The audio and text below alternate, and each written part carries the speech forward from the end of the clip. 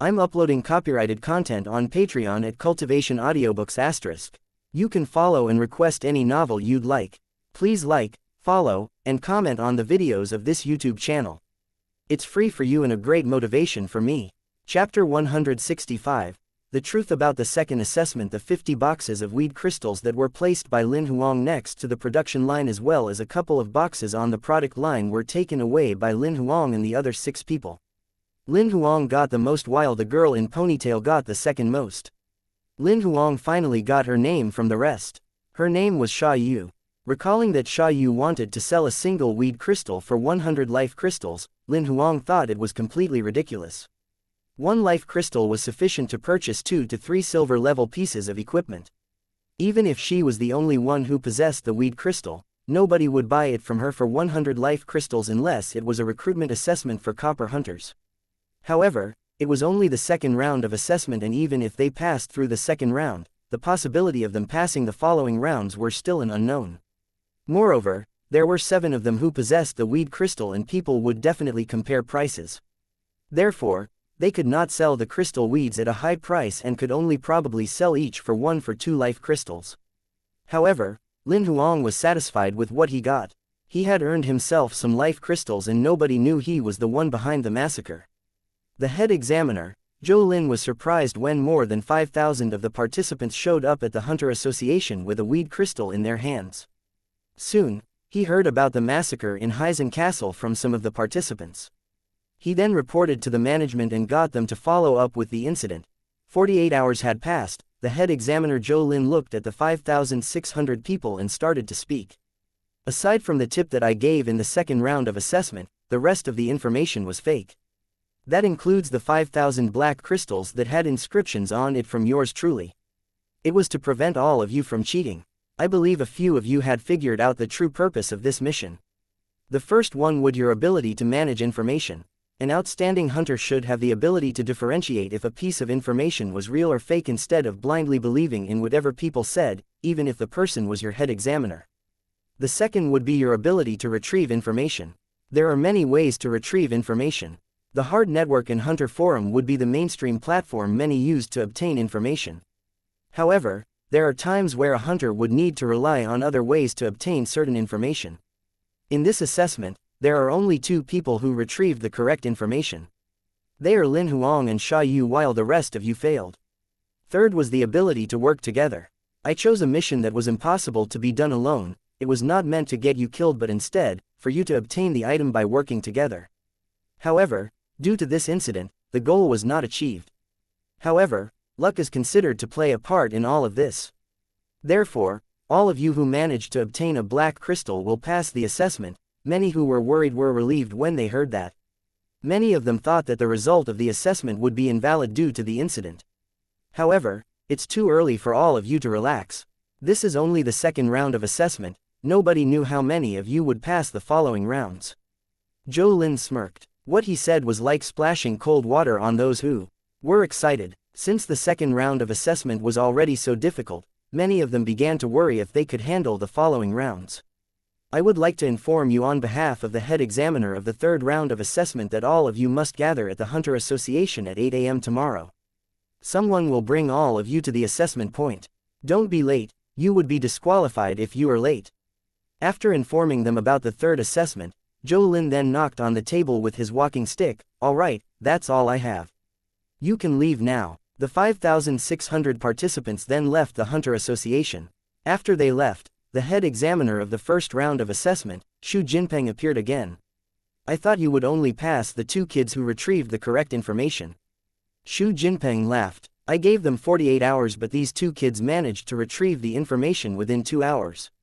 They are really something. However, that doesn't mean that the rest could not retrieve the information within 48 hours.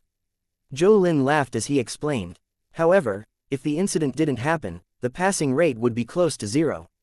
It's too risky that you set the mission like this. Xu Jinpeng shook his head. He disagreed with the way Zhou Lin carried out the assessment. Lao Shu, it seems like you don't know me at all. Zhou Lin laughed. This assessment would end once the participant walked out of the black market.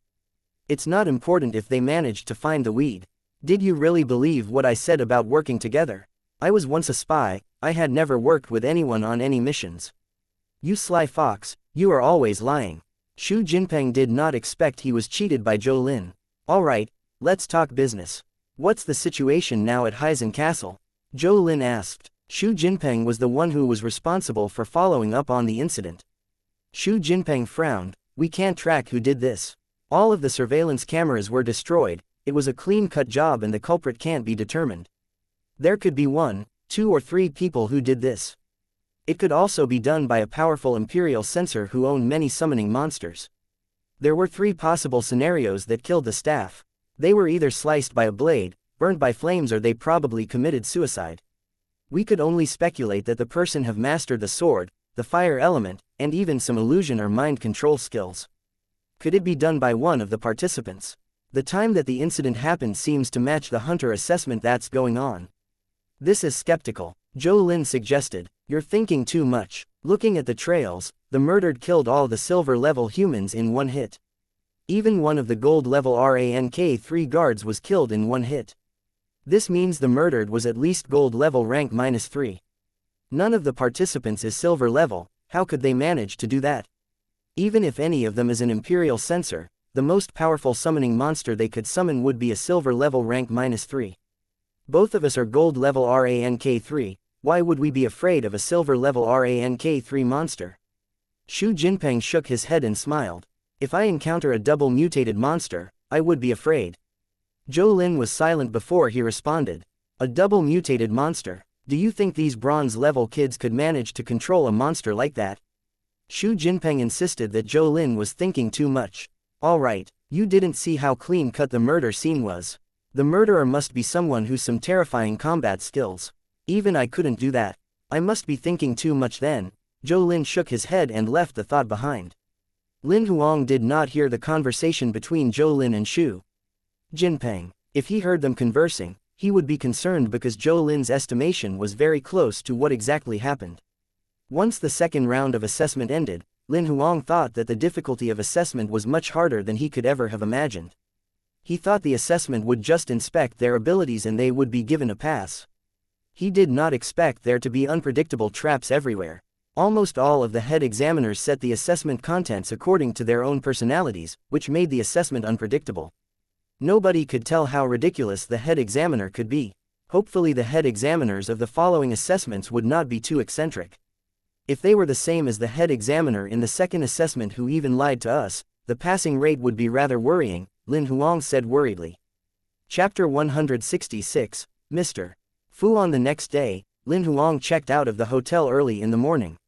From what the head examiner said earlier, he could guess that the location of the third assessment would not be in Beishuan City. After breakfast, Lin Huang arrived at the Hunter Association near the plaza at around 7:40 a.m. Lin Huang looked around but he did not see Bai Yan. Lin Huang was sure that Bai Yan had dismissed himself from the assessment. However, he saw Sha Wai and she saw him too, but she turned her head to the other side and pretended not to see him. Lin Huang smirked. Do you think I'd let you go just like that? Soon, it was 8 a.m. Nobody was late this time, all the participants who passed the second assessment had arrived. A demonic crystal spaceship landed from the sky, which was puzzling because the plaza in front of the Hunter Association was not the official docking point for the spaceship. Seeing the spaceship arrive, it was clear that the spaceship was being chartered exclusively by the Hunter Association for transportation. The Hunter Association is so generous to the point that they would get a demonic crystal spaceship to pick us up. This is not a common demonic crystal spaceship, but the latest Red Devil from the Maya group. Each division is only limited to 100 of these and the price of each of them is equivalent to the price of 3 5-star relics. There are attack and defense systems on it that are on the same level as relics. I heard that even if the spaceship encountered transcendent monsters, it would be able to defeat them. A young man who was quite knowledgeable about the demonic crystal spaceship said in excitement. A gigantic red spaceship landed on the plaza at the entrance of the Hunter Association. A short, old man with white beard walked down from the spaceship. The two head examiners, Xu Jinpeng and Zhou Lin, rushed to greet the old man. They said respectfully, Mr. Fu. The old man laughed and nodded. Why are you here, Mr. Fu? Xu Jinpeng asked. Mr. Fu was a transcendent with many other apprentices who were also transcendents. He was a highly respected person here in Division 7. I just bought this red devil, is it wrong for me to show it off a little? Mr. Fu laughed and Xu Jinping did not know what to say. Zhou Lin jumped in and said, seems like you took good care of your spaceship, Mr. Fu. Of course, it arrived just yesterday. What Mr. Fu said made them speechless again. The both of them did not say anything but laugh along with the old man. Alright, I shall stop fooling around with you guys. I just bought this spaceship but I'll need to use it in order for me to test it out. I heard you guys needed a spaceship, so this is my chance to try it out. Mr. Fu said and looked at the participants, his gaze stopping at the direction of Lin Huang and a few other participants. There is some great potential here. Xu Jinping and Zhou Lin were glad to hear that. They knew that Mr. Fu had a unique observation skill, which was why all his apprentices were terrifyingly powerful. Since he saw great potential here, there was bound to be some participants who were worth training by the Hunter Association. Alright kids, scan your identity. You should board the spaceship now. After chatting with the two head examiners, Mr. Fu then waved to the participants. A bunch of them rushed to board the spaceship. Once all of them boarded the spaceship, Mr. Fu waved at both head examiners and returned to the spaceship. Please find yourselves a room, we'll only arrive at our destination tomorrow morning. Mr. Fu said to the participants and headed to the cockpit. The participants were wondering who he was. Who is this Mr. Fu? How can he afford this demonic crystal spaceship on his own? He must be a transcendent. Aside from the speculation of Mr. Fu being a transcendent, none of them knew who Mr. Fu really was. Even a couple of young men from royal families had no idea. Lin Huang stood on the deck and watched the spaceship depart. He saw Xia Yu from the corner of his eye.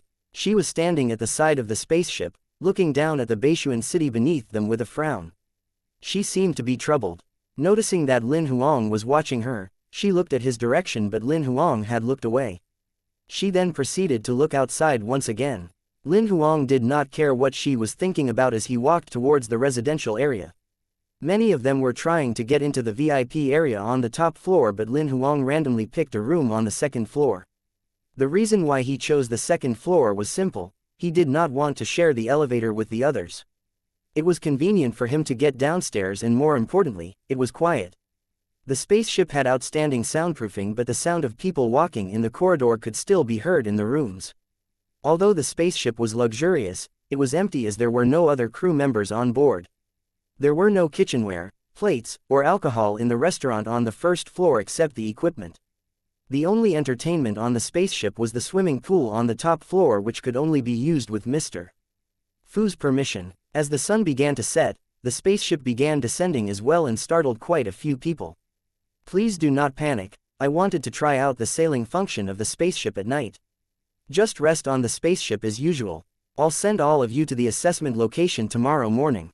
Mr. Fu's voice was heard on the loudspeaker. The red demonic crystal spaceship landed on the ocean. Usually, most demonic crystal spaceships came with the ability to sail, float on water, or even dive. As it began to slowly sail on the ocean, Mr. Fu grabbed a fishing rod and walked out of the cocktail and headed to the side of the spaceship with a smile.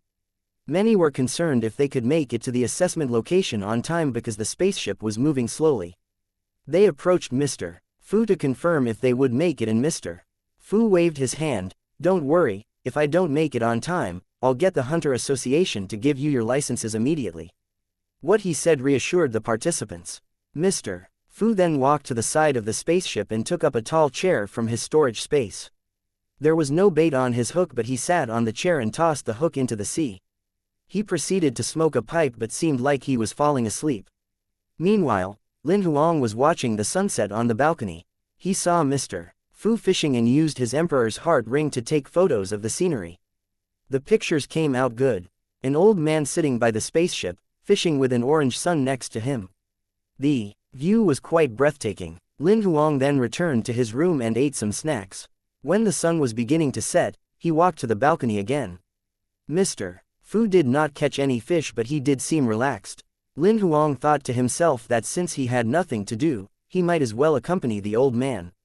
Perhaps he could even grill the fish if the old man managed to catch one. Lin Huang headed directly to Mr. Fu. After he got to the first floor, he stopped beside Mr. Fu and asked, Mr. Fu, Do you have any more fishing rods?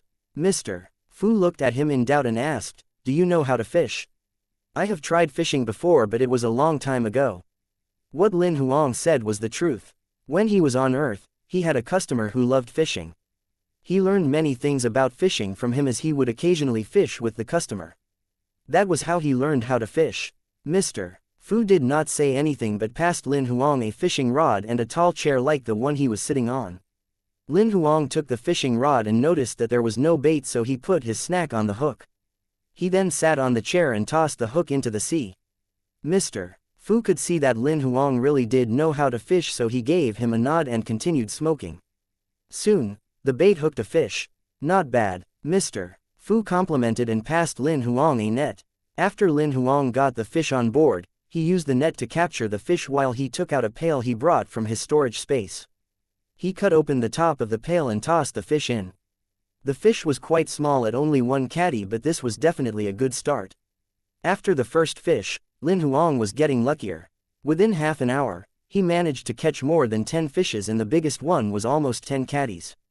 Meanwhile, Mr. Fu still hasn't caught one. However, he did not appear to be worried. Lin Huang, on the other hand, felt awkward. Mr. Fu, why don't you try using my snack as bait? Lin Huang suggested. Don't worry, it's about time. Mr. Fu looked at the sky. It was getting dark. Lin Huang did not understand but did not ask further either. As the sky got darker, he noticed that was something under the water. There seemed to be a small, glowing red snake under Mr. Fu's fishing rod. Lin Huang then activated boundless vision to look, and he realized that it was a red snake formed completely from life power. It was moving beneath the waters and could not be seen clearly during the day, but now that it was dark, its red glow became obvious. That's a terrifying mastery of life power. He is able to use his life power to create a life form that can move. Lin Huang suddenly realized that fishing was part of training for Mr.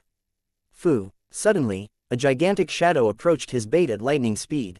Mr. Fu smirked and a strong power pulled on his fishing rod halfway into the ocean. Up, Mr. Fu smirked and shouted, his right hand pulling up a gigantic black fish that was almost 100 meters long. The fish landed hard on the deck behind the both of them.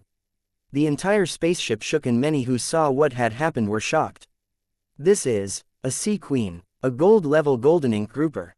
Some of the people watching exclaimed in excitement. Chapter 167, Food Hunter. The Sea King were the real kings of the ocean. Most of them resided in the deep sea with bodies longer than 10,000 meters. They were gigantic, and a small population of the Sea Kings possessed abilities comparable to the Dragonkin. The Sea Queens were also comparable to the Sea Kings. They possessed the blood of the Sea Kings, but because their blood contained a lesser form of power, they were called Sea Queens instead. In the ocean, a Sea Queen was almost comparable to an overlord-level creature. Aside from the Sea Kings, they feared no one. Nothing. They possessed abilities that were superior to monsters of a similar level.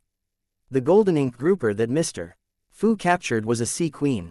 Its body was at least 90 meters, and it was hooked by Mr. Fu's fishing rod, which was as thick as a thumb. It died after they docked at the deck of the demonic crystal spaceship. Mr. Fu kept his fishing rod and exclaimed to the people, I'm in luck today. This is my treat. Lin Huang put his fishing rod away and leapt down from the chair. He was attracted to the gigantic golden ink grouper. The fish was as black as ink. It was as if its body was covered with a layer of black metal armor. A couple of its scales were white, and judging by its length, Lin Huang could tell that it was gold level rank -3. Although Lin Huang had seen many transcendents, he could not help but to secretly look at Mr. Fu. He was only 1.5 meters tall and always smiling. However, now that he had shown off how powerful he was, nobody would look down on him anymore.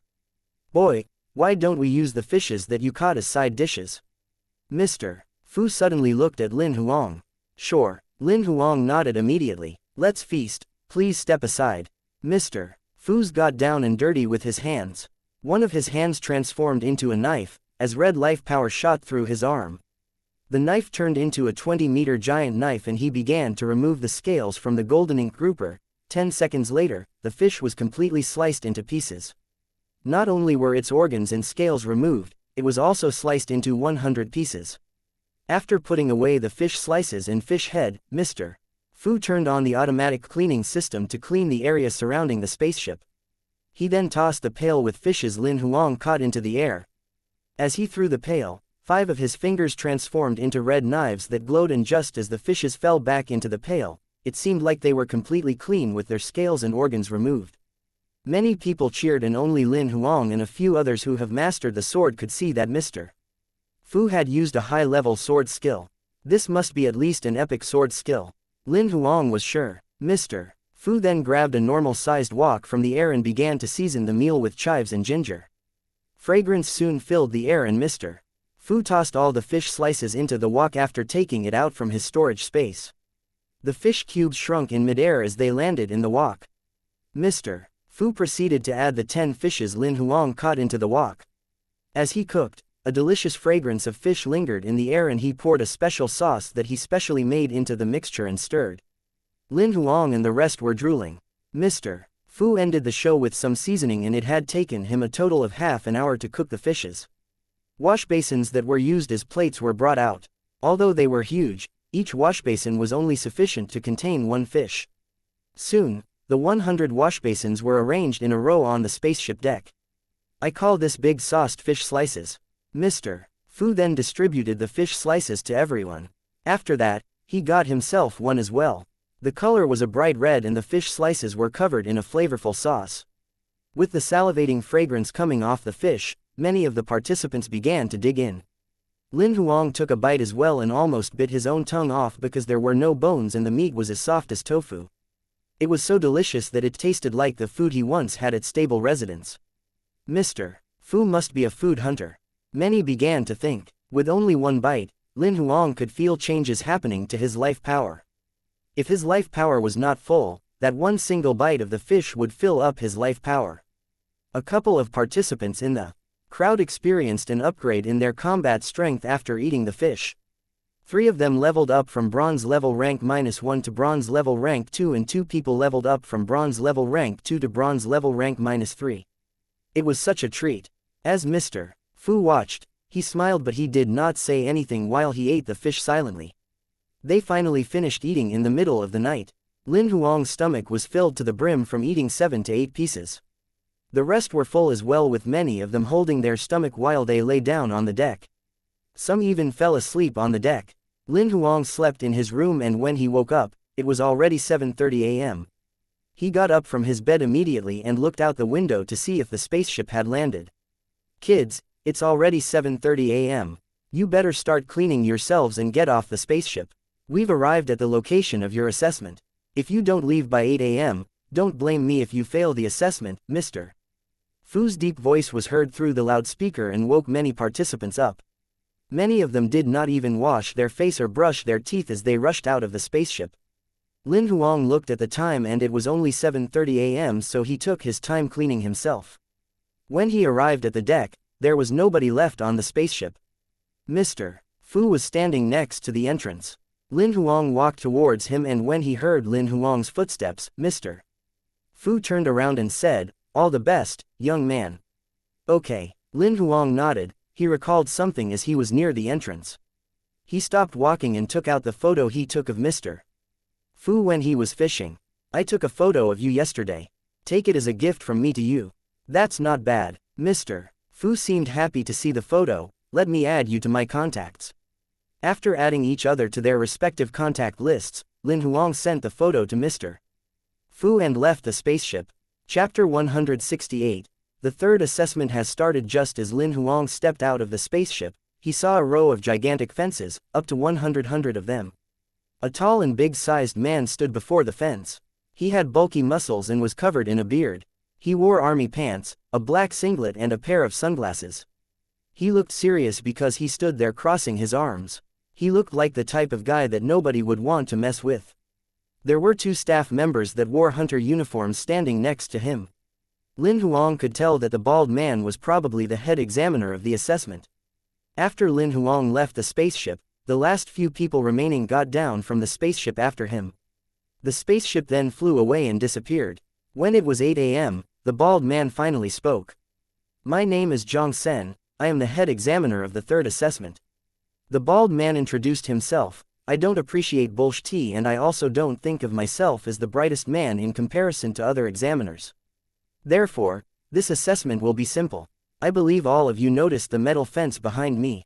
Behind the fences are long corridors which connect 3 monster cages. Each cage contains 1 silver level rank 3 monster. Those who gets through the corridor, manages to get past the 3 monster cages and leave the corridor from the other end will pass this round. The rules are simple. Before going into the fence, you will have to give me your Emperor's Heart Ring and storage rings. You are only allowed to keep 3 pieces of equipment with you, and the equipment has to be iron level or bronze level. Nothing higher than bronze level. Silver level rank 3 monsters had an advantage over bronze level humans. A bronze level defensive weapon would not have an impact if it was used on silver level rank 3 monsters. Meanwhile, bronze level weapons had little to no effect on silver level rank 3 monsters. If they encountered monsters with a high defense, there was nothing that they could do to attack them. The head examiner continued speaking. The assessment limit will be an hour per person. If you do not pass through the exit within an hour, you fail the assessment. If you spend more than half an hour in any monster cage, you fail as well. Also, in this assessment, you're only allowed to go forward. There is no going back or retreating. Once you've entered the monster cafe, you're not allowed to back out from the corridor. If you step back into the corridor after entering the monster case, you will fail. Lastly, I would like to remind you that there will not be any safety measures taken during this assessment. If you die in the hands of the monsters, we've been instructed to only collect your corpses. The participants looked even more upset with each passing rule that they were told. After Zhang Sen finished his briefing, he turned to all of them. It's not too late to withdraw from the assessment now. I'm giving you 10 seconds to think about it. The assessment officially starts after 10 seconds. 10, 9, 8, some of them hesitated because they could lose their lives in this assessment. As he counted down, one person raised his hand in surrender and shouted, "I give up." After the first person gave up, more people were having second thoughts. "I give up too." A second person raised his hand up. More and more people began to leave the assessment, and many of them were bronze level rank -1 and rank 2. When he counted down to 1, there were already more than 120 participants who chose to give up. Alright, those who have given up, please follow the staff to the resting room. Zhang Sen nodded to the staff next to him. The staff then waved at the participants. Those who had given up, please follow me, let us not delay the assessment for the rest. There was a group that followed her. As the people left, Zhang Sen continued to say, the silver level rank 3 monsters are stronger than most of you. It's normal to face a monster stronger than you, but an outstanding hunter won't be afraid. Instead, they'll be able to convert their fear into courage and find a way to survive in times of crisis.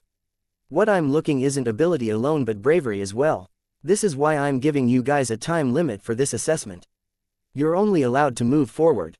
No backing out. There are a total of 100 corridor entrances with the code 001 to 100. Now, you can proceed to draw from the ballot to see which corridor you get to start from. Zhang Sen said and nodded to the staff next to him. A couple of staff brought the ballot box over and placed it on the ground. It was a black, sealed box with a hole in the middle. Come forward and draw the ballot. Zhang Sen nodded. Many of them rushed forward and took out a round card that was the size of a mug. After the rest were done, Lin Huang walked slowly forward and picked a card for himself. There was a red, 066, printed on the white card, and a black, 23 feet was printed on the back of the card. Lin Huang raised an eyebrow. He wanted to ask why were there 2 numbers, but somebody else beat him to it. Why are there 2 numbers? One red while the other black. The red number is the corridor number that you will need to enter from. The black number at the back refers to the order of your entry. Hearing Zhang Sen's explanation, some of them who got the number 1 turned pale. None of them knew what to expect and what kind of monsters lurked behind those corridors. What is there to hesitate about? There's no difference whether or not you are the first or the 50th to enter. If you fail, our staff will escort you out, and you won't be able to watch other participants perform. He added, I would like to remind you that none of you should exchange the number that you get. If you do, I'll make sure the both of you are blacklisted and you won't be able to join any hunter assessments for 3 years. Alright, those who got the black number, 1 foot, please choose the 3 pieces of equipment that you would like to bring along with you. Also, do pass your Emperor's Heart Ring and storage rings over to our staff. Once you've done that, you can proceed to enter the corridor. Half an hour later, the one who has the black number, 2 feet will enter, and it's best if we maintain a few minutes gap in between participants. Chapter 169. Monster Shed number 66. At the 100 numbered fences, the 100 participants who picked the number 1 on the black side of the card quickly gave their Emperor's Heart ring and storage rings to the staff. Each of them brought 3 bronze-level pieces of equipment with themselves. Most of the participants brought along 1 piece of armor and 2 weapons. A couple of them brought 2 pieces of armor and 1 weapon. Those who were at the back saw someone putting on 2 layers of armor and thought it would be a good idea, since the defensive prowess of a piece of bronze-level armor was limited and would not be able to defend against the attacks of silver-level rank 3 monsters. It would work better if they had 2 layers of armor on, or at least, that was what most of them thought. However, when Lin Huang and some of them saw this, they shook their heads as they knew it would not work. When an equipment was in its ring form, it would not weigh a thing. However, as soon as the ring was activated, the weight of the equipment would return to normal. Although the armor was made of a special material that was lighter than regular armor, putting on 2 pieces at the same time would decrease both speed and agility. What this round of assessment required were speed and agility. It was impossible for most participants to defeat silver-level rank 3 monsters. In a space so small, the only thing they could do was to avoid themselves from getting attacked and leap to the side of the corridor. Such a tactic would not work if they were even 1 second late. Therefore, putting on 2 layers of armor was actually pretty stupid, though it may seem like a wise move in their perspective. Moreover, 1 or 2 bronze-level pieces of armor would not make much difference when they encountered the monster. Their armor would be like 1 or 2 pieces of paper that could be easily pierced with a knife. Once the first batch of participants entered, the area behind the fence became crowded. Although they could not see what was happening behind the fence, they could hear the monsters roar from the outside. Within a minute, an announcement was heard from the loudspeaker: the participant number 1 in Monster Shed number 62 has been disqualified. Participant No. 2 can now enter. Many of them who were already nervous got even more nervous when they heard the participant getting disqualified within a minute. About 2 minutes later, another announcement came from the loudspeaker: participant number 0.1 inches Monster Shed number 13 has been disqualified. Participant No. 2 can enter now. As time passed, there would be announcements coming from the loudspeaker every now and then. Participant number 1 in Monster Shed number 18 has been disqualified. Participant No. 2 can enter now. Participant number 1 in Monster Shed number 97 has been disqualified. Participant number 1 in Monster Shed number 55 has been disqualified. Participant number 1 in Monster Shed number 43 has been disqualified. Many of them lost faith when they heard the announcements coming one after the other. Participant number 1 in Monster Shed number 66 is dead. Participant No. 2 can enter now. Lin Huang raised his eyebrows because the number he picked was also number 66. Many of them were in a panic as someone actually died during the assessment. Many of them thought that the head examiner was kidding when he said there were no safety measures in this assessment. Now that somebody had actually died, they finally took what the head examiner said seriously. After the death of a participant was announced, a staff ran out and whispered into Zhang Sen's ear. Zhang Sen nodded and looked at participant number 2 for Monster Shed number 66. "What are you looking at?" The assessment goes on. As participant No. 2 walked into Monster Shed number 66, Zhang Sen frowned. He did not expect the monster in number 66 to go through a mutation out of nowhere. Since the difficulty of the assessment had been raised, he hesitated for a moment and wondered if he should notify the participants who had picked Monster Shed number 66 or if he should sweep the matter under the rug. Just as he was hesitating, an announcement came from the loudspeaker again. Participant number 2 in Monster Shed number 66 is dead. Participant No. 3 can enter now. Many started to find it odd that there were 2 consecutive deaths in Monster Shed number 66. The monster in that particular shed was probably much stronger than the rest. As the participant No. 3 walked in, Zhang Sen shouted at him, "All right, don't go in." The participant stopped walking and stayed where he was.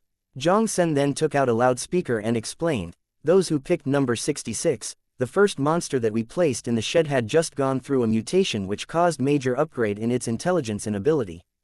Due to special circumstance, we shall break the rules for this time only. Those of who would like to change your number, please register with our staff here. Those who do not want to change their number, you can proceed with the assessment." Most of the participants left the queue and rushed to the staff to change their drawn numbers, only a few, which included Lin Huang, remained in the queue. Lin Huang was initially number 23, but because most of them left to change their number, there were only 2 participants before he was scheduled to enter. He was happy because he would only need to wait for an hour to enter. The rest of them who left the queue looked at them like they were idiots. You think what you're doing will make you a hero? You'll pay the price for being proud. It'll too late for regret if you die in there. Even if you manage to pass through monster shed number 66, how does that make you any different than the ones who managed to pass through other monster sheds? Is it necessary to be so persistent? Some of the participants who bought the weed crystal from Lin Huang shouted at him, "Lin Huang, get another number. It won't benefit you if you remain with number 66. Of course there's an advantage." Lin Huang smiled at that person. "Now that the queue is shorter, I can pass the assessment at a shorter time." What he said made them speechless. Once most of the participants left the queue for shed number 66, the queue was shortened from 55 people to 5 people. There were 2 people in front and behind Lin Huang. Those who left the queue had to queue at the back again. Soon the assessment for monster shed number 66 began. The participant who was the first in queue walked in confidently with 2 weapons and a piece of armor. Lin Huang had high hopes in that participant. He was a muscular young man who seemed quite mature. Although he was also a bronze level rank 3, he was going to break through to silver level anytime. As the announcements from the loudspeaker continued, the first good news was finally announced. Congratulations! Participant number 1 in monster shed number 37, Xiaoyu, had passed the 3rd assessment. That girl, not bad. The assessment has only started for less than 20 minutes and she has already passed. Lin Huang raised an eyebrow. He decided to finish the assessment faster than Xiaoyu did. Just as everyone was cheering for the good news, they looked at Lin Huang as another announcement came from the loudspeaker. Participant number 11 in monster shed number 66 is dead. Even Zhang Sen was frowning. Never mind, those of you who got number 66, please re-register and get another number. Stop wasting your time in the queue. Since the head examiner had spoken, the other 4 participants walked towards the staff members to draw another number, but Lin Huang remained there, standing still. "Sir, I would like to give it a try," Lin Huang said to Zhang Sen. "Aren't you afraid that 3 people who went in there had all died?" Zhang Sen turned around and looked at Lin Huang. "Silver-level monsters are not worth being afraid of." Lin Huang smiled and shook his head. "Kid, if you're very capable and proud, it's what I'd call confident. However, if you're proud but you're not capable, that's what I'd call idiotic." Zhang Sen shot Lin Huang a deadly glare. "I'll prove with my actions that I'm the former." Without waiting for Zhang Sen to say anything, Lin Huang took out 2 modified copper Sparrow 23s and a bronze-level battle sword from his Emperor's Heart Ring. He then placed all his rings into his Emperor's Heart Ring and gave it to the staff. What he did seemed like he was digging his own grave to the others. However, some were anticipating what would happen to him. "Can you open the door now?" Lin Huang looked at Zhang Sen. Zhang Sen glared at Lin Huang and said to the staff, "Open the door for him." The door opened and Lin Huang walked in without a moment of hesitation. Chapter 170. Can't keep a low profile any longer. After going into the passage to the monster shed, Lin Huang walked along the dark corridor. The walls and ceiling were cast in a silver metal. The floor was made of black metal boards and it was not hard to tell that the corridor was made for temporary use. After walking for around 100 meters, Lin Huang had finally reached the end. He finally saw the monster cage. It was a gigantic metal cage that was similar to a bird cage, with metal bars that were as thick as an adult thumb hanging from the top, made from a material unknown to Lin Huang. The metal bars were embedded into the black metal floor with a gap of only 20 centimeters between them so adults could not enter. The monster cage was surrounded with green plants and seemed to be in a dense jungle. He could even see the other monster cages on both sides. It was a circular area that was 100 meters in diameter and the ground was covered in blood. However, Lin Huang did not see any dead bodies, so he thought that the staff may have removed them. After observing the environment around him, Lin Huang then looked at the monster across from him. It was a big, red bird with purple feathers on its tail and the bottom of its wings. There were a couple of golden crests on the top of its head and the bird looked rather colorful. Lin Huang could recognize that it was a bird that was similar to a parrot on Earth, but this was known as a phoenix plume peacock in this world. It was an intelligent fighting bird. Most talking peacocks could mimic sounds of other creatures, but the phoenix plume peacock was a mutated monster. It was a master in mimicking voices, being able to mimic a sound after only hearing it once. This ability was not only used for mimicking voices, as it also used it to hunt for prey. For instance, it would mimic the sound of a mother beast to lure the baby beast to it, or it could mimic a mating call to attract male beasts, after spending more than 3 months with humans. A phoenix plume peacock could even master a human language and understand what the words meant. To be exact, it was even smarter than most humans when it came to learning new languages. However, a phoenix plume peacock only fed on meat. Its attacking prowess was unparalleled, as its beak and claws were comparable to weapons. The defensive abilities of its feathers were also comparable to armor, and it could take short-distance flights at the speed of light. Looking at the gigantic bird, Lin Huang frowned, as he knew it would not be easy for him to handle such a beast. "Damn, boy, are you here to dig your own grave?" The phoenix plume peacock spoke. Its voice was husky, unfriendly and unpleasant to the ear. "You can speak human language. It seems like you've spent some time with humans, so why would you want to kill humans?" Lin Huang asked, because the phoenix plume peacock had spent some time with humans, so it technically should not harbor any ill will towards humans. "It's because humans are bastards. They deserve to die," the phoenix plume peacock shouted. "Seems like you had a bad owner. It's no wonder you're hot-tempered." Lin Huang thought in his mind that perhaps the peacock must have been tortured by its human owner, which explained why it would say such things.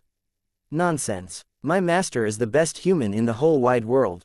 He would kill humans every day to feed me the freshest human organs while waiting for me to go through a mutation. Unfortunately, I mutated today, but he was not able to see it happen because he was killed by a human like you." The phoenix plume peacock shouted even louder this time. "So your master was a dark imperial censor. If that's the case, he deserves to die." Lin Huang finally knew what the backstory was when he heard what the phoenix plume peacock had said. There was an evil sect among the imperial censors called the full-blood imperial censors. The full-blood imperial censors would keep many human slaves and cast spells on the slaves using their own blood. They would then feed the slaves that had died from the spells to the monsters that they reared. The spell would continue to fester in the monster, and after a certain level had been achieved, the monster would undergo a mutation due to the spell. If the monster was fed enough human slaves, it could even go through 2 mutations. That was the reason why the Union government and Hunter Association killed them on sight, because they did not want a cursed monster that had undergone 2 mutations to become a transcendent that could harm the world. "How dare you!" The phoenix plume peacock heard Lin Huang saying that its master deserved to die. It shouted again. Such a hot temper. It's got to be the curse. Lin Huang thought it was a normal mutated monster, and he was considering if he should keep it. Once he found out that it was owned by a full-blood imperial censor, there was no need for such consideration. "Since you're cursed, you'd do no good to the world." Lin Huang extended his hand and called out, "Come out, tyrant." The gigantic tyrant appeared before Lin Huang. Its body was so muscular that it looked like it was covered with a golden armor. There was no fat on its body, and it had a perfect body that would make any woman go crazy. Tyrant's golden eyes glared at the phoenix plume peacock. Its feathers stood up as Tyrant glared at it, as it had never felt a fear like this. It was like it had been chosen as prey by a high-level predator. It would become food on its plate at any time. "Kill it." Lin Huang pointed at the phoenix plume peacock. Tyrant plunged towards the phoenix plume peacock at the speed of light, to the extent that even Lin Huang could not see it moving. The phoenix plume peacock attempted to fly to the top of the cage immediately, but it was too late. Tyrant was already there with its hand on the phoenix plume peacock's neck. Flapping its 10-meter-wide wings, the phoenix plume peacock was like a helpless chick before Tyrant. It struggled, but the tips of its wings were pinched together by Tyrant. Then, Tyrant broke its neck with its hand and pulled off the phoenix plume peacock's head. Purple blood splashed out from its neck all over the place. The phoenix plume peacock began to struggle and only stopped 10 minutes later. Looking at the purple blood on the ground, Lin Huang frowned and thought, looking at the color of the blood, it was definitely cursed. Although the phoenix plume peacock had accumulated enough curses to make it go through a mutation, it did not mutate until today for some reason. Lin Huang then recalled Tyrant and walked to the second part of the corridor across from him. An announcement came from the loudspeaker. "The first monster in monster shed number 66 is dead. Please get the monster cage changed as soon as possible." Hearing the announcement being made, the people outside the monster shed were shocked. "He killed the monster. A mutated silver level rank 3 monster. How did that kid manage to kill it? Who is he? He's only bronze level rank 3, how could he kill a mutated monster above his rank? Could he be the genius of the legends? Even the head examiner Zhang Sen could not stay calm any longer. He looked at the surveillance camera immediately to see what exactly happened. He was shocked to see Tyrant killing the Phoenix Plume Peacock within seconds. What kind of summoning monster is that? It looks a giant but it's not the same. It kinda looks like a new mutated species. It managed to kill a mutated monster on the same level as it was. That's ridiculous. Zhang Sen did not know that Tyrant was a monster that had gone through 2 mutations, as it was almost impossible for that to happen if a monster was below Transcendent. He thought that Tyrant was a powerful mutated monster. However, it was because Tyrant did not show how fast and strong it really was. If they were fighting gold level rank 3 monsters, almost anybody would be able to tell that it had undergone 2 mutations. Lin Huang was not worried that Tyrant would reveal his ability, as Tyrant was not involved in the Heisen Castle massacre earlier. Even if the Hunter Association knew that he had a mutated monster, they would not think that he was the murderer. An Imperial censor would have to have great luck if they were able to own a monster that had undergone 2 mutations before they reached Transcendent. It was almost impossible for them to own 2 or more double mutated monsters. Lin Huang decided to reveal his abilities for the assessment because he knew he could not defeat the Phoenix Plume Peacock. Besides, he did that in the hopes that he would be able to gain access to more resources from the Hunter Association. As one of the largest organizations in this world, the Hunter Association owned vast amounts of information that other organizations and individuals were not privy to. No matter how powerful an ordinary person was, they would have limited access to information. Many rare materials were unavailable to trade for outsiders, no matter how many life crystals one owned. Among all the organizations, the Hunter Association had the least amount of restrictions on their members while owning the most resources after the Union government. So far, the hunters that Lin Huang have met were good, so joining the Hunter Association was a wise choice. After entering the second corridor, an announcement came from the loudspeaker again. Lin Huang heard it loud and clear. He smiled and shook his head, knowing that there was no way for him to keep a low profile any longer. Since I can't keep a low profile any longer, then I'll show them how powerful I really am. It'll be great if they'll grant me a Silver Hunter position after the assessment ended. It would be even better if I can get a residential permit to stay in an A-grade foothold. Chapter 171. Right in the ashla. Passing through the corridor, Lin Huang arrived at the second monster cage. It was a one-armed ape in the cage. The one-armed ape was a giant. It was not called the one-armed ape because it only had one arm, but because one of its arms were regular-sized while the other was as big as its entire body. The gigantic arm had terrifying power, and monsters on the same level would die with just a single hit. However, there was a downside to the gigantic arm: it moved at a slow speed. It was the price it had to pay to obtain such power. Most people would be scared if they saw this monster because a simple rub with its arm would spell certain death. However, Lin Huang smirked as he held the Copper Sparrow 23 in both of his hands and walked into the corridor. He then started to shoot at the one-armed ape. The ape roared in pain as it rushed towards Lin Huang with its giant arm covering its face. Lin Huang then activated Cloud Steps without much effort and avoided the ape's attack. He turned around and shot at the ape's face while it used its giant arm to defend itself. Lin Huang smirked again and said, "Goodbye, big guy." Lin Huang then leapt to the entrance of the third corridor with the spectral snowsteps movement skill. He then disappeared into the third corridor. The one-armed ape groaned in anger. The weakest part of the monster was its head. As soon as it was attacked on its head, its first reaction would be to defend itself with its giant arm. However, that would mean that it would block its own vision. Lin Huang used the opportunity to run away, and the entire fight took less than 10 seconds. Soon, Lin Huang arrived at the final monster cage after passing through the third corridor. It was a silver-scale pangolin. This monster's attack power and speed were mediocre, but it was born with terrifying defensive abilities. When a silver-level rank 3 silver-scale pangolin goes into its defensive form, it would transform into a silver ball. Even gold-level rank -1 or rank 2 monsters could do nothing to it. The Copper Sparrow 23 in Lin Huang's hands fired again. He was attempting to lure the monster away from the exit. However, he did not expect the silver-scale pangolin to not attack him but roll into a ball instead. It even rolled itself over to the exit on purpose and blocked the exit entirely. Are you kidding me? Lin Huang was speechless. He frowned and walked closer to the silver-scale pangolin before he opened fire.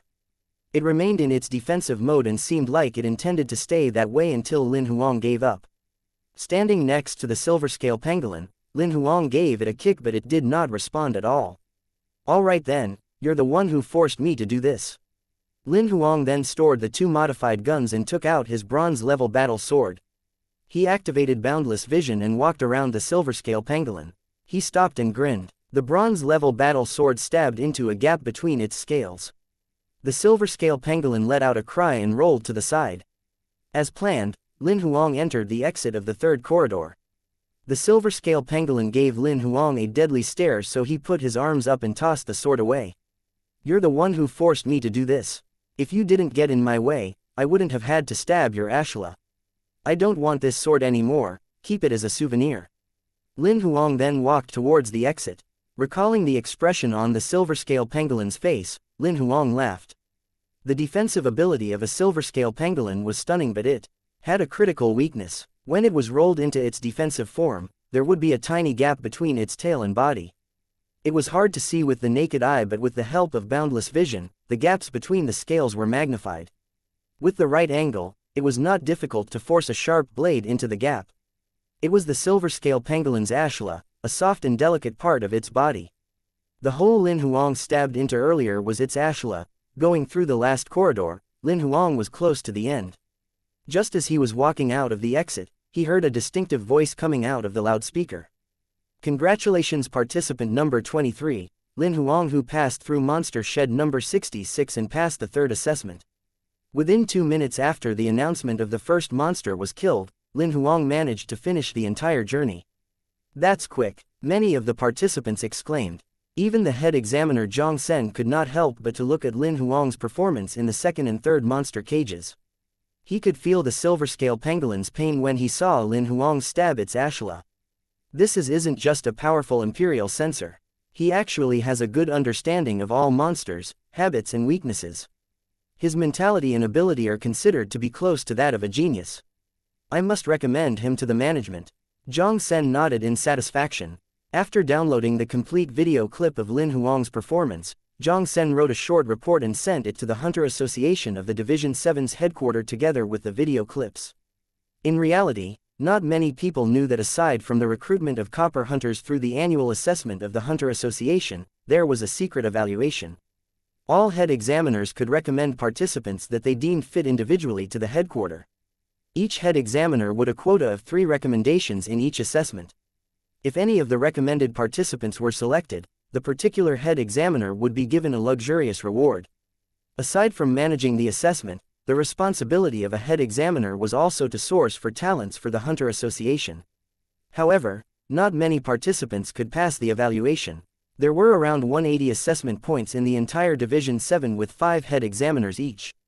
With 2 assessment annually and 3 recommendation from each head examiner, the Hunter Association would receive more than 5,000 recommendations in Division 7 alone. However, there would be less than 10 people who could pass, and it was usually only 4 to 5 people who would pass the evaluation.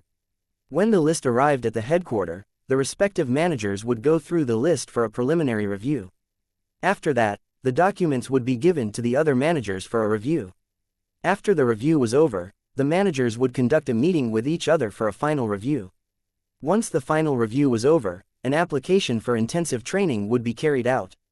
Once a participant arrived at this stage, they were considered to be a member of the intensive training group. As long as the participant was not involved in the underworld, they would remain eligible for the intensive training group. After Lin Huang's name was sent, he passed the preliminary review and review. As the managers were all transcendents, they could tell that Tyrant was a double-mutated monster with one glance. Theoretically, an imperial censor who owned a double-mutated monster would worth the resources that went into intensive training. Soon they arrived at the final review. The manager who was responsible for the review gathered the 12 managers of the Division 7. Besides Shu Tianyu, the rest who presented at the meeting were all holograms. Lao Shu, we have been busy with the assessment these past few days. Do you have a recommendation for anyone who had passed your review? A lady whose age could not be estimated chuckled. I think so. That could be the only reason. A hunk nodded in all seriousness. Shu Tianyu sat on the president's seat and smiled at everyone. That's right, we have a recommendation here. I can't decide for myself, so I thought I'd ask for your opinions. Shu Tianyu then played the video clip of Lin Huang during the assessment. Everyone was silent after watching the video. Is this it? Are there more videos? An old man with a white beard and hair bun asked. There's none at the moment, the kid only revealed his ability as an imperial censor this one time. Shu Tianyu shook his head. The summoning monster looked like a giant, but it's obviously a new type of monster that had gone through 2 mutations. Aside from its immense strength, it hasn't shown any other abilities that are more powerful. How about the imperial censor himself? Are there any videos of him in the combat? Somebody asked. Shu Tianyu nodded and played the 2 video clips of Lin Huang that were taken in the following monster cages. His mentality isn't bad, movement skills as well. From his sword skill, I can see that he has the standard of a beginner gunmaster. He seems to know monsters well. However, that's one quality that all imperial censors should have. As a whole, he is considered a common genius, there's nothing else to shout about. The old man in hairpin commented. I wouldn't agree to list him into the intensive training group based on this double mutated monster that has no room for improvement. Although this double mutated monster is a new type of monster, what it had shown was merely its strength. It's not difficult to tell that it's just a strength-based monster, something similar to a giant. Even if such a monster manages to become a transcendent, its intelligence would be stunted. Among all the transcendent monsters, this belongs to the weakest kind. If it's similar a double mutated monster who possessed the ability to control people like what we read in the earlier report, I'd definitely agree to put him into intensive training. However, from what we can see from this monster alone, it wouldn't be worth training him in the long run. It's no different from a special monster that went through 1 mutation. I don't agree about putting him into intensive training. With this monster alone, I don't see a future in him. I disagree. The lady who spoke earlier shook her head. I disagree. Lin Huang was rejected by everyone in the final review. Shu Tianyu nodded. I understand, I shall turn him down then. Chapter 172. I'm not interested in a flat-chested girl. Lin Huang had no idea that he was being recommended to be included in the intensive training list. He had no idea that he was rejected in the final review. Walking out of the monster shed of the 3rd assessment, a staff from the Hunter Association approached him with his Emperor's Heart Ring. Hi there, this is your Emperor's Heart Ring. Lin Huang put on the Emperor's Heart Ring and turned it on to confirm if it was really his. Thank you. May I know when will the 4th assessment commence? Based on our estimation, this assessment should take more than 50 hours, so a 2-day break will be given to you. The exact timing of the 4th assessment has yet to be confirmed. The staff explained. What is this place? Are there any hotels around here? Since there were still 2 days from the next round of assessment, Lin Huang thought he would check into a hotel. I'm sorry, this is a level 4 wild zone, Little Devil Island. There are no hotels here, all of the participants will have to settle there. Own accommodation and food during these 2 days. The staff explained. This is Little Devil Island. Lin Huang's eyes were wide open, his voice a pitch higher than before. The staff did not understand what was the matter with him as he nodded in confusion. Lin Huang was being dramatic as he had chosen his life seed monster to level up to silver level before joining the assessment. Coincidentally, the life seed monster that he wanted was on this island. The island was scattered with demon, undead and spiritual monsters. The life seed monster that Lin Huang picked was an undead monster called the Silverblade Sword Fiend. The reason why he chose this monster was because the monster could obtain a skill that could evolve into a secret skill, Total Domination, after it becomes a transcendent. Before it evolves, it had a talent called Sense Circle. With Sense Circle, the user will be able to see what was happening clearly as it allowed the user to stand in a circle which would act as a sensing area. After the talent evolves into Total Domination, the user would be able to dominate a part of the area as his own, allowing his attack to reach any part of the territory. It was a powerful attack-based secret skill. Lin Huang picked that particular monster from more than 20 silver-level life seed monsters. It was the secret skill that he desired the most. Little Devil Island. Lin Huang's excitement only lasted for a short while, as he began to think of the practicality of the matter. It's a little too fast for me to level up from iron level to silver level within half a year. However, since the existence of Tyrant had been revealed, People would think that obtaining a double mutated monster was just my luck since I did not show what I really have, and they wouldn't think that I'm worth being trained. It doesn't matter if they knew how fast I could level up, since no one in history could break through to silver level in half a year. Even if the Hunter Association found out, they might keep the secret from me, as they would not want other organizations to take me away. Lin Huang had made his decision. Instead of waiting, he has decided to level up to silver level on the island before completing the assessment. As the 2-day break confirmed, Lin Huang asked the staff immediately, "I was thinking about killing some monsters during these 2 days before I come back for the assessment 2 days later. It's been confirmed. Don't worry, you can train. However, I'd suggest that you get a good rest before the assessment instead of wasting too much strength and energy so you can perform your best in the assessment." The staff nodded, but he did not forget to remind him, "I know what to do, thanks," Lin Huang said, and walked hastily into the jungle. Seeing Lin Huang walk away, Xiaoyu hesitated but followed him anyway. Soon, Lin Huang found out that somebody was following him. When he landed on a branch, he turned around and activated his Copper Sparrow 23 as he pointed at a tree. "Show yourself, stop hiding. You're quite alert, aren't you?" Xiaoyu walked out from the back of the tree giggling. "Why are you following me?" Lin Huang asked in an unfriendly manner, with his gun was still pointing at her. Although she seemed harmless, Lin Huang has never underestimated her. Up to this point, Lin Huang had yet to figure out what her purpose of joining the assessment was. From her performance, she did not seem to care about the result of the assessment. Moreover, her ability was quite outstanding. He noticed it when they were fighting for the weed crystal earlier. Although she did not give it her all, it was not difficult to tell that bronze-level hunters could not defeat her. "Nothing, I have nothing going on for the next 2 days, so I thought I'd join you." Xiaoyu smiled at Lin Huang. "You should go find someone else. I don't have time for this." Lin Huang rejected her straight away. He did not want to be tailed by someone that he was not familiar with. "Hey, at least I'm a beauty, you should be proud that I'm following you." Xiaoyu crossed her arms. "I don't need that. Also, I'm not interested in flat-chested girls. Stop following me." Lin Huang kept his gun and summoned the Alexandrian eagle. He disappeared from Xiaoyu's field of vision quick. "Flat-chested? How dare he said I'm flat-chested?" Xiaoyu was stunned by what Lin Huang said. She was furious and punched the tree next to her. The tree cracked into half. After freeing himself from Xiaoyu, Lin Huang rode on the Alexandrian eagle and found the coordinates of the Silverblade Sword Fiend. The monster only existed in 2 footholds on the island, and there were limited numbers of them.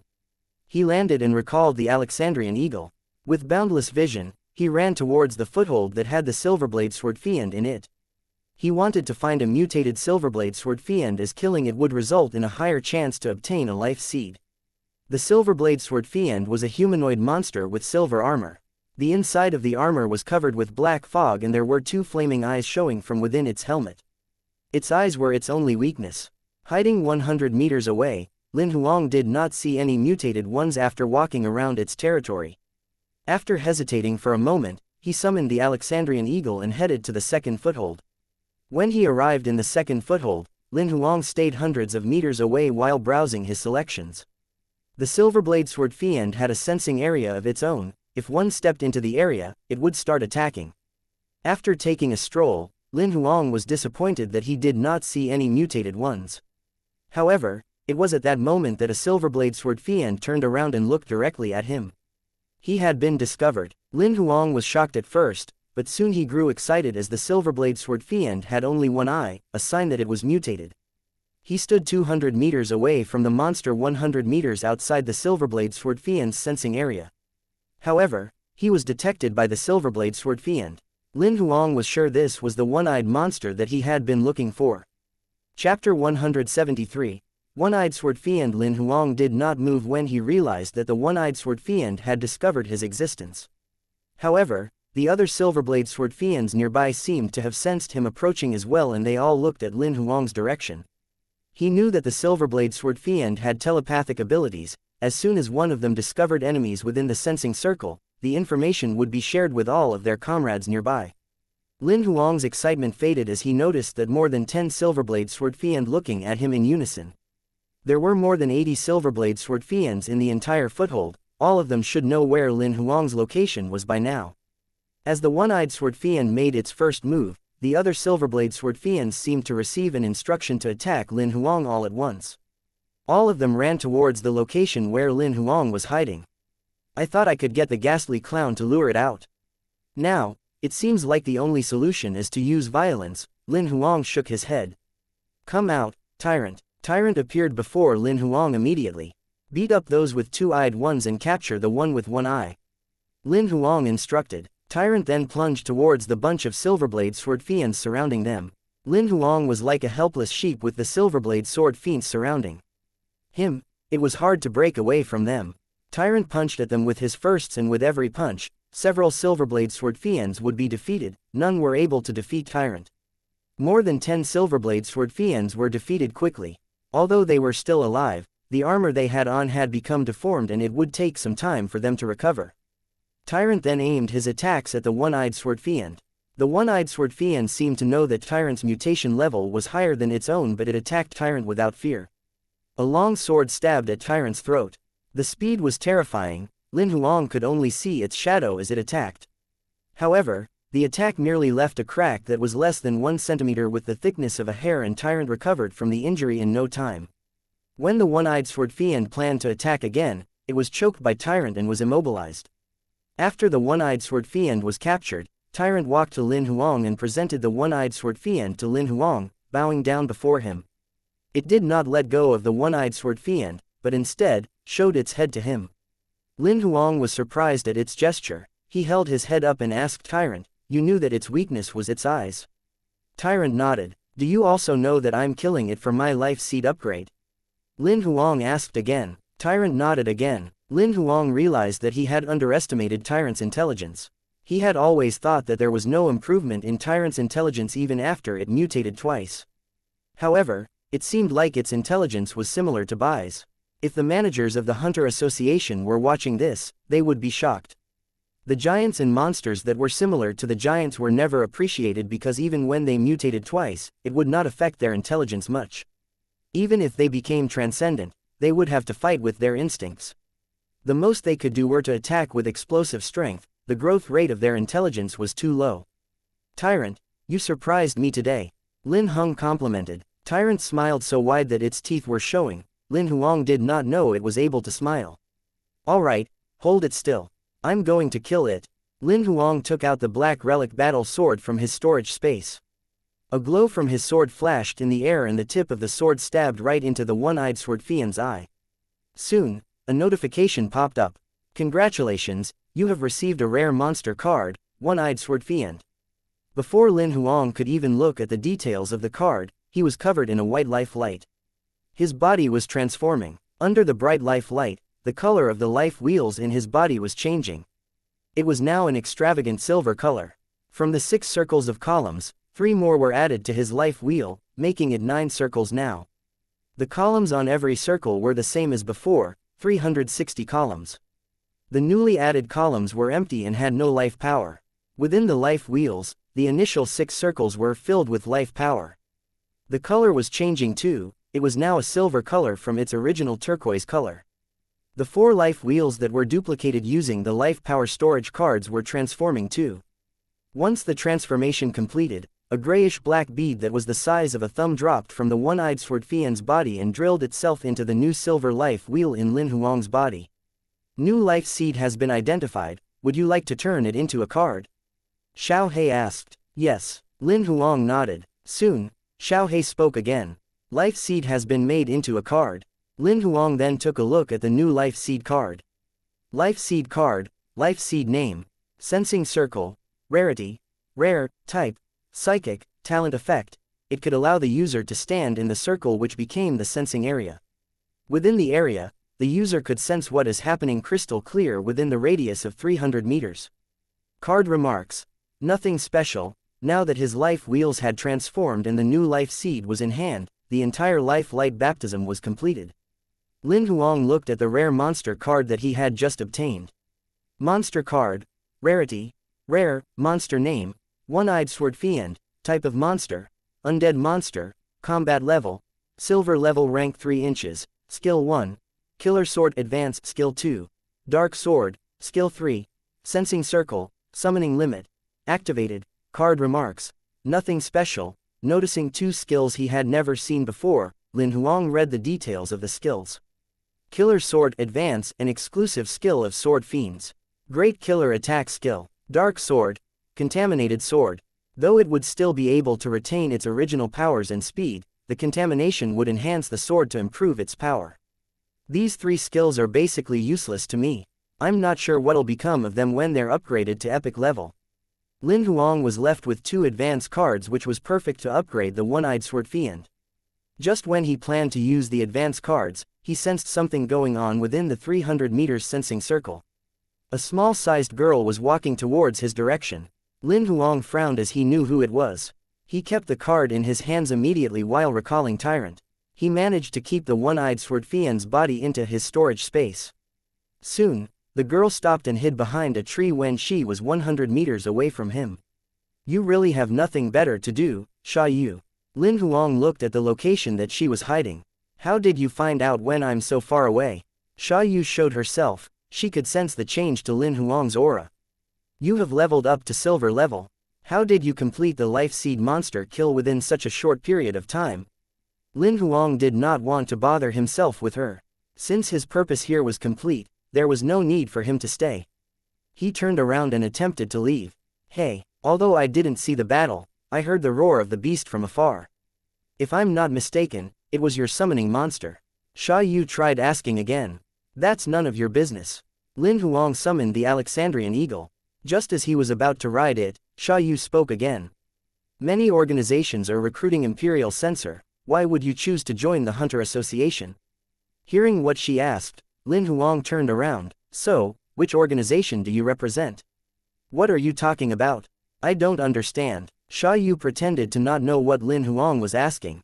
I have no idea about your intention of participating in the assessment. However, I know very well that it's not to become a hunter. If you'd like to recruit me, aren't you supposed to let me know the name of your organization at least? Lin Huang did not want to play games with her anymore. I really don't know what are you talking about. What organization name? My intention of joining the assessment is to become a hunter. What else could it be? Xianxia looked innocent. Alright then, no matter what you're here for, stop trying to pull me in. I'm not interested in joining any other organization. I don't care even if you're one of the people from the underworld or anywhere else for that matter. If you bug me again, I will not go easy on you. This is the last warning, stop following me. Lin Huang gave her a deadly stare. Sensing that Lin Huang had the intention to kill her, Xianxia replied, I won't follow you then, is it necessary to be rude? Lin Huang rode on the Alexandrian eagle and left. Seeing Lin Huang leaving far away, Xiaoyu's innocent face turned cold. She smirked. Interesting guy, seems like I can't play with him at the moment. I really need to get my thing going within these couple of days. Chapter 174, Fourth Assessment. When Lin Huang returned from the third assessment after resting for 2 days, his combat level had already upgraded to silver level rank -3. In those 2 days, he brought Tyrant along to kill silver level monsters. His life power constantly increased, having 9 of life power columns in all 4 duplicate life wheels overflow. However, he had only accumulated 200 columns in the 9th column of his actual life wheel. Lin Huang intentionally left it at this amount of life power, so that he would not accidentally get a life light baptism from killing gold level monsters. The upgrade in Lin Huang's combat level resulted in the ability to summon 4 monsters. The epic level cards, by Tyrant, Charcoal and the Clown had been automatically upgraded to gold level rank 3 as well. Although the demonic dandelion vine was an epic level card, its combat level still remained at silver level rank -3. The reason why it was not upgraded was probably because it had undergone mutation in a different way in the past. Lin Huang would attempt to train the demonic dandelion vine after he had completed the assessment. Parasites that had gone through 2 mutations were rare and useful. For the one-eyed sword fiend, Lin Huang did not upgrade him after he was attacked by Xianxia. Lin Huang was focused on killing monsters to increase the life power in his body and had completely forgotten about it. Lin Huang saw hundreds of colorful tents as soon as he returned to the third assessment location. The tents were probably set up by the candidates. A few of the staff were startled when they saw Lin Huang. Since they were also silver hunters, they could sense that Lin Huang had upgraded to silver level. You've leveled up, a man wearing a uniform asked. He was the staff that explained the details to Lin Huang 2 days ago. Lin Huang smiled and nodded his head. The life seed that I'm looking for is at the Little Devil Island. That's why I asked you about it that day. Congratulations. At silver level, it's quite easy to pass the assessment. The man in uniform congratulated him. Thank you. Lin Huang smiled. He then asked, the third assessment had not ended yet. There are still few of them in the monster cages. I guess that the result will be released after half an hour. How many of them had passed the third assessment? Lin Huang asked again. There are currently 481 of them. The staff told him as it was not a secret. There are more than 5,000 candidates who joined the third assessment. Only about 480 of them passed. The passing rate is low as there were less than 1/10 of them that passed the assessment. Lin Huang sighed, shaking his head. However, the third assessment was indeed tougher. The first 2 rounds did not actually evaluate the candidates' abilities. In the third assessment, candidates had to possess actual abilities in order to pass the assessment. Although it was not a must, it would still be difficult for the bronze level hunters to pass the assessment as the monsters in the monster cage were all silver level rank -3. Soon after Lin Huang had returned, people began coming out from the monster cage. Half an hour passed and 8 participants came out from the corridors. One of the staffs immediately received instruction and announced the results of the assessment. 5541 candidates participated in the third assessment and 489 of them passed. I'll now announce the official end of the third assessment. The head examiner of the fourth assessment is on her way. You can keep your tents first. Please clean up the rubbish so it won't cause pollution. After listening to the reminder from the staff, they immediately kept their tent and cleaned the rubbish on the floor. Lin Huang was surprised to see that the people in this world had environmental awareness. At about 9 o'clock in the morning, the head examiner finally arrived at the examination site, riding on a 4-winged dragon condor. Looking at the unusually good-looking 4-winged dragon condor, many of the candidates were envious of him. The 4-winged dragon condor was not considered to be a sky dragon. It was only considered to be a gold-level mutated monster with a low density of dragonkin blood. If the monster was upgraded to transcendent and went through 2 rounds of mutation, it was possible that it could evolve and become a sky dragon. However, to many of the participants that were not even an imperial censor, they felt envious of the head examiner that had this monster to ride on. Lin Huang smiled. If his Alexandrian eagle was upgraded to gold level, it would be as good looking as the 4-winged dragon condor. As soon as the 4-winged dragon condor landed safely on the ground, the head examiner then got off the dragon condor and quickly recalled it. She did not use a monster taming token. Obviously, she was also an imperial censor. The head examiner was a woman who looked tough and was dressed in a blue suit. Her hair was cut just below ear level. Although she tried her best to look mature, one could still see that she was only 20 or even less. However, she was tall and clocked in at a height of about 1.8 meters when she was on her heels. My name is Mu Lan. I am the head examiner of the fourth assessment. Everyone was shocked when they heard her name. Is she the girl who ranked 4th on the Gold Hunter leaderboard? I think it's her. I heard that Mu Lan has short hair and likes to dress in a simple uniform. She doesn't like to wear dresses. Aside from majoring in the sword, I've also heard that Mu Lan is an imperial censor. When she heard everyone talking about her, Mu Lan maintained a neutral facial expression and said, I know that many of you might have heard of my name. However, the assessment is about to start. Please don't waste your time on this. I'm the head examiner of this examination site. If any one of you interrupts me, you'll be disqualified. As soon as she finished her sentence, everyone became silent. I'll now talk about the rules for the next round of the assessment. We are now on Little Devil Island. There are demonic, undead and spiritual monsters around the level 4 wild zone. There are many gold level monsters at the center of the island. Please try to avoid them. The rules are simple. You're given 15 days to kill 5 different silver level monsters and bring their carcasses back. If you do that, you would have passed the assessment. Many of them were stunned as they listened to the rules of the assessment. It was difficult enough when they had to pass the monster cage during the previous assessment. They had to hunt down the monsters in this round. Hunting down monsters was possible as long as one was at silver level rank -1 to silver level rank -3. There's no restriction on how you kill the monsters. You can use whatever you have in your storage space. You can even buy whatever you need from our staff. However, we don't provide powerful weapons. At that moment, one of the candidates raised his hand. Lan then looked at him, nodding her head. Please say. What's the price? The candidate asked. It's the same as the market price. We don't earn extra credit points. Lan explained. After answering his question, another candidate raised his hand. Can we form a team to kill the monsters? Yes, you can. Lan nodded her head. Lin Huang then raised his hand too. Similarly, Lan looked at him and nodded her head. Please ask. Can we steal the carcasses from the others? Lin Huang asked with a smile. Many of the candidates shifted their gazes towards him as he asked. By asking this question, Lin Huang's intention was not to snatch their carcasses away but to sell them at a higher price. Yes, you can. However, you're not allowed to kill people. A murderer will be blacklisted forever. Lan frowned and answered. After answering these few questions, they did not ask any other question. Lan then said, this assessment allows you to kill monsters based on your own creativity.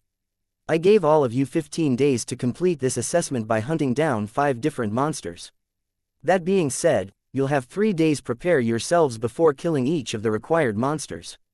It can actually be killed instantly.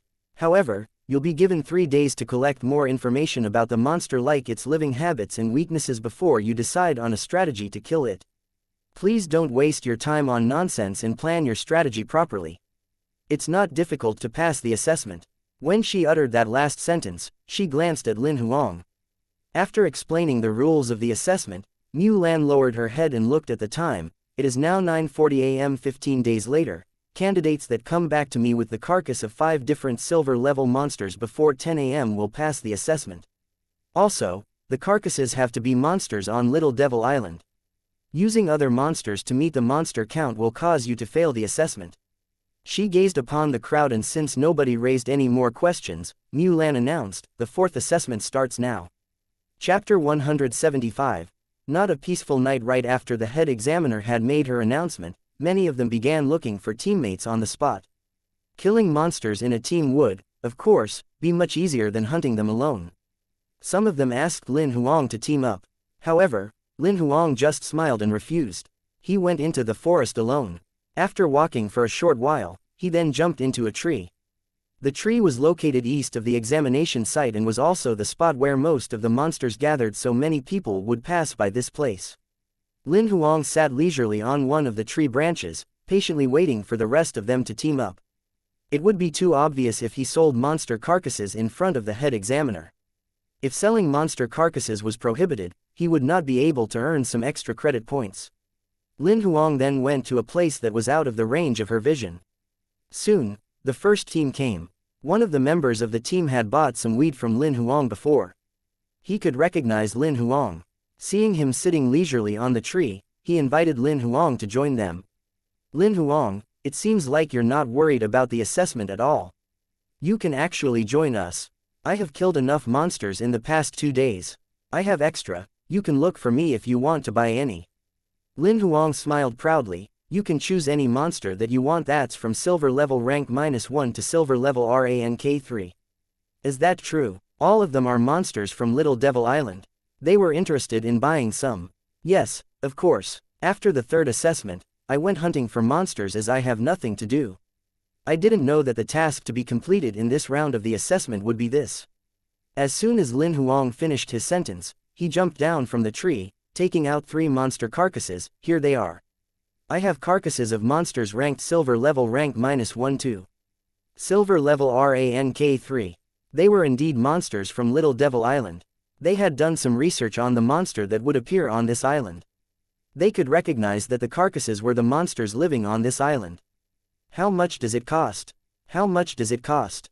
They immediately surrounded him. It's not that expensive. 3 life crystals for the silver level rank -1 carcasses, 6 life crystals for those on silver level rank 2, and 9 life crystals for the silver level rank 3 carcasses. Lin Huang then told them the price. The price is 10 times higher than what's on the market. It's almost the same as the price of a gold level carcass. They immediately expressed their dissatisfaction with the prices. When something is scarce, it is valuable. Can you find another seller? Think about it. If you were to kill them on your own, it's a waste of time and strength and they might even hurt you. If you're unlucky, you might even encounter mutated monsters and get killed by them. It might be slightly more expensive to buy the carcasses from me. However, it saves you time and strength and it's convenient. If you were to buy the silver level rank -1 carcasses, it'll only cost 15 life crystals to buy 5 of them. With just 15 life crystals, you're guaranteed to pass the 4th assessment. Why not go ahead with it? As Lin Huang saw that they were still hesitating, he added, well, there are 5 of you here. If all of you are going to buy the silver level rank -1 carcasses, it'll cost 75 life crystals in total. Since you're my first customers, I'll give them to you at 80% of the price. You'll only need to pay 60 life crystals, which means you'll each have to fork out 12 life crystals. That's the best price that I can offer. Hurry up if you want to buy them. Perhaps after today, you won't get it at this price anymore. Few of them hesitated for a moment, and the one who had bought the crystallized weed from Lin Huang in the past said, I'll buy them from you. It's the 4th assessment. If we can pass this, there's only one more round to go. We should conserve our physical strength so that we can be more relaxed during the next round. Also, if we can become a regular hunter, it'll be easy to earn back the credit points. After making his payment, Lin Huang took out various types of silver level rank -1 carcasses while the rest of them were still hesitating. There were 17 different types. Here are 17 types of silver level rank -1 carcasses. Choose any 5 that you like. Not many of these are left. When the rest of them saw the carcasses and heard that not many of them left, they finally said, I'll buy some. The first deal was done. 5 of them left with their carcasses. Of course, they did not complete the mission immediately, or the head examiner might suspect something. People behind them saw the 5 of them buying carcasses from Lin Huang, so they went after him. Lin Huang's business was growing quickly. Many of them left when they heard that the price was 10 times higher than the market price, but many of them still chose to accept the offer. Lin Huang sold thousands of silver level rank -1 carcasses in just one day, earning more than 3,000 life crystal. The market was eventually tapped out by Lin Huang after selling so many of the monster carcasses. There were less than 500 candidates and more than 200 of them had bought the carcasses. The rest of them had either refused to buy any or had gone to some other places. Lin Huang was getting too lazy to try and profit from them. It's late. Lin Huang then set up his tent. I've earned quite a satisfying amount today. I should claim the cross-ranking kill reward tomorrow. Then, it'll be time to complete the mission. After having his dinner, he went back to his tent and read some news before he slept. However, it was not a peaceful night. Lin Ziluo was one of the candidates. It was not easy for him to pass the first 3 rounds. Since they had all bought 5 carcasses from Lin Huang during the 4th round, the team they formed earlier had disbanded. Exploring the forest alone, he found an area where monsters were less likely to appear and set up his tent. I'll rest here for the next few days in my tent. After passing the carcasses to the head examiner, I'll pass the assessment. Lin Ziluo ate some snacks before going into the tent. After lying in the tent for a short while, Lin Ziluo could hear a tiny squeak coming from outside the tent. Who are you? He got up, turning the weapon ring on his hand into a sword. A long sword suddenly pierced through the tent with the tip aimed at his neck. Come out. The voice of a young man was heard from outside. Lin Ziluo slowly walked out of the tent. He then realized that he was one of the candidates. You're also a candidate. Why are you trying to kill me? The head examiner said we shouldn't waste time on nonsense. You should focus on hunting monsters. Lin Ziluo raised both of his hands. However, he had a gut feeling that the candidate wouldn't have the guts to kill him. Who's a candidate? I was never interested in joining the Hunter Association. The young man waved his left hand, letting the blade glide across Lin Ziluo's neck, causing him to instantly faint. The young man then took out a fist-sized cage and opened the top of the cage. He then put Lin Ziluo, who had fainted, into the cage. There were already a few people in the cage and they had all fainted. Shrinking it down and wearing it cage around his waist, the young man left quickly. When Lin Ziluo regained his senses, the sky had brightened. He was shocked as he quickly checked his surroundings. He was in a big cage. There were about 30 of them. Some of them had woken up while some of them were still in a coma. They looked familiar as most of them seemed to be the candidates of the assessment. Anyone knows what's happening? Where's this place? Is this the 5th assessment? Lin Ziluo asked one of the young men beside him. I just woke up too. I don't know what's happening. The young man shook his head. I think we were caught by the heretics, one of the women explained. There was a symbol of the heretics tattooed on the neck of the person that caught me last night. Tattoo. I saw it too. Lin Ziluo then recalled it as he heard what the woman said. There were 3 crosses. One of them was bigger while the other 2 were smaller. They were tattooed on the left side of his neck. It's definitely the symbol of the heretics. We're doomed. The heretic organization is one of the strongest forces in the underworld.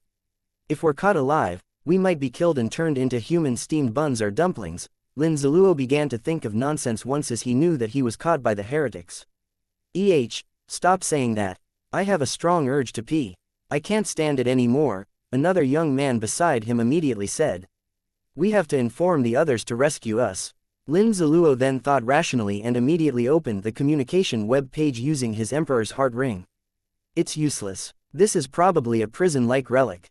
The Emperor's Heart Ring has no signal here at all. We're not capable of breaking through this cage as well. The woman said again. We can only hope that they'd notice us missing and come rescue us. The one who catches us is capable of activating this relic. That being said, he's also at least gold level. Only the head examiner can defeat him. The head examiner gave us 15 days to complete the assessment. Since they've already caught us, I believe that they'd have their ways to escape this island in a short period of time. We'd have probably left Little Devil Island before the head examiner even notices this. Then, no matter how powerful Mulan is, there's no way we can be rescued. Lin Ziluo analyzed the situation and said. After listening to what Lin Ziluo said, everyone kept quiet, looking forward for the worst. Chapter 176, Encountering the Heretics. It was a sunny morning on Little Devil Island. Although the name of the island was unpleasant, there were many monsters wandering around and it was lush with plants. The air in the morning was filled with the fresh fragrance of flowers. Lin Huang woke up at 7, stretched his body as he walked out of the tent, and as he took a deep breath, he exclaimed, "The air is so fresh." After cleaning himself and snacks as his breakfast, Lin Huang kept his tent and summoned the Viridian Wolf. Riding on the Viridian Wolf, Lin Huang headed to the center of the island. He did not summon the Alexandrian Eagle as the island was not that big anyway. With the Viridian Wolf's speed, he could arrive at his destination in half an hour. Since he had just woke up, he wanted to warm himself up by killing some monsters along the way. After riding more than 20 kilometers in the jungle, all the monsters that he encountered along the way were easily killed using his sword. The Viridian Wolf did not even need to decrease its speed at all. Suddenly, he patted the Viridian Wolf's back and it stopped running immediately. The silver ring on Lin Huang's right middle finger was transformed into a modified Silver Phoenix 16 and he held the gun in his right hand. It was the gun that he traded from the Purple Crows using his accumulated points in the past. He recalled the Viridian Wolf, turned around and shouted at the tree behind him, "Who is that?" With the sensing circle, nothing within the radius of 300 meters could escape Lin Huang. He could sense that there was someone following him since a while ago. Although the sensing circle did not allow him to see the person's face, he could sense the person's height and body size. Lin Huang was sure that it was not Sha Yu. "You are the only one who could tell that I'm following you." A muscular young man revealed himself. Lin Huang could tell that he was one of the participants who passed the 3rd round of assessment. However, the man did not conceal his aura. Lin Huang could sense that the man was much stronger than he was. After checking him out, Lin Huang noticed that there were 3 cross tattoos on the left side of his neck. "Are you one of the heretics?"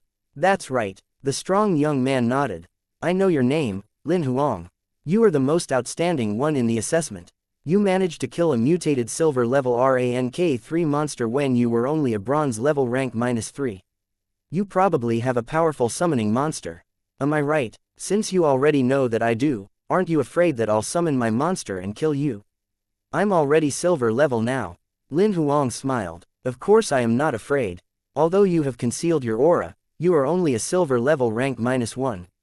You must have only leveled up during the past 2 or 3 days. No matter how much life crystals you have, you won't be able to go to silver level rank 2 in such a short period of time. Which probably means that the strongest summoning monster that you have would only be a gold level rank -3. I am already gold level rank 3. Although the muscular man seemed confident, he did not attack Lin Huang. He seemed to be afraid of Lin Huang's summoning monster. "So, are you here to kill me or recruit me?" Lin Huang asked. "Of course I'm here for the latter. We heretics are always the peacemakers." The muscular man laughed. "If I reject your recruitment offer, you would definitely kill me. Isn't that what the underworld organizations always do?" Do you think that's a peaceful solution?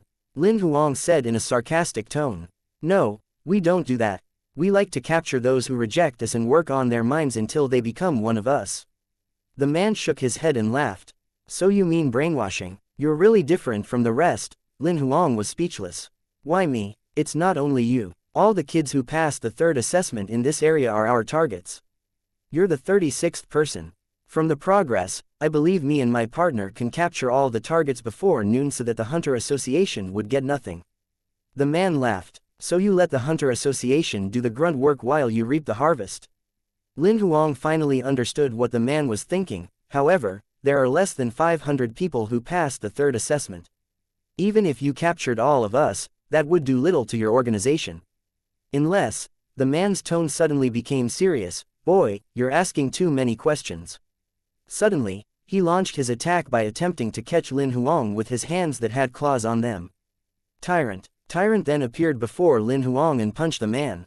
Go away, the man shouted. He held his fist tight and punched hard in Tyrant's fist. Both of their fists collided and an intense wave was generated from their fists colliding, causing dust to fly everywhere. Even Lin Huang, who was standing behind Tyrant, covered his mouth and nose with his sleeve. Then, a bang was heard and the man flew 10 trees away and fell to the ground while Tyrant remained standing.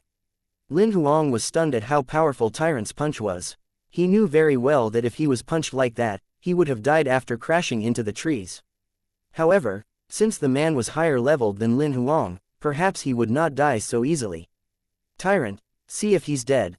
If he isn't, don't kill him, I need to talk to him. Lin Huang said to Tyrant. Tyrant nodded and walked towards the man. A few moments later, Tyrant came back with the man and placed the man on the ground. He was dying. The golden armor on him was destroyed by Tyrant's punch. If it was not for the layer of protection, he would have died instantly. However, he might not be able to live long anyway. You're not silver level rank -1, the man looked at Lin Huang in hatred. I never said that I was. It was you who assumed it. Lin Huang shook his head. An imperial censor who has a double mutated summoning monster and also happens to be a genius. You are worth dying to, the man said and vomited blood. It was obvious that his organs were damaged from Tyrant's punch earlier. He would not live any longer. I have a question for you. Lin Huang squat down. I won't tell you anything, don't waste your time. The man looked away instead of looking at Lin Huang. You have no say in that. Lin Huang said as he summoned the ghastly clown. Isn't this clown the one who appeared in Daxi City earlier? The man knew about the appearance of the ghastly clown in Daxi City. He was shocked to see it with Lin Huang. Who are you?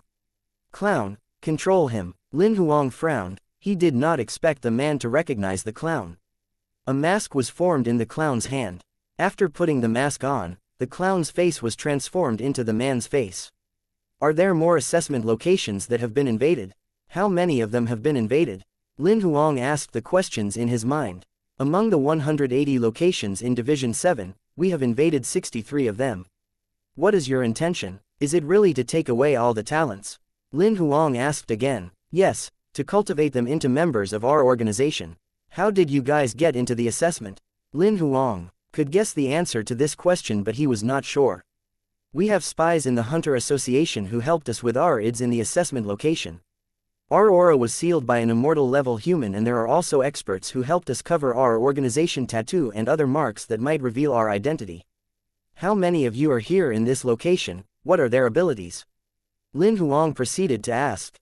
There are a total of 11 of us, 1 holy fire level transcendent and 10 gold level rank 3 hunters. Lin Huang was shocked at the answer. He did not expect a holy fire level transcendent to participate in this. The head examiners of the assessment were only gold level. Even Mu Lan, who ranked number 4 on the gold hunter leaderboard, might not be able to fight a holy fire level transcendent. Does the same apply to the other locations? Yes, it's always led by 1 holy fire level manager with a team of 10 to 12 gold level rank 3 hunters. After hearing what he had to say, Lin Huang was sure that the Hunter Association was at a loss. Where do you guys keep the participants that you managed to capture? Lin Huang was wondering about that. In the Dark Pseudo Prison. The Dark Pseudo Prison is a one-time relic that imitates the 5-star relic, the Dark Prison. It can capture creatures who had lost their consciousness, but once the creatures were released, it would disappear. All of us have one of them with us when we go on this mission. From what the man explained, Lin Huang could tell that the man would make someone unconscious and place them into the dark pseudo-prison. He then noticed that there was a black cage on the man's waist. He thought it was an odd accessory. Picking up the cage, Lin Huang asked, "Is this the dark pseudo-prison that you're talking about? How do I release the people in there?"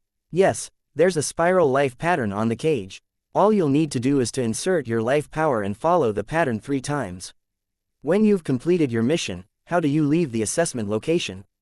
Lin Huang could guess the answer as well, but he wanted to know more. "The leader would use a one-time dimensional portal and meet us at." The man vomited blood again and started to cough. Lin Huang looked at the ghastly clown next to him. The clown shook its head. Lin Huang knew that there was no way that he could ask further. After coughing vigorously, the man spat out a mouthful of blood and died. The mask on the ghastly clown's face disappeared. "Sigh, I almost got their meeting point and time." Lin Huang shook his head and sighed. Chapter 177.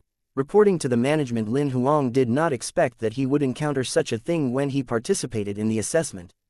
The heretics were one of the most powerful organizations in the underworld. For this mission, they have sent out more than 60 transcendents and more than 600 gold-level rank 3 hunters.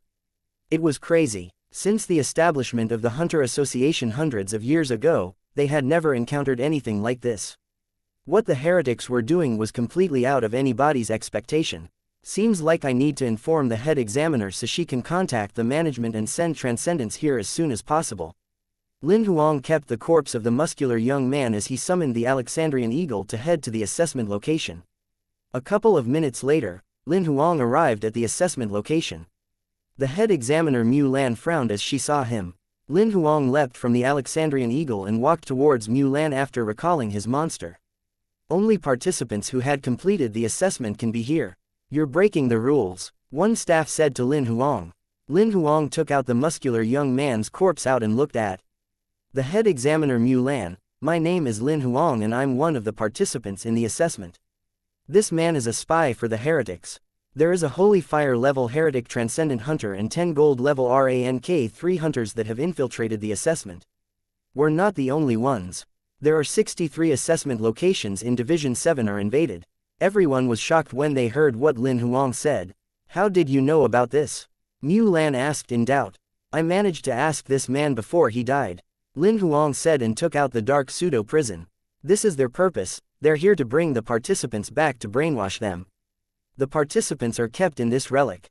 Mu Lan took a step and next, she appeared next to Lin Huang. "Dark pseudo-prison. This belongs to the heretics." She recognized the relic at first glance. "You can have it. I don't have enough life power to release the people." Lin Huang then passed the fist-sized black cage to Mu Lan. "Follow the pattern and use your life power to trace the inscription 3 times." Mu Lan took the dark pseudo-prison and looked at Lin Huang. "How do I know that what you've said is the truth?" "From what I know, the heretics would never reveal anything about their mission. I have my ways and I'm sure that the information that I got is the truth," Lin Huang explained to her vaguely. Mu Lan did not ask further as everybody had their own secrets, so it was normal for Lin Huang to keep his. Following Lin Huang's instruction, Mu Lan managed to open the dark pseudo-prison and released all the captured participants. The one-time relic then disappeared. Seeing Mu Lan appear before them, a bunch of participants approached her and talked at the same time. "Please send one person to explain what had happened. As for the rest of you, do not interrupt." Mu Lan frowned. The participants were silent. Lin Ziluo was pushed out from the crowd and he gave the complete account of what had happened to them, which matched what Lin Huang said. "All right, noted. The assessment is going to be put on hold for now. Please report to the staff. After you're done, stay with the staff and don't walk around." Mu Lan said and briefed the staff. "Please report to the management as soon as you can. They have transcendent leaders, we can't fight them. Also, the mission will end by noon and they will leave using a dimensional relic. If we want to save all the participants, we have to move fast," Lin Huang said immediately after the information was confirmed. Mu Lan looked at him with a complex expression before she contacted someone. After reporting everything that Lin Huang said, she hung up the phone. She looked worried. The transcendent will take half an hour to arrive here while the other assessment locations would start their own investigations. That being said, there's bad news from the headquarters. They told me that members of the heretics would usually inform their leaders about their progress every half an hour. Now that you had killed the man when the leader did not get any response from him, he would know that something had happened to the man. Lin Huang frowned. If the leader knew that their mission was compromised, he would possibly leave with the rest earlier. It would be difficult for them to get the participants back if that happened. After some silence, Lin Huang spoke again. If that's the case, we have to move even faster. If we can't fight the transcendent leader, we can kill the rest first and rescue all the participants. Could you really fight those gold-level rank 3 hunters? Mu Lan asked. If Lin Huang had shown his true ability, Mu Lan would not have to ask that. Shouldn't be a problem to fight those hunters who are below transcendent. Lin Huang nodded. All right then, let's split up. Mu Lan nodded and turned around to order one of the staff, please get all the coordinates of the participants on the island. Do you think the heretics should have changed their Emperor's heart rings before the assessment? Can we still locate them? Lin Huang asked. It's doable. Within the assessment period, the head examiner had the ability to triangulate their coordinates. As long as they did not throw their Emperor's heart rings away, we can track their locations even if their rings were placed in their storage space. Mu Lan explained. The staff got all the participant coordinates quickly. On the maps, there were only more than 100 yellow dots left. These were the coordinates of the participants that they managed to locate. Mu Lan frowned and scanned her identity code to access the coordinates. Then, the map was refreshed. There were a couple of red dots that appeared on the map. The red dots were the locations of the Emperor's heart rings that were kept in the storage space. Lin Huang frowned as he had yet to get rid of his old Emperor's heart ring. It seemed like keeping it with him would be unsafe. It would mean trouble if the Purple Crow managed to locate him using the same method. Lin Huang, please add his contact details to your ring. He'll send you a map. Mu Lan said and briefed a couple of the staff members, please keep your map activated at all times. If you close it after I leave, you'll need my authorization again, and Lin Huang would not be able to see the red dots on the map anymore. The staff nodded. Lin Huang added his contact number to their rings and got the map from them. I will start from the east. You take the west, Mu Lan said to Lin Huang and left with her 4-winged dragon condor. Lin Huang summoned Alexandrian Eagle and headed to the west. Chapter 178. You've got beautiful eyes. Lin Huang had finally located the first coordinate of the red dots on the map in the forest west of the assessment location. Although the red dot was moving quickly, it was impossible for it to move faster than the Alexandrian Eagle. The Alexandrian Eagle quickly flew towards the man. Lin Huang then recalled his eagle and blocked the man's way. Haha, a little brat that comes to me all by himself. The man looked at Lin Huang and teased. Lin Huang sized up the man. He was not tall and was rather skinny with pale skin, and he looked around 20 years old. Are you one of the heretics? The young man squinted his eyes as he heard this. Who are you? I think so. Despite avoiding the question, Lin Huang could still confirm his identity. He extended his hand and summoned Tyrant before commanding, kill him. The young man immediately became alert when he saw Tyrant. 2 of the gold weapon rings were instantly transformed into 2 short blades. Right after Tyrant had received his orders, he thrust forward and struck a blow at the young man. The next moment, Tyrant quickly sped up his blow and a loud sound was heard from the sky. The young man failed to avoid the attack. He lifted his hand and placed both of the short blades in front of his chest. Bang! There was a loud explosion and the young man was blown away. Both of the short blades he was holding onto flew away. The young man died after crashing into several huge trees. Congratulations, you've obtained a rare skill card, 100 flowing blades. Once the notification window popped up, Lin Huang could confirm that the man had died without even going near him. He did not check the information of the new skill card that he had just obtained. Lin Huang instructed Tyrant to collect the corpse and he took both gold-level short blades that had flown away just now. The blades were still functioning well. After keeping the corpse and the short blades in storage, Lin Huang took out his Emperor's heart ring, and after staring at the ring for a moment, Lin Huang then threw it at Tyrant's feet and commanded, crush it. Tyrant then stepped on the ring and it was instantly broken into pieces. Lin Huang recalled Tyrant and summoned the Alexandrian Eagle once again and headed towards the second red dot closest to their location on the map. Division 7, Hunter Association Headquarters. Mu Lan's information had spread quickly to Xu Tianyu, who was the executive officer of the assessment. He then gathered the other executive officers. In the meeting room, 11 holograms of the executives appeared. Old Shu, why are you calling for an urgent meeting? Are you going to talk about the locations for the intensive training again? One of the executives teased. No, it has nothing to do with the locations for the intensive training. One of the head examiners informed me that her examination site was being attacked by the heretics. She said that through a trial, they've discovered that the heretics have sneaked into 63 examination sites in Division 7. They're looking for candidates that have passed our assessment. They will then brainwash them and train them as new members of the heretic organization. Among the 63 examination sites, each of them now has a Holy Fire level heretic as the leader of the team and 10 gold level hunters. Shu Tianyu then reported the information he had to the others. I guess it is just a rumor. The heretics have been keeping a low profile all these years. Why would they suddenly do this? Moreover, there are more than 180 examination sites in Division 7. If they sneaked into 63 of them, that would mean that we've heretics sneaking into a third of our assessment sites. Do you really think this could happen? The executive that teased Shu Tianyu earlier immediately shook his head and refuted in disapproval. Tianyu, are you sure she mentioned the heretics? The old man frowned and asked. Yes. Shu Tianyu nodded his head. Li Lao, why do you ask? A few days ago, Mr.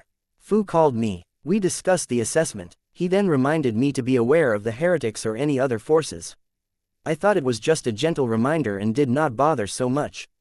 The old man then told him what happened a few days ago. Li Lao, is it Mr. Fu from the Union government?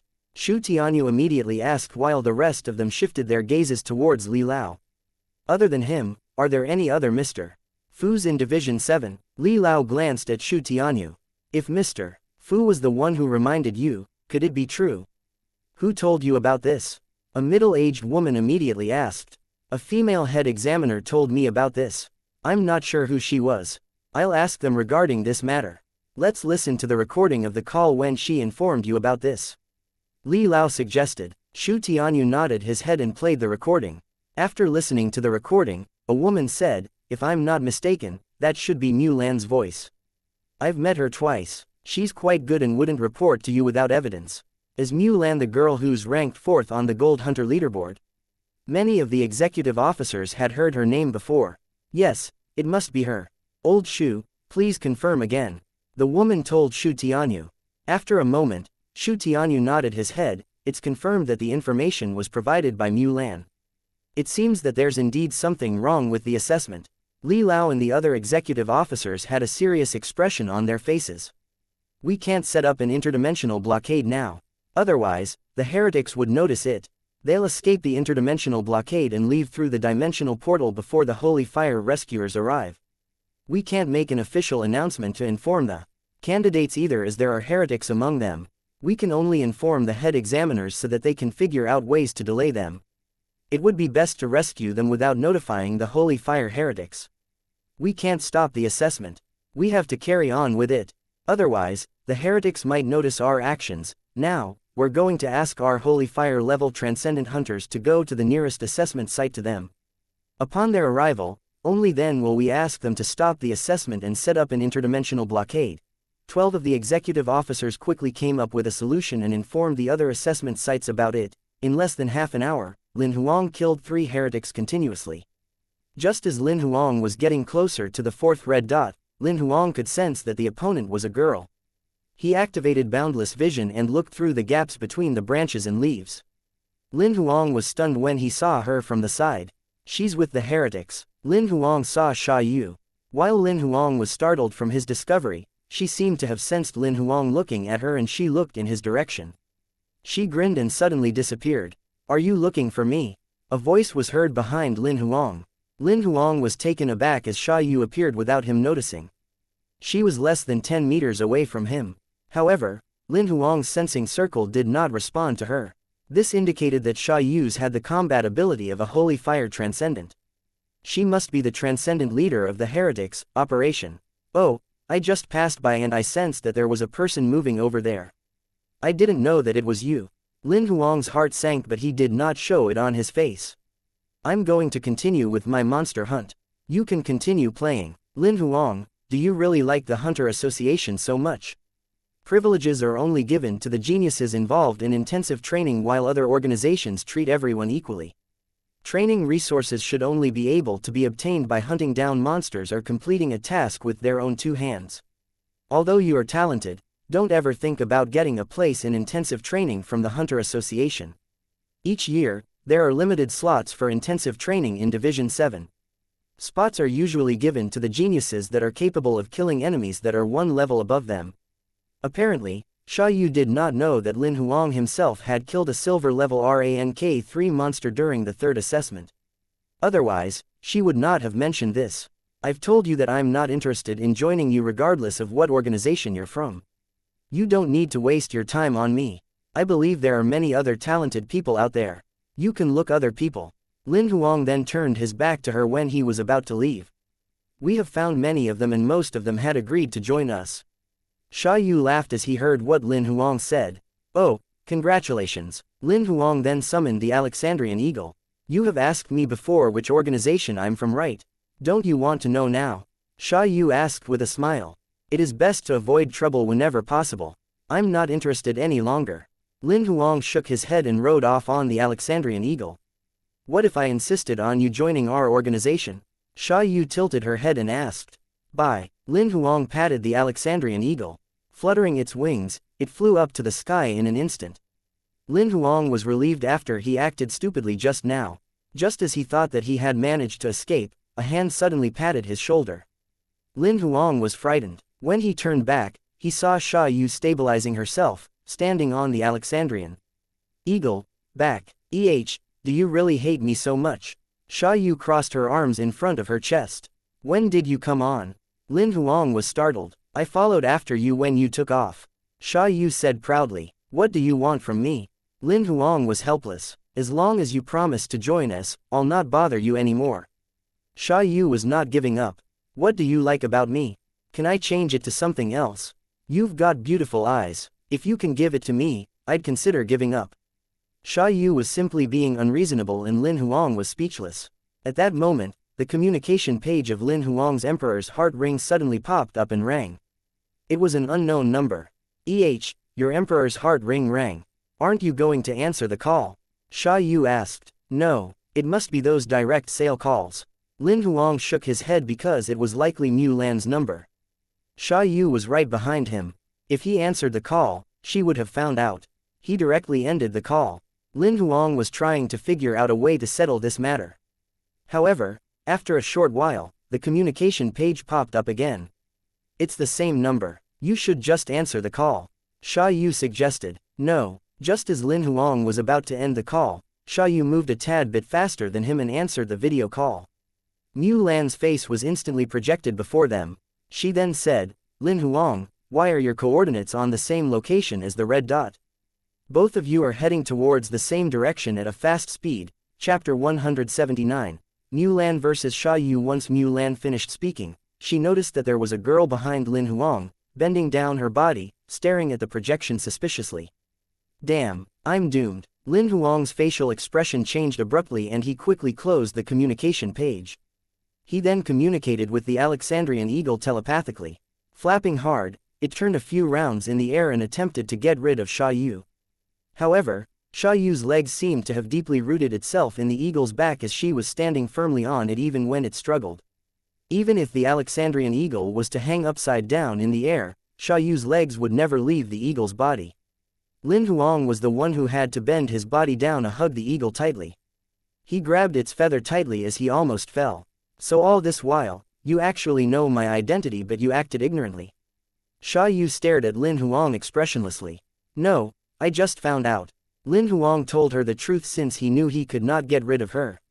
I went after the red dot on the map which showed where members of the heretic organization was located and you were there.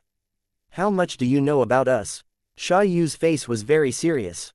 Almost everything. Lin Huang felt that there was nothing he could hide anymore. Has the woman informed Hunter Association about this? Xiaoyu continued asking. Although Lin Huang had immediately closed the communication page, he knew who she was referring to. Yes, you're right, the operation was uncovered. The Hunter Association would send Transcendents to get this settled. Lin Huang nodded his head and said, you should stop now. In this case, I'll bring you back with me. Sha Yu extended her arms, about to catch him after she finished her sentence. However, Lin Huang quickly recalled the Alexandrian eagle before she had even finished her sentence. They both fell in midair and Sha Yu's attack missed him. Just as he was about to reach the ground, he summoned the Alexandrian eagle again and flew up into the sky. The Alexandrian eagle flew up into the sky, but Sha Yu began chasing after them again shortly after. Sha Yu had a cold, stony expression on her face as she grinned at them. Her voice was clearly heard by Lin Huang. Do you know that the more you try to fight against me, the more determined I am to bring you back to the heretics? You're such a crazy woman. Lin Huang scolded her, instructing the Alexandrian eagle, go down. The Alexandrian eagle tucked in its wings and landed on the ground. There's no way you can escape. Sha Yu's voice was heard again. She did not give up the chase, seemingly holding a grudge against Lin Huang. Before he landed on the ground, the Alexandrian eagle flapped its wings again and glided through the air. Slow down. Lin Huang saw a big tree not far away. He leapt towards the tree and used both legs to step on the branches. He then bounced from branch to branch and fled. Do you think that you'll manage to escape just by going into the forest? Again, Sha Yu's voice was suddenly heard behind him. When he saw the open space in front of him, he sped up, jumping down from tree branches to land in the open space. He then stopped. Why aren't you escaping anymore? Sha Yu was still floating in midair, not touching the ground because she was worried that there were traps on the ground. The Alexandrian eagle can't fly faster than you and I can't run away from you in the forest. Trying to escape is a waste of strength. Lin Huang shrugged his shoulder. So are you going to give up and leave with me? Sha Yu grinned. She was even more interested in Lin Huang after chasing after him. Of course not. I won't be influenced so easily. Lin Huang shook his head. Since I can't run away from you, let's fight. You want to fight me? Sha Yu laughed when she heard what Lin Huang said. Do you know my combat level? I know you're a holy fire transcendent. Lin Huang nodded his head. Yes, you're right about that. However, I'm not holy fire level rank -1. I'm a holy fire level rank 2 instead, and I'm about to achieve holy fire level rank -3. Even if you could summon a gold level rank 3 mutated monster, you wouldn't be able to defend yourself against me. Sha Yu grinned when she revealed her actual combat level to him. Lin Huang had heard about the 5 colors in the holy fire level before. After the life fire was ignited, each change in the life fire color would result in significant improvements in combat level. Those who were on holy fire level rank 3 could instantly kill creatures on holy fire level rank -1. Even those who were on holy fire level rank 2 were much stronger than those on holy fire level rank -1. It was indeed not exaggerating to say that Sha Yu could kill the gold level rank 3 mutated monster in an instant. Lin Huang wanted to summon Tyrant so that he could delay her a little. However, listening to what Sha Yu told him, he hesitated for a while. At that moment, a screeching sound was heard and a large bird flew towards them. Mulan. Lin Huang could immediately recognize the 4-winged dragon condor. Sha Yu raised her head as well and looked at the 4-winged dragon condor. She definitely knew who the monster belonged to. The 4-winged dragon condor flapped its wings and landed on the ground, stirring up a gust of dust. Mulan jumped down from the 4-winged dragon condor and recalled it. She then looked at Lin Huang and asked, "Are you okay? You nearly killed me." What Lin Huang said was the truth. He might still be hanging in midair, attempting to delay her a little while longer if it was not because of her. He would not have had to escape so clumsily. I'm sorry. She was right behind you and I didn't notice her at first. I only knew that there was a person behind you right after she bent down her body. Mulan immediately apologized. Hi, head examiner. How are you? Sha Yu looked at Mulan with a smile. You're the leader of the heretics. Mulan frowned and looked at Sha Yu as she could not really remember seeing her. You're right. Sha Yu smiled as she looked at Mulan. Mulan is the daughter of the Mu royal family.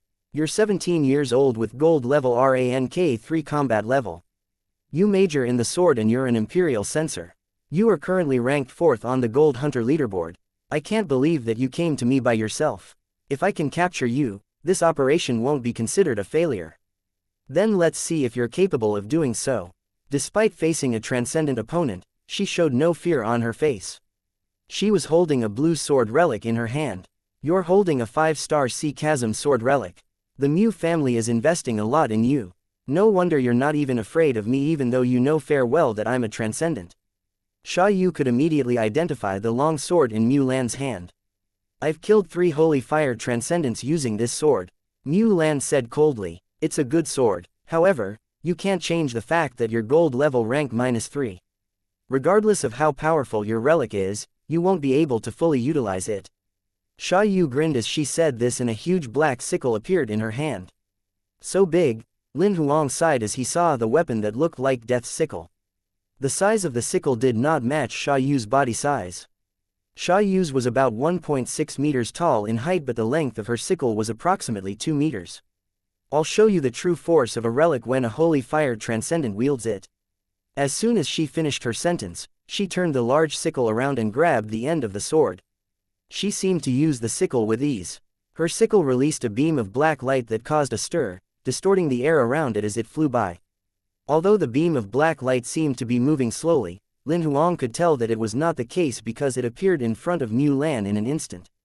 Sha Yu had apparently excluded Lin Huang from the battle as she believed that Lin Huang would definitely die if her attack hit him as he was only a silver-level hunter.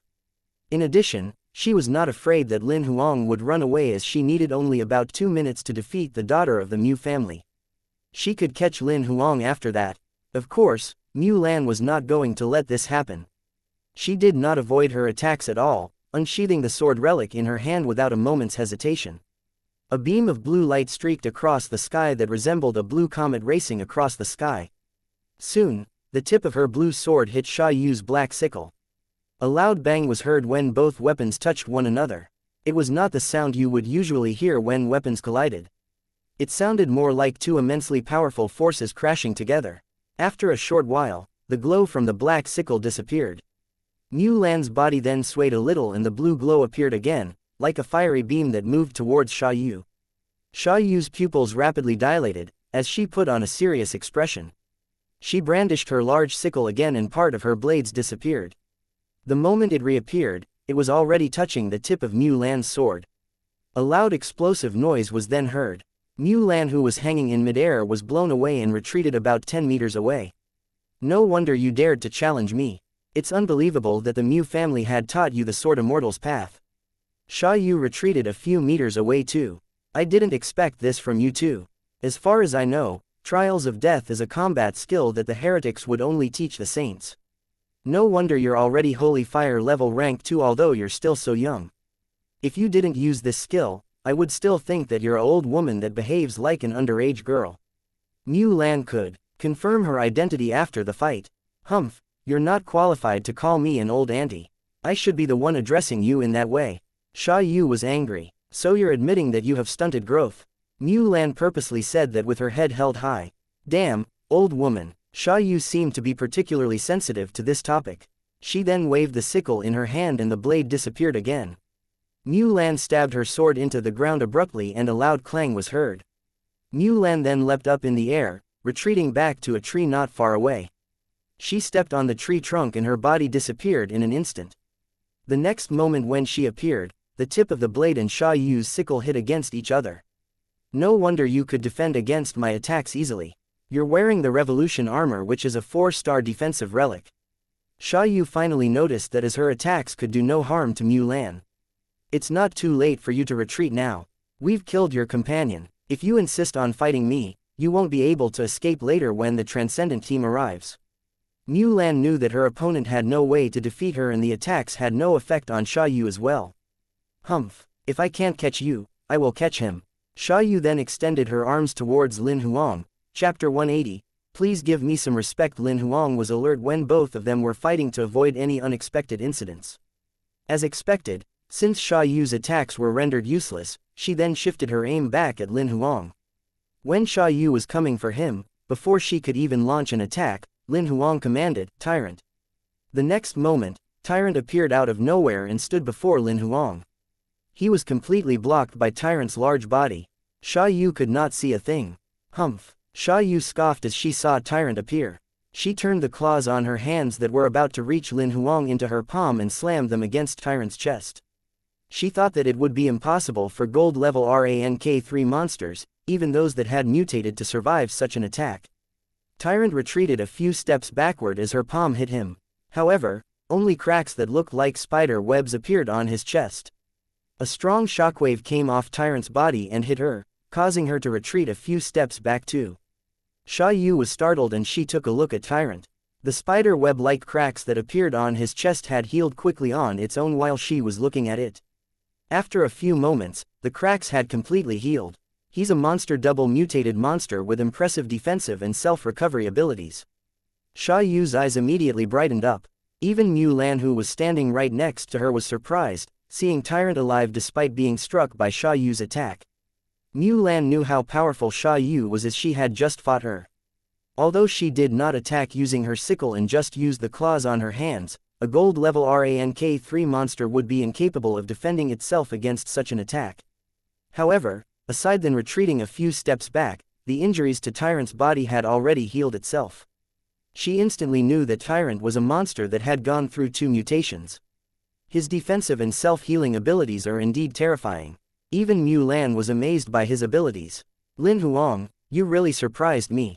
Sha Yu grinned and said, let me test and see the extent of this large creature's defensive abilities. As soon as she finished her sentence, Sha Yu brandished her large sickle again.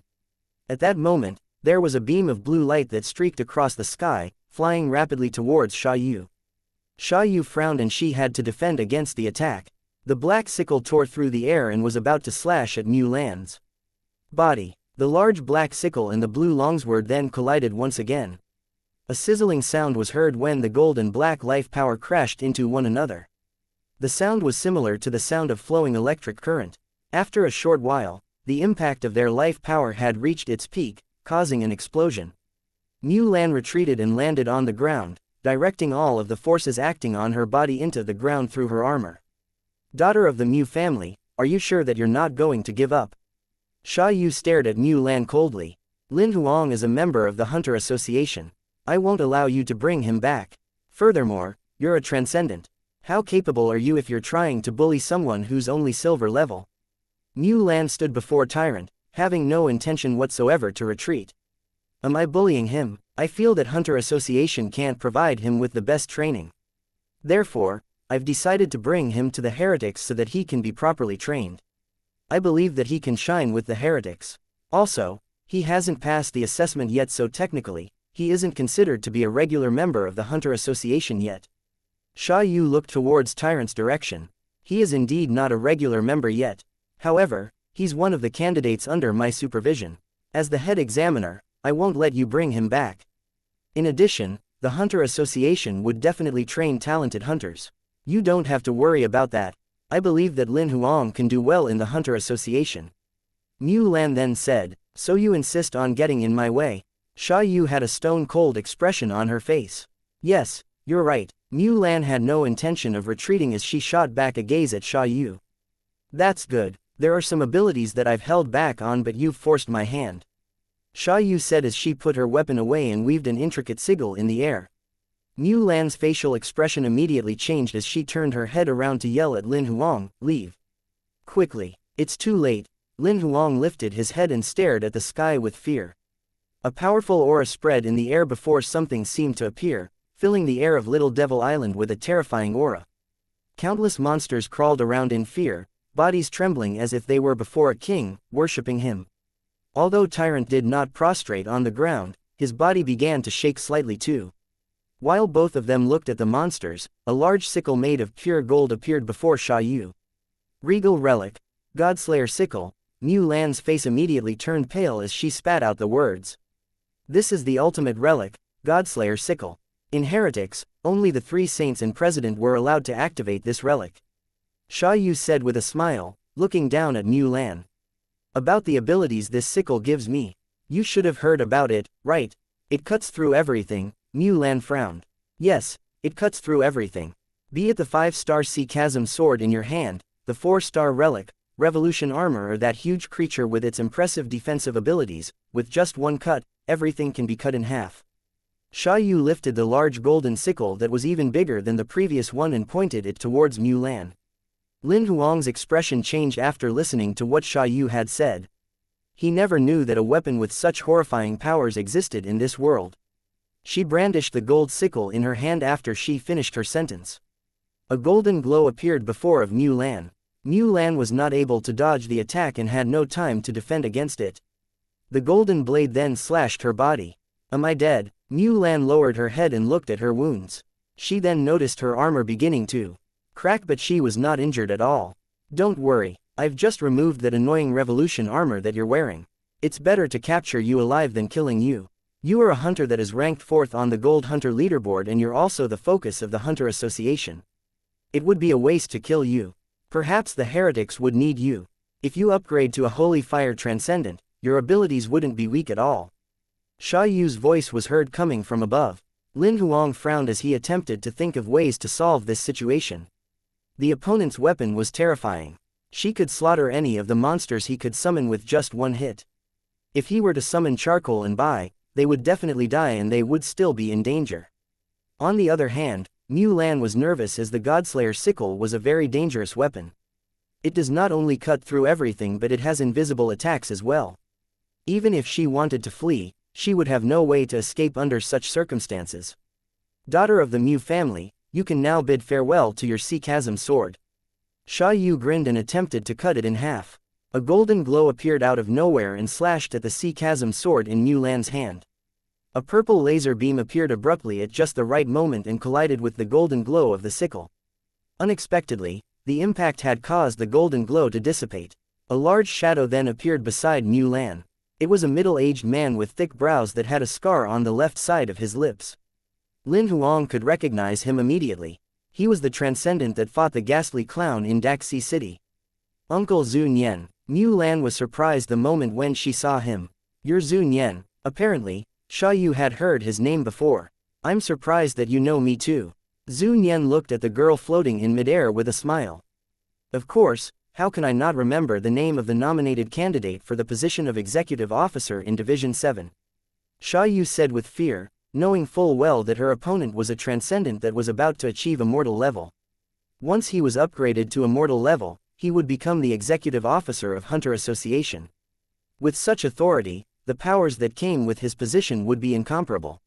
Miss Saint, please don't put them through too much trouble, he said while looking at Sha Yu with a smile. Actually, it was his way of giving both parties a way to step down and save face. The people respected Sha Yu. If she caught them, she would probably trigger a battle between the heretics and the Hunter Association. The entire region from Division 1 to Division 12 would then fall into chaos. Sha Yu knew that she would not be able to catch anyone as Zhu Nian was there. Knowing that her opponent was trying not to embarrass her, she also understood that he was actually hinting at her, saying in his mind, you should stop and leave now. Her mission had failed and it was useless to continue any farther. Mr. Zhu Nian, since you've offered, then I'll let it go. Sha Yu shifted her gaze towards Lin Huang and Mu Lan and grinned. We still have time. I'll let them stay at the Hunter Association first. I'll look for a chance and bring them back to the heretics. Obviously, she was trying to provoke them. Zhu Nian laughed after listening to what she had said and held his tongue. Putting away the gold sickle, Sha Yu summoned a dimensional portal before the three of them and went in. Before the portal closed, she waved at them. Right after Sha Yu left, Lin Huang finally recalled Tyrant. Zhu Nian looked at Lin Huang as if he was in deep thought. He then told both of them, let's go back to the assessment location first. Tell me what happened. After bringing the both of them back to the assessment location, the candidates were released from the pseudo-prison. Zhu Nian then began to ask about the incident. Lin Huang and Mu Lan told him everything. Zhu Nian nodded his head after listening to them. I will report this to the superiors. The assessment may need to be paused. We'll have to wait for the official announcement to determine if the assessment will continue. You may stay on the island during this period of time. Zhu Nian quickly came out with a solution. Mu Lan and the rest of the candidates had no objections. They then set up their own tents. Chapter 181. The assessment ends. After some arrangements, Zhu Nian brought the 10 dead bodies of the heretic members that Lin Huang and Mu Lan killed to the headquarters. Since the incident, everyone built their tents accordingly and rested inside, including Mu Lan. However, Lin Huang headed to the middle of the Little Devil Island on the next morning. After activating one double card, he started killing gold-level monsters with Tyrant's help. An hour later, he did not only obtain 20 cross-ranking reward cards but he even managed to accumulate 2 complete gold-level monster cards. They were the enchanted poisontail scorpion, which was an enchanted monster, and a gold-armored skeleton of the undead species. He decided to combine the card pieces into cards as he wanted to keep them to replace his epic cards during emergencies. Before heading back to the assessment location, Lin Huang got Xiao He to list all his cards. You have 14 monster cards as below.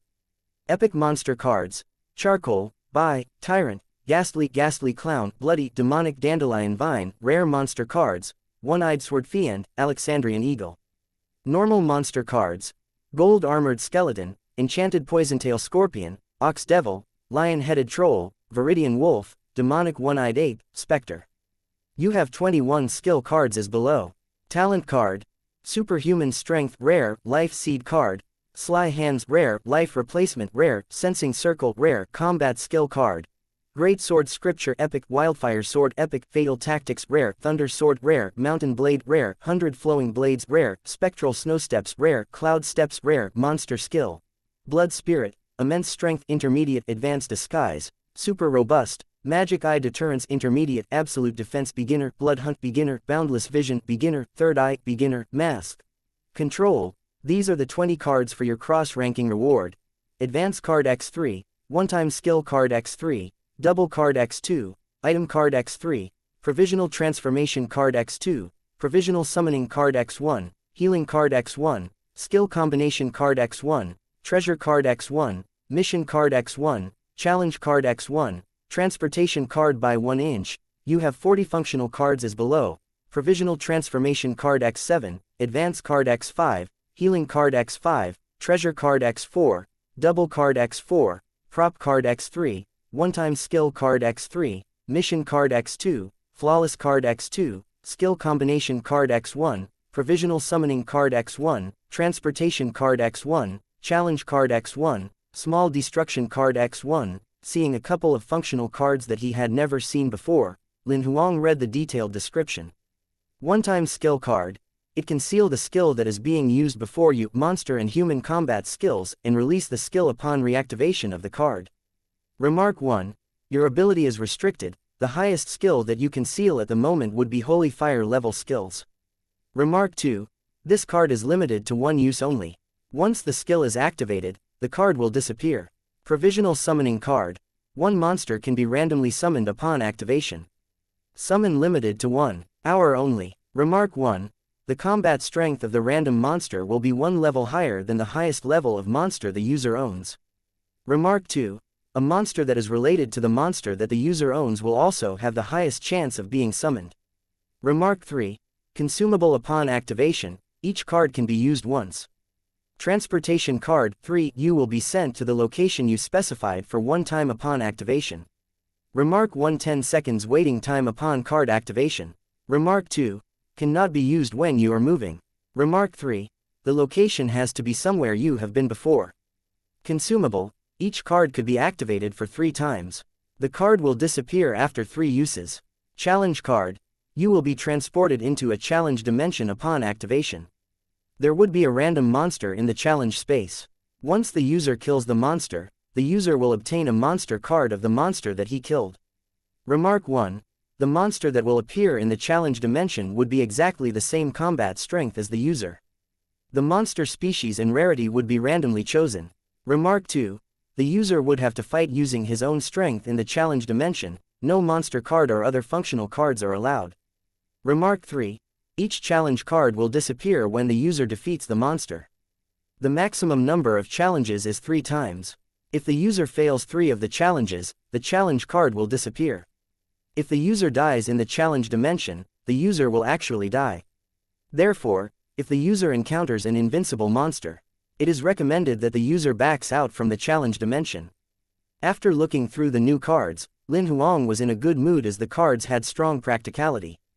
As usual, Lin Huang activated 3 item cards. Whenever he received item cards, he would activate them without hesitation. However, there was nothing useful as he only got weapons. This time, he obtained 2 weapons and a bottle of elixir. He then took a look at the green elixir. Insanity elixir, for monster use only. After the summoning beast is injected with the elixir, it will go insane. Its strength, defensive abilities, and speed will be increased tenfold. Effective time: 1 hour. Remark 1. After the elixir is injected, the summoning beast will completely lose its mind. It will attack everything it sees, including its master. Remark 2. After the effect wears off, the summoning monster will be exhausted for 100 hours. It will fall into deep sleep. I got a bottle of elixir. Lin Huang raised his eyebrows while looking at the remaining cards. Oh, I have a skill combination card. Activate skill combination card. Lin Huang instructed. Skill combination card has been activated, choose from the packages below. 1. Combined sword skills. Great sword scripture, wildfire sword, thunder sword, mountain blade, 100 flowing blades. 2. Combined movement skills. Spectral snow steps, cloud steps. 3. Combined vision skills. Magic eye deterrence, boundless vision, third eye. Please choose one. I would like to choose the third one. Lin Huang decided without hesitation as the monster skills that he could manage were limited to 10. Combining the monster skills could give him empty slots to obtain more monster skills. Skill combination card has been consumed. Monster skills Magic Eye Deterrence, Boundless Vision and Third Eye has been consumed. The new skill card is on the way. Congratulations, you have received a new vision card. Kaleidoscope. With the combination of many vision skills, it will combine more vision skills automatically with increasing vision strength. Remarks. The basic functions at the moment would be Magic Eye Deterrence, Boundless Vision, Third Eye and Illusion. Besides the 3 original skills, there was one extra skill, Illusion, after the skills were combined. Besides, the skill could improve as time goes by. Lin Huang smirked while looking at the new skill. He then took a look at his monster skills, which had reduced to 8 skills from the original 10 skills, so he had 2 empty slots. However, he was not in a rush to extract the skills. He then rode on the Alexandrian Eagle and headed back to the assessment location. Mulan did not ask Lin Huang where he went, as she knew that he was safe with Tyrant. As long as he did not encounter any transcendence, he would be safe. For the following days, Lin Huang followed the rest and set up a tent on Little Devil Island while waiting for the upgrade. On the 4th day, the news finally came.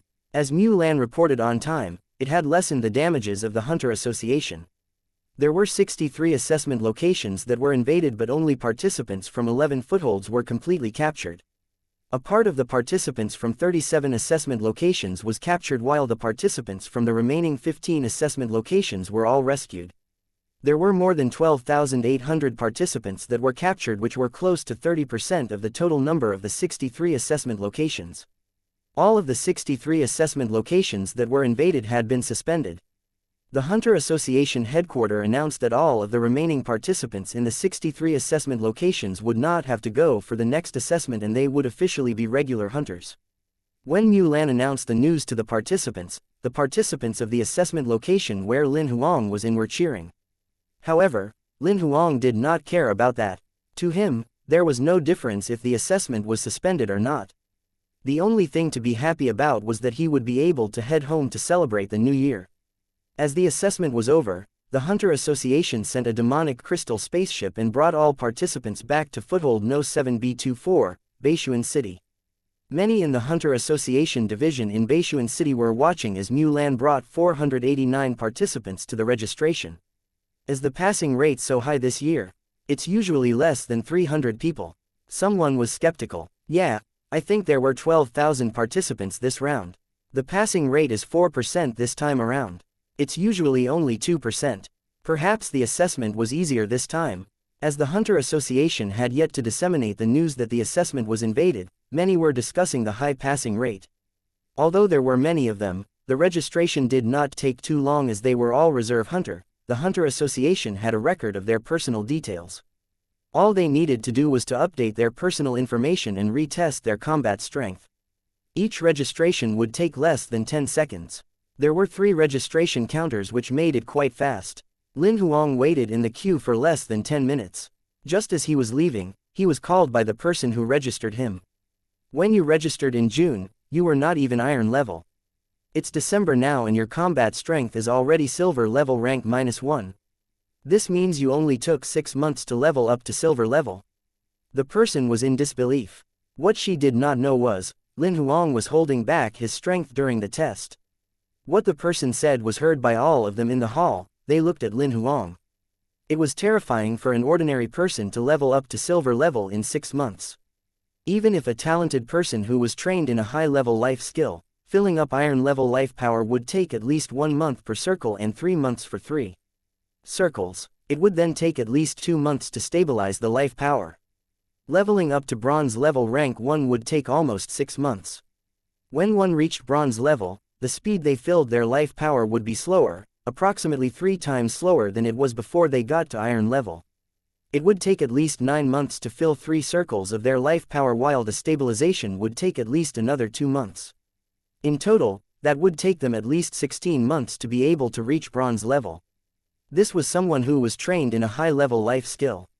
In reality, most of the people would take more than 2 years, while those who were talented would take around 1 year and 6 months. However, the fact that Lin Huang only took 6 months stunned everyone. Yes, Lin Huang nodded in certainty. Then I shall report your puzzling training speed to the management. Somebody will be evaluating your performance, the person said to Lin Huang. She was concerned that Lin Huang was cheating.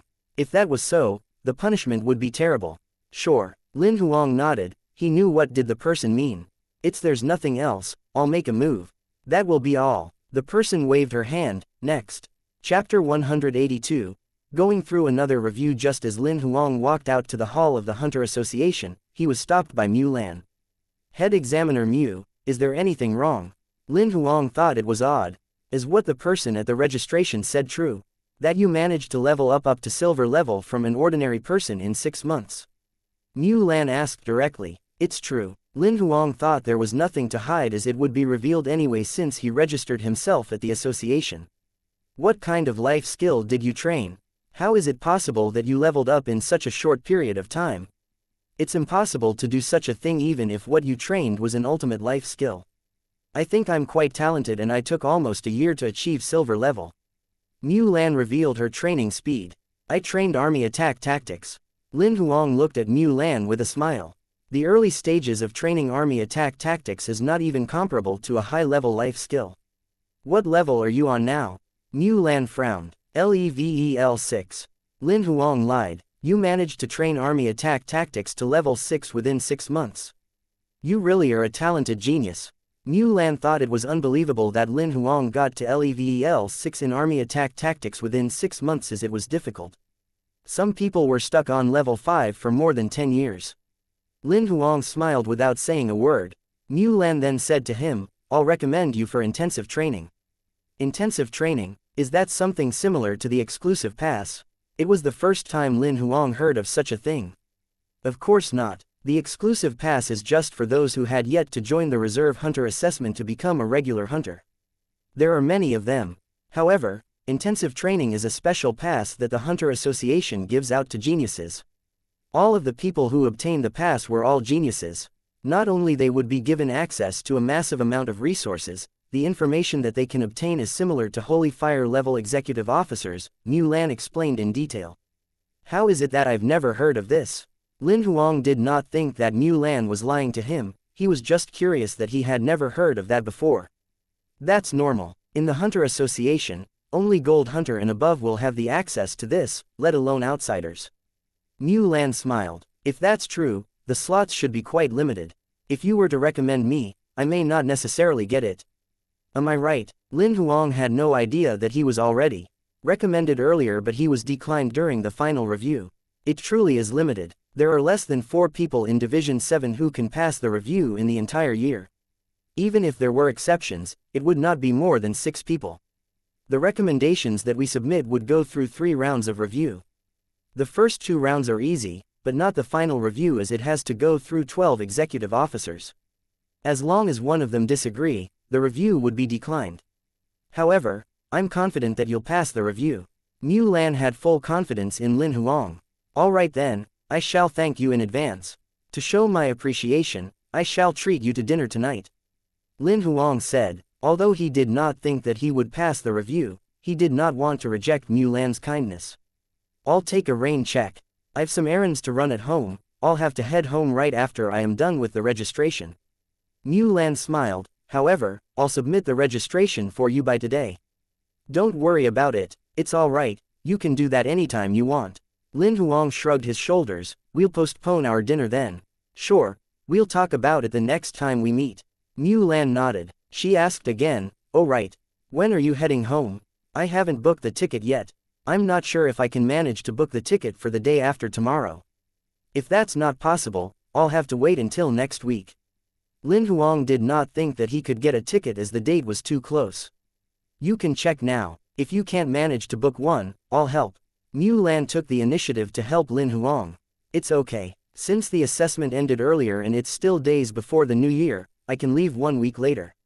Lin Huang rejected. I'll check it out. Mu Lan then looked for the ticket page of the demonic crystal spaceship. As she had Lin Huang's personal details in the assessment registration, she found the spaceship schedule that he was looking for within seconds. However, the spaceship was fully booked. Lin Huang saw it from the side. I'll get the tickets for next week then. It's alright, there are still available seats in the VIP cabin. Mu Lan then booked the ticket. In less than 3 seconds, the ticket was sent to Lin Huang's Emperor's Heart Ring. Lin Huang was speechless. I'll transfer you the money, please send me your account details. There's no need for that, consider this my apology for almost getting you killed by Sha Yu earlier. Mu Lan still had the incident in her mind.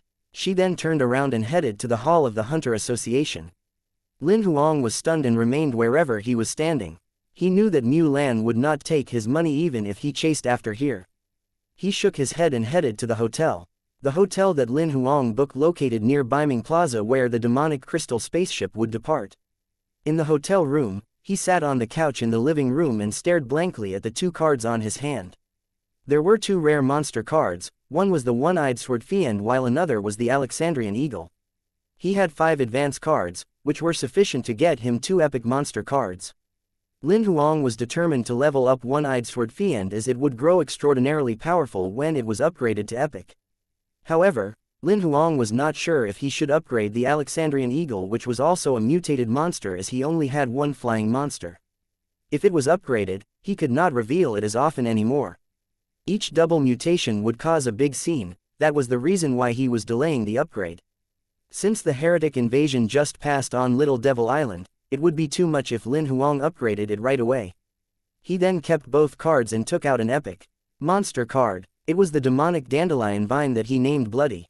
Although it was an epic monster card, it only possessed 2 skills right now, which were Leech Pods and Absolute Control. Meanwhile, there were 3 skills that had yet to be developed. Although it was silver level rank 3, Lin Huang had no idea what would happen if he was to upgrade it.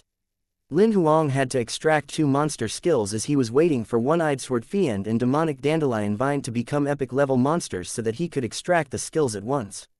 No matter what, the skills of an epic level monster would be much more powerful than other monsters. After some thoughts, Lin Huang kept the cards and opened the calendar in his Emperor's Heart Ring. It was December 21st, it was 1 month before the new year. He could spend the time with Lin Xin and Lin Zan during the month as well as stabilize his life power. Lin Huang did not do much during the 2 days in Beishuan City where he spent most of his time strolling around, shopping for souvenirs during the day and practiced army attack tactics for 3 to 4 hours during the night. What he did not know was that someone was cracking his head for Lin Huang during these 2 days. It was dinner time when the executive officer Shu Tianyu received the second recommendation. He planned to ignore the message, but since it was sent by Mu Lan, he took a look at the message after some hesitation. In the message, Lin Huang was described in all sorts of manners. Mu Lan did not only mention his terrifying speed and his double mutated summoning monster, but she even explained how Lin Huang helped in the heretic invasion. Shu Tianyu was stunned after reading the message. He had always thought it was Mu Lan who discovered what the heretics were up to. He did not know that it was Lin Huang who found out. It seems like this kid is very trainable. I've underestimated him. Shu Tianyu frowned as he said this. However, it's hard to pass the review since all of the executive officers are old-timers with a huge ego. They won't accept someone that they've rejected, especially old Li. Dad, I have been calling you for dinner. A tan middle-aged man knocked on Shu Tianyu's door. Oh, I'll be there soon. Shu Tianyu nodded. The man at the door saw Lin Huang's photo and asked, Dad, why does this kid look so familiar? He's the one at your assessment. Shu Tianyu nodded. Now I remember, I think his name is Lin Huang. He and another girl were the only two persons who managed to get the information about the crystallized weed during the second assessment. The middle-aged man was the head examiner of the first round of assessment, Xu Jinpeng. Oh, really? Xu Tianyu raised his eyebrow. What do you think about him? I don't know much about him. I heard about him from Zhou Lin. He looked up to this kid. However, we did not test them on their abilities during the two assessments, so we have no idea of the extent of his abilities. If you'd like to know, you'll have to check with the two head examiners who were responsible for the remaining assessments. Xu Jinpeng answered honestly. I have the comments of both head examiners. Xu Tianyu smiled awkwardly. What's wrong with this kid? Did he cause any troubles? Now Xu Jinpeng was curious. He did not cause any trouble. Both the head examiners recommended him for intensive training. Seems like this kid is really something. That's too bad. Isn't that a good thing? What's too bad about it? Dad, if you think he can make it, pass him into the final review. Xu Jinpeng thought it was an easy task. The thing is, I've already recommended him once, but he was rejected at the final review. Xu Tianyu shook his head. So you are worried that the executive officers would think that you are trying to find fault with them if you recommend him for a second time? Xu Jinpeng figured out what was his father's concern. Can I take a look at his documents? Sure. Xu Tianyu nodded and brought out all the documents sent by the two head examiners. After reading the documents, Xu Jinpeng became serious. Dad, we can't let such talents slip away. If other organizations took him, it's our loss. I know, but now the problem is that he would not pass the final review. Xu Tianyu nodded, but he felt helpless. I bet you must be worried about old Li. Xu Jinpeng knew what the problem was. Xu Tianyu did not say a word. If that's your concern, there's a solution. Xu Jinpeng smiled. What is that? Xu Tianyu raised his eyebrow. The family of the head examiner Mu Lan is close with Mr. Fu. Get her to send the documents to Mr. Fu. As long as Mr. Fu talks to old Li, the problem will be solved. Xu Jinpeng suggested. But what if Mr. Fu wants Lin Huang for himself? Xu Tianyu was not sure if that was a good solution. Mr. Fu has already retired from the Union government for more than 30 years. During the 30 years, there were many geniuses in Division 7. Did you see him wanting anybody? Xu Jinpeng thought Xu Tianyu's concern was unnecessary. All right then, I shall write to the Mu family then. Just when he was walking to the desk, a lady walked in. I have been waiting for you for dinner. What are the both of you chatting about? The dishes are cold now. I'll go right there. Xu Tianyu nodded continuously while Xu Jinpeng laughed at him. Chapter 183. Peculiar Mentality. Mu Lan found it strange to see Xu Tianyu's reply letter. Although she had no idea why he insisted on her sending Lin Huang's documents to Mr. Fu so that he could say something good about Lin Huang to old Li. However, she obliged and wrote a proper letter, sending it to Mr. Fu together with the documents later. When Mr. Fu received the letter, he was fishing on the sea, smiling while smoking his pipe. The sun was setting with the red sun right above the horizon. When he finished going through Mu Lan's letter and documents as well as the video of Lin Huang that was included, Mr. Fu held his head up. It was hard to tell if he was glad or upset. He proceeded to smoke while looking far into the horizon. A while later, he looked at the photo of him fishing which was taken by Lin Huang earlier. He then looked at the red sun that was the same color appeared in the photo. He took a long breath. Is this fate? He sat on the high chair while he zoned out into the horizon. He seemed to be thinking, and just when the sun was setting on the horizon, the fishing rod on his hand became heavy. Mr. Fu snapped out of it and realized that the fishing rod was pulled down. He raised his eyebrow, pulled up the fishing rod and saw a golden fish appear from the water. It then fell hard on the deck of the spaceship. Looking at the half-dead golden ink grouper, it was a similar size to the one that he caught a few days back. He was stunned at first, but soon, he let out a big smile. He proceeded to send a message to old Li of the Hunter Association with Lin Huang's details. It was a short message that read, I want this kid. Old Li thought it was ridiculous when he received Mr. Fu's message. After he looked at the documents that were attached together with the message and Lin Huang's details, he looked doubtful. He remembered Lin Huang as the young man that he rejected from the intensive training list a few days ago. A young man that's wanted by Mr. Fu. Seems like my judgment was wrong. After staring at Lin Huang's documents for a long time, he let out a sigh, knowing that there was no return. Meanwhile, Mr. Fu had found Lin Huang's contact details on his communication device. He then called Lin Huang immediately. When Lin Huang saw Mr. Fu's call request, Lin Huang thought it was odd. He was eating grilled fish at a barbecue stall when Mr. Fu called. He picked up the call anyway. In the video, Mr. Fu was smiling warmly as usual. "Good evening, Mr. Fu." Lin Huang greeted him with a smile. "Boy, are you eating grilled fish?" Mr. Fu saw the half-eaten grilled fish on the table in front of Lin Huang. "Yeah, have you eaten, Mr.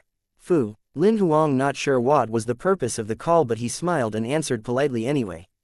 "I'm just about to. Look at what I got." Mr. Fu showed Lin Huang what was behind him. It was a golden ink grouper.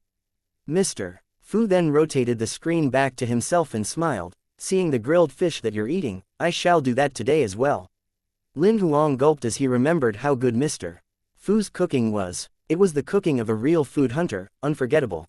Hee. Mr. Fu saw that from the video. "Would you like to try my cooking again, boy?" "Of course I do. I could never forget how good your cooking is. However, it will have to wait as I have errands to run tomorrow morning. I'll meet you one day for a good feast." Lin Huang shook his head and smiled as he had to make it to the spaceship tomorrow. Mr. Fu did not expect Lin Huang to reject his invitation. Initially, he wanted to lure him in with food and talk to him when Lin Huang was on his spaceship. However, that plan would not work now. After some hesitation, he decided to ask directly, "Boy, what do you think about being my apprentice?" Lin Huang was stunned, although he was not sure who exactly Mr. Fu was. However, he thought they were fated. Moreover, he was impressed by Mr.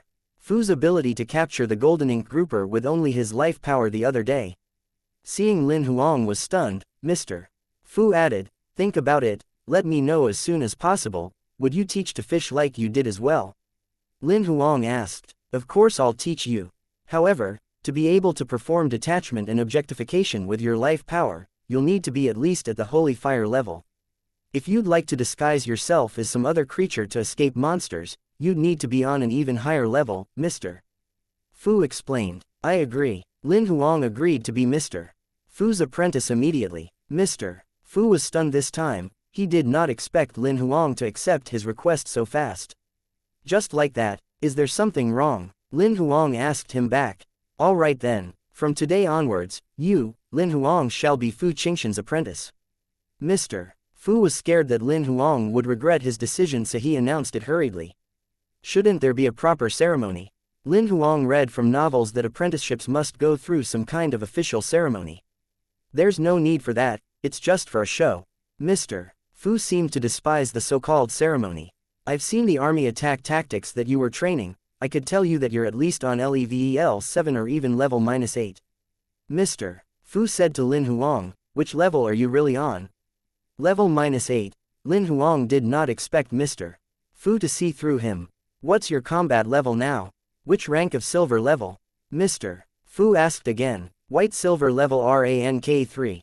Lin Huang replied honestly, "Your speed is rather terrifying. Please stabilize your life power properly, don't be lazy. It's a good thing that you level up fast, but it's important to have a stable foundation." Mr. Fu was impressed as he recalled Lin Huang was only a bronze level rank 3 few days ago when they met on the spaceship. "All right," Lin Huang nodded. "I've seen your documents that were sent by the Hunter Association. I know you have a summoning monster that went through a double mutation. Although you're an Imperial censor, you should not be relying on your summoning monsters while ignoring your ability. A truly powerful Imperial censor should have abilities that are no less than his summoning monsters or even stronger. Don't ever forget that your own ability is the root of success. You can treat your summoning monster as your partner. However, their strength is not yours at the end of the day." Mr. Fu advised. "I understand, Master." Lin Huang had noticed this problem recently. Ever since he possessed powerful summoning monsters, he became weak himself. Just like the battle with Sha Yu earlier, he did not have the strength to fight back at all he did was relying on Tyrant to cover him. He wanted to be stronger himself as well instead of relying on his summoning monsters. Through the video call, Mr. Fu managed to know a little bit more about Lin Huang as well as giving him a simple guidance. Before seeing Lin Huang's performance in a real battle, he did not plan to guide Lin Huang in his direction at all. Now that Mr. Fu had already found out some details about Lin Huang. He said to him after some consideration, "The year is ending, I shall give you a mission. Please, do tell, Master." Lin Huang nodded. "You are a regular hunter now, so you're eligible to battle in the hunter arena. My mission to you will be for you to enter the Division 7 Hunter Arena within 2 months and rank up to top 10 in the Silver Hunter leaderboard without using any of your summoning monsters. Remember to record the battle in a video." Lin Huang was surprised at the request, his expression showed it all. The mission was not exactly easy. Lin Huang had never been to the Hunter Arena, however, he knew there were many powerful hunters in there. Most of the regular hunters would have their own accounts at the arena. Like the Gold Hunter leaderboard, a portion of the statistic on their personal ability came from the results at the Hunter Arena. Although he knew that it would be a challenge, Lin Huang accepted anyway. "I'll give my best no matter what. I mean the 2 months when the Hunter Arena is open. It doesn't include the New Year holidays as it'll be closed during that period. You should spend time with your family during the holidays." Mr. Fu added, "Oh right, there's something that I'll need to tell you. The Hunter Association wanted to list you into intensive training, but because of me, you will not pass the review as I am not one of the members of the Hunter Association. Those who are listed in intensive training must be apprentices to those who are members of the association." Mr. Fu did not forget to tell Lin Huang about that matter. "It's all right, I heard of the review process from head examiner Mu. I knew I might not pass the final review." Lin Huang did not mind at all. After some advice, Mr. Fu hung up the call. Lin Huang boarded the demonic crystal spaceship the next morning. As Mu Lan bought him a ticket in the VIP cabin, many people looked at him as he pressed 11th floor in the elevator. They thought he was a member of royalty. When he arrived on the 11th floor, he was the only one left in the elevator. It was the first time he came to this floor in the spaceship. He found his room number, which was room 1108, he scanned the key card and went it. Lin Huang raised his eyebrows when he saw how big the room was. It was not thousands of meters, but it was at least 800 square meters. There was almost everything in the room. After taking a thorough look in the room, Lin Huang found out there was a mini swimming pool in a single room. The bedroom was not only spacious because the bathroom was 50 or 60 square meters, sufficient to accommodate a group of people. After looking at the room, Lin Huang came to the living room.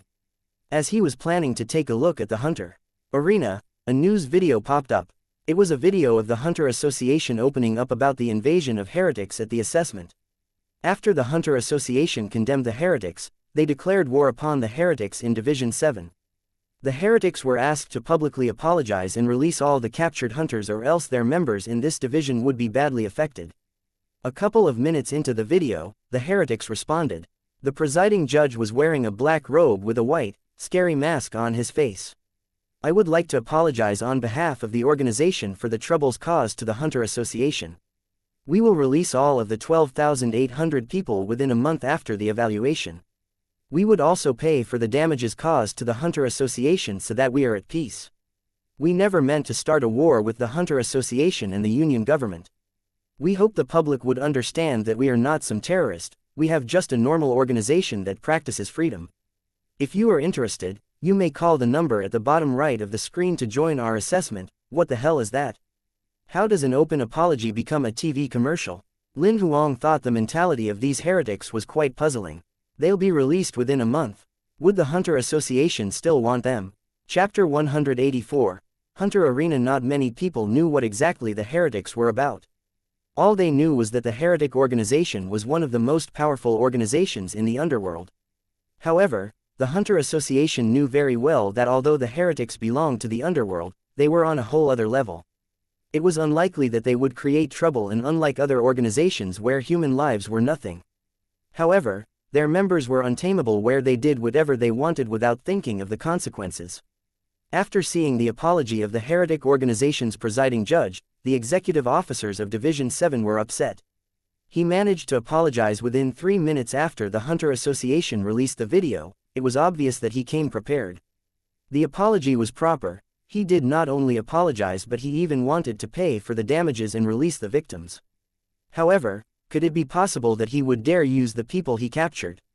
Who would know if the victims were not brainwashed? It was a play well done by the heretics, as they knew the Hunter Association did not want that batch of people anymore, but they decided to release them anyway. Even if they were not brainwashed, the Hunter Association would not be the only one who would not accept the 12,800 victims, but the other organizations as well. The only solution the victims had now was to join the heretics, or they would remain an ordinary person for the rest of their lives. However, it was nice that the heretics were willing to apologize so openly. There was nothing else the Division 7 Hunter Association could do. Soon, they announced a ceasefire, since there would be no good that could come, was no good that would come out of the war. They would rather ask for more compensation. The incident had captured the attention of many other organizations. The heretics are so smart. They let the Hunter Association go through the trouble of putting the participants through all the preliminary evaluation before they scoop the talents away. Wouldn't the apology and compensation that come later be like buying people off with money? They even conveniently promote themselves on the video, which was aired in 12 divisions. Tisk tisk, these people, that's right. I wonder which genius came up with this idea. Why don't we suggest this to our boss? We can do the same in June next year. A person laughed. Don't even think about it. We, the Purple Crow, would be dead to the Hunter Association if we did that.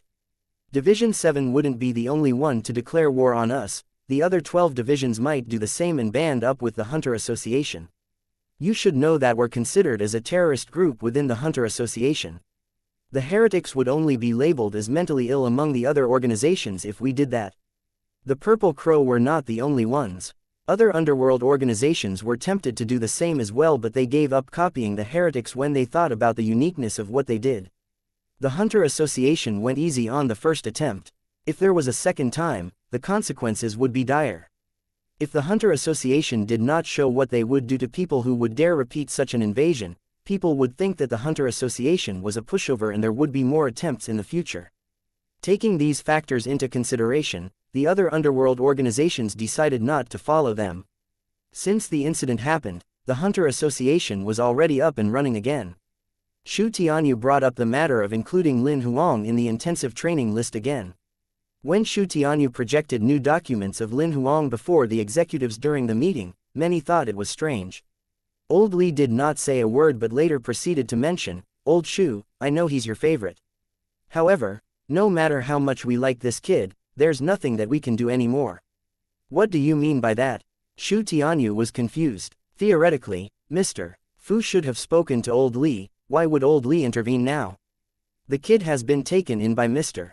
Fu." Old Li shook his head. "It seems like we've lost a talent. Sigh, Mr. Fu took him in." Everyone was shocked. "Old Li, maybe you misunderstood. What did Mr. Fu tell you?" Xu Tianyu thought that Mr. Fu was making the matter of including Lin Huang in intensive training too complicated, giving Old Li the impression that Mr. Fu wanted Lin Huang. "He sent me a message that says, 'I want this kid,' before sending Lin Huang's documents over. It seems like he has taken him as his apprentice. The message was served to us to inform us of this so that we won't enlist him in intensive training." Old Li explained. "Mr. Fu has many apprentices," included Old Li too. "I think it's still possible that we insist to enlist Lin Huang in intensive training." Xu Tianyu said. "That's true. Moreover, we have been taking his advice throughout the years. He had taught us a lot. We respect him deeply and treat him as our master. However, he only had one real apprentice, the one he found 300 years ago. Since the death of that apprentice, he has never taken in any real apprentices anymore. Those who came later would address him as sir instead of master. That's why we call him Mr. Fu, something everyone addresses him as right now. If it was not something out of the ordinary, Mr. Fu's would not have sent me that message with his character." Everyone went silent after hearing what Old Li said. "We can't enlist Lin Huang into intensive training anymore. However, he'll still remain as a member of the Hunter Association. His performance was good in the assessment. Let's make him a gold hunter. It should be sufficient for him," Old Li suggested. Xu Tianyu had to accept the cold hard truth. He thought to himself that he should not have sent Lin Huang's documents to Mr. Fu. Meanwhile, Lin Huang turned off the apology video of the heretics. The lives of the victims that were captured by the heretics had completely changed. Even if they were released, they would be accepted by the Hunter Association anymore. No other organizations would accept them besides the heretics. Lin Huang shook his head and looked at the Hunter Association's page. On the main page, there was a war declaration was posted on top, one in the middle and one on the right. Lin Huang saw the posts, but he did not click on them while he was looking at the eligibility of his account.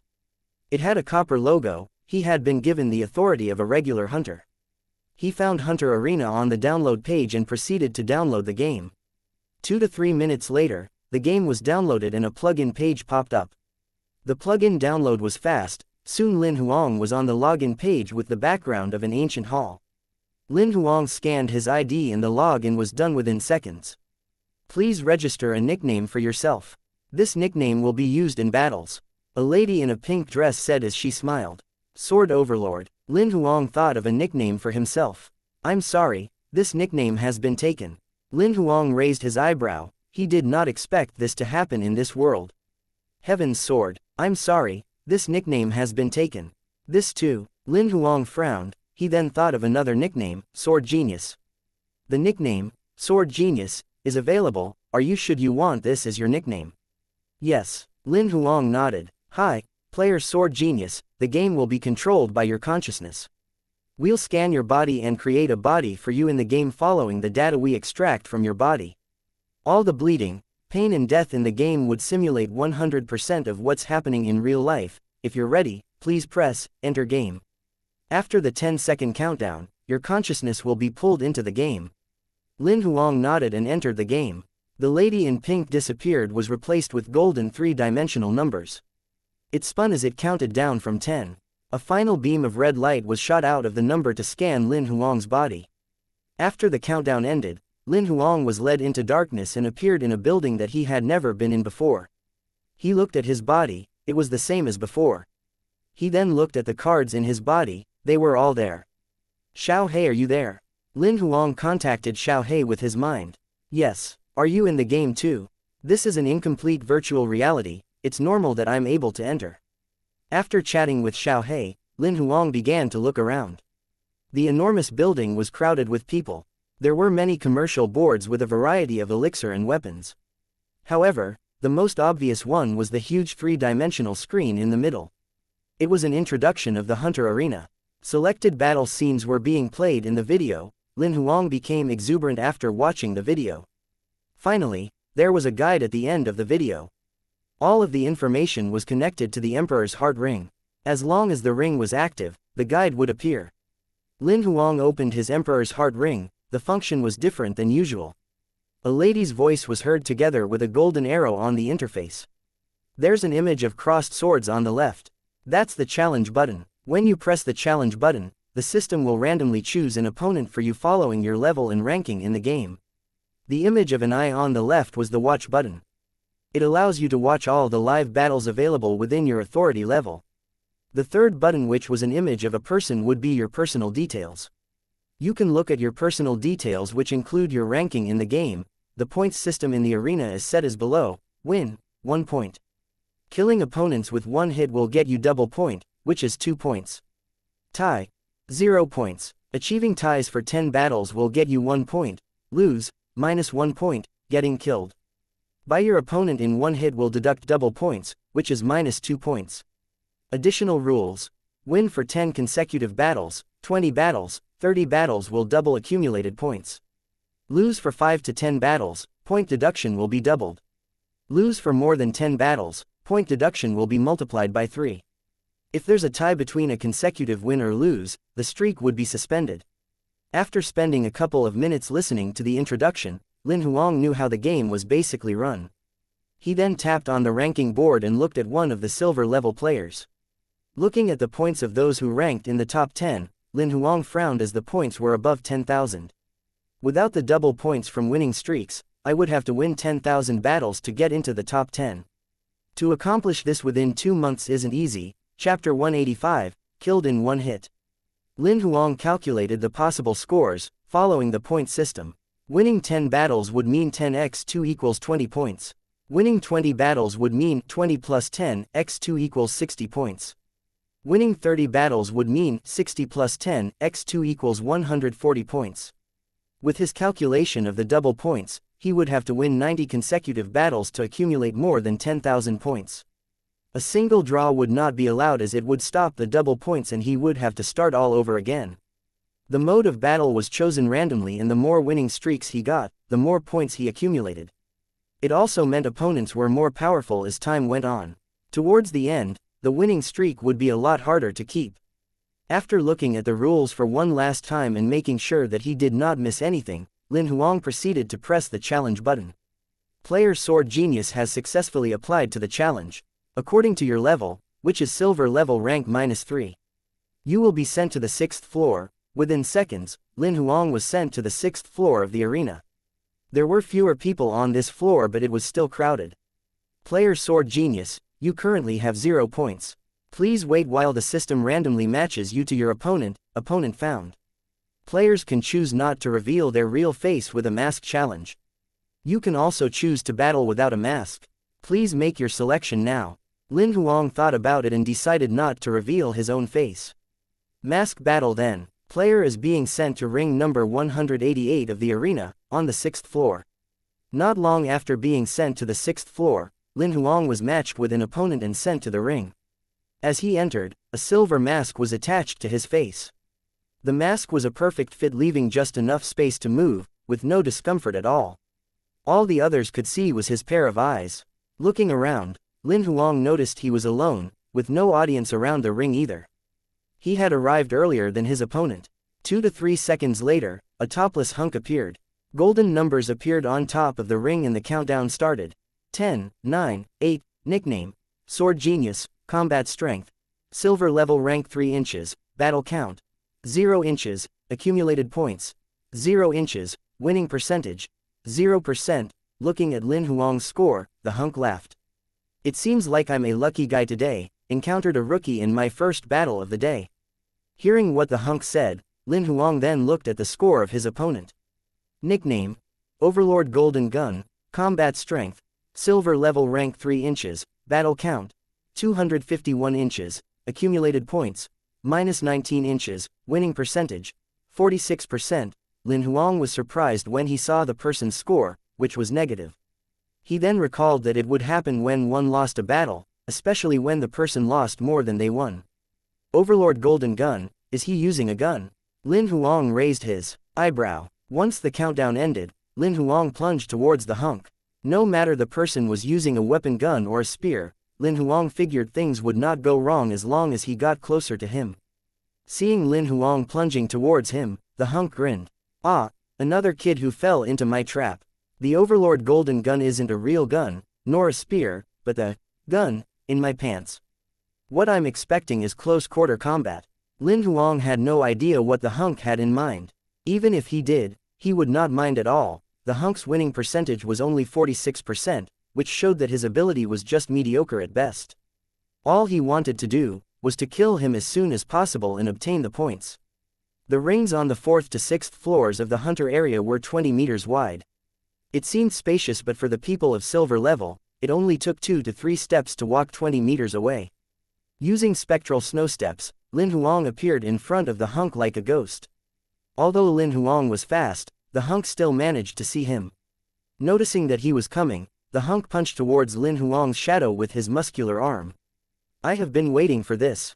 Lin Huang smirked. Looking at the trajectory of the hunk's fist, Lin Huang moved slightly and avoided the hunk's seemingly deadly hit.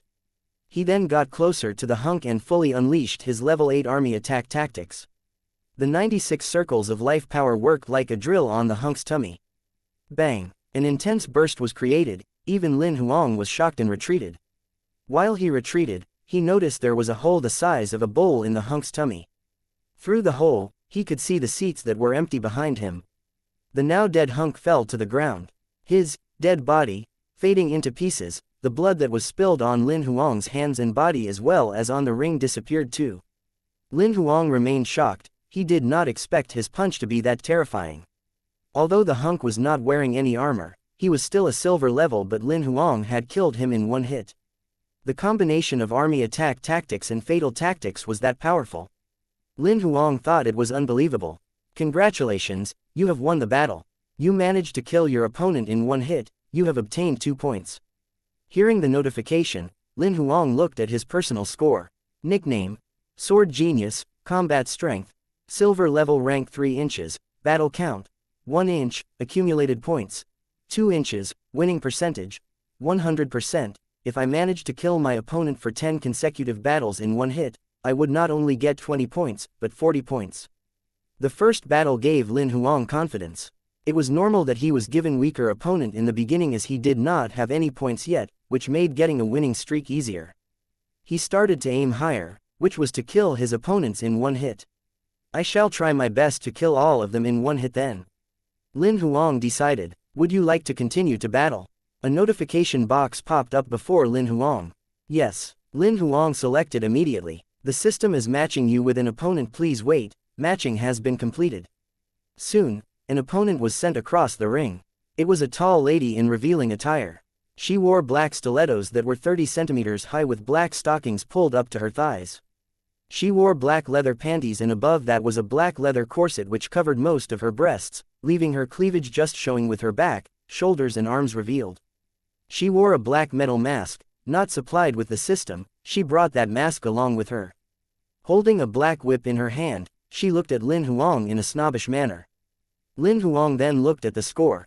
Nickname: Master Queen, Combat Strength, Silver Level, Rank 3 inches, Battle Count, 27 inches, Accumulated Points, 19 inches, Winning Percentage, 85%, this girl has a high winning percentage, she must be powerful. She's using a whip which is good for long-distance attacks, I'll need to get closer to her. Lin Huang was analyzing the girl from far.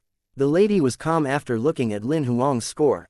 Just when the countdown ended, when Lin Huang was making his move, the lady had her whip out. Surrender, kid, as long as you surrender, I'm sure to give you something good, there was a charm in her voice. Mind skills. Lin Huang squinted his eyes and figured the lady was using some mind skills. However, as Lin Huang possessed kaleidoscope, he was immune to the skill and he was not affected at all. Using cloud steps, he managed to avoid the lady's whip easily while approaching her at a lightning speed.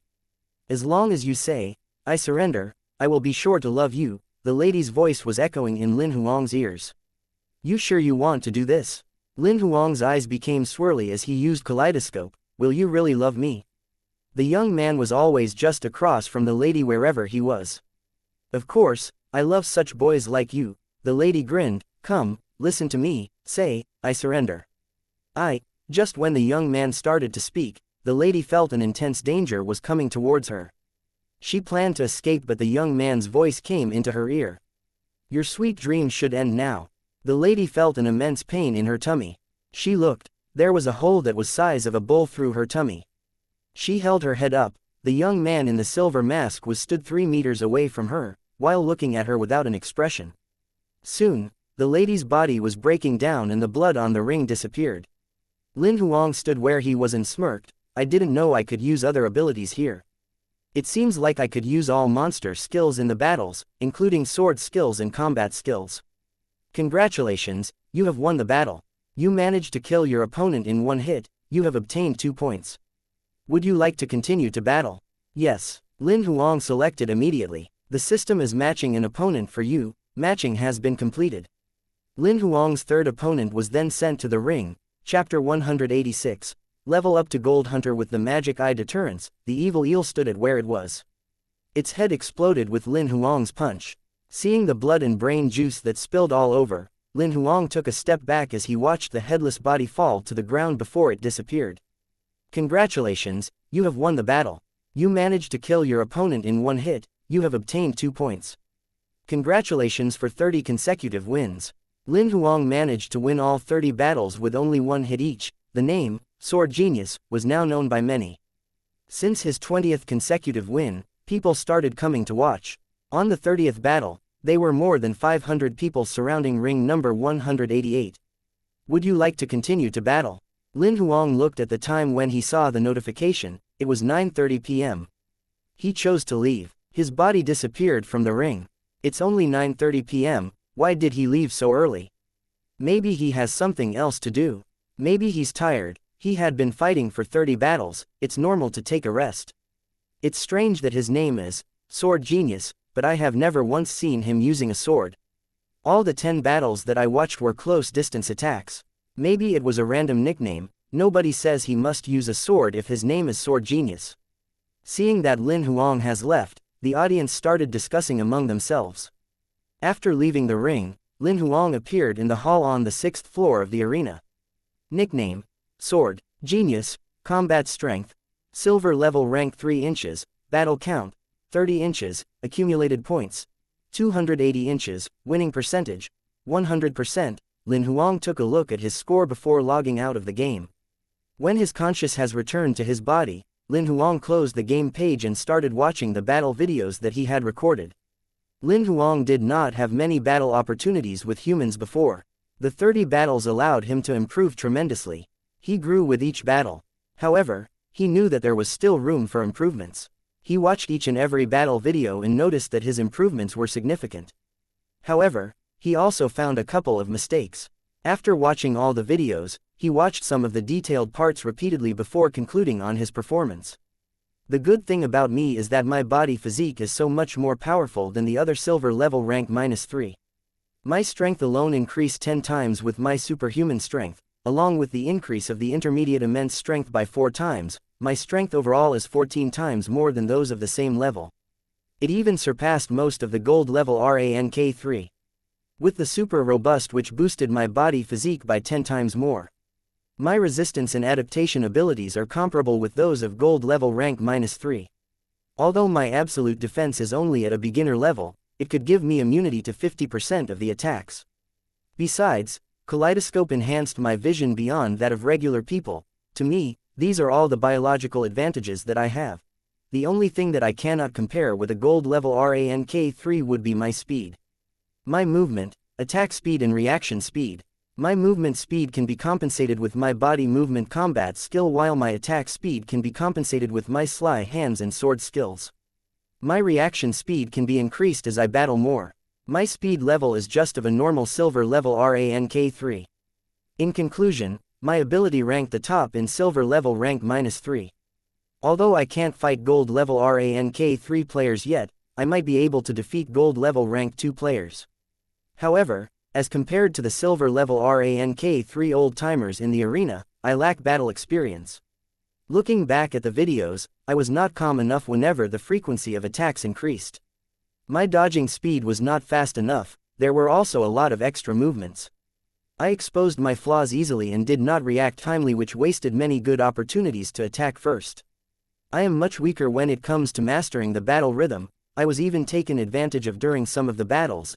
After analyzing his own strengths and weaknesses, Lin Huang listed them down one by one and recorded in his file on the Emperor's heart ring while writing down the improvement plan behind it.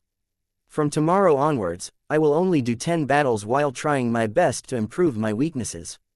After completing the battles, I will come up with a conclusion of what I lack and improve again the next day. Lin Huang has made his decision. It was almost 12 a.m. by the time he was done. He washed up and went to bed. Lin Huang woke up after 8 the next morning. He had his breakfast after taking a shower. It was almost 9 when he was done. Just when Lin Huang was ready to go into the arena, he received a message. He was stunned as he read the message. Mr. Lin Huang, due to your outstanding performance in the assessment, you have passed through the evaluation and leveled up to a gold hunter. Congratulations. I'm a gold hunter now. Lin Huang just recalled Mr. Fu mentioned earlier that the Hunter Association could not enlist him in focus training anymore, so it was replaced by the Gold Hunter upgrade.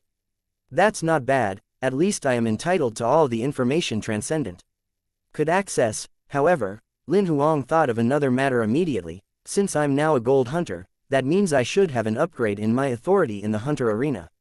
I should be able to watch gold level battles live now. Lin Huang launched the Hunter Arena immediately. His logo was now gold in color. With his authority as a gold hunter, he could now move around from the 1st to the 9th floor of the Hunter Arena and watch all live battles with vacant seats. He could even watch the replay of battles of specific individuals from the 7th floor and below for free. As a gold hunter, he could watch all the replays of battles that were on the 7th floor and below for free. However, he would need to pay if he would like to watch the live battles gold level from the 7th floor to the 9th floor. For the silver hunters, they were only entitled to watch live battles from the 4th floor and below for free. To be able to watch replay battles of the silver level, they would need to pay as well. Lin Huang was a copper hunter. He could only watch the replay of battles on the 1st to the 3rd floor by paying. He was not entitled to watch the battles from the 4th to the 6th floor even if he paid. However, with this upgrade, he could watch the battle replays that he wanted while absorbing the skills. He opened the silver level leaderboard on the 6th floor and downloaded all the battle videos of the top 10 hunters. The one ranked number 10 was a young man called the Unbelievable Fate Changer. He had accumulated more than 11,000 points with a winning percentage of 68%. He had battled for more than 4,000 times and more than 1,000 of the battles were on the silver level rank 3 floor. For the following days, Lin Huang did not battle in the arena. Instead, he watched the battle replays of the top 10 hunters. Besides watching the videos, he was taking notes. He learned quite a number of things in each battle. 11 days passed fast on the spaceship. Besides eating and sleeping, Lin Huang spent all of his time researching the videos. Within the next 10 days, he only managed to watch all the battle videos of the individuals who ranked 10, Unbelievable Fate Changer, and 9 feet Salt 36 feet. It was after 4 in the afternoon when the demonic crystal spaceship landed in Baki City. Lin Xin had finished school when Lin Huang arrived on the Alexandrian Eagle in Wulin Town. Lin Xin ran towards him as he returned home while Shy Lin Zan watched the both of them from the side. Lin Huang patted both their heads and brought them into the living room. He took out all of the souvenirs that he got from Baki City. There were food and toys. After giving out the souvenirs, he then kept the food in the fridge. "Brother, why did you come back so early? I thought you said you'll leave for 2 months. It has only been a month," Lin Xin recalled and asked. "Something happened and our assessment was suspended. Everyone got their regular hunter license." Lin Huang smiled. Was it the invasion by the heretics invasion? Lin Xin saw the news too. However, she was not sure which assessment location Lin Huang went to. Lin Huang was stunned. He nodded. "I hope you weren't attacked by them." Lin Xin was concerned. "Of course not, am I not standing in front of you?" Lin Huang smiled. He did not plan to tell Lin Xin that he had escaped death. Those victims are so pitiful. Lin Xin was still upset. "All right, don't think too much." Lin Huang did not want to continue with the topic. "Winter holidays will start in half a month, am I right?" "Yes, 2 weeks to go." Lin Xin was happy again. All the students were the same. They would forget about all their worries once school holidays were brought up. "Let's go to the Snow Ridge City after New Year, it's not too far away," Lin Huang suggested. Lin Xin did not seem too keen on the idea. She wanted to go but she hesitated as she thought about the invasion. Lin Huang saw through her and patted her head. "Don't worry about it, nothing would happen this time. I'm an official hunter now, I am much more powerful than before." Lin Xin nodded. Lin Huang then looked at Lin Zan. "Xiao Zan, did you listen to your sister during those days when I was away?" Lin Zan nodded immediately. Xiao Zan has been good. He had been eating, playing games and sleeping every day. He's an expert in gun master now, he never lost once. Lin Xin said. "Really?" Lin Huang raised his eyebrow. Recalling the advanced version of sword skill that Lin Zan performed after watching Lin Huang, could he be talented with guns too? "Did you record any videos? Show me," Lin Huang asked Lin Xin. Lin Xin nodded and sent more than 10 videos for Lin Huang. Lin Huang randomly played one of the videos. It was taken from the perspective of the gamer where he could see the entire process of Lin Zan battling the opponents. Lin Huang was shocked as he finished the first video. Lin Zan's performance was perfect. There were no flaws in the gun skill or battle awareness. Lin Huang could not even perform some of the things that Lin Zan managed to. After watching a couple more videos, Lin Huang was sure of one thing. Not only Lin Zan was talented with the sword, he was also unbelievably talented with guns. Is this kid a genius? Chapter 187. He's even more dangerous than who he was 10 days ago. Come here, Xiao Zan. Lin Huang shouted, waving at Lin Zan, who then quietly walked over to Lin Huang. "Give me your hand," Lin Huang said as he extended his hand. "Let me know whenever you don't feel comfortable, then I will stop." Lin Zan nodded and placed his small hand on Lin Huang's palm.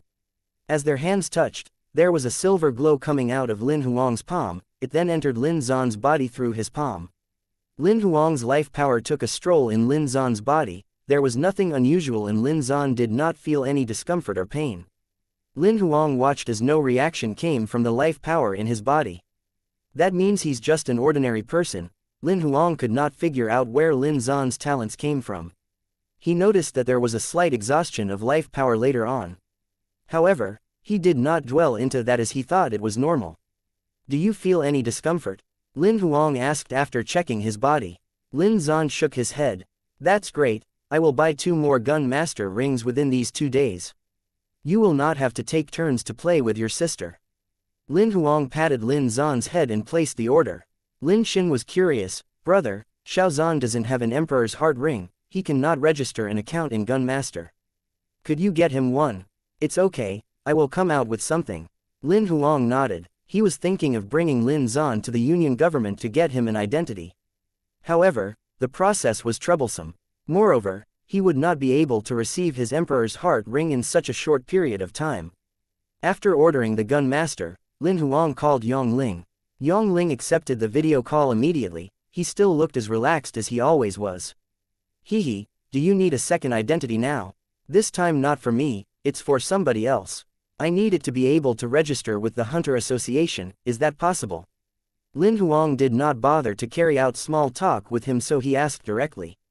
Of course that's possible. Would you like to apply for Reserve Hunter or Regular Hunter? Yang Ling asked. You could even get the Regular Hunter one. Lin Huang was surprised. Of course, don't you know who I am? Yang Ling was proud of himself. No matter if it's copper, silver or gold, I can get all of them for you. Even focus training? Lin Huang asked. That's possible, but I'm not doing it. Yang Ling raised his eyebrow. Why not? It's money. Replied Lin Huang. There are only a few candidates chosen for focus training in each division, it would be too obvious if I do that. The chance of being exposed is too high, I wouldn't want such trouble. Yang Ling said, if you need the authority to get into the Hunter Association, I can get you an identity of an executive officer. However, the price is high. I understand. How much would the price of copper, silver and gold hunter be? As a traveler, Lin Huang was skeptical if Yang Ling's Goldfinger was an original or not. 500 for copper, 1,000 for silver and 1,500 for gold. You know very well of which currency I'm talking about. Yang Ling replied while shaking his leg. Lin Huang thought about it. Get me a gold hunter one. Lin Zan's situation was unique. Lin Huang planned to bring him along to the hunter arena to see how much he could learn from there. Send me the name, age and photo. You could also send me a backstory that you made up as long as it's not too ridiculous. If you don't send me any backstories, I will create one on my own. Yang Ling reminded. Also, please use the usual currency of transaction. I understand, I will send it over tomorrow as the credit bureau is closed now. Lin Huang nodded. I can get it done later. Which address are you staying right now? Yang Ling asked. The same address as before, just send it to me. Lin Huang knew Yang Ling had his address. Oh, Yang Ling nodded. He hesitated but asked anyway. I know this is none of my business, but have you destroyed your original Emperor's Heart ring? Yes, I have. Lin Huang nodded. That's great, however, I would advise you to move away from where you are staying as soon as possible. Yang Ling reminded. I would like to, but I can't get the permission to stay in B grade and A grade footholds, Lin Huang said casually. I could help you with the accommodation entitlement, but it isn't cheap. Yang Ling looked proud again. Don't fool me, are you serious? They will need my identification when I purchase a house.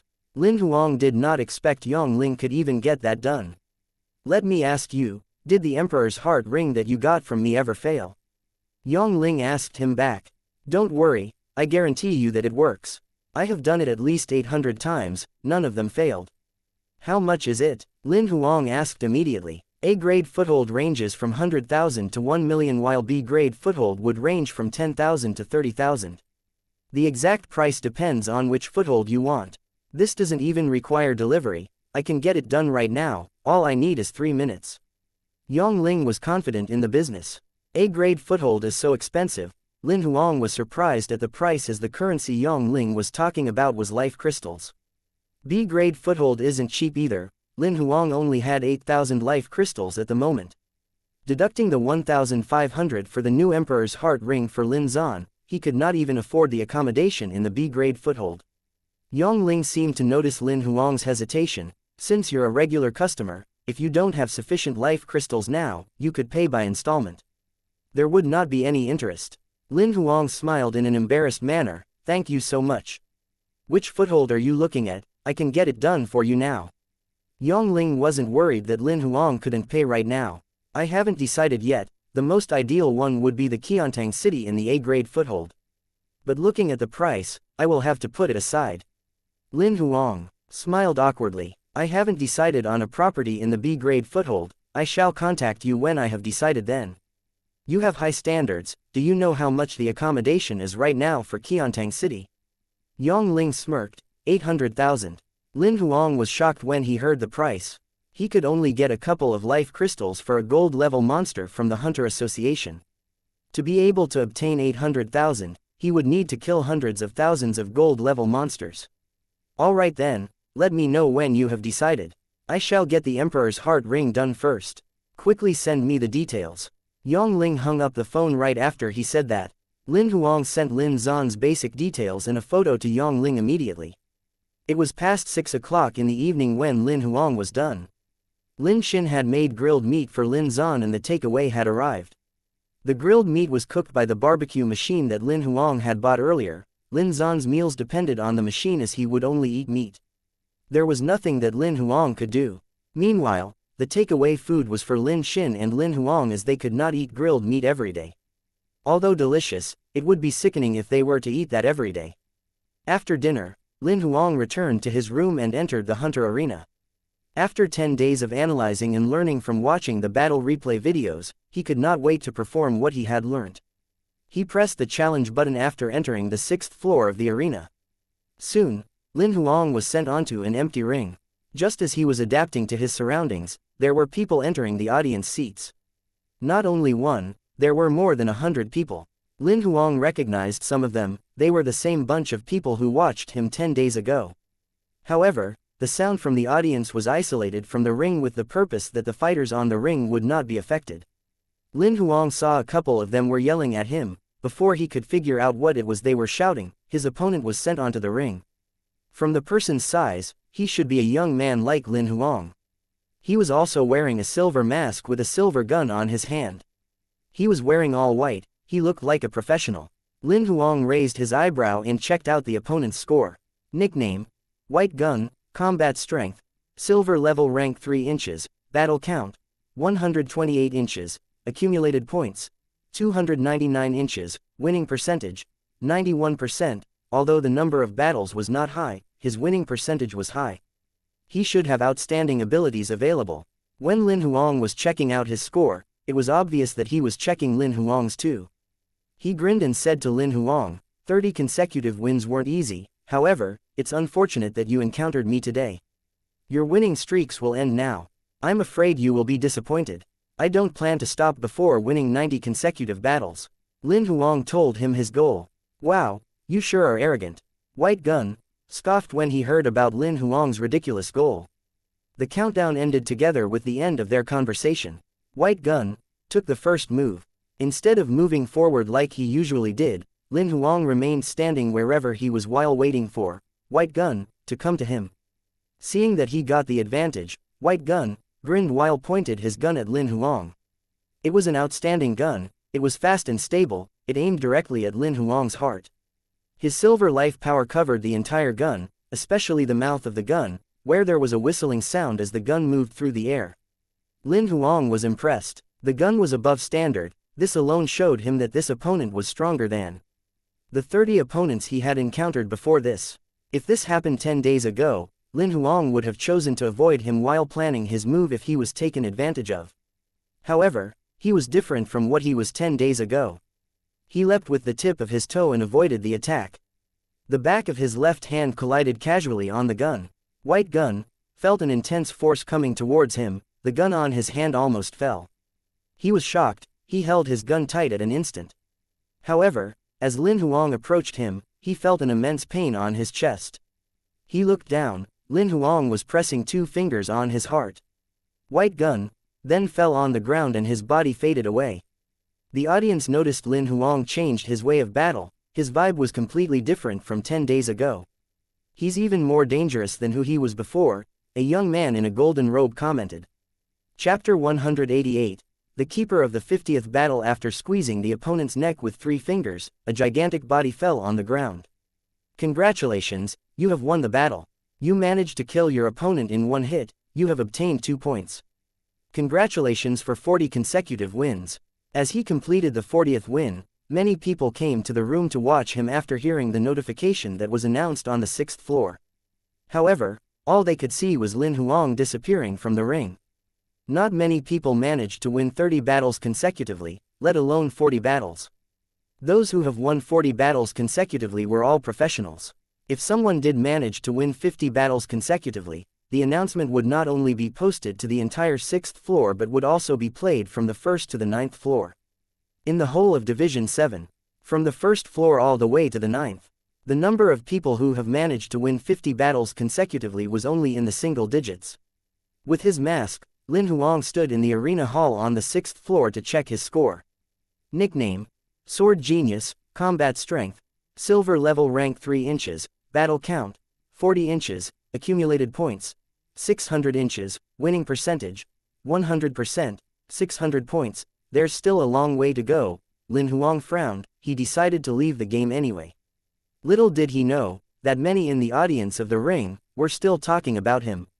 This sword genius used to fight ruthlessly, but now he completely changed. Not only was he stable, but his strategy was flawless. Even his combat spirit was different than before. That's true, he had some flaws in his strategy before, as well as issues in his combat rhythm. Now he did not even give a chance to his opponents. He was like a lifeless killing machine. The young man in golden robe gave a short comment. He is a changed man. If a player's account with Hunter Arena could be logged in by someone else, many people would have thought Lin Huang's Sword Genius account was being played by someone else instead. Having no idea that he was being discussed by many in the arena, and turning off the game, Lin Huang sat and watched the last 10 battles he had fought. Although he was a couple of times better than before, he still managed to find points that he could improve on. The blocking point was not the best angle to apply force. The effect would be better if I stepped 2 centimeters back. The landing point from avoiding the attack was slightly too far. If I could be 10 centimeters closer it would improve the precision of the counterattack. There's some problem with the angle of this punch. Lin Huang was harsh on his own battle analysis. He wanted himself to be cleaner, more precise and faster, so that each attack would reach its maximum impact.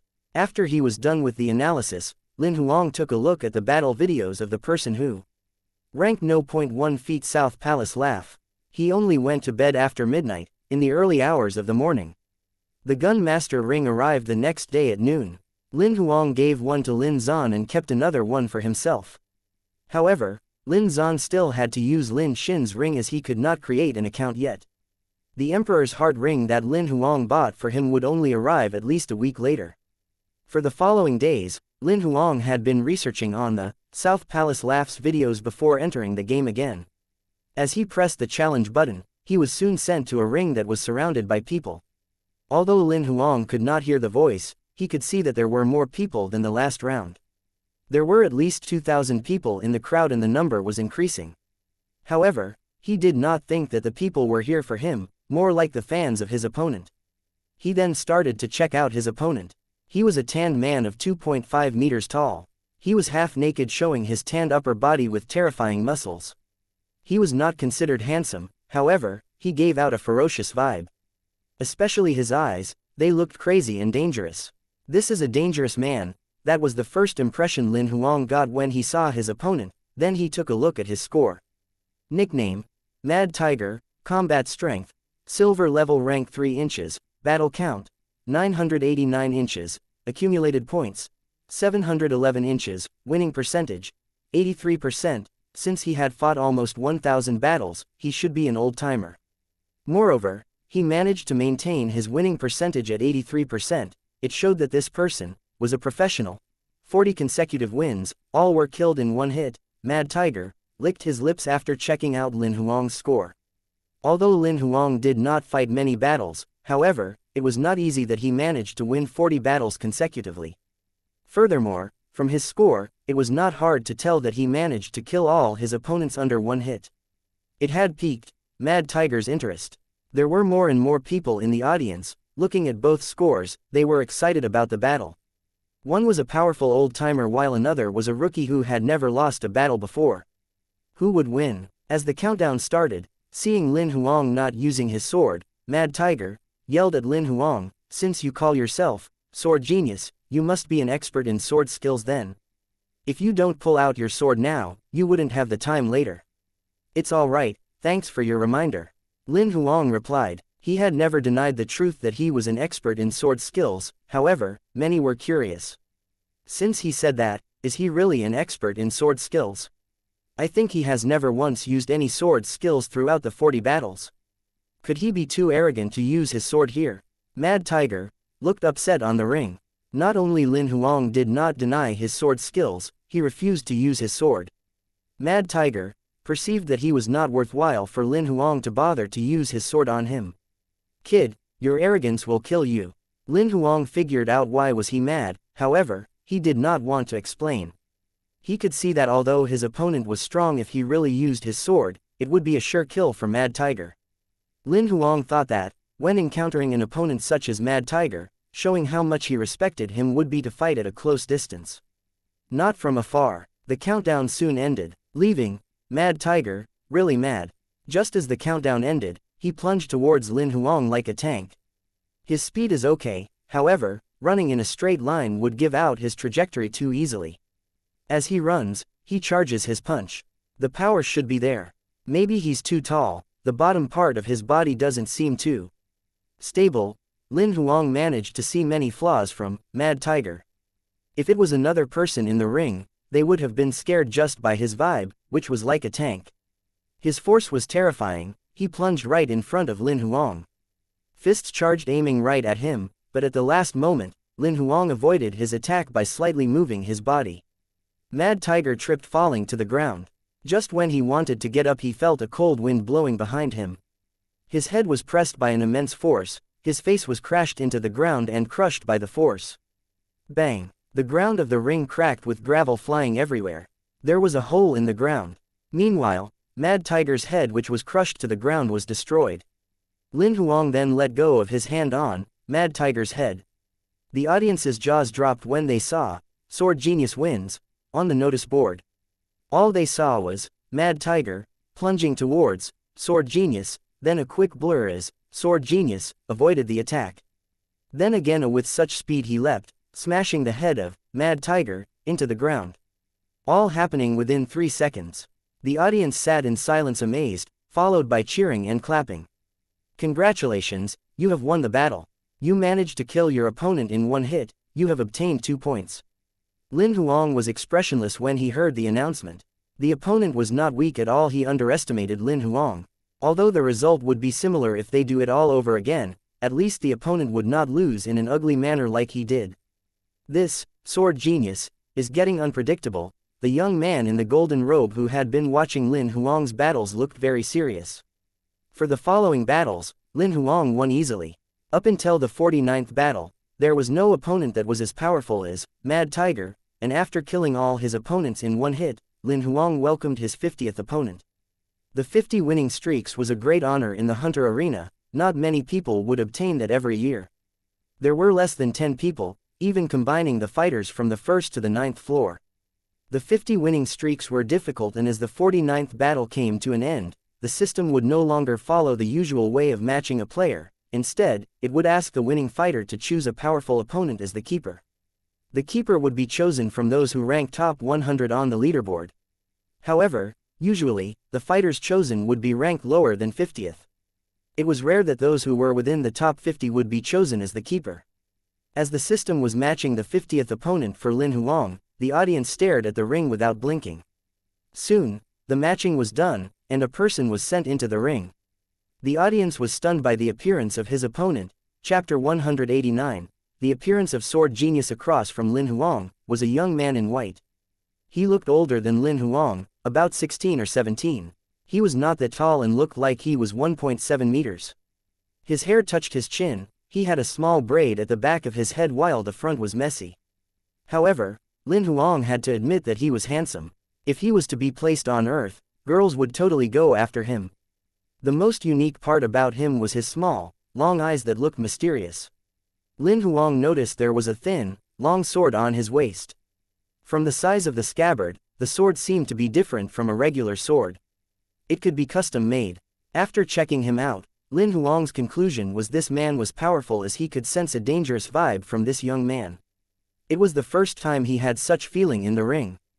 He had no idea who that young man was, however, the audience seemed to know.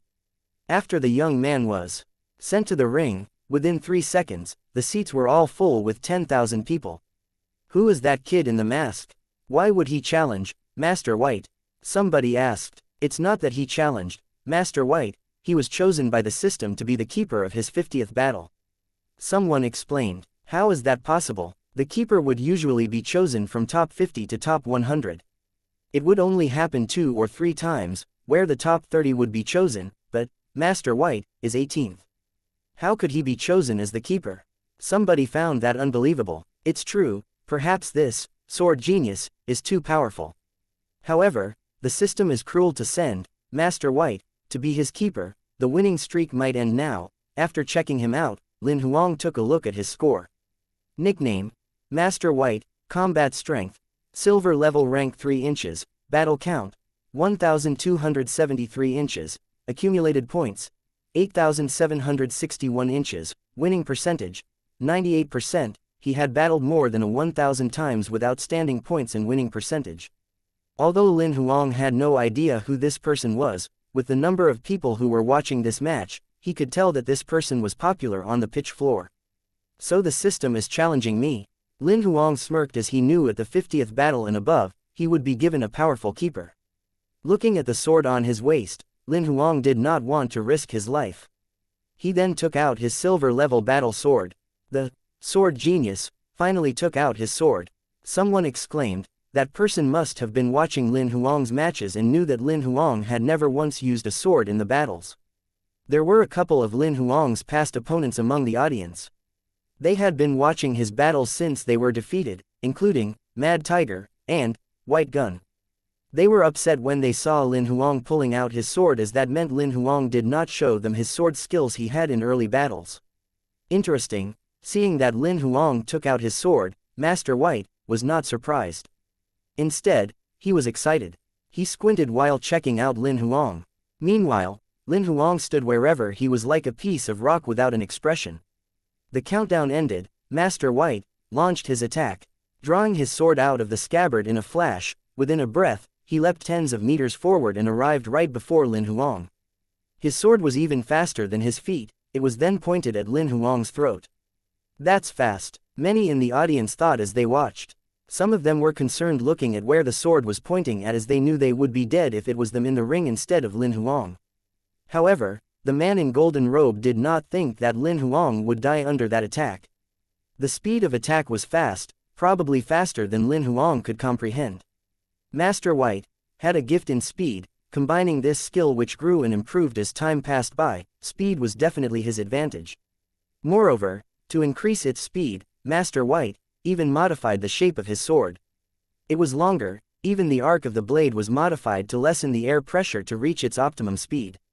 If this happened in the past, Lin Huang's rhythm would be affected by his speed and he might fight back with speed as well, but Lin Huang, who had a disadvantage in speed, would definitely be defeated.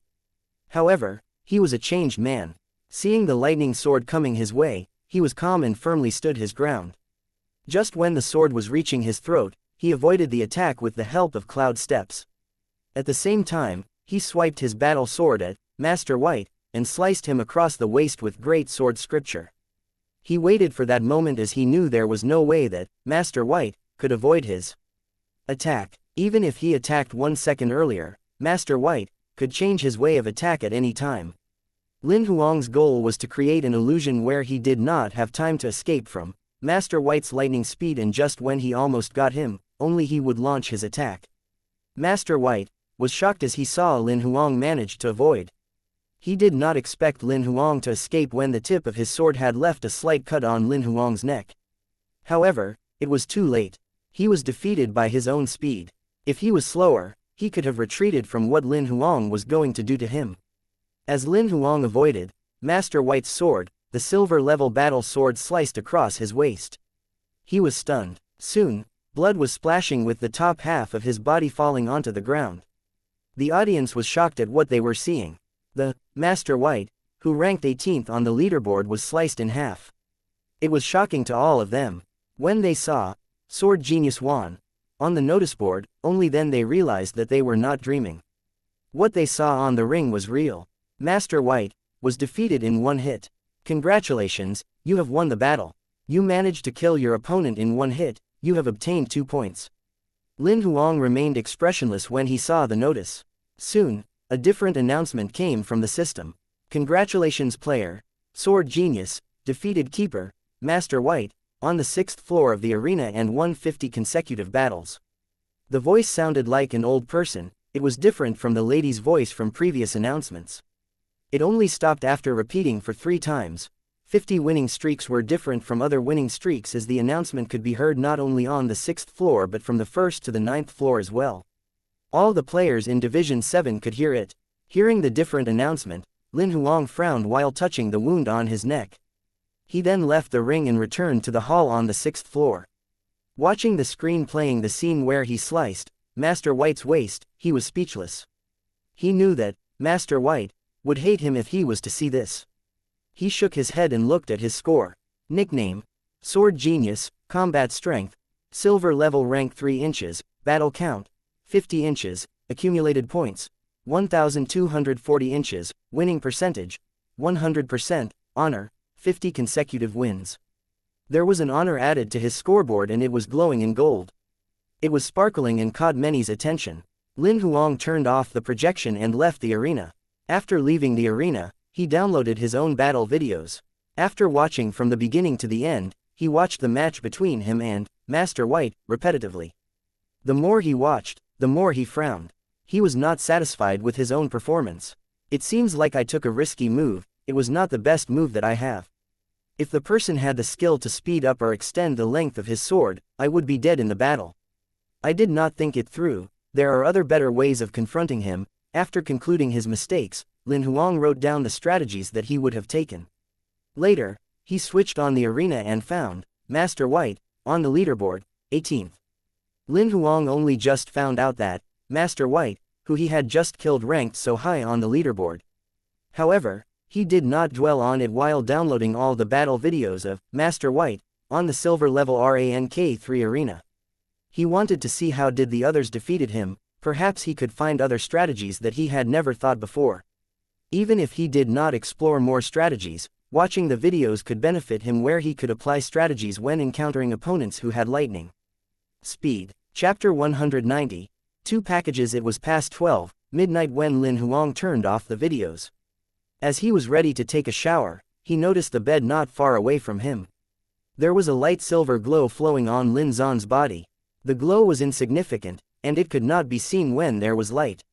If Lin Huang did not look correctly, he would have missed it. Is that life power? Lin Huang thought it was unbelievable as he had just checked on Lin Xuan during the day, which he found out that there was no life power in Lin Xuan's body. However, the life power was growing on the surface of his body when he was sleeping. In fact, it was the silver life power of a silver level player. Lin Huang could even sense that the life power was similar to his. He then recalled that the exhausted feeling he got from his life power when he was checking on Lin Xuan was a little odd. Perhaps this kid absorbed a portion of my life power and is cultivating his own. Lin Huang guessed. If he were not a traveler, he would not have imagined such possibility. After washing himself, Lin Huang didn't head straight to bed. Instead, he was looking at some videos while watching Lin Xuan occasionally. Lin Xuan was in a deep sleep that night, the life power on his body was growing stronger. It finally stopped building when it was on the same level as the silver level. It then faded away as if it had never appeared before. On the next morning, Lin Xuan saw that Lin Huang was up when he got out of bed. He did not know that Lin Huang had not slept at all that night.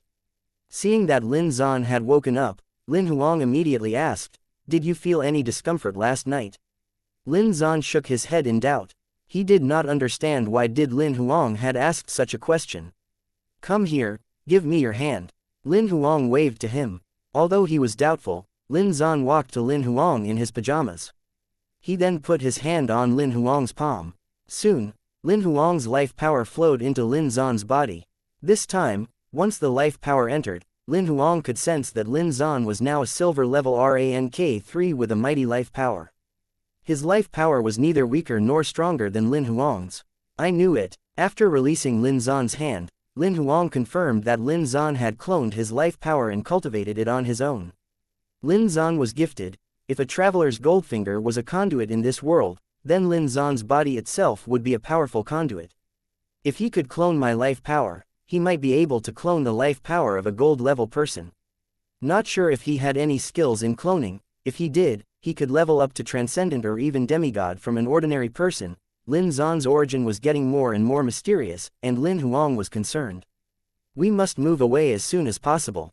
It was the weekend, and Lin Huang went to the credit bureau early in the morning to transfer 1,500 life crystals to Yongling. When he got home, he called out to Lin Xin. "Xin, shall we move to AB grade foothold?" Lin Huang asked while smiling. But the accommodation rights of AB grade foothold, Lin Xin knew without the right permissions. She would not be able to continue her studies. "I have my way to obtain the accommodation. We will leave during the winter holiday. Let's decide on which B grade foothold we would like to live in. The safety is much higher than D grade footholds such as Wulin Town. I won't be as worried whenever I need to leave home." Lin Huang kept quiet about the real reason he wanted to move. "Then I'll do the school application with my headmaster in a couple of days." Lin Xin did not ask further. The sudden request surprised her, but she knew Lin Huang had his reasons and she decided to trust him. She looked around the house. "Brother, if we move away, must we sell the house?" "We're not selling the house since we won't be able to sell it off in such a short period. We don't need the money anyway. The house will stay, it could be our holiday resort." Lin Huang never planned to sell the house. Sure, Lin Xin felt better again when she heard they were not selling the house. "However, you won't be able to see your friends at school anymore." Lin Huang empathized with her. "It's all right, it's not like we are never coming back to this town."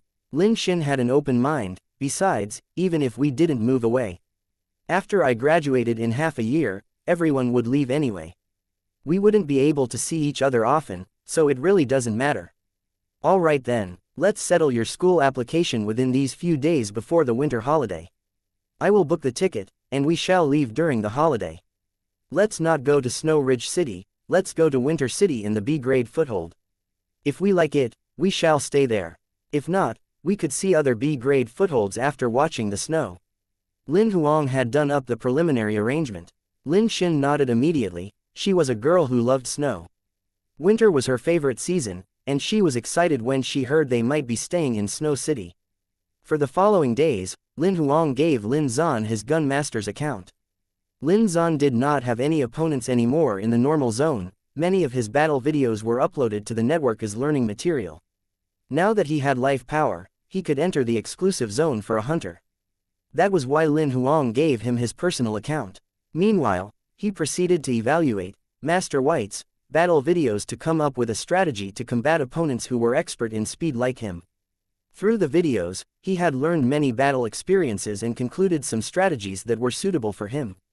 5 days soon passed by, with the silver-tongued bird arriving at their doorstep in the morning. "There are packages for you, Mr.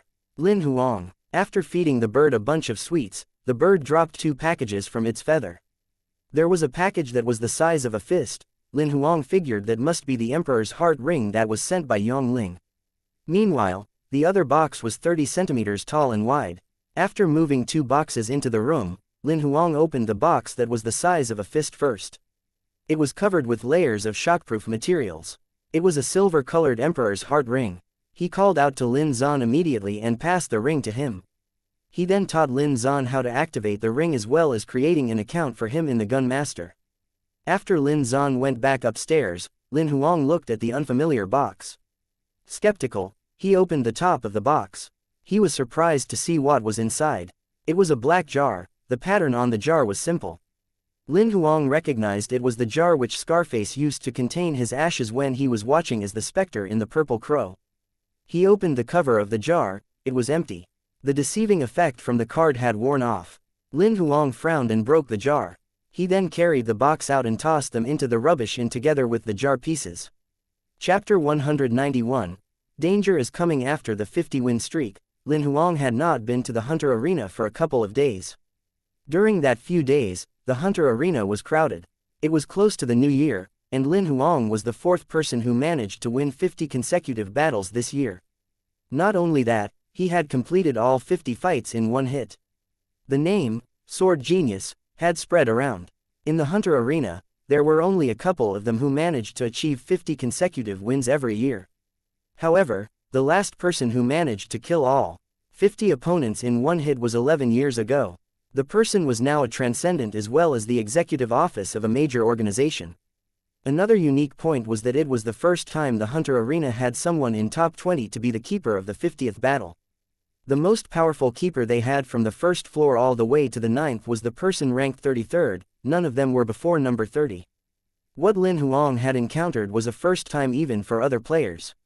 The name, Sword Genius, was now a hot topic. Many were trying to guess who Sword Genius really was. Many of them speculated that Lin Huang was a member of the military in the Union government, as most of them could tell that he was using fatal tactics. The combination of fatal tactics and army attack tactics was a movement skill often used by the military. It was common for people from the Union government's military to battle in the Hunter Arena, as many of them held a Hunter license. Some of them figured Lin Huang could be a member of royalty and he used fatal tactics to cover his real identity. For his sword skill, as he had only used it once, the people could not tell which sword skill he was using. All they knew was, his sword skill was ridiculously good. They could not get any clues from that one attack. However, not everyone was happy to see Lin Huang's fame, including Master White, who was defeated by Lin Huang a couple of days ago. Many in the Hunter Arena knew who Master White was. He was the third son of a royal family. He was also one of the heirs of the throne. Master White had lost more than once in battle before. However, he was oddly unhappy to be defeated by Lin Huang. Master White was not only defeated, but the scene of him being killed was repeatedly played on the big screen on the 6th floor. Although he managed to get the video to stop playing on the days he was around, but many had seen the video as well as spent money to download the video. There were a couple million downloads so far. Show me who this kid is. Master White had found an information trafficker on the arena hall. Soon, the trafficker came back. His personal details were locked by the Hunter Association management. All I know is that he is a gold hunter. Gold hunter. Master White thought it was strange. Of course, he knew that Lin Huang was not a gold level as he could sense his aura. Besides, everyone here entered the arena with their conscious, where there was no way that they could cover their abilities. Nobody could escape the system scanning you, and since Lin Huang was sent to the 6th floor, that meant he was only a silver level rank -3. To be able to get a gold hunter license with silver level rank 3 ability, it meant the Hunter Association had confirmed that he had the ability to kill gold level monsters. The Hunter Association had a basic standard for evaluating hunters. They would not give out a license just like that. There's no way at all. I could pay you more. Master White said to the trafficker. There's no way, even an executive officer could not see his personal details, we can't even get his real name. The trafficker shook his head. It would be the same even if you look for someone else, his identity has been covered on purpose. Does that mean this sword genius knows the executive officers of the Hunter Association? Master White frowned. Lin Huang did not know what happened in the arena. He had no idea that Mr. Fu got Old Li to lock Lin Huang's details. Old Li did what he said, which made it impossible for Master White to find out who Lin Huang was. However, Master White's appearance as a keeper kept Lin Huang alert. They sent number 18 as the keeper on the 50th battle. That means the keeper in the future would rank even higher. If the system wanted to, it could even give me a keeper in the top 10. Lin Huang had decided to watch all battle videos of the top 10 battles before going into the fights again. He did not want his winning streak to end, as once it ended, everything had to start from scratch again. He was only given 2 months to finish his mission. He did not have much time. For the following days, besides eating and sleeping, Lin Huang spent his time evaluating the videos. What he did not know was that danger was coming to him. 2 young men in gray coats left the spaceship at the central plaza of Baki City. Hong Ming, this is our first mission ever, since we left the training camp. If we had any misunderstandings in the training camp, we have to let it go. Focus on completing the mission together. We shall talk about that in the future. The shorter man said to the taller man.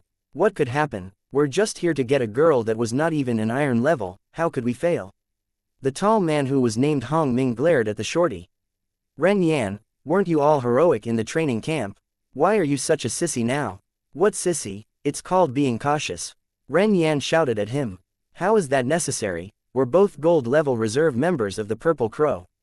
The girl, Lin Xin, is only 14 this year, she hasn't even graduated Hunter Reserve College. She couldn't even be an iron level. Do you think it would be difficult to get her? The mission was nothing to Hong Ming. If we complete the mission quick, we would have 1 week to relax around this foothold. The girl is the perfect age to. Hong Ming licked his lips. Please don't mess around if you don't want to die, the seniors want the girl. If something goes wrong, it's you who will take the blame, don't involve me. Ren Yan frowned while looking at Hong Ming. Behave yourself, or else I would chop off your dick. Why are you angry? Oh yeah, what is the name of the town the girl is staying again? Hong Ming asked. Wulin Town. Ren Yan had stopped a passing monster car. Hong Ming followed too. Where are the both of you heading to? The old man driving the monster car asked. The Eagle Station. Ren Yan said. Sure. The old man could tell that they were both unfriendly. He did not talk further, instead drove straight to the Eagle Station in silence. After they were dropped off, Ren Yan and Hong Ming rented an eagle each and headed to Wulin Town. Chapter 192. Reason for the Purple Crow's presence. While Lin Huang was taking down notes from the videos on the couch, someone knocked on the door. Who could it be? Lin Huang frowned. As he and Lin Xin were orphans, nobody had ever visited their home during the 6 months they had arrived in this world. He had only seen his neighbors, but they had never visited each other before. Lin Xin's friends had visited once or twice. However, Lin Xin was at school, and it was impossible that it was her friends. With much doubt, Lin Huang opened the door. Seeing the 2 men in gray coats, Lin Huang had his guard up. They were obviously not Lin Xin's friends. He could smell the blood from their bodies, a smell people had when they killed many others. Lin Huang had officially joined the Purple Crow. He could tell that both of them were reserve members in an instant. However, all the gold level staff were wearing this uniform in the training camp, that was why he could not tell who the 2 men were. Who are you looking for? Lin Huang asked. Both of them were stunned, as they were expecting a girl, but a young man opened the door. They could even sense that Lin Huang was silver level. Ren Yan snapped out of it at an instant and asked, May I know if Lin Xin stays here? Lin Huang's heart sank when he heard they were coming for Lin Xin. I think you guys are at the wrong house. She stays in the house at the next unit. Lin Huang pointed at a block that was not far away. Isn't this the address? Could I have mistaken the address? Ren Yan searched for the address in the note that he jotted down in his Emperor's heart ring. Just when the both of them looked down, Bai appeared behind them. When they found out, Bai's wings transformed into 2 blades strangling their necks. Lin Huang smirked. Let's talk inside my home. Hey, you must know that we're from the Purple Crow. We don't know who you are, but if you offend the Purple Crow, you would be in great trouble. Hong Ming yelled. Ren Yan gave a deadly stare in Hong Ming's direction. They should not be revealing who they were. Purple Crow. Lin Huang frowned. He did not expect the Purple Crow to come here for him. He thought he had covered everything up. Nobody from the Purple Crow should know that he was still alive. It was strange that the both of them were here for Lin Xin. Come in, I have some questions for you. Lin Huang opened his door. As they were held hostage by Bai, they had to obey what Lin Huang said. Lin Huang shut his door, sat on the couch while looking at both of them, who stood in front of the coffee table. Bai was standing behind them. As soon as he used even the slightest of force, both of their heads would be chopped off in an instant. Don't waste your time, we will not tell you anything. As Lin Huang was checking them out, Ren Yan took the lead and said that he did not want Hong Ming to reveal anything more about them. Really, I'll show you how I make people tell me things then. Lin Huang smirked. Suddenly, the ghastly clown appeared next to him. This clown, the both of them were shocked when they saw the ghastly clown. The ghastly clown appeared in Daxi City earlier. It was the same territory of the Purple Crow. The regular members were not the only people who knew, but many reserve members knew about this incident and what the clown looked like as well. Although the gold-level ghastly clown seemed slightly different now, they could still recognize it. Ghastly clown, let's ask this big guy first. Lin Huang said. The ghastly clown grinned while nodding. A mask of Hong Ming's face formed in its hand. As it placed the mask on its face, Hong Ming's eyes went blank. Your name, age, Hong Ming, 21 years old, answering without any expression. Which organization are you from? What's your identity? I'm from the Purple Crow. I just graduated from the training camp a month ago. I'm a Purple Crow reserve member. Ren Yan was shocked. Hong Ming, what are you doing? Wake up. Bai's wing transformed into a hand and covered Ren Yan's mouth to stop him from talking. There's no use if you yell. Even if we killed him, he wouldn't wake up. Lin Huang glared at Ren Yan. Lin Huang then looked at Hong Ming again. Tell me a secret that nobody knows. When my sister was 13, I raped and killed her. After I dismembered her dead body, I buried her body parts in my neighbor's yard. Nobody knew I did it. After the body parts were found, my neighbor was sentenced to death by the Union government. Lin Huang frowned as he heard the dark story. Hong Ming was obviously not someone good. Ren Yan found that unbelievable. Not the fact that Hong Ming killed his sister, but that Lin Huang managed to ask something like that. That would mean Lin Huang could be able to get everything and anything he wanted to know from Hong Ming. What is your mission this time? After confirming that the Grimace Clown had absolute control over them, Lin Huang asked what he wanted to ask. To bring back a girl named Lin Xin from Wulin Town. Hong Ming answered expressionlessly. Why is that so? Lin Huang could not understand. It was said that Lin Xin's brother is a powerful imperial censor who has a double mutated monster. He used to be one of us. However, he died in an accident. As imperial censor genes were inherited, the Purple Crow suspected that Lin Xin had the genes of an imperial censor as well, so they wanted us to bring her back to train her. Lin Huang did not know that Hong Zhuang asked Luzon and Scarface to find another imperial censor within a year. They could not find any while Scarface recalled Lin Huang having a sister. So both the men were sent here to bring Lin Xin back. What do you guys know about Lin Xin's brother? Lin Huang asked. We don't know much, we only know that the management loves him and he's a genius who can control a double mutated monster. However, he was killed in an accident. It was obvious that Hong Ming did not know about Lin Huang. What do you know about Lin Xin? Lin Huang was concerned. She's just an ordinary person, she means almost nothing to the organization. Lin Huang frowned at Hong Ming's answer. After a couple more questions, Lin Huang nodded to Bai. A red glow flashed and Hong Ming's head was chopped off. However, no blood came out of the wound at all and it seemed like it was being absorbed by something. Meanwhile, the wings glowed. Ren Yan was shocked at what he just saw. Seeing that Hong Ming's dead body fell on the ground, Lin Huang then looked at Ren Yan. Bai let go of his wing that was covering his mouth. You are Lin Xin's brother, you didn't die. Ren Yan could tell that Lin Huang's identity from the conversation he had with Hong Ming. You are right, but there's no reward for you. Lin Huang nodded at the ghastly clown. A new mask appeared on the ghastly clown's hand, and it was the face of Ren Yan. It's the one that invaded Daxi City. Ren Yan looked at Lin Huang in fear. How is this possible? Who are you? The ghastly clown put the new mask on its face. Ren Yan's eyes became blank. Your name and age? Ren Yan, 19. Which organization are you from? What is your identity? Purple Crow, reserve member. How many family members do you have? Lin Huang would always ask something private to make sure that he had the full control of the person. Mother and brother. Lin Huang asked the questions that he asked Hong Ming and got the same answers from Ren Yan. However, he added a couple more questions. You believe you have a due date for this mission. When is the due date? We arrived much earlier than expected, and we still have a week left. We have to capture Lin Xin within a week and contact our senior that we have captured Lin Xin. Ren Yan explained. What happened if you do not report after the due date? What will Purple Crow do to you? Lin Huang asked. That'll mean the mission has failed. If our senior cannot get in touch with us, it would mean that we're dead and the mission difficulty has been upgraded. The organization would then send more reserve members to join the mission in order to figure out what had happened.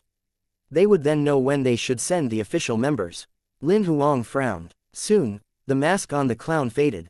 Just when Ren Yan was gaining conscious, there was another mask appeared on Lin Huang's hand. He then placed the mask on his face. Ren Yan was only a gold level rank -1, Lin Huang could still control him with the mask. After the mask faded from the clown, Lin Huang took over. Call your senior. Lin Huang instructed immediately. Ren Yan did what he asked. After the phone was connected, Lin Huang heard a voice that he was familiar with. It was Scarface. Ren Yan, has the mission been completed? Yes, it's been completed and I've booked a ticket back next week. Lin Huang got Ren Yan to reply exactly the way he wanted. You managed to complete your mission a week ahead of schedule. That's great. You trained me well, master. Ren Yan said. All right then, come back immediately, don't waste any of your time. Scarface seemed to be impatient. Yes. After the phone hung up, Lin Huang was still upset although the phone call gave him 1 more month. He then nodded to Bai and the red blade chopped off Ren Yan's head. His head separated from his neck without so much as a single drop of blood. Lin Huang then summoned the Viridian wolf to eat both of the corpses. Once the Viridian wolf finished eating, Lin Huang quickly recalled it. Chapter 193.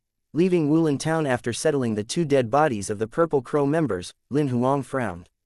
Lin Xin could not use her identity anymore or else the Purple Crow would come to look for her again if the both of them did not return after a month. No matter which foothold they were going to, Lin Xin couldn't use her identity to book tickets. If she did, the Purple Crow could easily discover her. Lin Huang then called Yang Ling. Yang Ling picked up his call while yawning. He looked tired. So have you decided on which foothold you're going to stay at? No, I'd like to order a new Emperor's Heart ring from you. Lin Huang wanted to get Lin Xin a new identity. Helping your friend again. Yang Ling did not find that odd. I guess you can say that. Lin Huang nodded. No problem, which one would you like? The one that costs 100 life crystal will be alright. Lin Xin would still have to study at the Hunter Reserve College for half a year and take the graduation assessment before furthering her studies in the prestige school. There was no need for her to use a hunter identity, she only needed the one suitable for an ordinary person. Yang Ling nodded, same thing. Send me the name, age, and photo. Do I send it to the usual address? No, please send it to Snow City, I'll pick it up myself. Lin Huang had his own arrangement. I will send you the details later, after 5 o'clock. Sure. Yang Ling did not ask further. Oh yeah, can you make fake school transfer applications as well? Lin Huang asked. Hardly, but it's a simple process. Let me know which school you want to transfer to and I'll make one for you for free since it's cheap. Yang Ling was generous. Thank you then. I will send both sets of information to UT around 5 o'clock. After some hesitation, Lin Huang decided to ask Yang Ling about something that was on his mind. There's something that I'd like to ask you, do tell. Yang Ling frowned before nodded. I escaped from the Purple Crow by faking my death. If they found out that I'm still alive, will they have ways to find me? Lin Huang decided to tell Yang Ling the truth. Theoretically, I'm not supposed to intervene in the personal problems of my customers. I'm just the one creating fake identities for them. However, since your question is within my field of professionalism and you're my regular customer, I'll answer you this one time. As long as you do not guard the privacy of your personal details, they can find you in many ways. There are only 2 ways to prevent that. One is to avoid from appearing in places that require you to scan your identity. Another would be to tighten the security settings for the privacy of your personal details. Lin Huang frowned as he listened but decided to ask, which level of privacy is safe enough? You'll need at least a senior executive officer's rank or beyond the intensive training list with the Hunter Association because the privacy setting is the same setting that senior executive officers use. Can you do that from your side? Lin Huang asked while he frowned. I can't do it. Yang Ling shook his head. There's only a limited number of ways to get into intensive training or become a senior executive officer in any division. The Hunter Association's system would conduct spot checks every year. You'll be exposed easily. I suggest you use your fake identity after you've moved away. Is there no other way? Lin Huang did not want to give up. From my experience, there's no other way.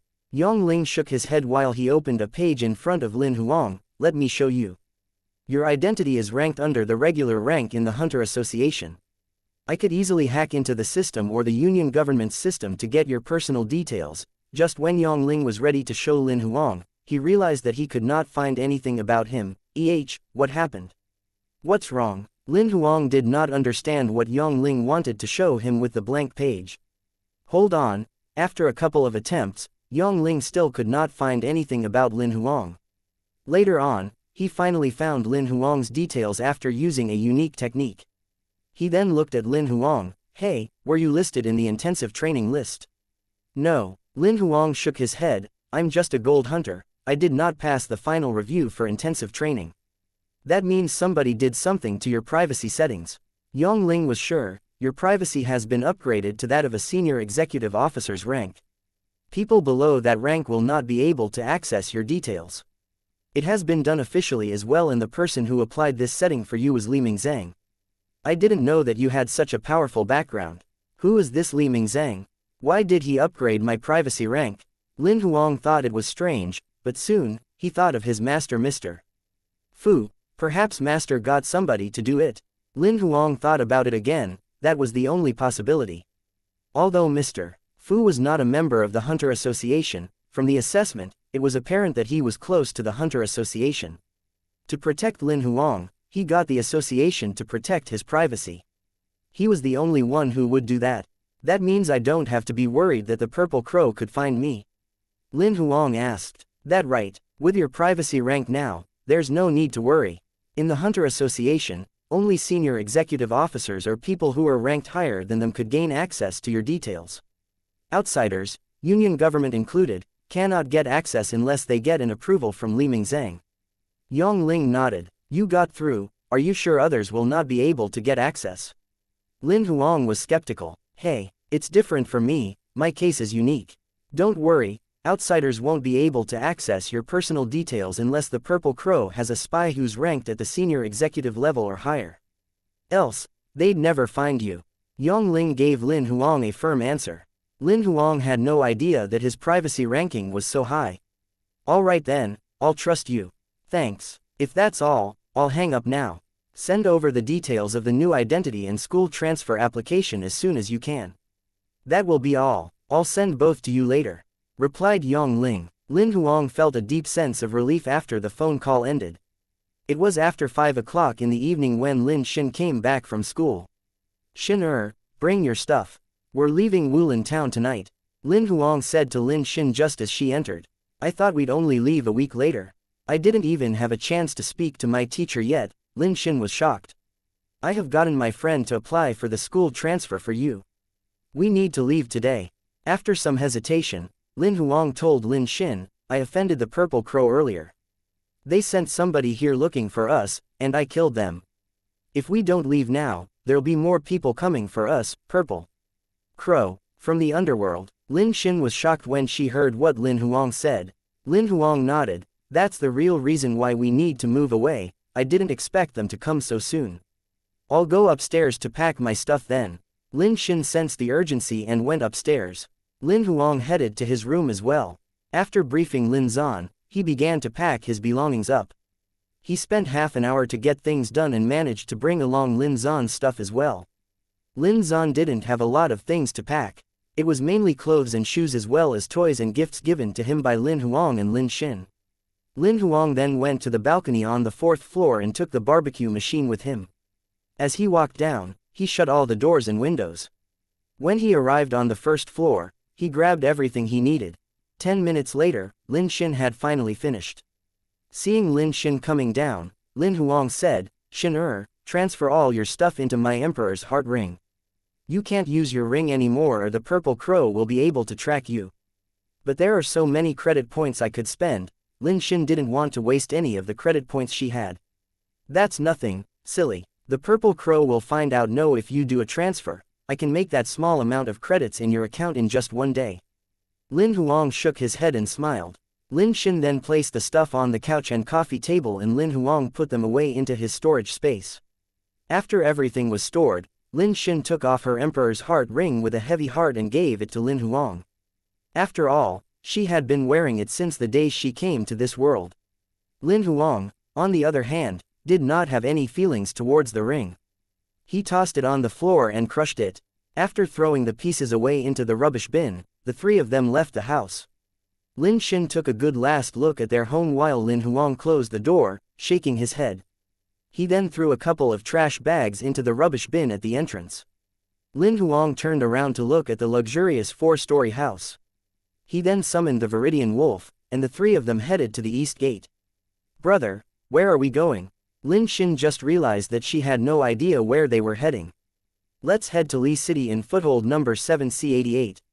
After contacting Yang Ling, Lin Huang had made all the arrangements. Li City, I know it's not safe in Baki City, but this foothold is even further away from foothold number 7C86 and number 7C89. Lin Xin could not understand. Yes, it's further but safer. It'll take us 3 days to fly there, so we'll have to stay in the wild for 2 days. Lin Huang explained briefly. Minutes later, they arrived outside the east gate. Lin Huang unloaded their belongings and recalled the Viridian Wolf and summoned the Alexandrian Eagle. He placed 2 seats on the eagle's back and got Lin Xin and Lin Zan to ride on it. They headed Li City's direction. Chapter 194. Arriving in Snow City after spending 3 nights in the Wild Zone, Lin Huang finally brought Lin Xin and Lin Zan to foothold number 7C88 Li City. Lin Huang used Lin Zan, Yi Shu and his own identity to purchase the tickets. He even chose rooms on different floors. The Purple Crow did not know about the existence of Lin Zan, and Yi Shu was still unknown to anyone. Meanwhile, outsiders could not even identify Lin Huang. Even if the demonic crystal spaceship's network got hacked, they could not gain access to Lin Huang's identity and purchase history. They wouldn't be able to find Lin Huang's name. Their spaceship would depart 3 days later. The 3 of them could take a good rest during that period. It was torture for Lin Xin to stay in the Wild Zone earlier. After picking a hotel near the plaza where the spaceship docked, Lin Huang used Yi Shu's identity to register the room. He then brought the both of them in. It was a suite with 3 bedrooms where each of them could get 1 bedroom of their own. Lin Huang was relieved. While staying in the hotel, he finally got the time to reevaluate the battle videos. Meanwhile, Lin Xin and Lin Zan tried not to head outside, and they would only order takeaway food. During the 3 days in Li City, they only went out with Lin Huang twice. On the 4th morning, the spaceship landed on the plaza. After breakfast, Lin Huang brought the both of them to board the spacecraft. He passed Yi Shu's Emperor's Heart ring to Lin Xin. The 3 of them boarded the spaceship successfully. The non-VIP rooms in the spaceship only had 1 living room and 1 bedroom. Lin Xin slept in the bedroom on her own while Lin Huang moved the small bed for children out for Lin Zan. Lin Huang slept on the couch in the living room. It would take 16 days to arrive in Snow City from Li City, and it would be New Year's Eve when they finally got there. During the 16 days on the spaceship, Lin Huang immersed himself in the battle videos. However, he didn't enter the arena. Concerned about Lin Xin and Lin Zan, he couldn't get into the mood for a battle. Meanwhile, Lin Zan did not know what was happening while he immersed himself in Gunmaster. Ever since he gotten his account access into the exclusive zone for hunters, he was even more enthusiastic in playing the game, as he would always encounter a professional that he could learn from. Besides eating and sleeping, he spent all his time in the game. Although Lin Xin was aware that trouble was coming to them, she chose to trust Lin Huang. She spent most of the time on her homework, as she knew the learning standard in AB grade foothold would be higher than AD grade foothold. Her result in the Hunter Reserve College was outstanding, but it would not be easy to attain the same results at a school in AB grade foothold. During the 16 days, Lin Huang managed to watch all the battle videos of players ranked from 6th to 3rd. He could have observed and learned more, but the spaceship landed safely in Snow City as expected, even when it was snowing outside. After getting off the ship, Lin Huang brought the both of them to the delivery company to pick up the package from Yongling before checking into the hotel. Lin Xin's new identity was Ling Shui. She gave herself that name, coming up with the backstory of being an aboriginal from Snow City. Lin Xin was cheerful wearing her new Emperor's Heart ring while watching the snow falling from the sky. Lin Zan looked just as happy watching the snowflakes fall to the window. It seemed like it was his first time seeing snow. "Alright, stop blocking the way, you two. If we stay here, there will still be many chances in the future for both of you to look at snow." Lin Huang got them to walk faster to the hotel. When they entered the hotel room, the both of them ran straight to the balcony and refused to go back in. "You guys can stay here to watch the snow, just don't catch a cold." Lin Huang then placed a sweater on both of them and returned to the living room. Looking at the falling snow from the transparent window, Lin Huang was stunned. It had been years since Lin Huang had last seen snow like this. He studied at the Northeastern University, had never returned to the place since he graduated. The sound of boiling water woke him up from his nap. "Are you guys done? Come inside and drink some hot tea," he told the 2 kids. He took 3 cups from the side along with the tea leaves, making 3 cups of tea. The 2 of them ignored Lin Huang and remained on the balcony, gazing at the snow. "If the both of you refuse to come in, I'll have to make you." 3, 2, Lin Xin and Lin Zan returned to the living room almost immediately, taking the tea from Lin Huang and sitting on the couch warming their hands with the hot drink. Moments later, Lin Xin took a sip of the tea when it was not so hot anymore. "Brother, I like it here. Let's stay in Snow City." Lin Huang smiled. He did not expect Lin Xin to have such a great impression on the city and decide so quickly. "Xiao Zan, Your sister likes it here. What about you? Lin Huang then looked at Lin Zan. It's good. Lin Zan nodded immediately. He seemed to be mesmerized by the snow. All right then, so this is it. We shall stay in Snow City. Lin Huang nodded. Seeing that Lin Xin and Lin Zan ran to the balcony again after sipping their tea, Lin Huang went into the room and called Yong Ling. He was the same man who looked like he had not slept for days with bed hair and clothes that resembled a homeless person. So have you received the stuff that I sent you? Yong Ling asked while yawning. Yes, I just got it thanks. Lin Huang nodded. Although Yong Ling looked clumsy, he was trustworthy. What else do you need from me? Have you decided on which foothold you'd like to stay at? Yong Ling asked. I've decided yes, Snow City it is. Lin Huang smiled and nodded. How much would that be? Snow City is good. It's considered one of the hottest tourist spots during the winter season. It'll be 16,000, but if you can pay me the full amount, I can give it to you at 15,000. If you'd like to pay by installment, you'll need to pay the full amount, but there won't be any interest. Yong Ling told Lin Huang directly without beating around the bush. I'll pay for it by installment then, since I don't have much on hand. Lin Huang felt helpless as he had never bought anything by installments before. Even when he had a credit card on Earth, he would always pay whatever he'd spent at once without any delay. However, he had no choice this time. Sure, I'll send it to you once I get it later. Since the sum is quite significant, try to pay me every month and I'll give you 12 months to pay it off. Yong Ling did not even bother to come up with a contract with Lin Huang and hung up the phone. 3 to 5 minutes later, Lin Huang received a message without any words but only an attachment. Lin Huang downloaded the attachment immediately. It was a 3-dimensional white token.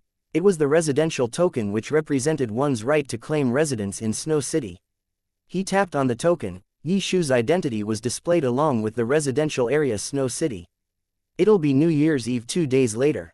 I'll pick a house today and purchase it tomorrow, then move in straight away for New Year. After making the arrangement, Lin Huang called out to Lin Xin and Lin Zan. It'll be New Year's the day after tomorrow. The both of you have a mission today, which is to choose a couple of houses from the network. You'll have to get it done by today as we'll be looking at the houses tomorrow. If any of them are suitable, we'll buy it and live there. We can't be staying in a hotel on New Year's Eve. We should be staying at our house. Lin Huang said to the both of them. They nodded and started browsing the Heart network. Lin Huang was browsing too. He told the both of them that their mission was to see what kind of houses they liked. A couple of hours passed and all three of them were still looking at houses on the couch. Lin Huang had picked a couple of them that he liked. He then asked the both of them, so have you guys found anything yet? They're all so expensive. Lin Xin was upset. She saw some that she liked but she did not pick them as they were too expensive. Don't look at the price, just show me those that you like. The cost of houses in AB grade foothold was considered expensive to ordinary people. However, it was nothing to hunters. Lin Huang then looked at Lin Zan. Xiao Zan, show me those that you picked. Lin Zan nodded and showed Lin Huang the houses that he picked. He didn't consider factors such as price, he only chose those that he liked. While Lin Huang looked at the pictures, Lin Xin joined too. She was stunned to see that all of the houses Lin Zan picked were all above 100 million credit points. Lin Huang nodded as he was satisfied with the houses that Lin Zan picked. 2 of them were to his liking. Xin is there any that you like from what Lin Zan picked? Lin Huang asked Lin Xin and added, don't worry about the price. They all seem so good, but these 2 houses are my favorite. Lin Xin pointed at the 2 that she liked. Lin Huang picked one of them as well. The other was similar to the house that they stayed in Wulin town. It was a 3-story single resort which was much larger with an extra courtyard. Sure, we'll take a look at these 3 houses tomorrow. Lin Huang picked the house that looked like a resort and another 2 that he liked. Chapter 195. Buying a house. After picking 3 houses, Lin Huang brought Lin Xin and Lin Zan to the real estates riding on the Alexandrian Eagle. It was one of the houses that all 3 of them had chosen, located in the far north of Snow City. As they rode on the Eagle, Lin Huang frowned. He thought the location was too remote. He noticed on the map that the house was away from the city center, but he did not expect it to be so far away. It was at least 20 kilometers away from the city. The further they traveled north, the fewer buildings there were. There were not many houses in the area as there were less than 40 units. The Eagle landed at the entrance of the sales building. Brother, This location is a little too far away, Lin Xin said to him. I think so too, but since we're here, let's take a look anyway. Lin Huang smiled. A man in a suit approached them as they talked. Seeing the Alexandrian eagle, the man had a big smile plastered on his face. I believe you guys are here to see the house. The man said, we don't have many of them here. There are a total of 36 houses of 9 different styles with different decorations. The man did not stop talking and he managed to convince Lin Xin with his flamboyant words. Meanwhile, Lin Huang listened quietly. He had to admit that the man was good at persuading.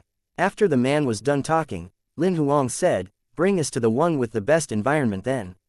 Sure, please give me a minute, I'll get a couple of camel monsters here. The man said, no need for that, we have our own. Lin Huang then summoned the Viridian wolf. The man noticed that Lin Huang did not use a monster taming token when he recalled the Alexandrian eagle. When Lin Huang summoned the Viridian wolf without a taming token, the man was sure that Lin Huang was an imperial censor. The 3 of them rode on the Viridian wolf while the man took out a monster taming token and summoned a camel monster. The camel monster was a common monster which was not even iron level. It looked like a camel but was more prominent in size without a hump. This beast was slow but it was strong. Usually, people would use them as transport. The camel monster had golden hair and was quite glorious, but when it saw the Viridian wolf, it was shaking in its knees. The Viridian wolf glared at the camel monster. Lin Huang noticed that too and said to the man, you can lead the way, we'll follow behind. The man apologized and led the camel monster to walk in front of them. Only when the camel monster lost sight of the wolf did it return to normal. The man then got on the camel monster and Lin Huang followed the man on the Viridian wolf with his family. The Viridian wolf was playful, so it started to chase after the camel monster. 7 to 8 minutes later, the man attempted to stop the beast from running, but the camel monster refused to listen. Instead, it started running even faster. Stop. Stop right now. Seeing that shouting did not work, the man turned around and said to Lin Huang, you guys should stop here. This is the unit you're looking for. Please give me a minute and I'll be back soon. Lin Huang then patted the Viridian wolf to get it to stop running. The 3 of them got down from the wolf and looked at the villa. From the outside, it looked quite unique. A short while later, the man came back to the villa with his clothes in a mess. I'm so sorry for the delay. My camel monster can be easily frightened sometimes. Don't worry about it, let's take a look at the house. Lin Huang nodded and smiled. The man tucked in his shirt and brought the 3 of them into the villa. This unit located in the middle of all the villas is among our 4 best units that we have, which also happens to have the best environment. There's a garden in front and behind the environment.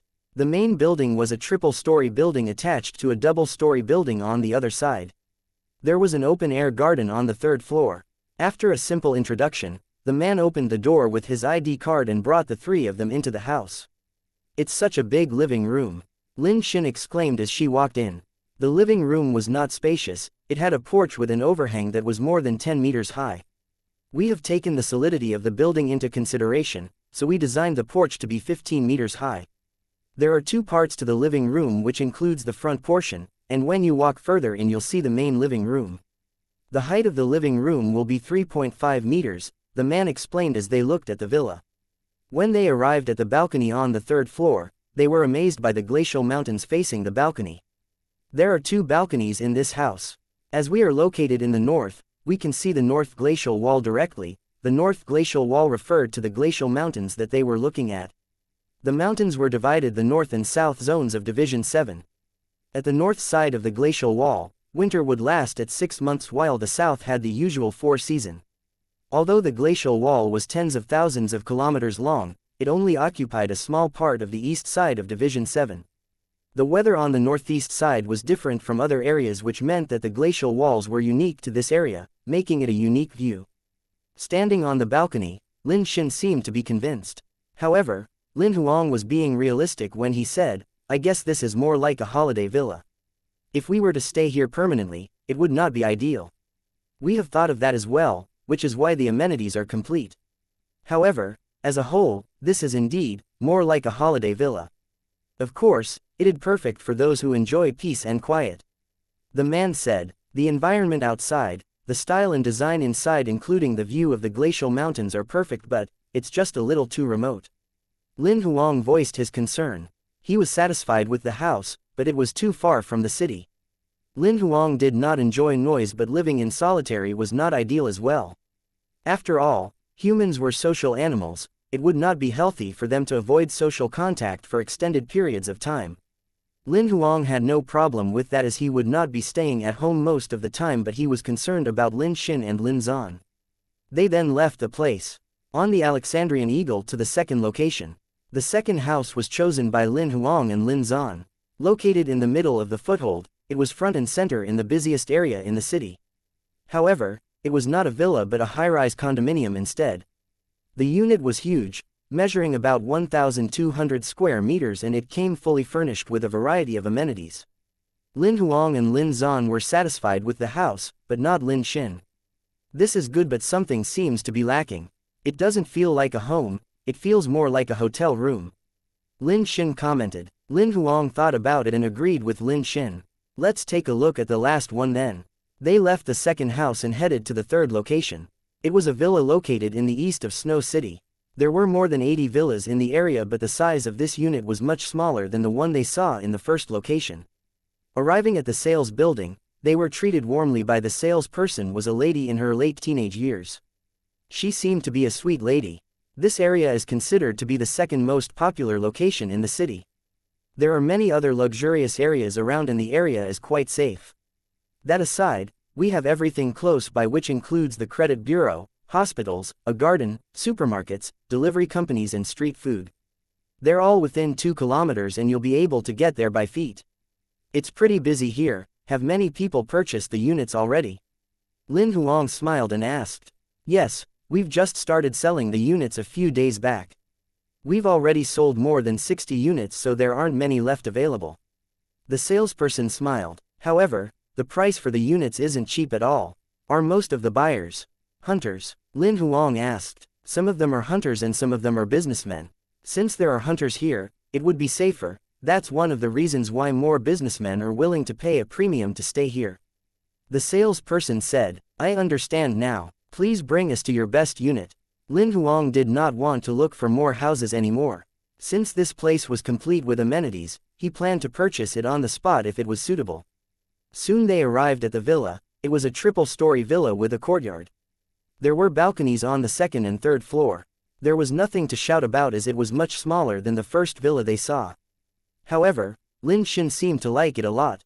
They entered the villa and saw the living room, which was at least 3 times bigger than the house they used to stay in Wulin Town. It gave Lin Huang a good impression. The floor, wardrobes, cabinets, dining tables and chairs were made from Pandora trees, while the rest of the furniture was designed by a celebrity designer. There are 3 floors in this villa. It's 180 square meters on the first floor. The most spacious floor would be the second floor, which is 230 square meters, as there's a huge balcony, and the third floor has 2 mini balconies, measuring the entire floor at about 200 square meters. Soon they had seen the entire villa. Lin Huang realized that the house was not as small as he thought, just that it wasn't as glamorous as the first villa that they saw. It was much more homey than the second condominium. What do you think? Lin Huang looked at Lin Xin and Lin Zan. I love it. Lin Xin nodded and smiled. She would prefer a house that was smaller, like the one they used to stay in. Lin Zan nodded too. All right then, this is it. Lin Huang made up his mind. Chapter 196. New Year's Eve. Someone on Earth once said that a man's ultimate goal would be to live in a big house, drive big cars and marry a beautiful woman. Holding the key to his new house, Lin Huang had achieved one of them, which was to live in a big house. The house was 510 meters square and it cost 110 million credit points, which was almost 220,000 credit points per square meter. It was considered a luxurious house, and even a rich man would have to think twice about it. However, such a price was nothing for a hunter. 100 million credit points were equivalent to 1,000 years of life crystal pieces, which were only 10 complete life crystals.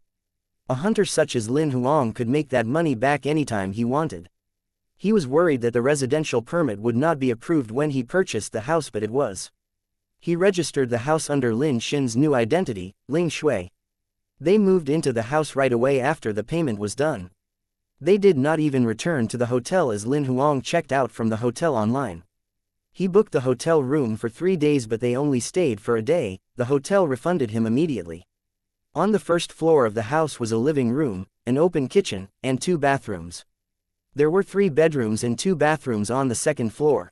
One of the bedrooms was bigger, it was for Lin Huang, while the 2 bedrooms were of the same size. Lin Xin and Lin Zan each got a room. Lin Zan finally had a room to himself. The balcony on the second floor was spacious, it was connected to the 3 bedrooms. It was Lin Xin's favorite. On the third floor was a huge study room and 2 guest rooms with mini balconies. There were also a small storeroom and a bathroom. The floor was empty at the moment.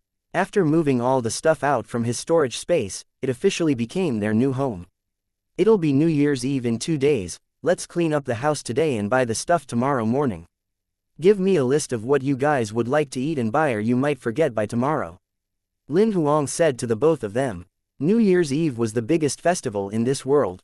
There were 2 calendars in the world, one was the Gregorian calendar, which was commonly used, while the other one is the ancient perpetual calendar. The Gregorian calendar was the calendar that was modified after the new era, while the perpetual calendar was inherited since the ancient era. Since the new era, many things were changed in this world.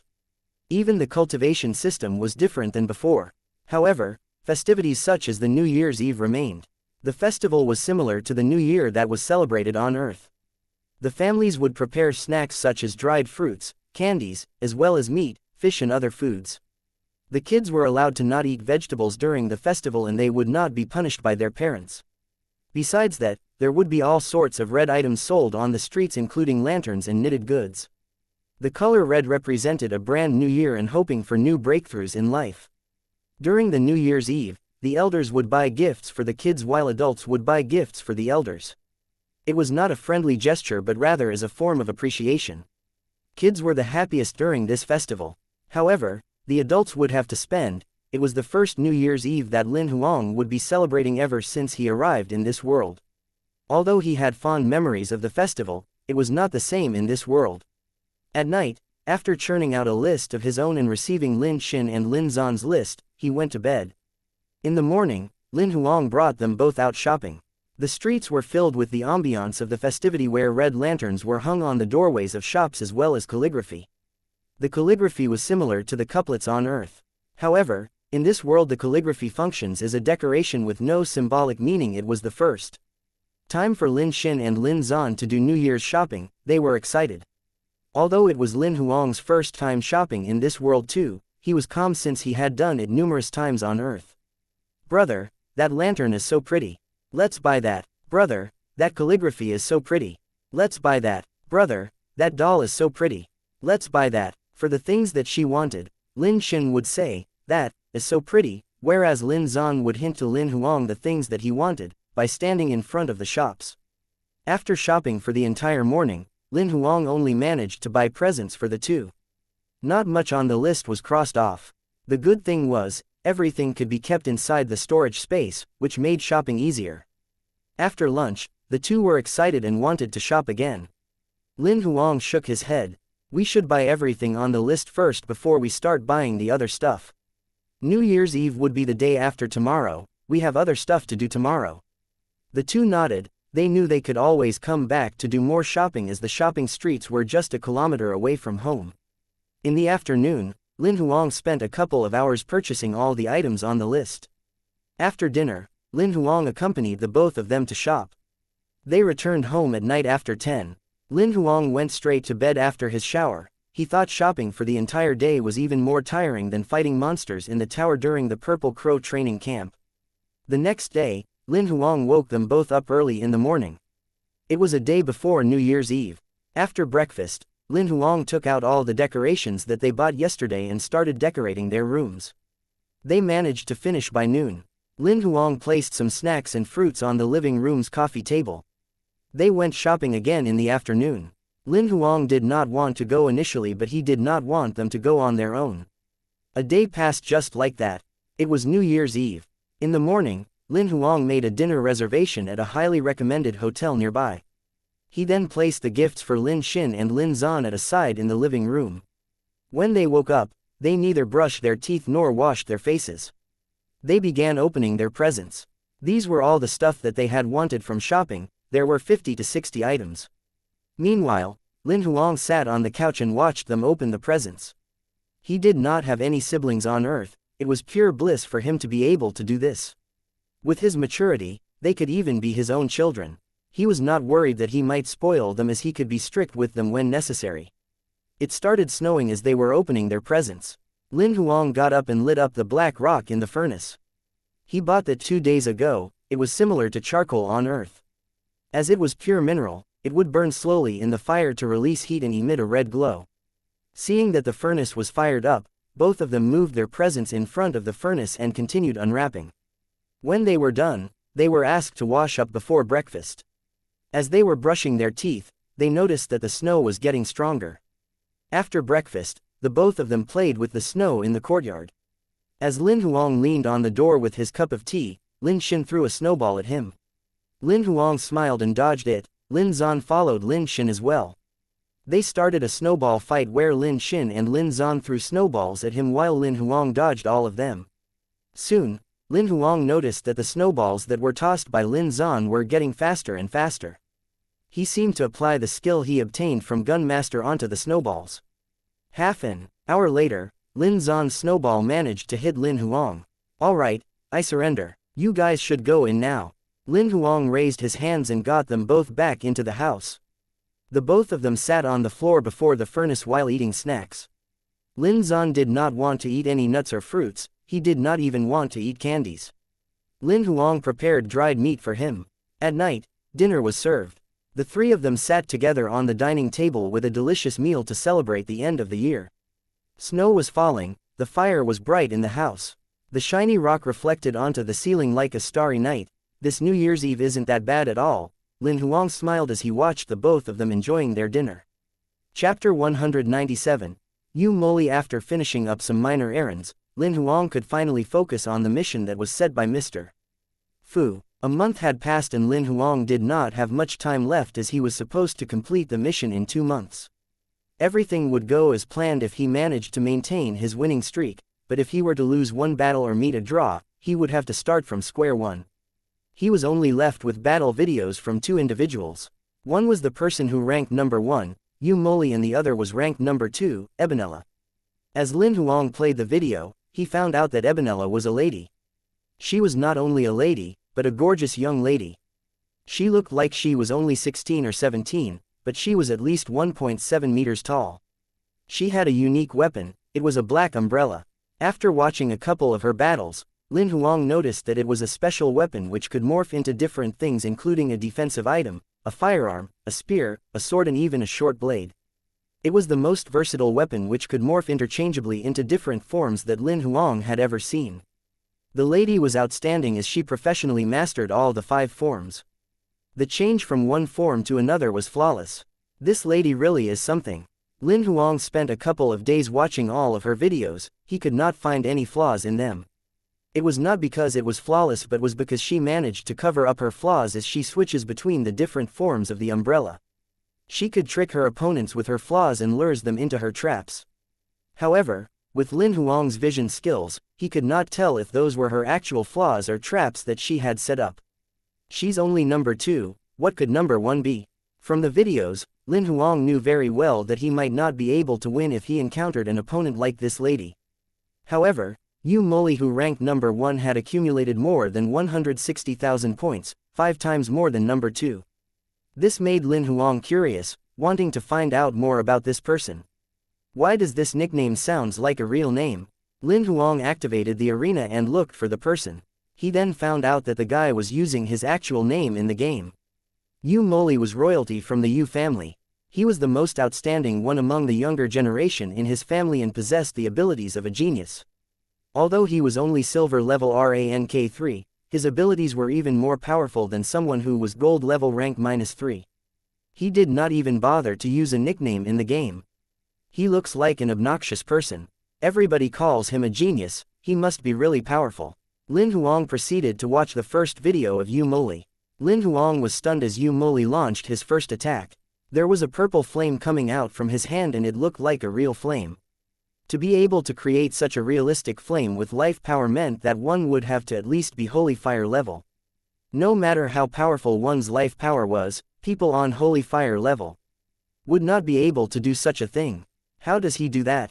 Lin Huang watched curiously. His opponent was immediately killed with the flame. Lin Huang was shocked at what he just saw. How is that even possible? Although life power contained elemental attributes, it'll still be limited by the nature of life power if one is only at holy fire level. It's impossible to manifest the full elemental attribute. Fire element life power should only give out heat, and it's impossible to kill someone with flame like that. Still in doubt, Lin Huang logged onto the Hunter Info Network to look for information about Yu Moli. It was much more detailed than the one he saw on Hunter Arena. After reading everything, Lin Huang finally understood how Yu Moli managed to do something like that. When he was killing a monster, he obtained an additional life seed monster which granted him the monster's purple flame ability. Under usual circumstances, the possibility of such an occurrence was low, as the life seed would usually go into one's body together with life light when one leveled up. When a monster was killed, the life seed in the monster would fade away together with its life light instead of entering the human body. However, there were people with unique body types which could absorb the life seed from certain monsters. After killing the monster, the life seed would be absorbed into the human body. Such life seeds would not transform into one's talent, and instead, the person would obtain a random monster skill.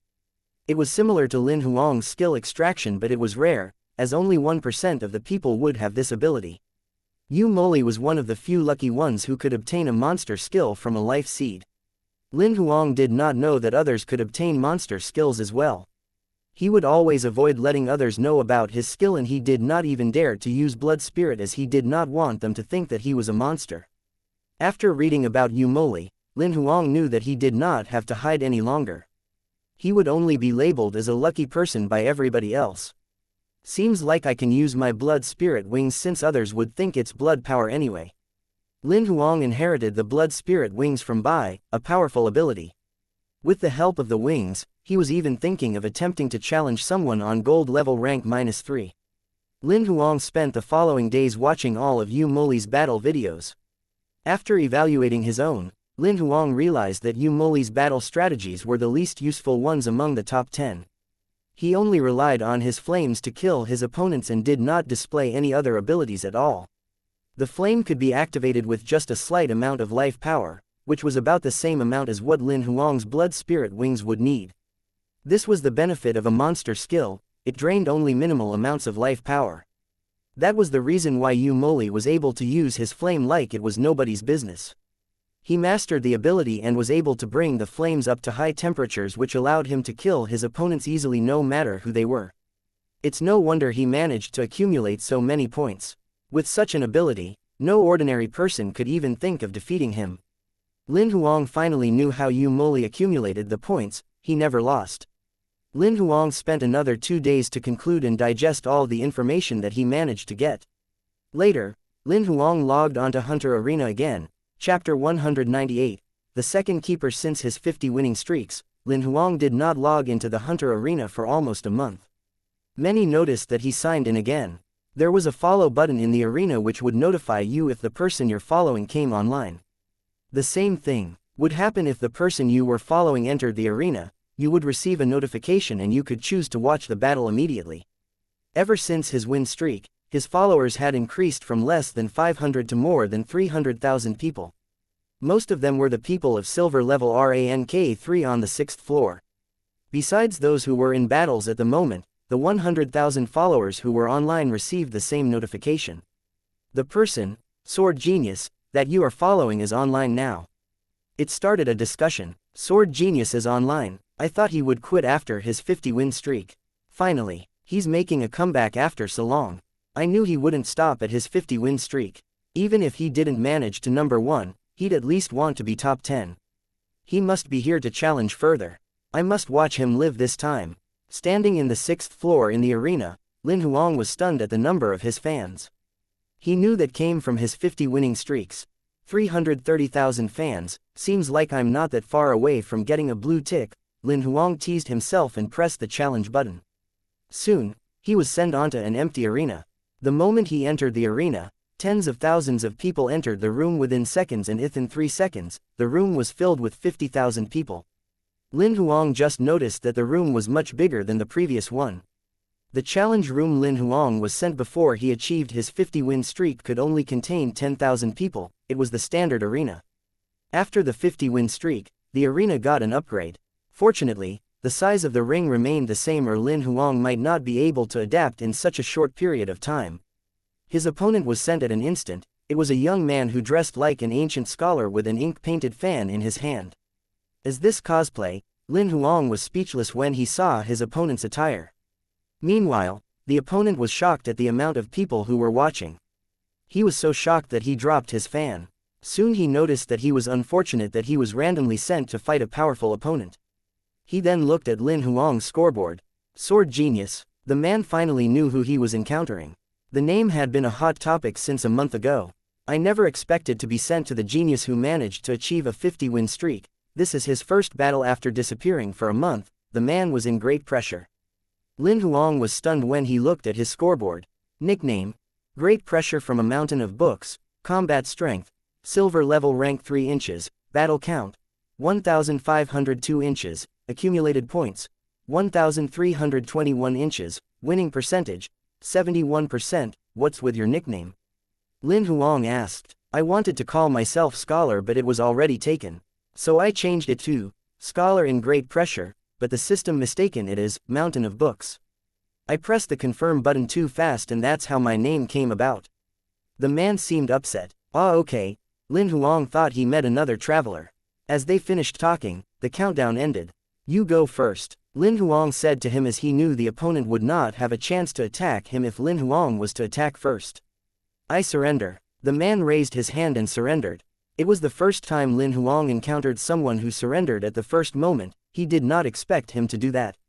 Soon, the man's body disintegrated and disappeared from the ring. Lin Huang's second opponent was sent onto the wrong arena. His name was Sword in Training.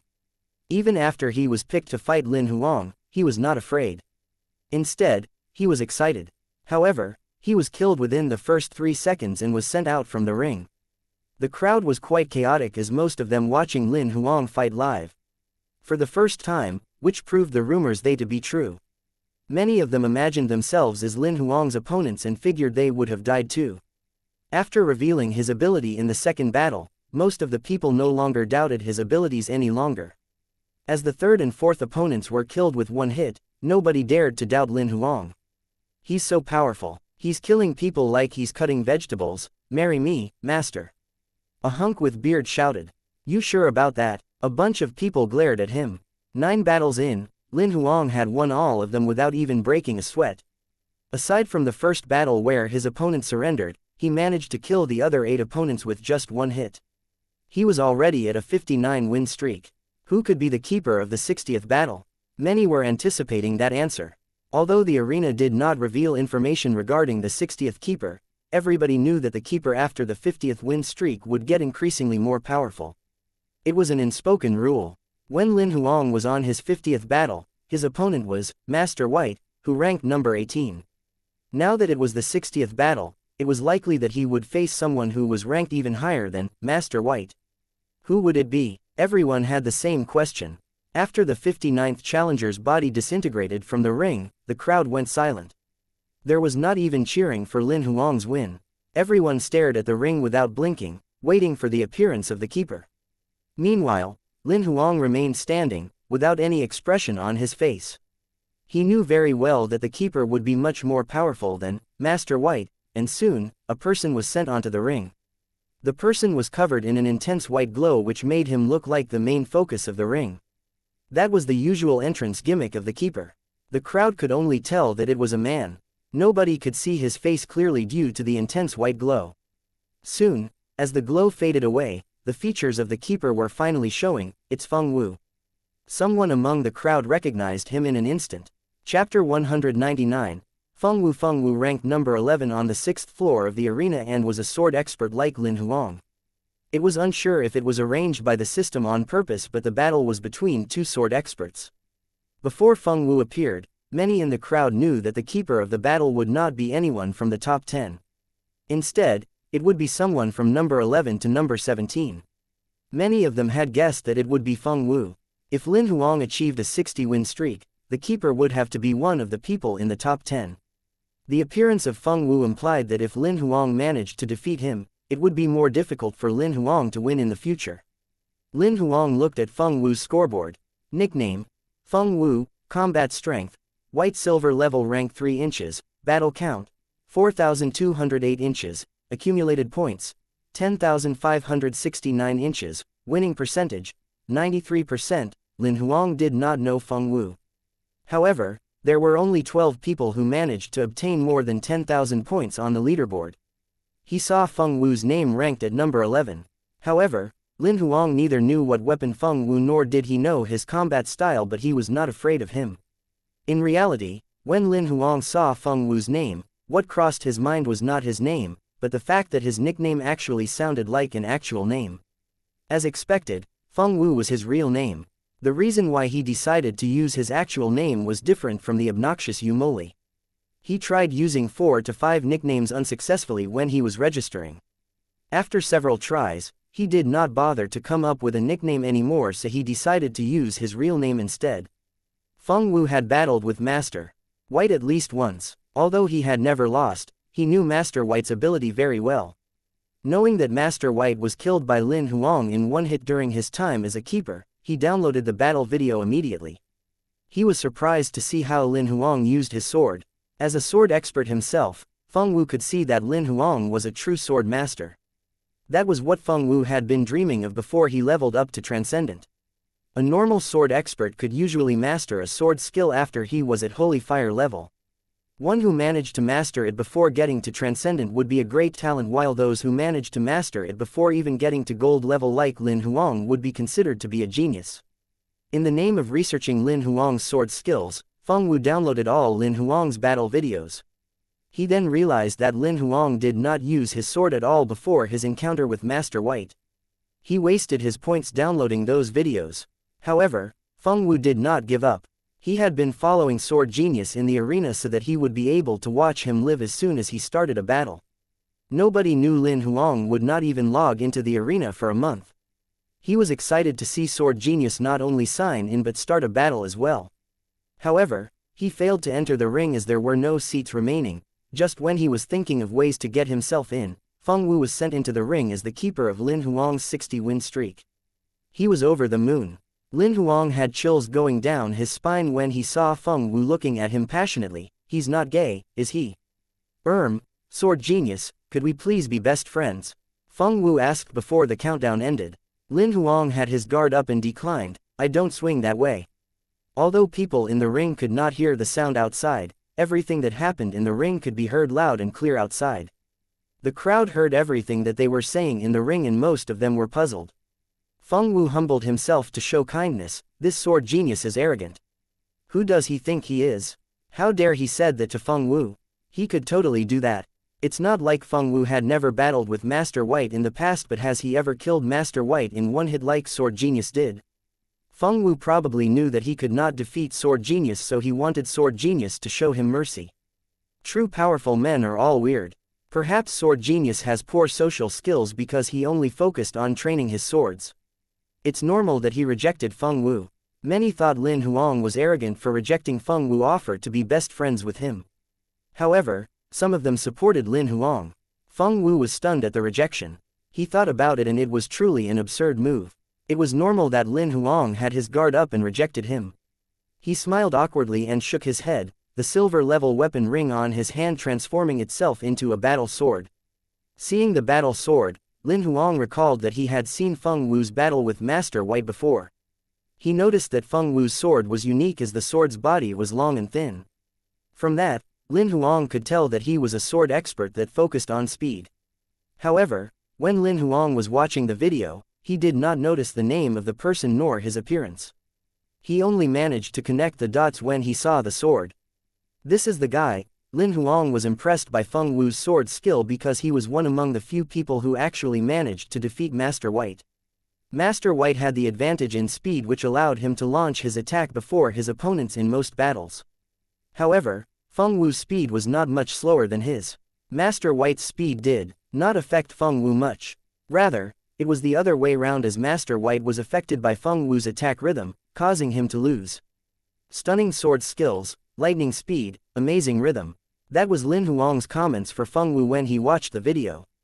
However, now that he was standing in the same arena as Feng Wu, he had the confidence to win. He smirked as he transformed the silver weapon ring on his middle finger into a silver-level battle sword. The sword seemed ordinary, like it was something readily available on the market. The countdown ended. Feng Wu leapt and plunged towards Lin Huang at a terrifying speed. Chapter 200. Sword Genius vs. Feng Wu. Feng Wu launched his attack like a lion attacking a rabbit. Feng Wu was taught since young never to underestimate his opponents. Not only that, Lin Huang regarded him as a ferocious beast instead of a helpless little lamb. Lin Huang was ready as he was more alert than ever. What was happening in the ring was nothing like what the crowd had expected. Feng Wu was the keeper that was supposed to stop Lin Huang's progress. Theoretically, Lin Huang should be attacking. However, it was the other way around. As the countdown ended, Feng Wu seized the opportunity to attack first. It looked like Feng Wu was the fighter while Lin Huang was the keeper. It was nothing out of the ordinary for the both of them in the ring. Feng Wu's attack was quick. It was comparable with Master White's who Lin Huang encountered a month ago. As the silver sword ripped out, it created a wave in the air. It looked like something that was flying on the water's surface.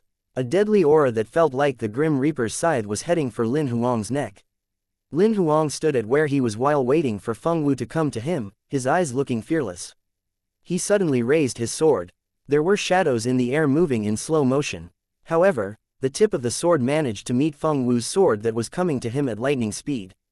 Feng Wu felt such an intense force that he almost dropped his sword onto the ground, causing his initial attack to miss. Lin Huang smiled as plunged his sword towards Feng Wu's right arm. Feng Wu moved his body aside and dodged Lin Huang's sword. He leapt away from Lin Huang. Feng Wu finally realized how powerful Lin Huang was and began to sweat. The attack from Lin Huang felt like he had activated a spiritual creature that could identify Feng Wu's flaws. Is this what one is capable of when he had mastered the sword? I'm still far away from achieving that level. Feng Wu knew how much he lacked when it came to his sword skills compared to Lin Huang because he was still limited by his fighting style. However, Lin Huang was at another level. Seeing that Feng Wu was getting away from him, Lin Huang did not go after him. Instead, he stood at where he was like nothing happened while looking at Feng Wu. Your skill isn't that bad, Lin Huang said after looking at Feng Wu for a while. He had seen his skills before in the video where Feng Wu was fighting Master Bai. He could see that his sword skill was epic level. However, he did not use much of the styles during the battle. Lin Huang was not in a rush to kill Feng Wu as he wanted to see more of his sword styles so that he could learn. Thank you for the compliment, yours isn't that bad as well. Feng Wu complimented Lin Huang in return. What he meant was not Lin Huang's sword skill but his own. The attack earlier was not a sword skill, but was a tactic that he came up by himself. However, that was sufficient to know that Lin Huang's mastery of sword was much better than himself. Feng Wu was not afraid at all to face a powerful opponent like Lin Huang. Instead, he was exhilarated. He knew that no matter what the result of the battle would be, his would learn something about swords from Lin Huang. Come, let me see how much you have mastered your sword skill. Lin Huang waved at Feng Wu. He looked like a senior who was coaching a junior. Most of the audience in the crowd were shocked to see this. Is the sword genius provoking Feng Wu? Why does it look like a master instructing his apprentice? Sword genius is the real keeper here. People were discussing among themselves outside the ring. However, Feng Wu was not offended at all.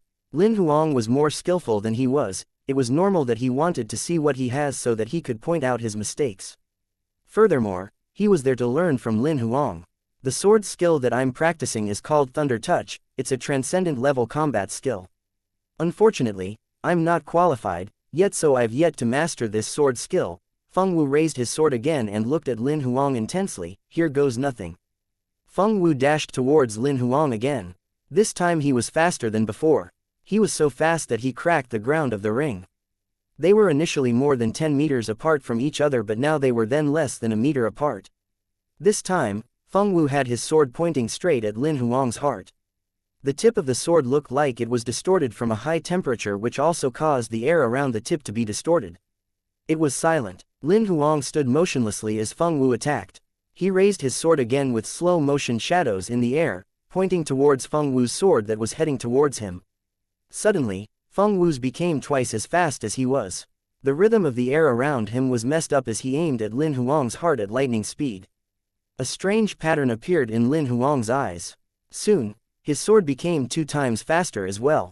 A silver glow flashed in the air, his sword clashed with Feng Wu's sword again. Feng Wu was shocked and took a few steps back immediately while Lin Huang remained standing. It was obvious that who was more powerful among them. Even a person who has no clues about sword would be able to come up with a conclusion easily. The sword genius is just too powerful. From the beginning, he had never moved a step while Feng Wu had already stepped back twice. That's right, sword genius is like an unmovable mountain compared to Feng Wu. That's skill right there. With Feng Wu's terrifying speed, Lin Huang still managed to defend himself effortlessly. You are attempting to use speed to cover up your flaws, but what you don't know is, no matter how fast you are, your flaws would still be there. Lin Huang gave his opinion on Feng Wu's attack. It wouldn't be a problem if your opponent is slow. However, for a person who is fast like me, no matter how fast you are, your flaws will always remain.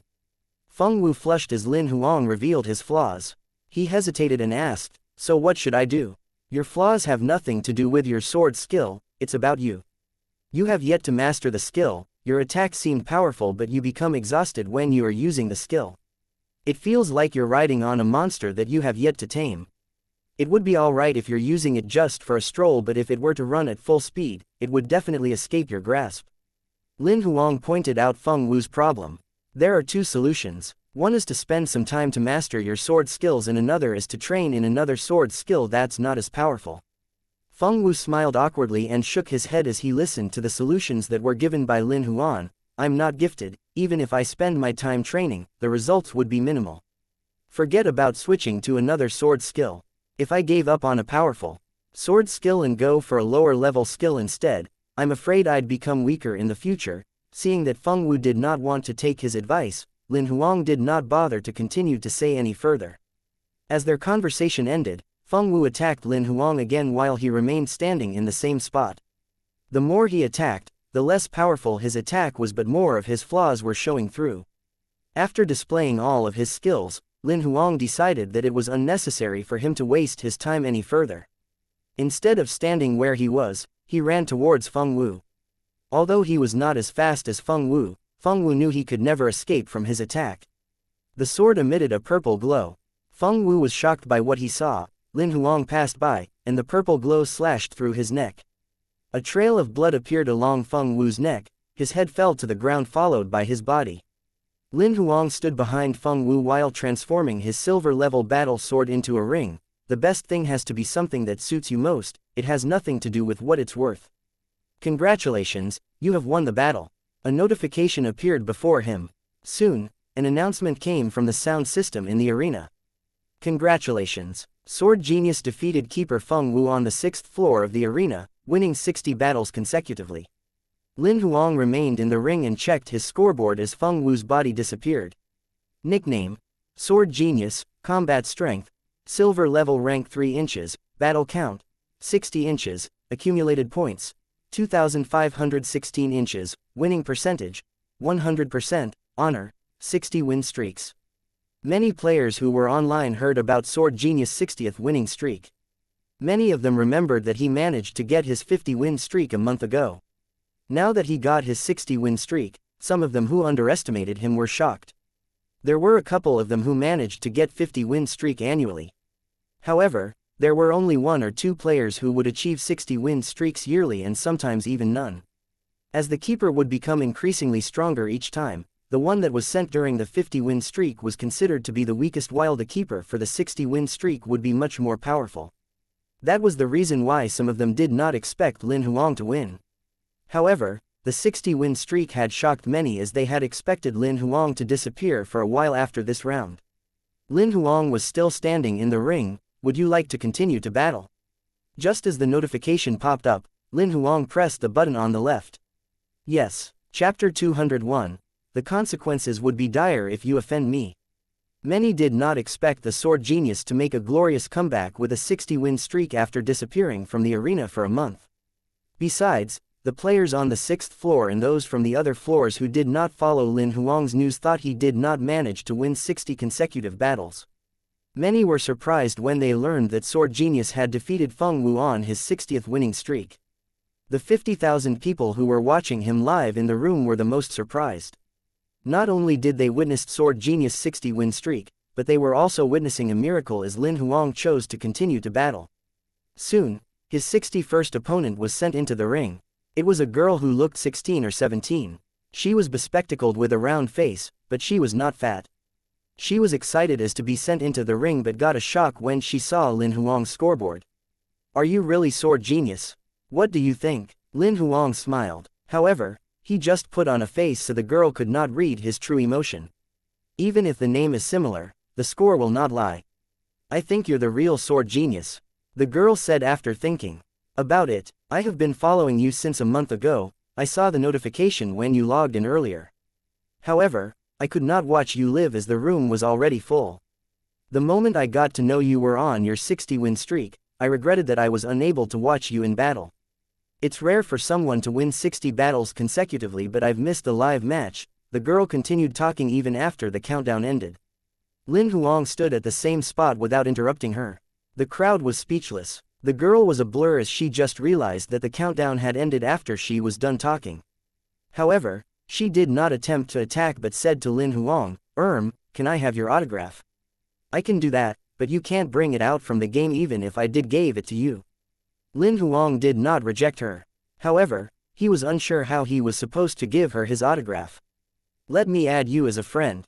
After we leave the game, you could write something for me or send me some pictures," the girl suggested. "Maybe you could write something like, 'Sword Genius wishes I eat tomato will always be happy.'" Lin Huang was stunned at her nickname. He looked at her scoreboard immediately. Her nickname was actually, "I Eat Tomato." If only Tomato is a cute girl like this. Tomato was an author that Lin Huang admired on Earth. He could not accept the fact that author who he liked looked like this in this world. After he had cleared his mind, Lin Huang accepted the girl's friend request. "Sure, I will send you a photo after I sign my name on it." A majority of them in the audience thought he would reject a friend request like before. They did not expect him to say yes. "Wow, what happened to your principal? Didn't you tell Feng Wu that you will never add any friends?" This is the advantage of being a girl. Even a person like Sword Genius could not resist. "This is sexist. We demand equality." Lin Huang could not hear what was happening outside. He had forgotten that he rejected Feng Wu's friend request earlier. A lot of them who were outside the room were shocked when they watched the replay of Lin Huang rejecting Feng Wu's friend request. After Lin Huang and the girl added each other as friends, she surrendered. Before she disappeared, she waved at Lin Huang and shouted, "Remember to send me your autograph." The 61st battle ended like a movie. For the next 62nd to 69th battles, Lin Huang managed to finish them within 2 minutes as 5 of them surrendered while 3 of them were killed with just one hit. The crowd was not interested in the battles as they were all waiting for the exciting match of Lin Huang's 70-win streak. After he completed his 69th battle, a notification popped up. "Would you like to continue to battle?" He selected yes without hesitation. After he made his decision, 2 other notifications popped up. "There is a match in progress in this venue. The venue will change to venue number 1 on the 6th floor, matching a keeper. Please wait." After the appearance of the 2 notifications, Lin Huang was teleported from the ring into venue number 1, which was bigger than the previous room. The 50,000 audience were puzzled by Lin Huang's disappearance. They soon received the same notification. Sword Genius will be fighting the 70th battle keeper at venue number 1 on the 6th floor. Many of them clicked on the selected venue and picked venue number 1 immediately. Venue number 1 on each floor would only be opened for the big match. The venue is huge and could hold up to 300,000 people. In less than 30 seconds, Lin Huang was sent into the venue. It was fully occupied. All of the players who were online in the arena received the same notification. It had been years since the last person won 70 battles consecutively. Therefore, not only did the people on the 6th floor came, many other players at gold level from the 7th to the 9th floor came to watch as well. The last person who had their 70-win streak was 16 years ago. Many geniuses had appeared in Division 7 within that 16 years. However, none of them could win 70 battles consecutively. The 300,000 people in the venue stared at the ring without blinking. They were eager to know who would be the keeper. Outside the arena, a beautiful lady with waist-length hair with sunglasses and clad in a bikini was suntanning on the beach. Suddenly, she received a notification. Congratulations! You are selected as the keeper of the 70-win streak of Sword Genius on the 6th floor. Please enter the arena within 3 minutes. Failure to do so will result in you forfeiting your position as a keep. Players who fail to accept the position of a keeper will be penalized. Your account will be suspended, your accumulated points would go back to 0, and you will not be able to enter the Hunter Arena for 10 years. Damn it, I must find out who interrupted my holiday. The young lady shouted. Chapter 202, Explosive Female Demon. In the arena, there was a girl in a black bikini. The shape of her body was vague.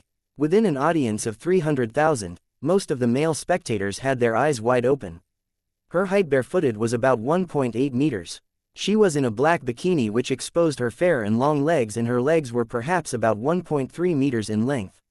As they continued looking up, her black bra top covered less than 2/3 of her bosoms. Most of the men who had their eyes on her found her attractive. Even Lin Huang was surprised when he saw the way she dressed. However, he recognized her as he had watched more than 100 of her battle videos. She's Explosive Female Demon. She's the one who ranked 5th on the leaderboard, the Explosive Female Demon. Sword Genius, you're in trouble. It is better to encounter the one who ranked 3rd or even 4th compared to her. Yeah, Sword Genius attack speed has no advantage over his opponent at all. He's unlucky to encounter a gunmaster. It'll be difficult for him to win the battle. In the arena, many of the people on the 6th floor could recognize the woman straight away. They were familiar with the top 10 on the leaderboard. Some of the audience from the 7th to the 9th floor only recognized the woman after listening to those comments. In the arena, Explosive Female Demon looked like she did not pay much attention to the audience. She took off her sunglasses and took out a piece of white string to tie up her hair. She tilted her head slightly while staring at Lin Huang. Hey kiddo, are you Sword Genius who just got a 50-win streak last month? It's not easy to come up to the 70th battle. However, you should just stop here as I won't let you win. The Explosive Female Demon immediately gave off a murderous vibe. You look very angry. May I know why? If I'm not mistaken, this is the first time that we're meeting. Although Lin Huang could recognize her, he could not remember when he offended her. He knew that the deadly aura that his opponent was giving off was real. Just now, you just disturbed my holiday that I've been waiting to enjoy for ages. I'm furious, so I want to get my revenge on you. The Explosive Female Demon told him the reason she was angry. Alright, I'm sorry for disturbing your holiday. Lin Huang apologized and remained calm. It wasn't his fault. She was chosen by the system to be the keeper.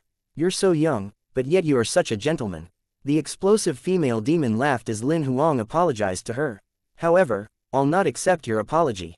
If I accept it, I can't kill you. Lin Huang shrugged his shoulders and kept quiet.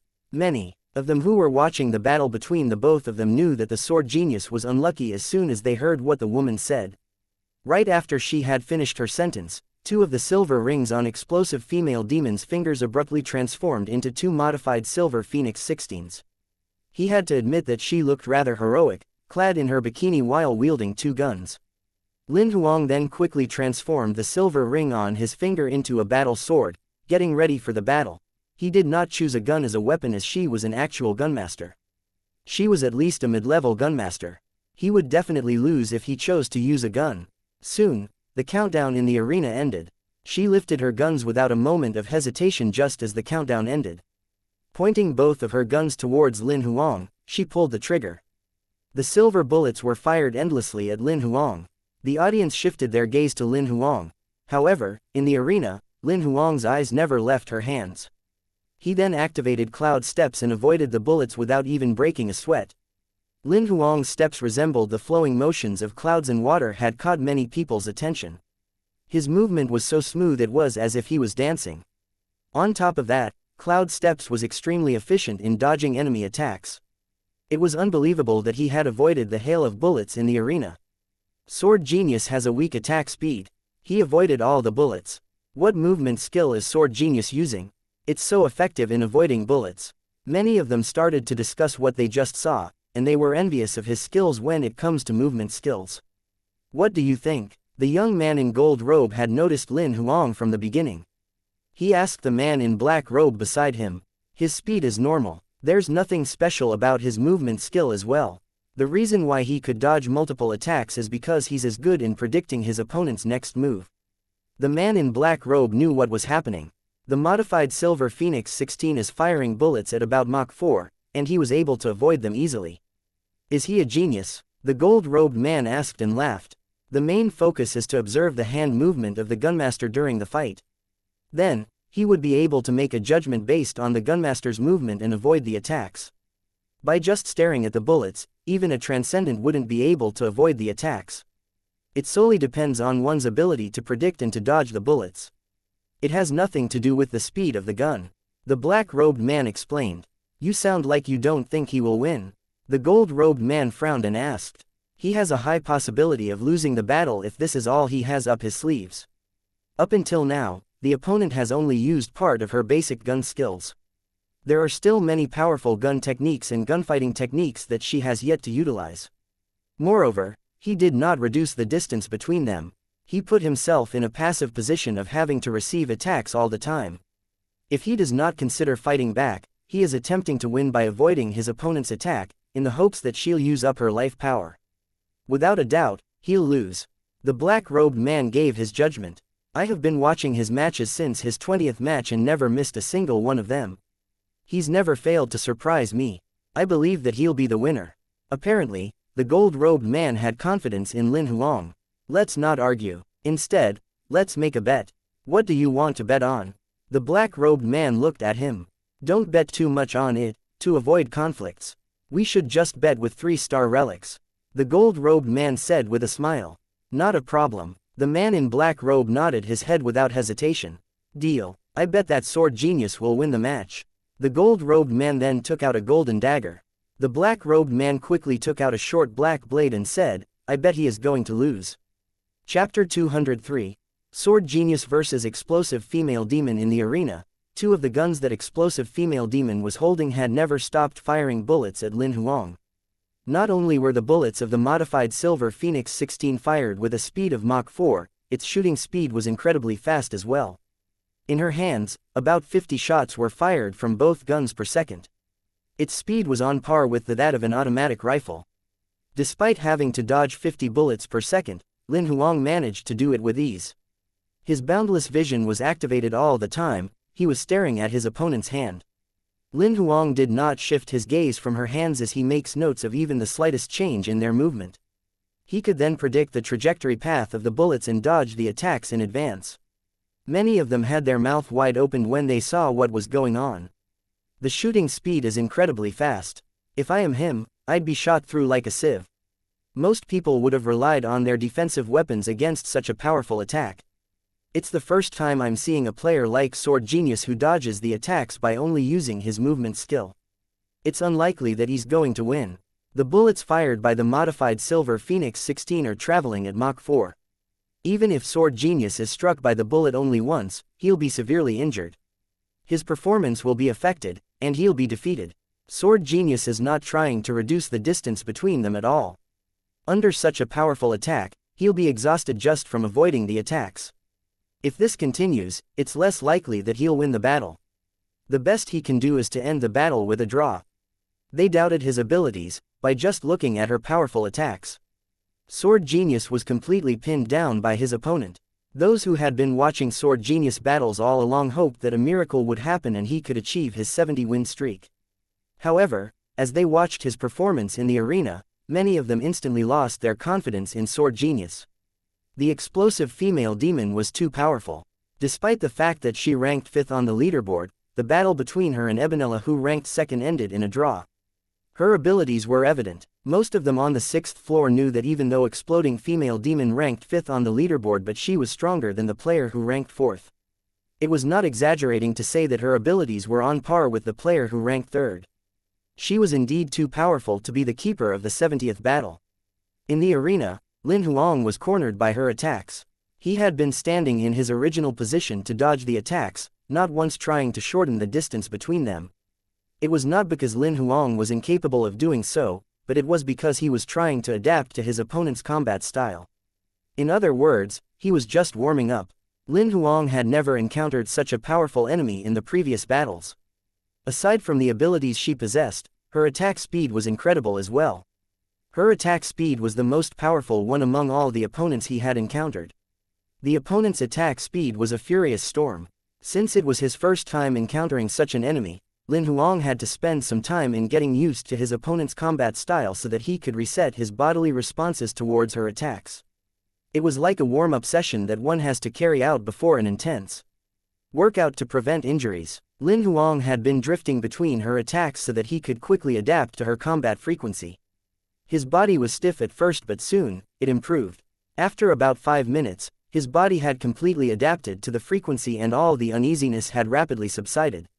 He grinned and dodged another bullet again. All of a sudden, he moved one step forward and lunged at her. The audience broke into loud cheers as Lin Huang was no longer playing on the defensive, but was lunging towards her instead. Lin Huang had been defending himself against her attack all this while. Many of them thought that Lin Huang was giving up on the battle and he wanted to end the fight in a draw. However, after about 5 minutes, Lin Huang finally attacked. She was surprised. She thought that Lin Huang wanted to end the fight in a draw as he had defended himself against her attacks. She did not expect him to strike an attack. "Do you think that it's easy to reduce the distance between us?" She was grinning. Under her control, there seemed to be some changes in the properties of the bullets. As soon as Lin Huang moved a step forward, she quickly turned her gun, pointing them towards Lin Huang again. Lin Huang could vaguely sense that something was wrong immediately when the bullet was shot. He dodged the bullets. However, after the bullets passed by, there was an explosive sound, causing a powerful blast of wind. His movements were affected. The audience had their eyes wide open the moment when they saw the explosion that in the arena. Her bullets had exploded, and it was not just one bullet that exploded. In fact, more than 100 of the ones she fired had instantly exploded. The flame had enveloped half of the arena in front of her. Though none of the bullets struck Lin Huang's body, she found no trace of him as his body was completely covered by the flames and smoke. "This might not have happened if you were honest with me." As soon as she finished speaking, the 2 modified Silver Phoenix 16 that she was holding was transformed into 2 automatic rifles.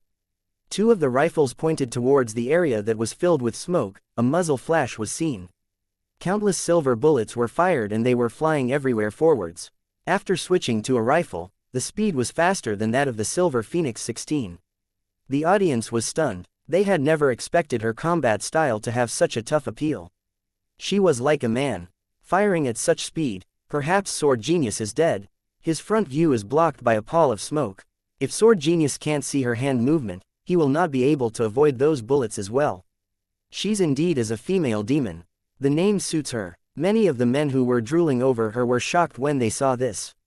Is she a man that had undergone gender reassignment surgery? Those men were suspicious about her real gender. After firing for about 3 minutes with her automatic rifle, she finally stopped. However, she had a weird expression on her face. She was not happy. Instead, she was doubtful. "Didn't he die? Why haven't I received the notification from the system? I didn't expect this from you." "I've nearly died," a voice that came from the area filled with smoke replied as she mumbled. Chapter 204. 70 Win Streak. Right after the voice was heard, a shadow slowly appeared out of the smoky area. He was a teenage boy wearing a t-shirt and a silver face mask. He looked perfectly fine, without even a hint of awkwardness.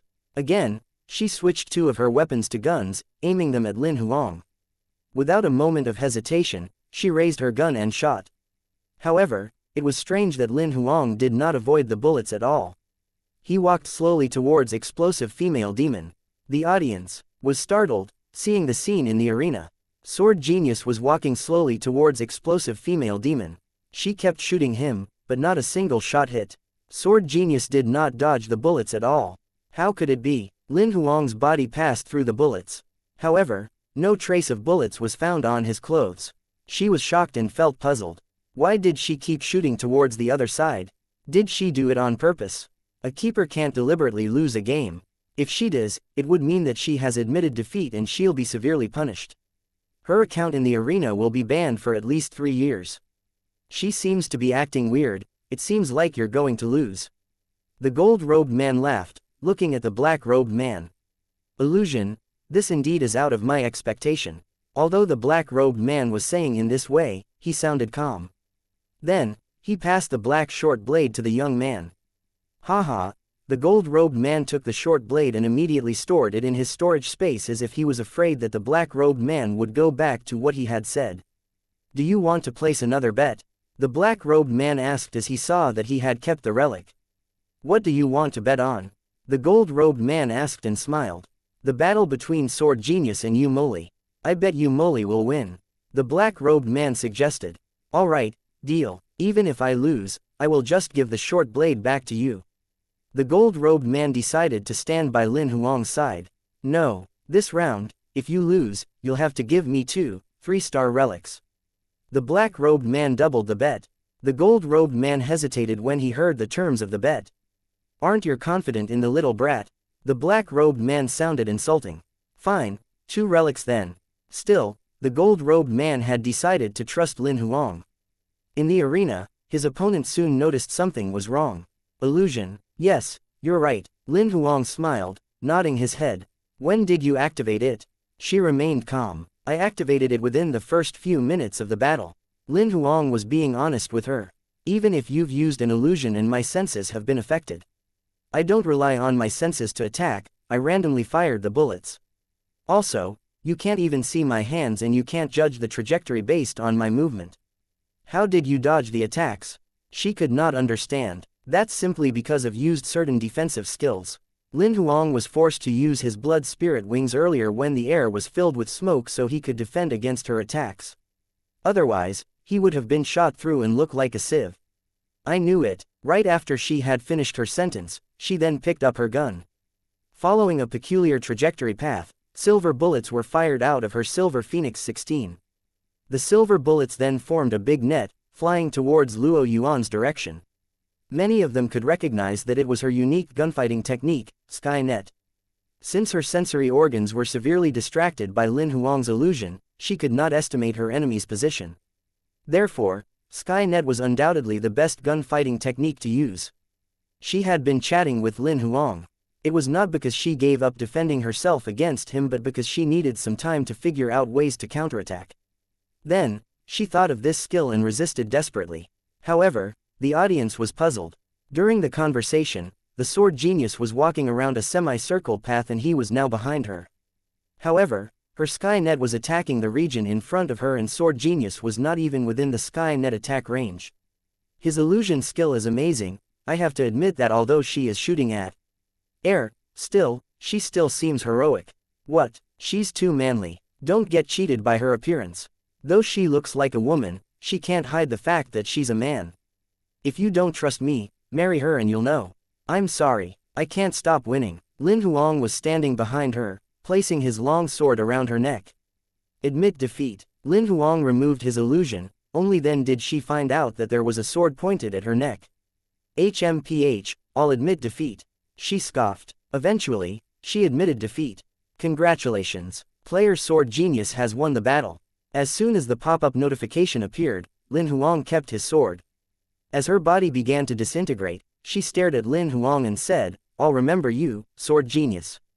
I'll get my revenge on you. Feel free to challenge me anytime. Lin Huang nodded his head and smiled. Soon, the system announcement lingered in the arena again. Congratulations, player Sword Genius defeated Keeper Explosive Female Demon on the 6th floor of the arena, winning 70 consecutive battles. When the system notification rang, it amazed all of the online players. Nobody had achieved 70-win streak in the past 16 years. This time, the announcement of the 60 winning streaks and 70-win streak were made in less than 15 minutes and it was completed by the same player. Many of them noticed that he was the newborn genius of the Hunter Association. The announcement of the 70-win streak was sent to not only the online players and even the offline players had received the notification. It was sent to 12 of the executive officers of the Hunter Association as well. This had instantly alerted the Hunter Association at Division 7. The Hunter Arena was originally a virtual arena designed by the Hunter Association to look for geniuses. Knowing that there was a person that had achieved 70-win streak, the executive officers could no longer sit still as nobody could accomplish this in the past 16 years. With their authorities, soon, the executive officers knew the actual identity of Sword Genius. Their facial expression suddenly changed. He is Lin Huang. Ah! Shu Tianyu sighed and shook his head as he thought of the fact that Lin Huang had missed intensive training. I knew that Mr. Fu will not be wrong. But, old Li sighed as well. Few of the executive officers had previously thought that Mr. Fu was wrong. However, the moment they received the notice, they knew that they were the ones that were wrong. On the other hand, other players of the Hunter Arena were going through the network searching for the information of Sword Genius. However, they seemed to have found nothing. Chapter 205, 79 win streak, nickname, Sword Genius, combat strength, silver level rank 3 inches, battle count, 70 inches, accumulated points, 5058 inches, winning percentage, 100%, honor, 70 consecutive wins. Lin Huang looked at his score. The points accumulated had exceeded 5,000. As long as he could win another 10 battles, the accumulated points would exceed 10,000. Then, he would be ranked in the top 10 on the leaderboard after collecting an additional 1,000 points. In order to accomplish the mission given by Mr. Fu, achieving an 80-win streak was the bare minimum. If he could not do this, it would probably be difficult for him to complete the rest of the missions in the following 20 days. It would be best if he managed to make it to a 90-win streak. Then, he would have about 20,000 accumulated points, completing the task in one shot. He could then save some time. Lin Huang took less than half an hour to win 20 consecutive battles to get from a 50-win streak to a 70-win streak. Though he has already broken a record that no one could break for the past 16 years, he still remained in the arena. Would you like to continue the battle? When this option popped up in front of him, Lin Huang chose yes, without hesitation. Many of them did not expect this. Even after achieving a 70-win streak, Sword Genius did not choose to rest but instead, continued accepting challenges. The reason why Lin Huang chose to continue was simple. The past 20 battles did not consume much of his energy. Also, he had watched more than thousands of battle videos of those who were ranked top 10 on the leaderboard. He had conducted a complete analysis of each of their strengths and weaknesses. He was not going to waste his time for additional preparation. Since the keeper of the 70th battle was explosive female demon who ranked 5th on the leaderboard, the keeper in the following battles would probably be those who are ranked even higher than her. Therefore, they would probably choose players that are among the top 4 players. The one who ranked 4th was Handsome Imperial Censor. He was an Imperial Censor and could summon a gold level rank 3 mutated monster. The points that he had accumulated were basically earned by the monster he summoned. Although he was not strong, he still managed to enter the top 100 on the leaderboard with his own abilities. The player who ranked 3rd was the Final Fortress. He had terribly strong defensive power. He was the same as Yu Moli, having never lost a single battle on the 6th floor of the arena. Also, he was often chosen as the keeper by the system. Of course, the one who ranked 1st would be Yu Moli. The 2nd-ranked player was Ebonella and the 5th-ranked player was Explosive Female Demon who had almost achieved her 70-win streak. However, the Final Fortress had somehow always been chosen as the keeper of the 70th battle to end their winning streaks.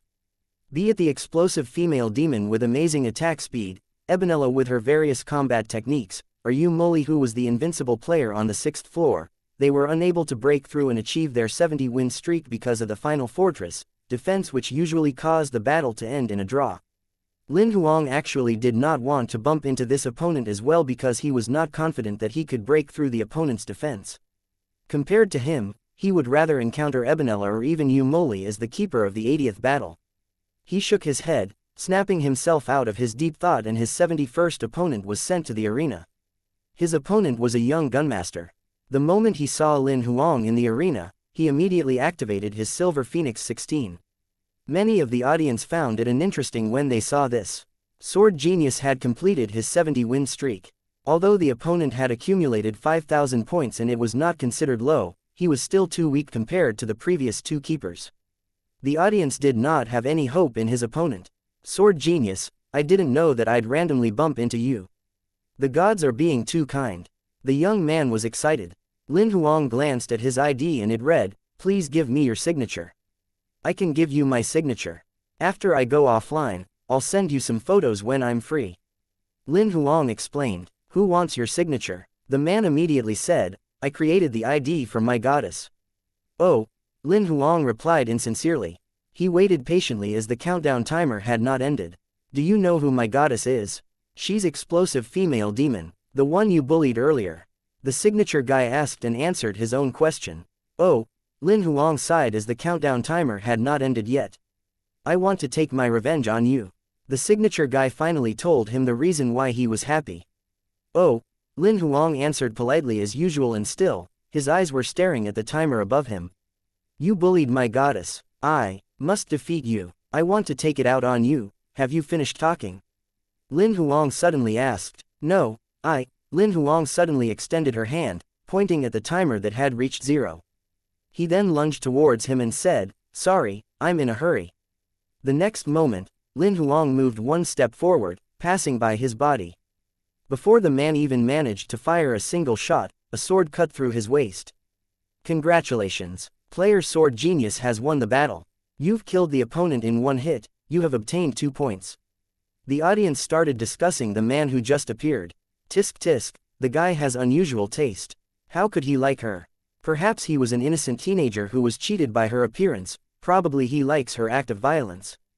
The man who appeared just now meant nothing to Lin Huang.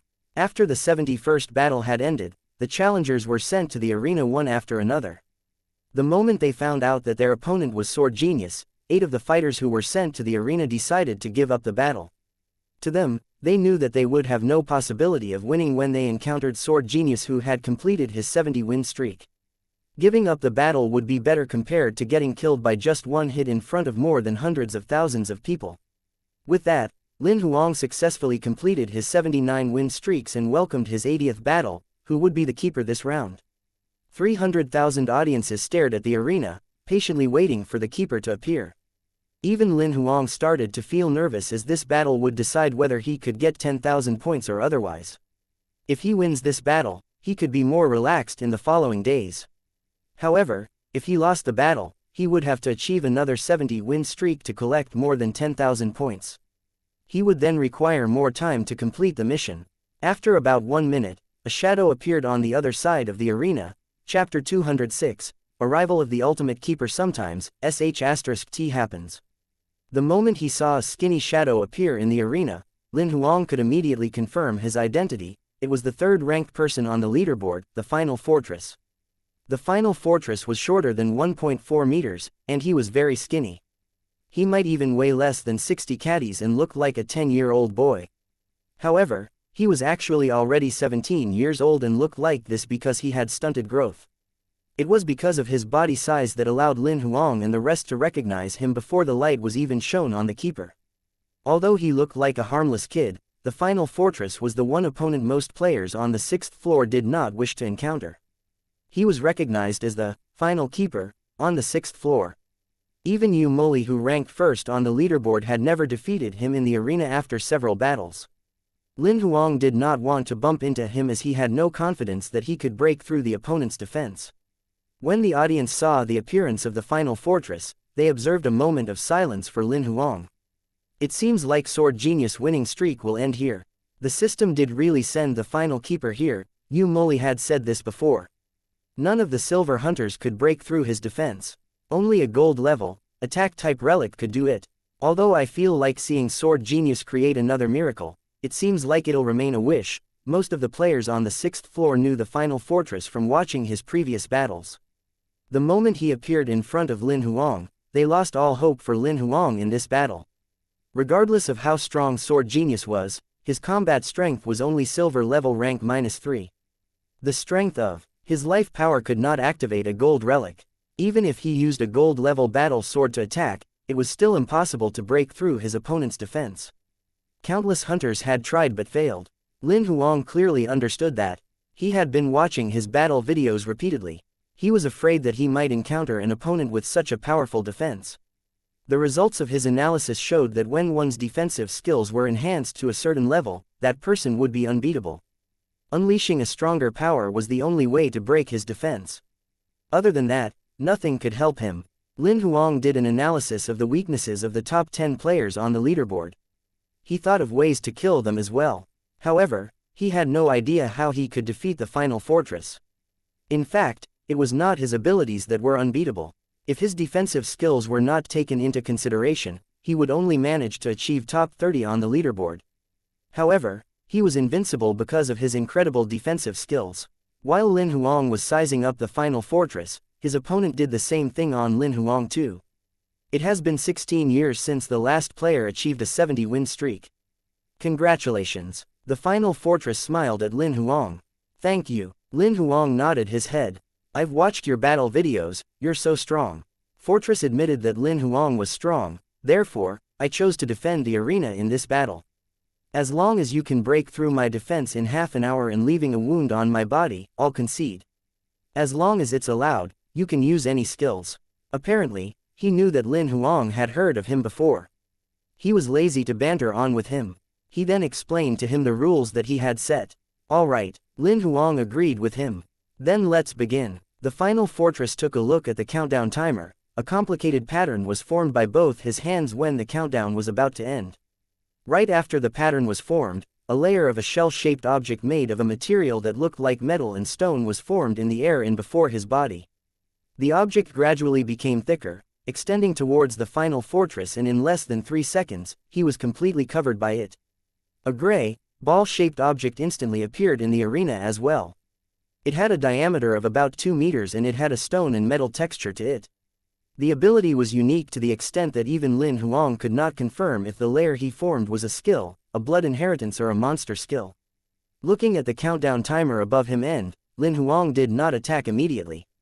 He activated boundless vision and walked around the ball-shaped object. He carefully observed it. The audience did not urge Lin Huang to hasten his attack as they waited patiently for his next move. It seems like Sword Genius is going to end his winning streak here. The black-robed man laughed as he looked at the gold-robed young. He's got bad luck to bump into this little brat that has a blood inheritance. He's even inherited such powerful defensive abilities. Unexpectedly, the gold-robed man did not give him a reply. Do you want to add on to the bet? Another relic perhaps? The black-robed man grinned. If the one he met was Yu Moli, he might not lose. The gold-robed young man changed the topic. Those who possess a blood inheritance will inherit abilities developed by a transcendent.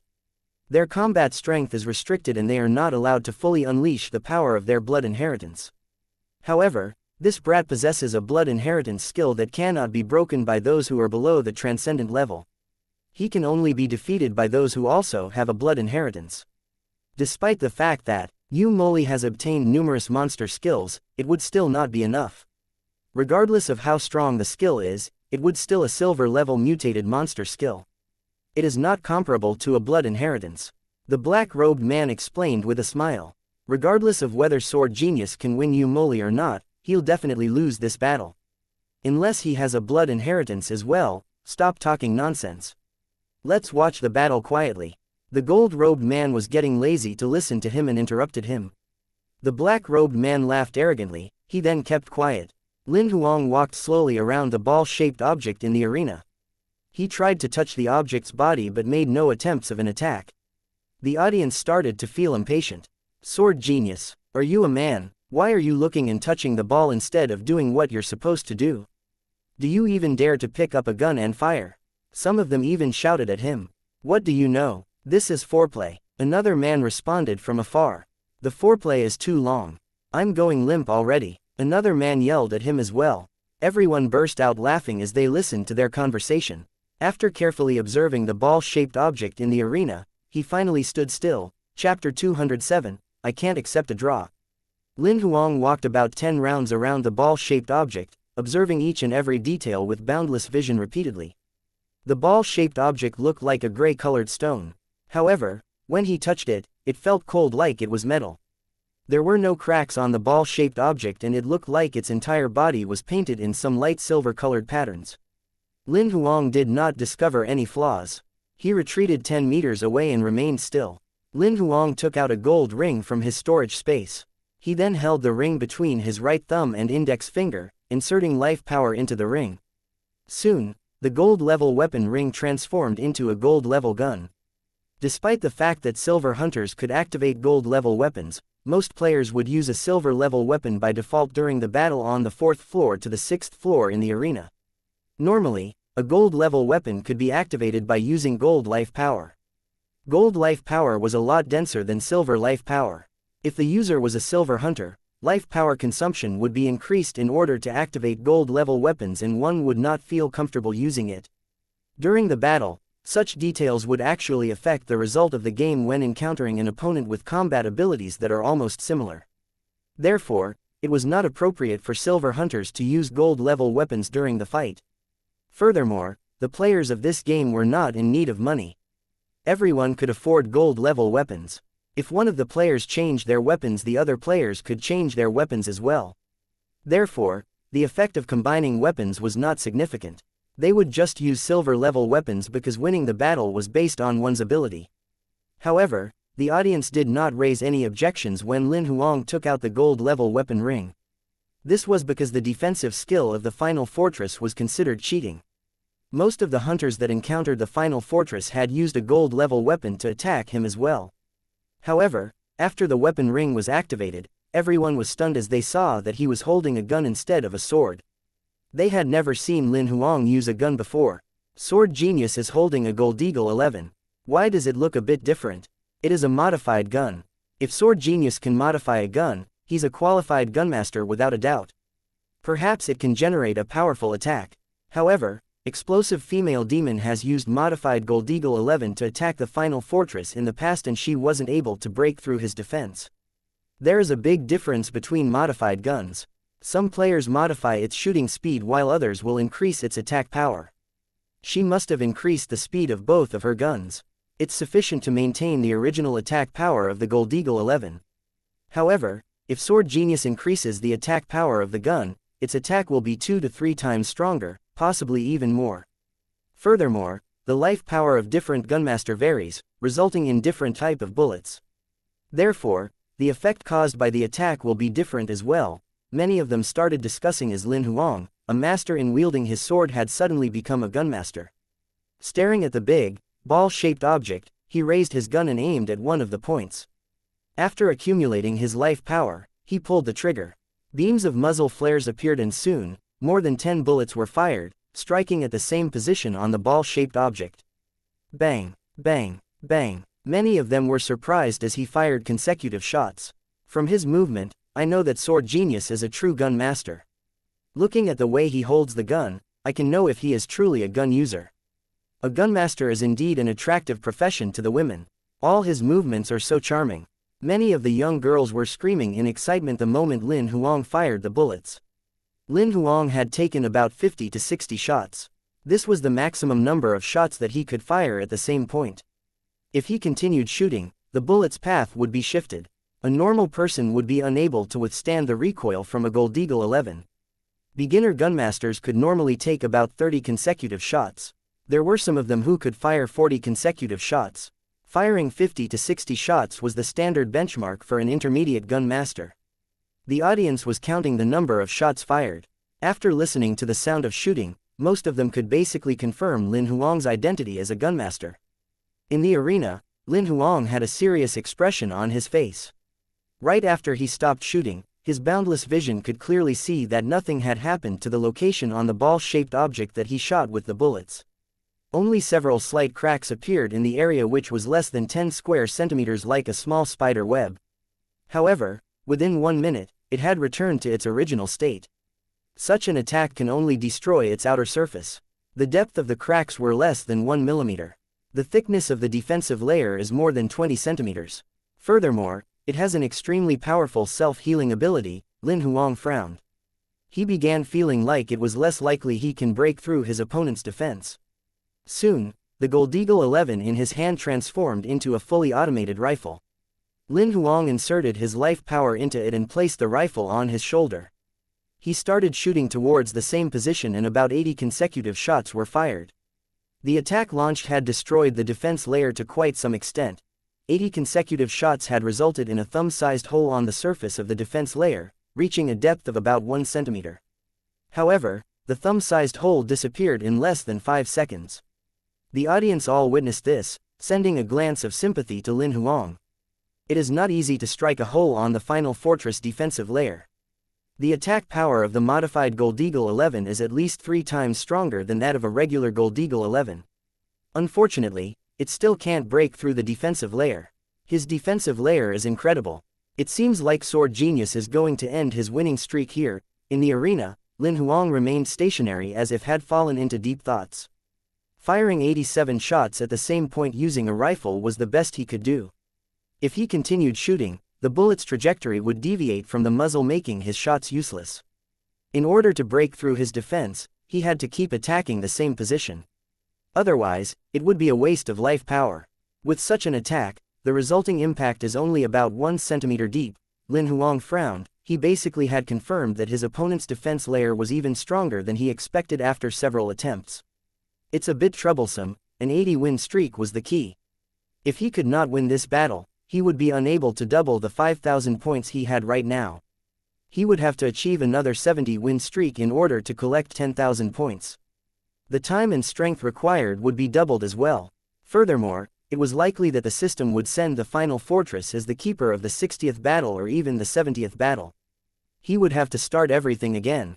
This was also the reason why the final fortress was the opponent that Lin Huang did not wish to encounter the most. No, I can't accept a draw. Lin Huang clenched his fist in determination. Chapter 208. Wildfire's Sword, Worldly Purification. Despite the modified Gold Eagle 11 having immense power, the consecutive shots fired by the weapon were still incapable of breaking through the final fortress defense. Lin Huang stayed at his original position and remained silent for a moment, transforming his Black Eagle 11 back into a weapon ring. He then put it back in his storage space. The audience was quietly watching the battle. If Lin Huang was not wearing a face mask, the audience would have seen the frustration on his face at this very moment. Right after he morphed his Gold Eagle 11 into a weapon ring, Lin Huang took out another gold-level weapon ring. Upon activating the ring, it transformed into a gold-level sword. Many of the audience shook their head as they saw this, as they felt that the effects of the sword would be inferior to that of the gun he was using previously. A majority of the sword techniques could slash through objects. However, against such a large, ball-shaped object, having bullets fired at one point would definitely be better than an attempt to cut through it. Of course, Lin Huang knew this, but he insisted on trying it out as his epic-level sword skills could complement the sword in his hand so that he could transfer the power to achieve more powerful slashes. Furthermore, among all the sword skills that he had learned, not all of them were slashing skills. Some of them were piercing skills instead. 2 out of 36 forms in Great Sword Scripture were piercing skills. One of the forms in Wildfire's Sword was a piercing skill as well. Lin Huang held a sword in both hands as his life power flowed through the sword's handle. Soon, the surface of the gold-level sword was shrouded in a silver glow, causing the sword to look like it had grown a centimeter longer. He bent his body and stomped on the ground hard with his feet. The arena beneath his feet instantly collapsed, creating a crevasse. He then lunged towards the defensive layer. In just a blink of an eye, he was right in front of the defensive layer. Sword 23. Lin Huang shouted. The gold-level sword in his hand streaked past the air, creating the illusion of multiple swords attempting to pierce the defensive layer. However, the attack did not cut through the defensive layer. Instead, it pierced through the ball-shaped object. In an instant, the blade of the sword had penetrated through the defensive layer. However, it was stuck at the depth of about 2 to 3 centimeters in. Lin Huang could obviously feel that within the defensive layer, a tremendously terrifying repulsive force was being transferred to the tip of the sword. Lin Huang stayed at his original position for less than 1 second and the repulsive force was then transferred to Lin Huang's arm. Lin Huang had no choice but to retract his sword and retreat. He was only able to balance himself when he reached the edge of the arena, which was less than 2 meters from the defensive layer. His defensive layer does not only have a heavy physical structure, it possesses a strong repulsive force as well. The deeper it is, the stronger the repulsive force becomes. That being said, the interior structure of the defensive layer is even stronger. It's no wonder nobody was capable of breaking through his defense. Lin Huang estimated the basic structure of his defensive layer based on its counterattack. However, understanding the structure of the defensive layer did not mean that he could get rid of it. He felt even more helpless instead. It might be easier if there was only a physical defensive layer. However, there is a repulsive force within the defensive layer itself. Lin Huang sighed and took a few steps backwards until he was less than 10 meters away. He stood still, grabbing his sword with one hand and taking a deep breath. Again, he stepped the ground hard and lunged towards the defensive layer. Sword 23. In midair, the gold-level sword in Lin Huang's hand seemed like it had torn through the layers of air in its way. It did not only create the illusion of multiple swords, but it created a vacuum in its wake as it penetrated the defensive layer without hindrance. The tip of the sword had pierced through a depth of 5 to 6 centimeters. Witnessing the power of his sword, the audience was astonished as they saw such a powerful penetrative force. However, they felt sorry for Lin Huang. Sword genius is unlucky to encounter him in battle. Otherwise, with such power, he could even pierce through gold-level defense equipment. It seems for someone with his abilities, even when faced with Ebonella, who was ranked second on the leaderboard, he'd be able to achieve an 80-win streak. However, he was unlucky enough to bump into the final fortress. Although Lin Huang had been trying again and again, with each time yielding improved results, a majority of people in the crowd did not have faith in Lin Huang. In the arena, Lin Huang had never stopped trying to break through the defensive layer. He failed during his second attack and retreated to the edge of the arena again. Behind his mask, he looked rather stressed. Although the 36 forms of great sword scripture were comprised of various skills, its attack power was somehow weaker than Wildfire's sword. Lin Huang turned his body, walking towards the edge of the arena. His back approached the transparent defensive layer. Leaning against it, he slowly closed his eyes, controlling his breath. Outside the arena, there was no sound of distractions. Everyone was quietly watching the battle. Lin Huang tried repeatedly and he never gave up. He had triggered the audience. Some of them who just came for fun began to cheer for Lin Huang. Although they knew that it was unlikely that Lin Huang would win, everyone was still hoping for a miracle. As he slowly closed his eyes and controlled his breath, he calmed himself down. Lin Huang then opened his eyes and stared at the ball-shaped object. He grabbed the long sword in his hand tightly, bending his body before stepping on the defensive layer. He suddenly jumped into the air. A golden glow could be seen on his blade, ignited by the friction in the air, causing golden flames to appear. Everyone opened their eyes widely when they saw this. Worldly purification. It was the strongest form in the arsenal of his sword skill, Wildfire's sword, worldly purification. In order to purge one's sins, the easiest way was to unleash the ultimate power, destroying everything before rebuilding them from the ground up. It was like a worldly purification. There was no way of turning back and there would be no regret.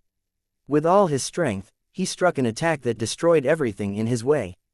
This attack had completely emptied the life power in all the life wheels in Lin Huang's body, allowing Lin Huang to strike with an attack that was stronger than ever. A beam of fire streaked across the sky. The air did not only burn from the sheer heat into nothingness, even the area around them began to vibrate slightly. In just a blink of an eye, a golden star crashed into the defensive, ball-shaped object that resembled an indestructible wall. Chapter 209, Can He Grow Swords from His Body? Bang! A bright, golden glow that was as bright as sunlight shone as the golden spark of worldly purification collided with the invincible ball. The entire arena was covered in the golden glow, causing almost everyone in the audience to squint their eyes. The worldly purification that Lin Huang performed stunned many in the audience. Nobody expected sword genius sword skills to be as terrifying as this. Even some of the gold-level people were shocked as they could tell from his performance that Lin Huang had mastered the skill. The worldly purification that he had just performed was almost perfect. Such skill could usually only be performed by transcendence, but Lin Huang managed to unleash it almost perfectly. Though his combat strength that was not on par, his understanding of sword skills were comparable to transcendents who have mastered the Tao of the sword. Can he break it through? Many of them who were not rooting for Lin Huang were now undecided. Theoretically, such a stunning hit should destroy everything that was on the same level. However, sword genius opponent had the strongest defense in history. Nobody could tell what would happen next, not even Lin Huang himself. Under the golden glow, a small portion of Lin Huang's battle sword was pierced into the invincible defensive layer. An intense force was stopping his sword from piercing it. However, Lin Huang was far from exhausting his strength. The golden glow seemed to have a melting effect to the defensive layer. His sword was piercing into the ball slowly. 10 centimeters, 20 centimeters, 25 centimeters. Suddenly, the tip of the sword touched a layer that was even tougher. Pierce through it, Lin Huang shouted. He transferred all his remaining strength onto his sword, attempting to break through the tough layer. However, just as he was doing that, an immense force flowed right back at his sword. Bang! Another bang was heard. However, Lin Huang did not step back at all. Veins were bulging all over his arms as all his life power filled his sword, hoping to break through the defensive. Suddenly, He heard an indistinct cracking sound. Did I break it through? Lin Huang was happy inside. On the contrary, he looked at his sword and he was speechless. His sword was cracking from the intense collision. The surface was not the only thing cracking, as the internal structure of the sword began cracking as well. The life power transfer was almost complete, but the force from within the defensive layer was getting increasingly stronger. Finally, the force was fully released from the gap where the sword pierced through. Under the force, the battle sword in Lin Huang's hand completed broke. FCK. Lin Huang did not even have the time to show his distress as the force hit him hard. If not for his stunning body physique, he would have been badly injured from this force. He fell hard against the wall of the arena, the impact making him puke blood on the ground. The golden glow disappeared when his body was struck against the defensive wall where the audience was sitting. What happened? Sword Genius is only left with the hilt of the sword. What's happening? He's really left with the sword's hilt. There are golden sword pieces on the ground. How could it be? His sword is completed broken, and yet he failed to break through the ball. No matter how powerful he is, this ends here. Relics are prohibited on the 1st to the 9th floor. If he can't win it with a gold-level weapon, there's nothing else he can do. Lin Huang fell slowly from the defensive wall of the arena. He was slightly injured, but he did not care at all. He stood right up on the ground and looked at the hilt in his hand, letting out an awkward smile. He tossed the hilt away and looked at the ball. The crack that the sword pierced through earlier was now completely healed. There was no trace of the crack at all. This is some really powerful defense. Aside from a relic, there's nothing else that can break through it. However, relics are prohibited here, and even if they're not, I can't activate them with my life power. Lin Huang stood there as he attempted to come up with a plan. Should I use that now? The only thing that Lin Huang could come up with was Blood Spirit, a skill he got from Bai. He remembered clearly back when Bai was still silver level, the power of his Blood Spirit wings surpassed all the gold level weapons they encountered. Its strength was close to a relic. Since Bai was gold level rank 3 now, his Blood Spirit wings were as powerful as a relic. Although Lin Huang was only silver level rank 3 now, but his Blood Spirit wings should not be any weaker than Bai when he was silver level rank -3. He looked up at the time. 18 minutes had passed. He was left with 12 minutes before the match would be considered a draw. He knew that he did not have much time left. Even a gold level weapon could not do it. It seems like there's nothing else that I can use to break through this defensive layer besides my Blood Spirit wings. Lin Huang had always put the Blood Spirit wings as his trump card, his final move to use against Yu Moli. However, it seemed like if he did not use his Blood Spirit wings now, there was no way he could win this battle. After standing still for a moment, Lin Huang had finally made up his mind. The audience had lost faith in him ever since his sword broke. Without a relic, there was no way that Sword Genius could win this battle.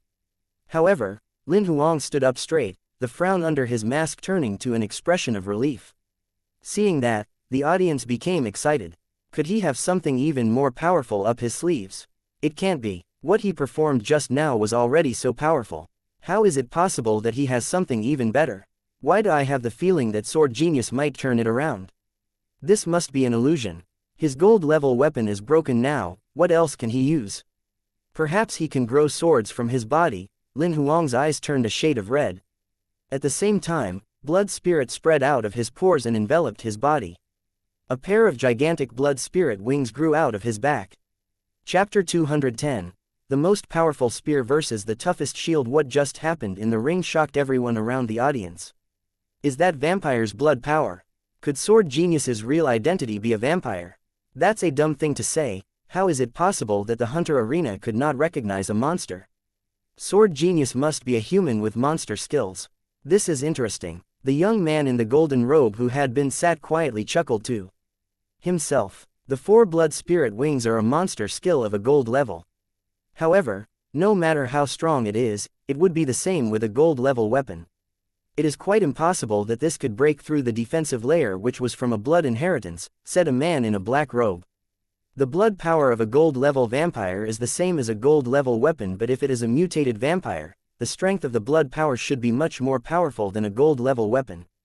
If Sword Genius obtained his Blood Spirit wings from a mutated monster, it's quite possible to break through the defense when it's used together with the sword attack earlier. The man in golden robe replied, "A vampire is a human type of monster with high intelligence. The mutated ones would have even higher intelligence and ability. Do you think Sword Genius, who is only a silver level rank 3, would be able to kill a gold level mutated vampire? The man in black robe asked. The man in golden robe went into silence. Lin Huang unleashed his 4 blood spirit wings in the ring. The bloody color camouflaged his blood spirit wings, which now looked the same as blood power wings. It meant he did not have to do anything to conceal them. Now that his eyes were red, everything he was seeing was red too. What surprised him was the ball across from him changed color as well. It was not a grayish-white ball anymore but was now a flaming red. It seemed like it was made of lava that was rotating in circles. The rotation must be the internal force of the defensive layer. Lin Huang smirked as he did not expect himself to be able to see how the ball's internal force worked when he activated Blood Spirit. The light color must be the weak point of the defensive layer. As it rotates, the weak point changes its location. That's why the defensive layer seems to be flawless from the outside. Lin Huang could see that wherever the color was darker, the force that was protecting that particular point would be stronger, while the lighter the color, the less force would be protecting it, which meant it had lower defense. His vision now allowed him to see the flaws in a seemingly flawless defensive layer. I shall use worldly purification again. I don't believe that it can't break your tortoise shell. Underneath the mask, Lin Huang looked confident. The blood spirit wing on the top right transformed into a long sword with life power flowing through it. This time, the blood spirit wing drained 3 circles of his life power. The surface of the sword was burning in a golden flame. He's using that again. Seeing the sword on fire, everyone in the audience became excited. Lin Huang stepped on the defensive wall behind him and leapt towards the ball at lightning speed. His speed was even faster than the last time, like a shooting star in space. Once again, even the air was retreating from its existence, and in an instant, Lin Huang had leapt 20 meters away and arrived right before the ball. The blood spirit wing covered in golden flames was like a star destroyer when colliding with the invincible wall. Bang! A spark that was brighter than before lighted up the ring. It was as bright as the sun at noon. This time, all of the people in the audience closed their eyes as they could not look into the blazing sun. The gigantic blood spirit wing released boundless sparks right at the weak points of the ball. Lin Huang did not feel any force coming against his wing while it transformed into a sword and pierced through the ball, landing on the wall across from them. Although the people could not see what was happening in the ring due to the intense golden flame, most of them heard a cracking sound.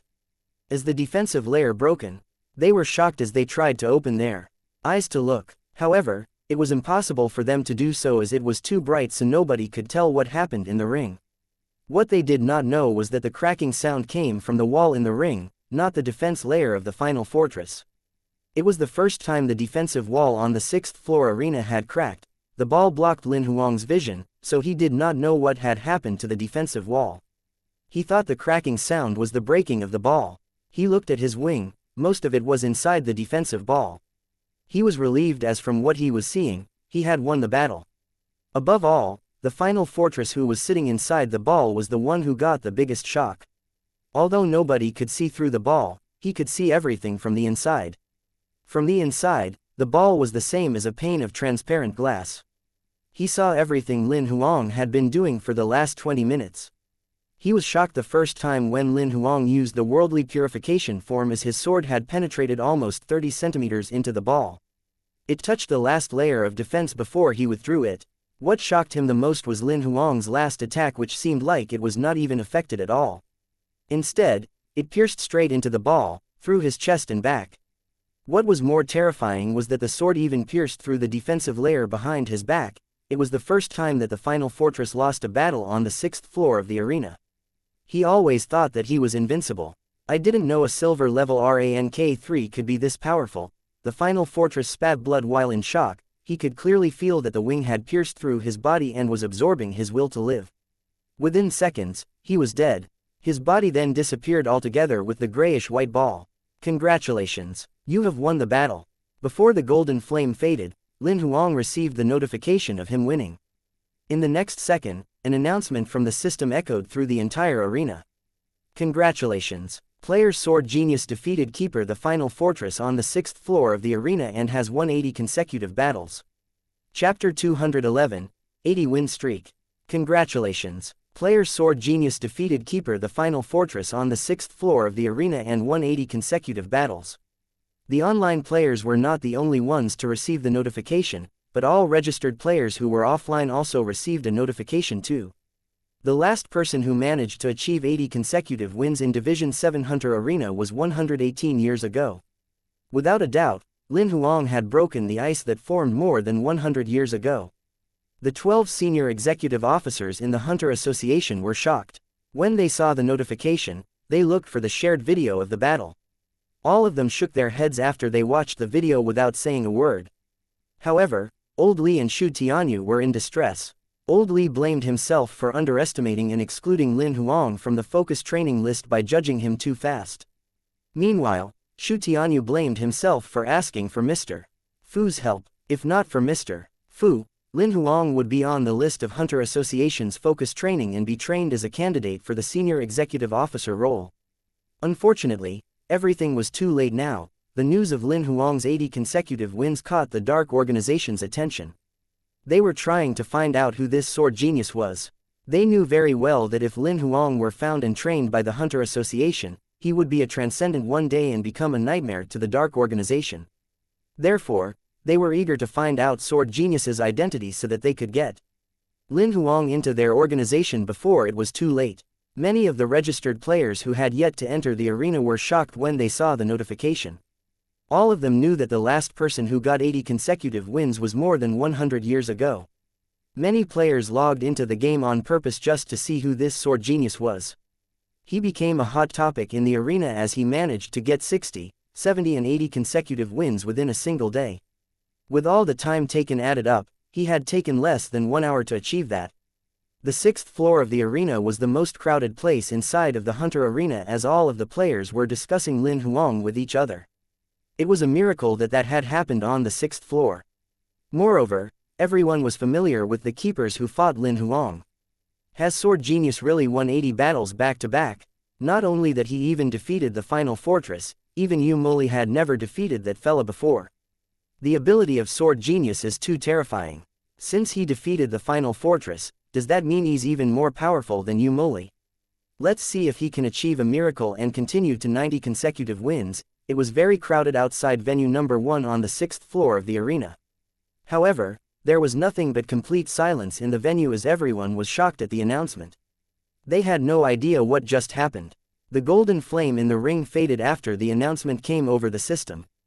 After the final fortress had disappeared, it was only then Lin Huang realized that he had broken the wall in the ring. Before the golden glow had entirely faded away, Lin Huang retracted his blood spirit wings, immediately concealing them from the crowd, but soon after he started to feel the exhaustion in his body from the battle. Using the worldly purification form twice had drained 4 circles of his life power with more than half of his last life wheel exhausted. The Hunter Arena was a simulation of what happened in real life, therefore, any life power exhaustion in the arena was real, preventing players from refilling their life power after every battle. Even if a player died in the ring, their bodies would be rebuilt by the system on the same day, but their life power would remain the same without being refilled. The setting was to prevent players from getting too addicted to the game and reduce the risk of people dying in cyber cafes in the real world. If a player had drained too much life power in a day, they could only come back on the next day to refill their life power. If they logged in on the very same day, their life power would not be refreshed. It was evident that Lin Huang's body was not ideal to continue to battle. He was not worried about the opponents from the 81st to the 89th fight. However, even if the keeper of the 90th battle might be easier to defeat than the final fortress, he would be anything but weak. With his condition, he thought it would be disrespectful to his opponents. Would you like to continue to battle? After staring at the notification with some thought, Lin Huang chose to leave the battle. As his body was breaking into pieces and disappeared, the audience just managed to open their eyes from the golden glow that had faded away as he left.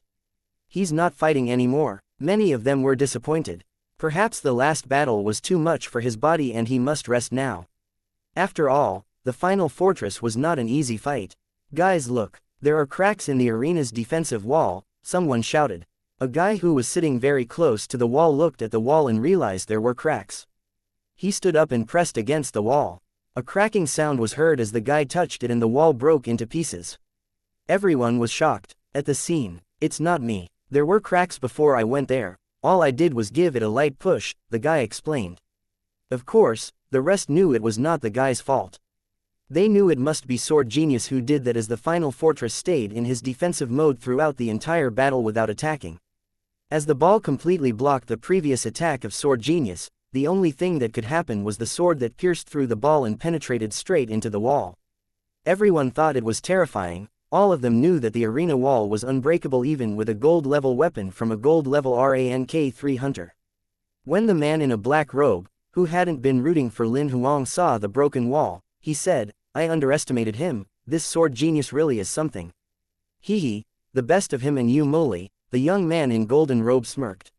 "I believe he would be fighting you Moli the next time he logs into the game." The man in a black robe nodded. Standing outside the ring on the 6th floor, the silver mask on Lin Huang's face faded away. Seeing the battle clips of his battle with the final fortress, made Lin Huang smirk. He then looked at his scoreboard. Nickname: Sword Genius, Combat Strength, Silver Level Rank 3 inches, Battle Count, 80 inches, Accumulated Points, 10,138 inches, Winning Percentage, 100%. Honor: 80th winning streak. I have finally accumulated more than 10,000 points. After I finish the Keeper tomorrow, I will have completed the mission that Master gave. Lin Huang was confident. He smirked as he heard everyone around him discussing Sword Genius.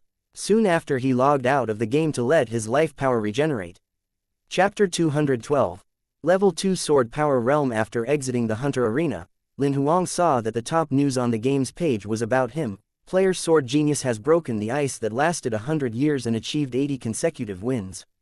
Posted just a couple of minutes before, there were more than 1 million views on the news with more than 50,000 comments. Lin Huang turned off the page after taking a look. It was past 10 in the morning. He dropped by the wet market and bought some food to take home, and it was past 11 when he got back. After cooking grilled meat for Lin Zan on the 3rd floor, he got down to the kitchen to make lunch for himself and Lin Xin. Although ordering takeaway food would save a lot of time, nothing could beat a good home-cooked meal. Since he was not busy, he chose to prepare lunch himself. It was almost noon when he finally finished the cooking. After placing the food he cooked and the grilled meat on the dining table, Lin Huang got both kids to come to the dining table. After lunch, he got back to his room and downloaded his battle videos. He played all the videos of him fighting the keepers while writing notes to look for ways to improve himself. All of the videos taken were from Lin Huang's point of view. The audience could not see everything that had happened, but the official videos were clear to him. He was surprised as he watched the battle with the final fortress where he used the worldly purification form twice. He managed to upgrade the sword skill to its ultimate form. The feeling was completely different than before. However, Lin Huang could not tell what exactly was different. He almost got it after repeating the video a couple of times, but he did not manage to grasp what it was. With doubt, he called Mr. Fu. "What's wrong? You've accomplished the mission already." Mr. Fu was surprised that Lin Huang called. Lin Huang last consulted Mr. Fu during New Year's Eve, when he was only at his 50th winning streak. It had just been 4 days since New Year's Eve and also the first time the Hunter Arena had reopened since the New Year, and this surprised Mr. Fu. "Not yet, I'm on number 13 now. I've exhausted my life power and needed to log out of the game. I have something to ask you, Master." Lin Huang told the reason why he called. "Sure, do tell." Mr. Fu nodded and put down his stuff in his hand. Lin Huang told Mr. Fu his struggle while Mr. Fu listened carefully. As he finished, Mr. Fu laughed and said, "If I'm not wrong, your power realm should be nuance now, am I right?" Nuance. Lin Huang was puzzled. The first level of the sword power realm is called nuance. Once you enter that level, you'll have full mastery of your sword where all forms will be under your control. You'll have full control of everything you can see with your naked eyes. The unique sense that you mentioned earlier should be the second level of the sword power realm. The second level of the sword power realm is called consonance. It is the resonance you have with your sword. When you reach this level, the sword is no longer a tool but a partner or friend. You can even sense the emotion of your sword. The feeling that you mentioned about the 2 sword attacks that you performed earlier could have meant that you've arrived at the nuance level. With the trigger from the outside world as well as your heightened focus, it caused you to enter the consonance stage temporarily. However, You could take this opportunity to enter the second level of the realm. Don't go back to the arena for a couple of days. Take this time to train and see if you can break through. Mr. Fu suggested after listening to Lin Huang's problem. This is what I thought of as well. If I could grab the feeling properly, my skill would be a level higher than before. Lin Huang wanted to study the feeling before it disappeared to see if he could level up his sword skill. I will send you a few videos about the consonant stage. Maybe they could inspire you. Mr. Fu hung up the phone later on. Soon after, he sent more than 10 videos to Lin Huang, who downloaded the videos and watched them one by one. After watching the videos, Lin Huang watched his battle videos repeatedly. He had a clear picture in his mind now. Taking out a wooden sword, he leapt from the balcony of the second floor and started training the different forms of wildfire sword at the courtyard on the first floor. 1, 2, 3 times. He trained until 5 in the evening before he finally managed to grasp the unique feeling that he felt in the arena. Just like what Mr. Fu said, he could feel it in the sword. It seemed to be different than before and it felt like he was not holding a weapon as it felt more and more like a part of his body. The sword also felt like an individual creature. It was a contradictory condition. Is this the consonant state? After grasping the feeling, Lin Huang immersed himself into it and started training without stopping. He trained until past 10 at night without noticing. When Lin Huang finally snapped out of the zone, he realized that it was late 10:28 p.m. He went back into the house immediately thinking that the two kids had yet to have dinner. "Brother, are you done with your training?" Lin Xin was in the living room. "Yes, I bet you guys haven't eaten," Lin Huang asked. "I saw you training when it was past 6 in the evening, so I made Lin Zan grilled meat and heated up the leftover lunch. There's some in the oven, go eat it." Lin Xin smiled at Lin Huang. Lin Huang went into the kitchen and ate the leftovers. "Is there any news today?" Lin Huang asked while eating as he had not read the news since noon. "There's a big one. It said that there's a person who accumulated 80 consecutive wins in the Hunter Arena in Division 7. Everyone on the network is talking about this." Lin Xin nodded and said, "They say the last person who managed to get 80 wins was more than 100 years ago." Lin Huang nodded without saying anything. He knew that the winning streak would make big news in Division 7. Now the news had circulated in the Hunter community as well as the Heart Network. It was almost 11 at night when Lin Huang finished eating. He got Lin Xin and Lin Zan to go to bed. After cleaning the cutleries and bowl, he showered and went to bed alone. In the following days, Lin Huang would start training at 7 in the morning right after his breakfast until it was after 11 at night, training for more than 16 hours each day. Since he managed to grasp the feeling of the consonant stage on the first day, he now had to train with the feeling to perfect the form in the following days. He could clearly feel that he was mastering the consonant stage as time passed. Soon, 5 days had passed. At midday, Lin Huang stood in the middle of the courtyard and kept a firm grasp on his sword while smirking. "I have finally mastered the second stage of the sword power realm.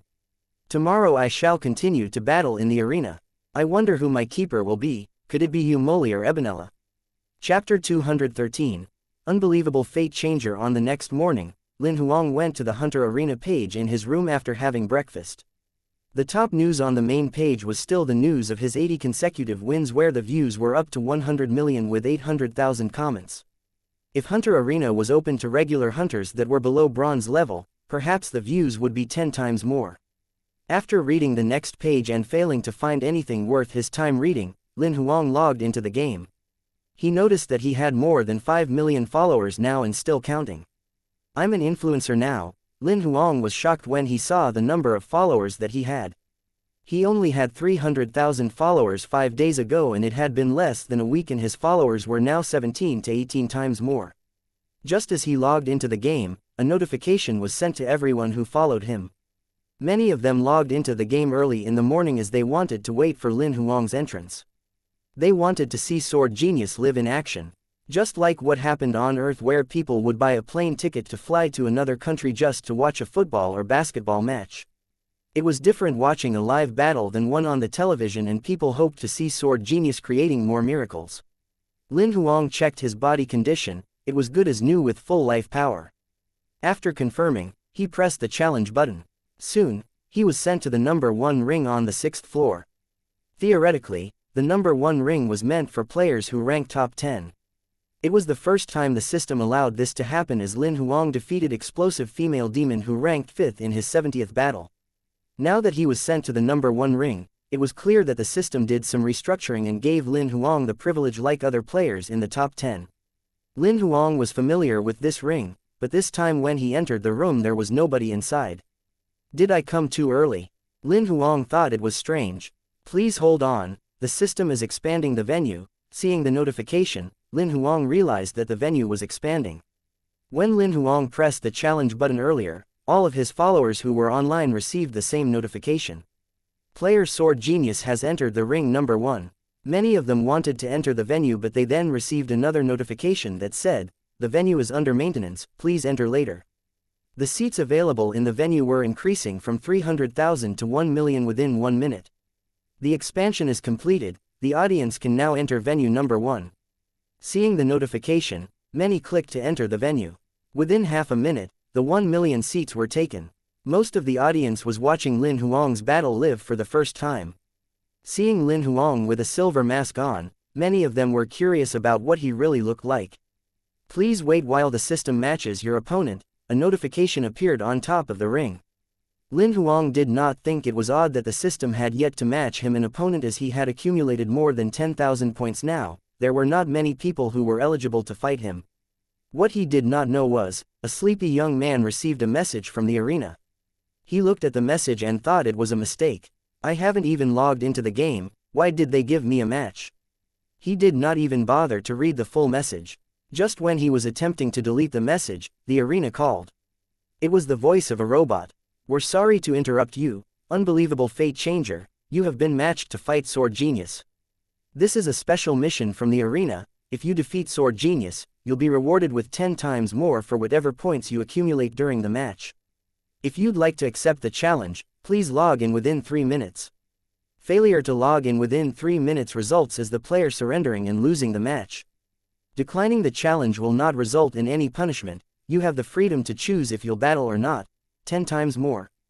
Doesn't that mean I could get to rank no 2 straight away? Unbelievable fate changer sat up immediately.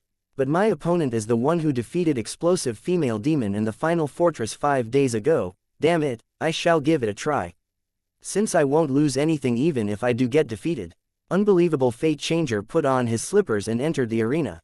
After waiting for more than 2 minutes, Lin Huang's opponent finally appeared. It was unbelievable fate changer in his pajamas and slippers. The audience was speechless at his attire. He seemed to have just got out of bed, as there was still gunk at the corner of his eyes. It was obvious that he entered the arena before he got the time to clean himself.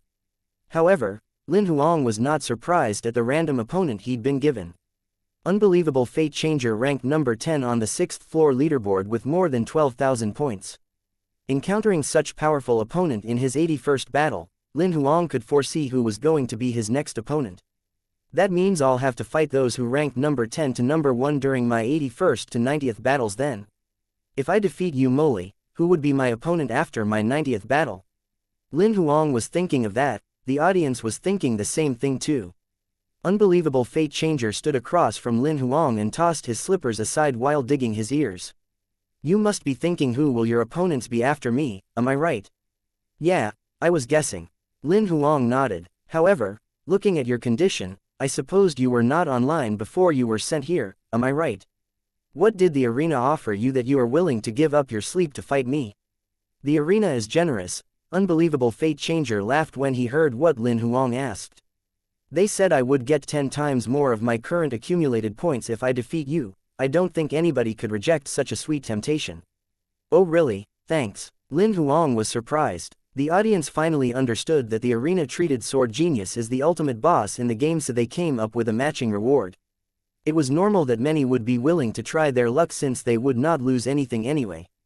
The countdown was ending. The fight between Sword Genius and Unbelievable Fate Changer would start in a nick of time. Chapter 214. All the best to you. Unbelievable Fate Changer was ranked number 10 on the 6th floor of the arena. He was also the first player that Lin Huang studied, as his battle method was unique. Lin Huang had researched his family too. His name was Ji Qingyang, a member of royalty. The Ji family was a special family who was an expert in predicting the future, including Ji Qingyang himself. He could always predict what his opponent was going to do next and he would react before his opponent could attack. Such predictions were even more powerful than the times when Lin Huang encountered the gunmasters. It was like mind reading. However, Unbelievable Fate Changer had an obvious flaw in his body physique because it was just slightly stronger than an ordinary silver level rank 3 player. He was much weaker than Lin Huang and Yu Moli. If his opponent was fast, even with his prediction, he would not have enough time to react. The easiest way to fight him was to be so fast that he couldn't avoid the attacks. As the countdown ended, Lin Huang took out his silver-level battle sword. He was like lightning when he lunged towards Unbelievable Fate Changer, who was 15 meters away within seconds. It was so fast that the audience could not catch him. In reality, Unbelievable Fate Changer had predicted that, but before he could react, Lin Huang had already passed by him. "I'm sorry, I needed to do this quick." Lin Huang kept his sword. Blood spilled from Unbelievable Fate Changer's waist, his body had been sliced into half. "Congratulations, you have won the battle. You managed to kill your opponent in one hit, you have obtained 2 points." Seeing the body of Unbelievable Fate Changer disappear and the notification from the system, left the audience shocked. How could Sword Genius have managed to kill Unbelievable Fate Changer, who ranked number 10, in one hit? "I thought this match would take a while, it ended so quickly." Sword Genius's attack was too fast, so fast that Unbelievable Fate Changer had no time to react at all. "This Sword Genius is even more terrifying than before," the man in black robe said. "It's just the Thunder Sword form, but it seems like he was in a state where his speed and attack power was multiplied. This kid is really something," the man in golden robe exclaimed. Lin Huang, who stood in the ring, was stunned as a notification popped up after he killed Unbelievable Fate Changer. "You have learned a new form of Thunder Sword by yourself. Would you like to upgrade Thunder Sword? Will it exhaust an advance card if I upgrade it?" Lin Huang asked Xiao He in his mind. "There's no need for an advance card since you learned it yourself, there won't be any need for cards. Upgrade it then." After hearing what Xiao He said, Lin Huang upgraded his rare skill card, Thunder Sword, immediately. "Are you sure you would like to upgrade your skill card Thunder Sword?" "Affirmative. Upgrading. Upgrade has been completed. Congratulations, you have received an epic skill card, Thunder Sting." Lin Huang looked at his new skill card immediately. Skill card name, Thunder Sting, rarity, epic, type of skill, sword skill level, unknown, status, available, description. This is a sword skill that gives ultimate speed before ending with an explosion. Remarks. Life power is needed for the skill's activation. Card remarks. Not bad. When he was done checking the card, Lin Huang realized that he was sent back to the original spot in the ring and his second opponent was there across him. It was Salt 36, who ranked 9th. Seeing his appearance, Lin Huang was now sure that the system had arranged for him to fight the players ranked from 11th to 1st. He was familiar with Salt 36 as well. His real name was Yan Zhan. Coming from a big royal family, there were 36 of them in his generation, with himself being the youngest. He gave himself that nickname from the sound of his family name Yan. Salt 36 has great ability, he's an expert in close-quarter combat and fire combat skill. He's known as a mini Yu Moli in the arena, as he always gave people the impression that he's the weaker version of Yu Moli, but he's not weak at all. He's actually considered very powerful, or else he wouldn't be ranked number 10 on the leaderboard. However, he's definitely weaker than Yu Moli in all aspects. Since Yu Moli is also an expert in fire combat, that was the reason why he gave people such an impression to begin with. Encountering Salt 36, Lin Huang thought he wouldn't be difficult to defeat as long as he did not use his sword. "Are you here to have your accumulated points multiplied 10 times as well?" Lin Huang raised his eyebrow. "Of course, maybe I'll get lucky today." Salt 36 grinned. That's true, Lin Huang had nothing to say to his comeback. As the countdown ended, Salt 36 lunged towards Lin Huang with silver life power burning in both his palms. Within seconds, he appeared before Lin Huang. Lin Huang did not seem to move at all, and a thunder-like silver glow flashed in the air right before his silver battle sword pierced into Salt 36's chest in the blink of an eye. Salt 36 was shocked as he looked at his chest. He had no idea how Lin Huang did it. All he saw was darkness in his eyes. "Congratulations, you have won the battle. You managed to kill your opponent in one hit, you have obtained 2 points." As Salt 36 fell to the ground, his body disintegrated into pieces and disappeared. After the consecutive wins, South Palace Laugh, who ranked 8th, failed to appear in the 3rd battle, so Lin Huang won that match automatically. On the 4th battle, Lin Huang encountered Hunter Killer, who was ranked 7th. Hunter Killer was a killer who was an expert in camouflage. However, with Lin Huang's sense circle, he managed to kill Hunter Killer in one hit. On the 5th battle, Lin Huang was matched with Lord of Falling Petals, who was ranked 6th. He was a young man who was an expert in illusions. However, with Lin Huang's kaleidoscope skill, which was very resilient against illusion skills, he managed to kill Lord of Falling Petals in one hit as well. Finally, Lin Huang had arrived at his 6th battle to fight Explosive Female Demon, the same one that he had encountered before. Many of them in the audience whistled when they saw Explosive Female Demon, who had appeared in a black uniform. However, the both of them could not hear anything that was coming from the audience. "So we meet again," Lin Huang recalled her saying that she had wanted to get her revenge after the last time. "Yes, I didn't expect us to meet again so soon." Explosive Female Demon grinned. "Do you remember what I said the last time? You said you surrender." Lin Huang pretended that he did not remember. "Not that. The last thing that I said." Explosive Female Demon stomped her foot. "Oh, I don't remember." Lin Huang shrugged his shoulders. "You..." Explosive Female Demon knew for sure that Lin Huang had not forgotten what she said, as it had just happened 5 days ago. "I said I would get my revenge on you."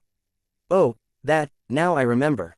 Lin Huang nodded. Explosive Female Demon was furious at Lin Huang's attitude. "Sword Genius, your illusion will not work on me anymore.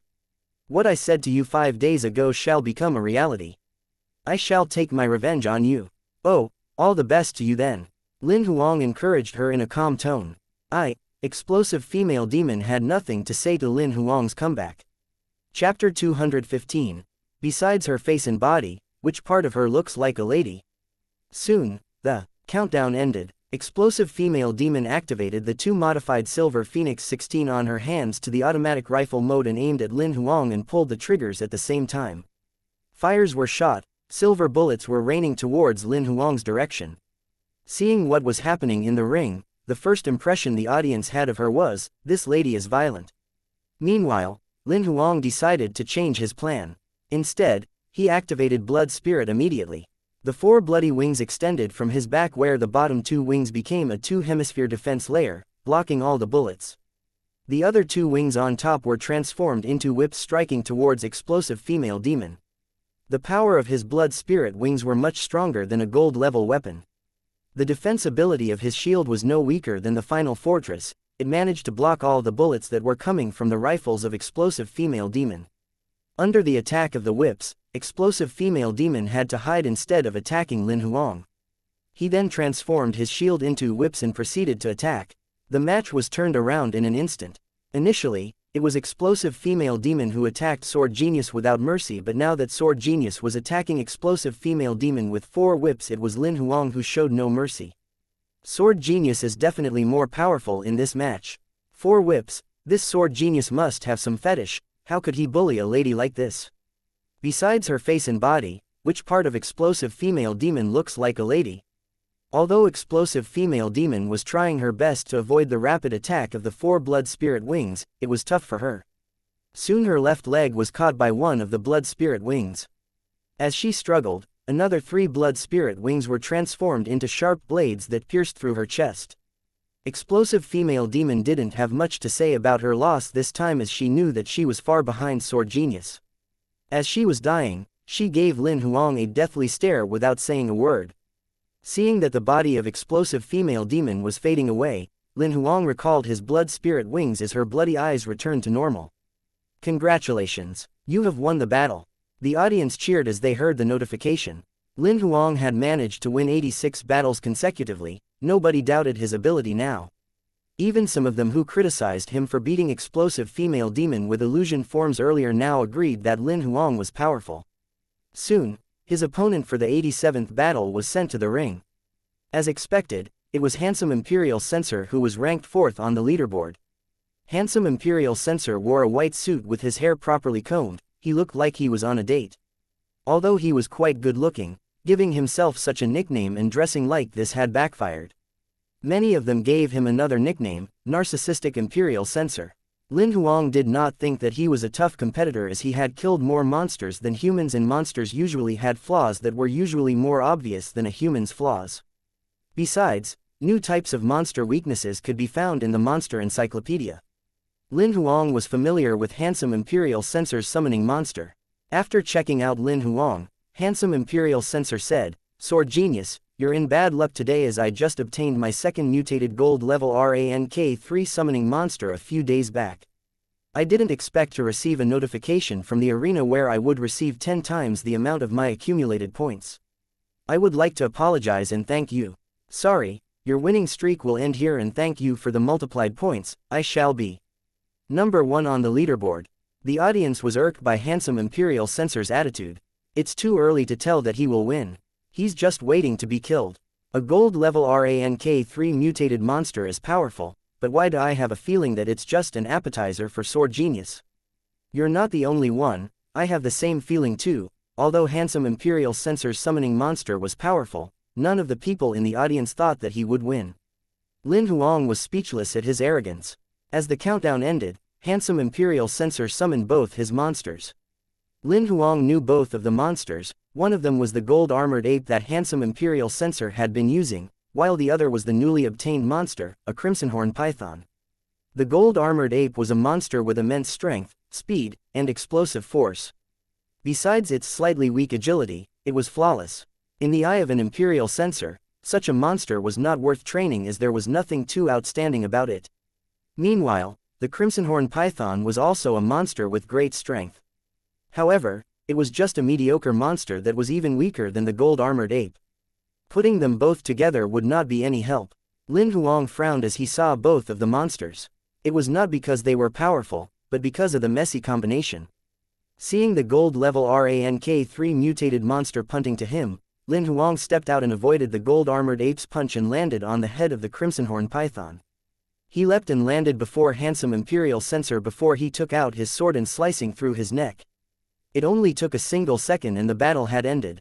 "I'm sorry that you cannot realize your dream of being number 1 on the leaderboard." Lin Huang then kept his sword into the scabbard. As Handsome Imperial Censor died, the 2 summoning monsters that were coming towards Lin Huang disappeared too. It was the rule in the arena: when the Imperial Censor was killed, the battle would end and the summoning monsters would disappear together with the dead Imperial Censor. Congratulations, you have won the battle. You managed to kill your opponent in 1 hit, you have obtained 2 points.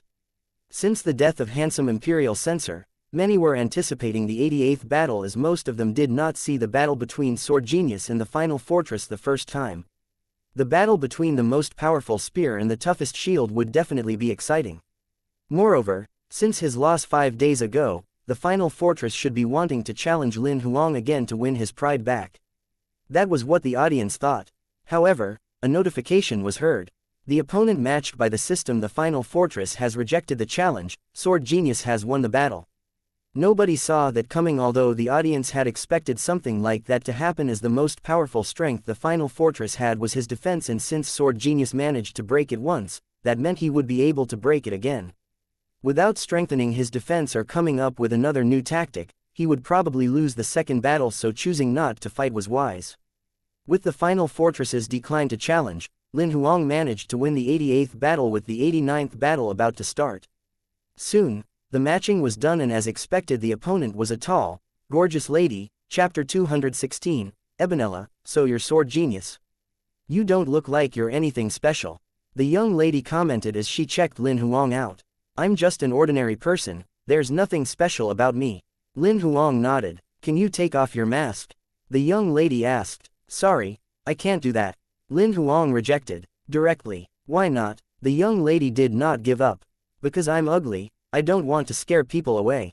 Lin Huang came up with an excuse. Never mind then. The young lady knew that it was just an excuse to mess with her. Although it was the first time meeting Ebonella, Lin Huang knew her well. She had a variety of combat styles, so Lin Huang spent more time studying her videos. Are you here for the points as well? Lin Huang was curious, as she did not look like a greedy person. Ever since she entered the top 10, she hardly challenged anymore, and most of the time, she was invited to battles by the system instead. Of course not, I'm not interested in points or rankings, Ebonella said. Just when Lin Huang wanted to ask her the actual reason she accepted the challenge, she spoke again. I'm interested in you. It was chaos among the audience as she said those words. The beauty is confessing her love in public. Sword genius is so lucky. Is this love at first sight? Ebonella seemed to realize that what she said might be misleading, so she added, I'm just curious about the person who managed to break the final fortress, defense. His defense was powerful, but there was an obvious flaw. Since long as my attack was stronger than his defense, it was not difficult to break through it. There was no skill needed. Lin Huang said, tell me what are my flaws then? Ebonella smiled at Lin Huang. Do you really want to know?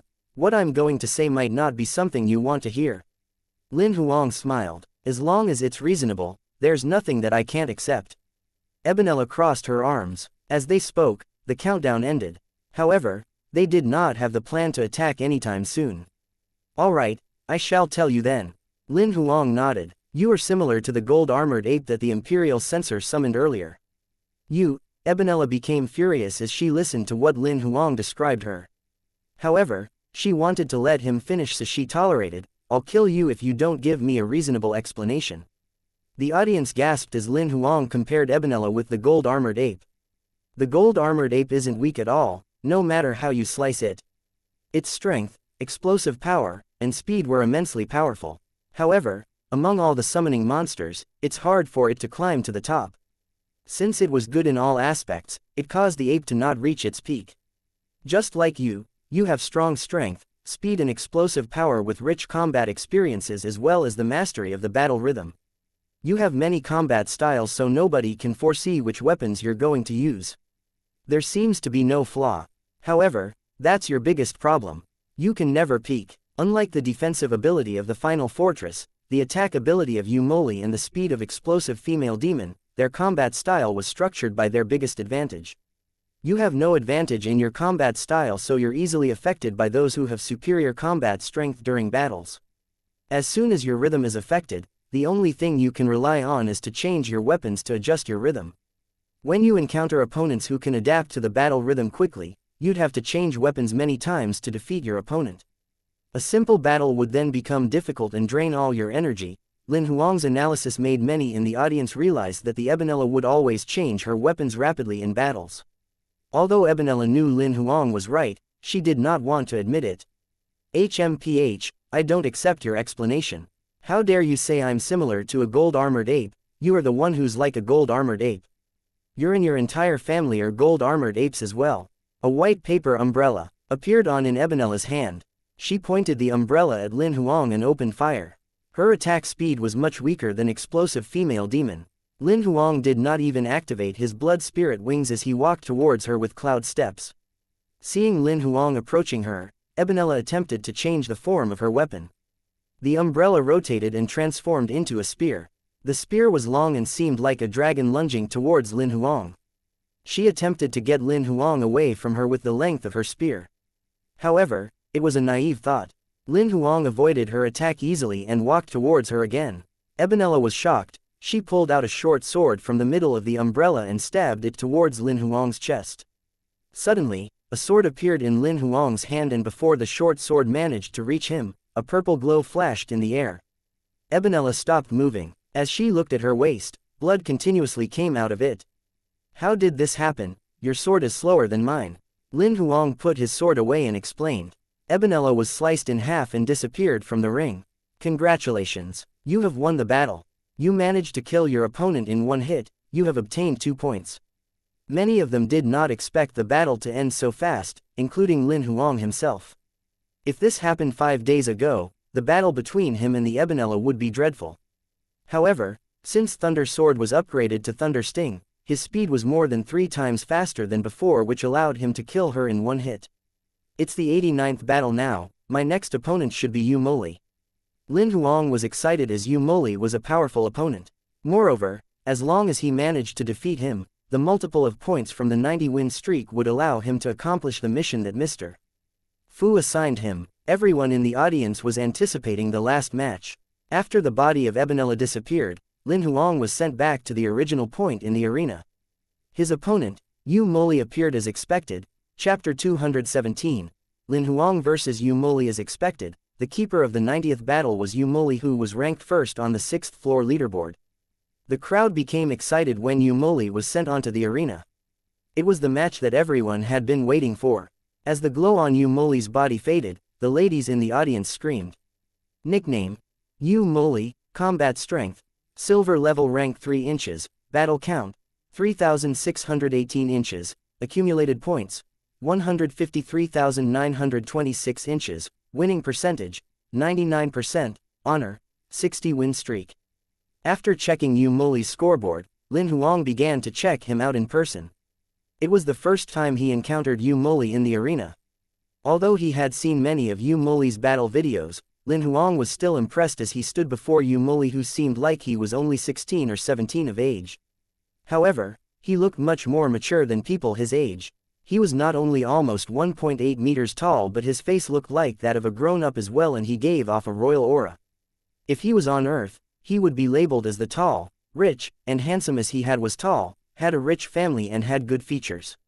No matter where he was, people would be attracted to him. He would always stand out from the crowd. Yu Moli was known as a genius by the Hunter Association and was enlisted in intensive training during the first half of the year. Within half a year, he managed to level up from bronze level to silver level, rank -3. He did not only have a strong family background but even managed to own a powerful monster skill, which was Violet Flame. As Lin Huang was checking him out, Yu Moli did the same to him as well. "I've seen your battle with the Final Fortress. Since I couldn't see that last attack of yours from the official video, I've asked from the Final Fortress for the video that was taken from his point of view. That was a terrifying attack. I admit that I wouldn't be able to perform something like that," Yu Moli said calmly to Lin Huang with a voice that did not sound like that of a teenager. He sounded more like a 20-year-old, matured man. "Although you are powerful, that does not mean that you'll be able to defeat me." Yu Moli did not sound friendly when he said that. Many of the people in the audience began to compare the both of them since Lin Huang defeated the Final Fortress during his 80th battle. Some of them said Sword Genius managed to achieve an 80-win streak, but Yu Moli was not even able to achieve a 70-win streak. It was the first piece of evidence that showed how Yu Moli was weaker than Lin Huang. Some even said that Sword Genius could kill the Final Fortress, but Yu Moli was not even able to break through the Final Fortress defensive layer. That was the second piece of evidence that showed how Yu Moli was weaker than Sword Genius. Aside from that, the people even made up stories to belittle Yu Moli. This made Yu Moli furious. Although he knew that those rumors were not spread by Sword Genius, he was a hot-blooded young man after all. It was only normal that he was angered as he was belittled and compared to another. Lin Huang did not know about this because he did not even look at the comments in the news, let alone gossip on the network. Since he logged out of the arena, he had been occupied with his training and did not have the time to read all those gossips. However, Lin Huang could sense that Yu Moli was unhappy, but he could not care less. "I've seen most of your battles. I know you didn't give it your all when you were fighting the Final Fortress. That's why I'm eager to know what your real ability is." What Lin Huang said was a hot topic in the arena. Most of the people from the audience had seen Yu Moli's battles, but it was the first time they heard something like that. They had always thought that Yu Moli had given his all during the few battles he had with the Final Fortress. "Don't worry, as long as you're strong enough, I will give my all." Yu Moli did not deny what Lin Huang said. "Let's fight then." The silver level ring on Lin Huang's finger transformed into a battle sword. Yu Moli put on his silver level glove as well. Soon, the countdown ended and both of them charged towards each other. To compensate for his lack of speed, Lin Huang used Thunder Sting this time around. A purple glow came out of his silver sword as he activated Thunder Sting. It looked like lightning was streaking through the air. Meanwhile, Yu Moli, who was across him, punched into the air, and along with his silver life power was also a purple glow. The air was distorted from his punch, causing a strange visual effect. Bang! The sword and fist collided in the air. The glow from Lin Huang's sword did not manage to hurt the punch at all. It was a draw. Lin Huang was shocked as he watched. Yu Moli's combat skill was obviously on epic level. A ripple was created as their attacks collided. The both of them were shaking and was forced to step back. As they stood still, they charged towards one another again, and the sword collided with the punch once more, shaking the entire arena. Every time they launched their attacks, there would be a tremendous bang in the arena. Even the wall was shaking. The audience did not dare to breathe as they watched. The both of them have not even unleashed their full power. Lin Huang did not use his blood spirit wings while Yu Moli did not use his violet flame. The battle that was easy on the both of them was exciting to the crowd.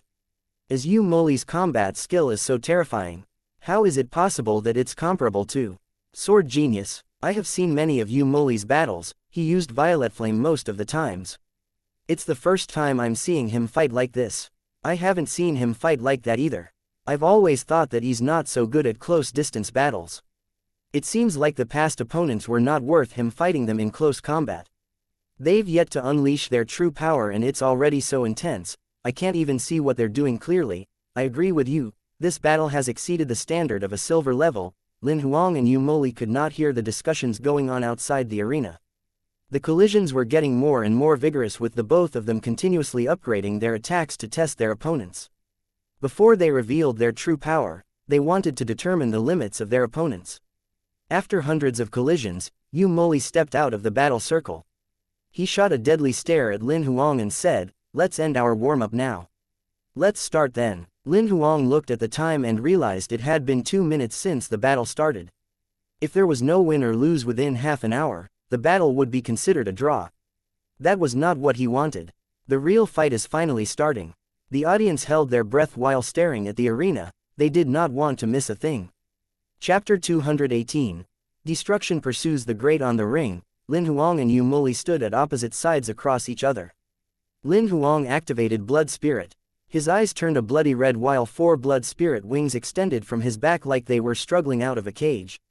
Meanwhile, purple flames came out of Yu Moli's palms and were about 1 foot tall. The crowd became excited as they finally saw them using their true power. After activating their monster skills, they glared at each other and attacked right away. Since Lin Huang activated Blood Spirit, the force within his body changed.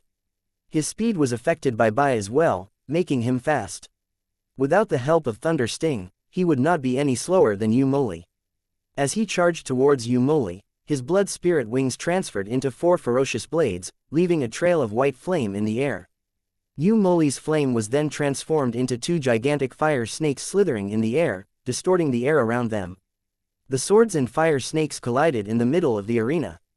Bang! Bang! Lin Huang reacted by thrusting 2 of his blades towards Yu Moli's chest. With the power of his blood spirit wings that could pierce through the final fortress defense, it would not matter how powerful Yu Moli's defense was, as it would be impossible for him to stop the power of Lin Huang's blood spirit blades.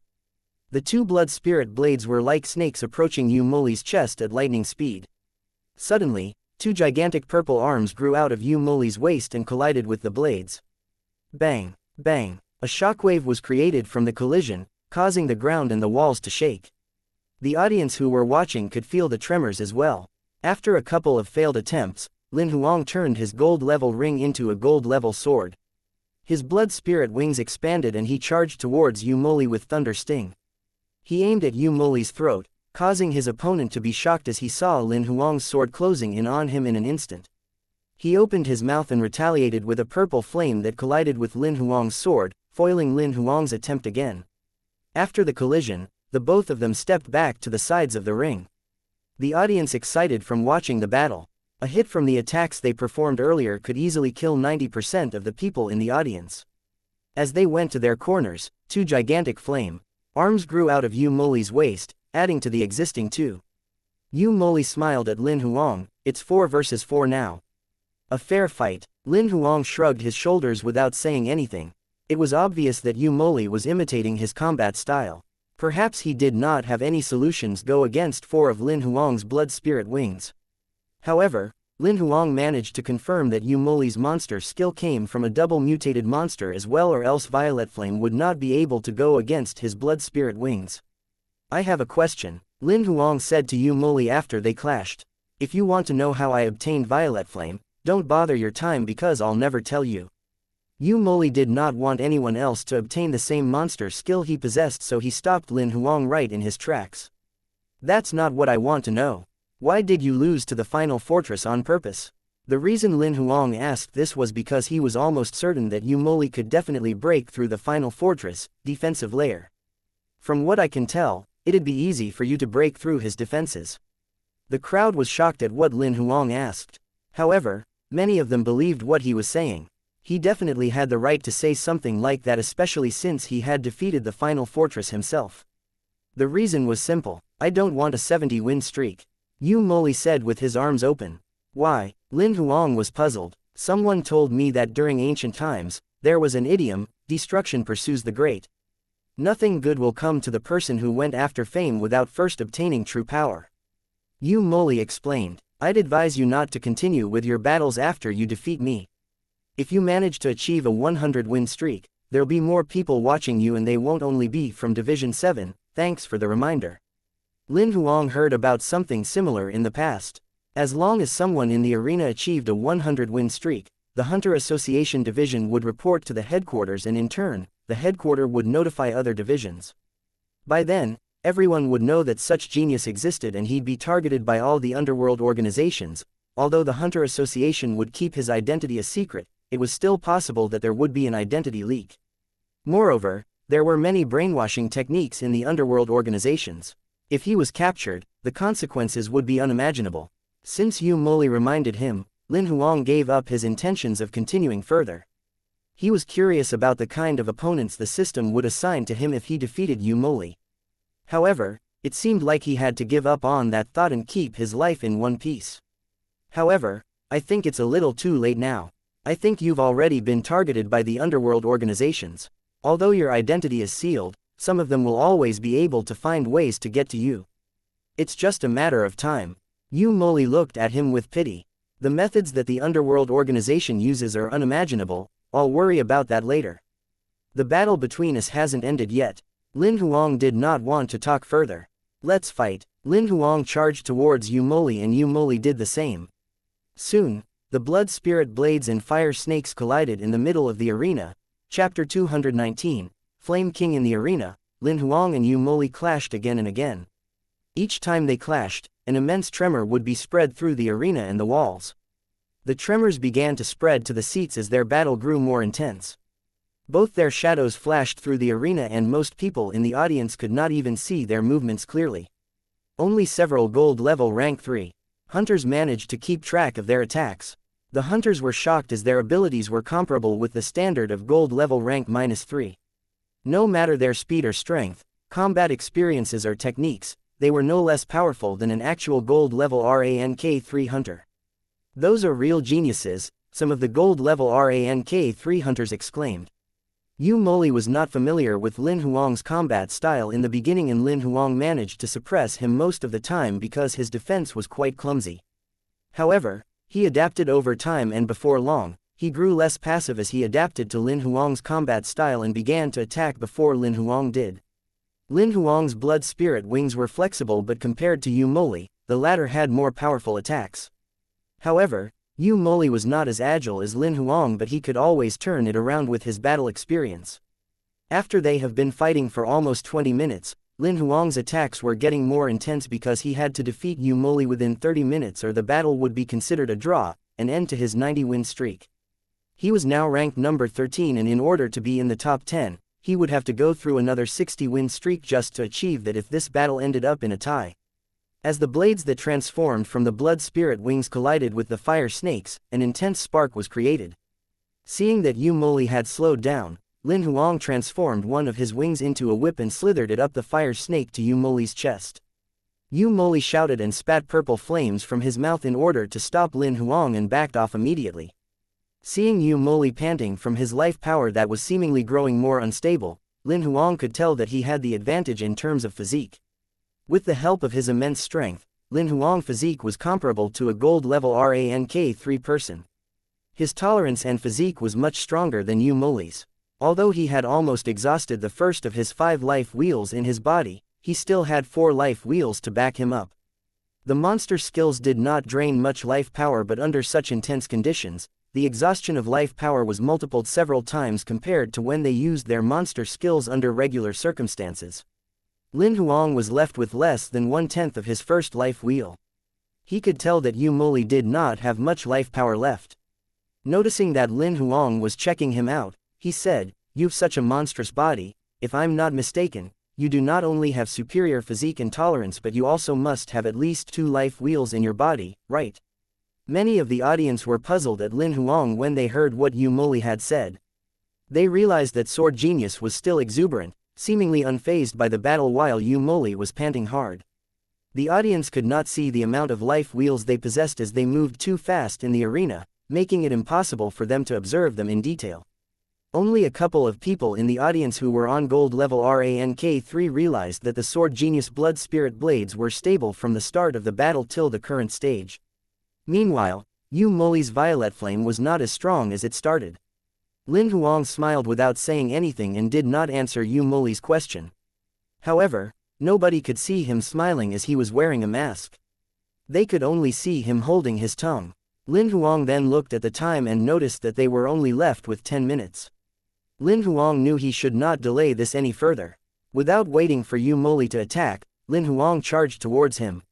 Yu Moli frowned and extended his 4 gigantic violet flame arms towards him.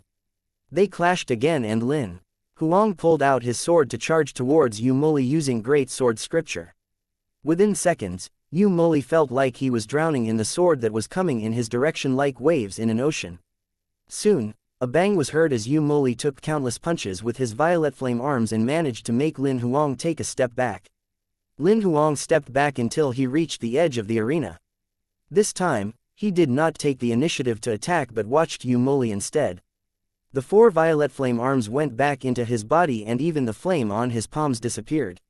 He performed a complex hand seal immediately and his body burned in purple flames. The flames was so high that it was more than 10 meters tall. As he changed his hand seals, the flame formed itself into a giant torso that covered Yu Moli's entire body. Everyone was shocked at what they were seeing. A life power construct. Am I seeing this right? Someone in the crowd said. Under normal circumstance, such a complicated construct would only be possible for transcendence. Although Yu Moli was only mastering a monster skill, it was much simpler for him than controlling life power, as such a complicated objectification would be difficult. Even Lin Huang could not control his blood power to unleash something like that. A giant torso made of purple flames appeared before Lin Huang. It looked like a hunk with hard muscles and it had realistic features which included its eyes, beard, eyebrows as well as other details. It looked like a sculpture that was sculpted by a master. However, it only took 2 to 3 seconds for Yu Moli to come up with this. As the giant torso formed, Yu Moli stopped his hand seals and looked at Lin Huang. I don't have much life power left, I believe you can see that.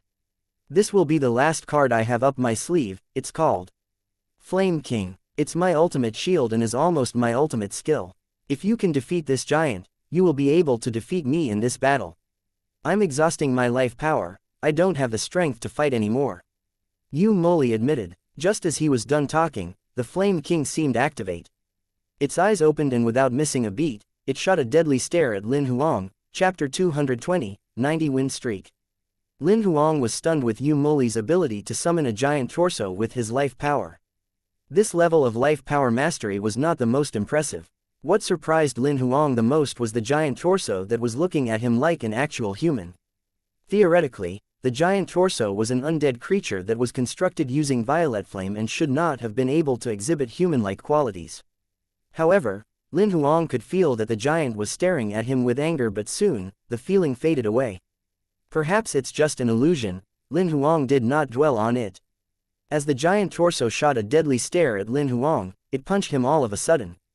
The air surrounding the punch was pressurized under the high temperature and formed a vacuum. In the absence of air pressure, it resulted in a silent punch that was headed towards Lin Huang's direction. Lin Huang then transformed one of his blood spirit wings into a giant hand, and it collided with the punch from the giant.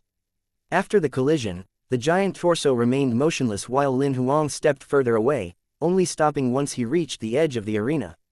Fortunately, his blood spirit had isolated the high temperature of Yu Moli's punch. If it was not for that, Lin Huang would have turned into a pile of ashes.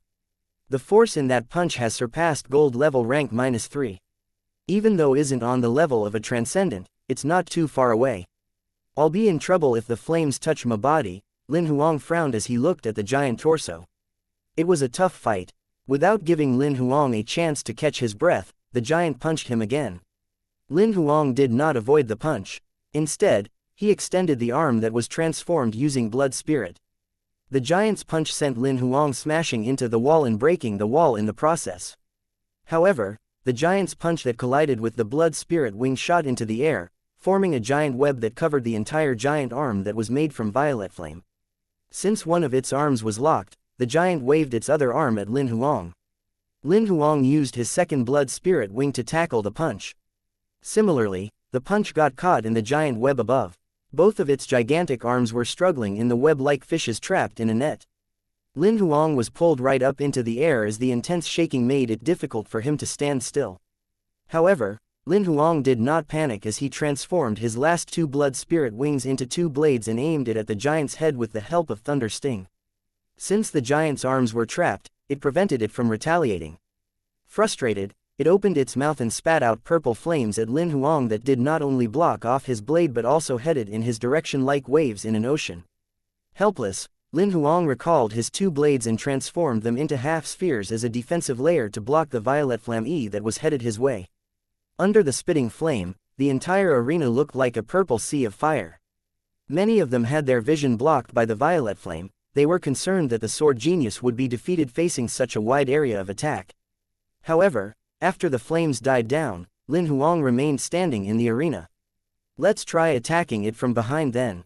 With the help of the pole, Lin Huang leapt into the air and landed behind the giant. He transformed his two wings into blades and aimed them at the back of the giant's head.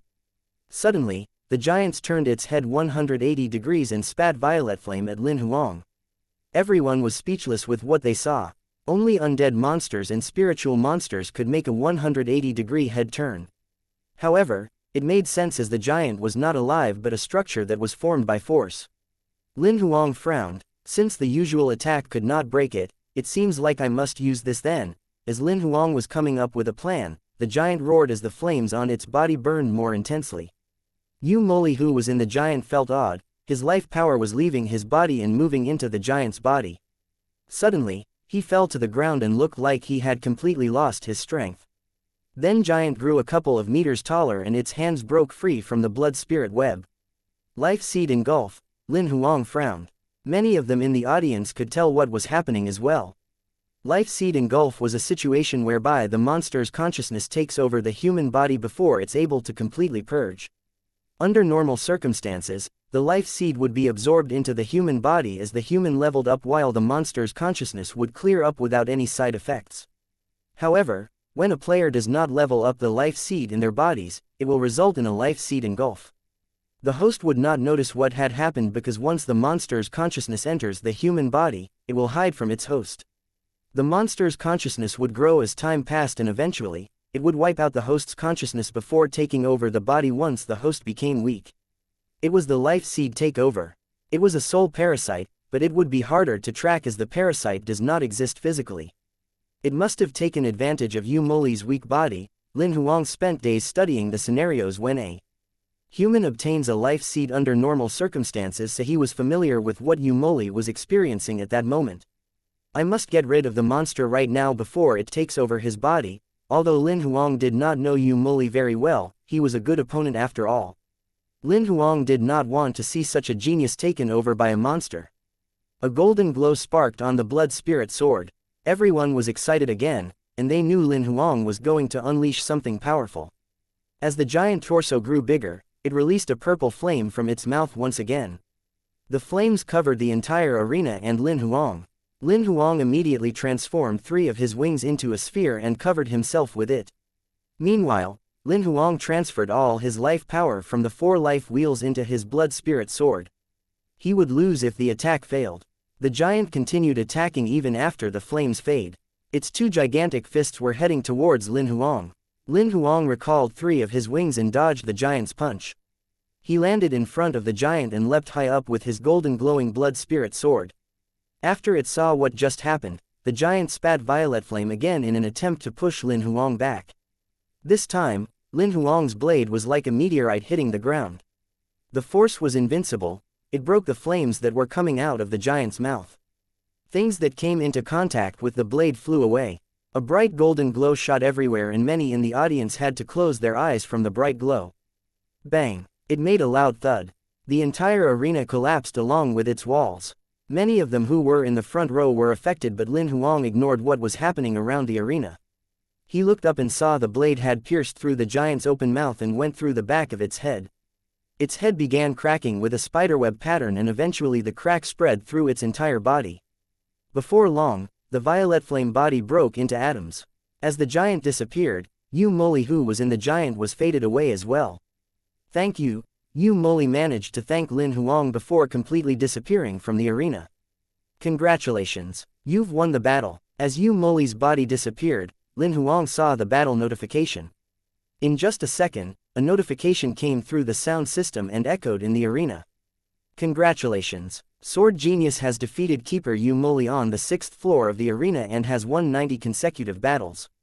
The notification could be heard in every corner of the arena before the golden glow in the arena even managed to fade away, and the audience had yet to see what had happened. Would you like to continue to battle? Lin Huang hesitated when he saw the notification. He was thinking about Yu Moli's advice.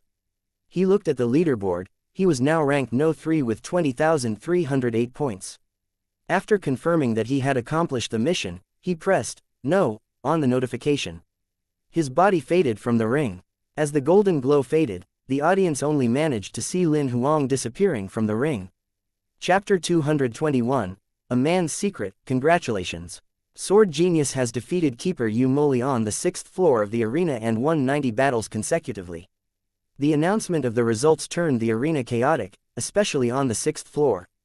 Many of them checked Sword Genius' scoreboard and found it unbelievable that he currently ranks No. 3 on the leaderboard with 20,308 points. They found it unbelievable. He is the uncrowned king even though he's only at number 3. Sword Genius is too powerful. He even defeated Yu Moli. I've told you that Yu Moli hasn't got a chance in defeating the Sword Genius. It came true.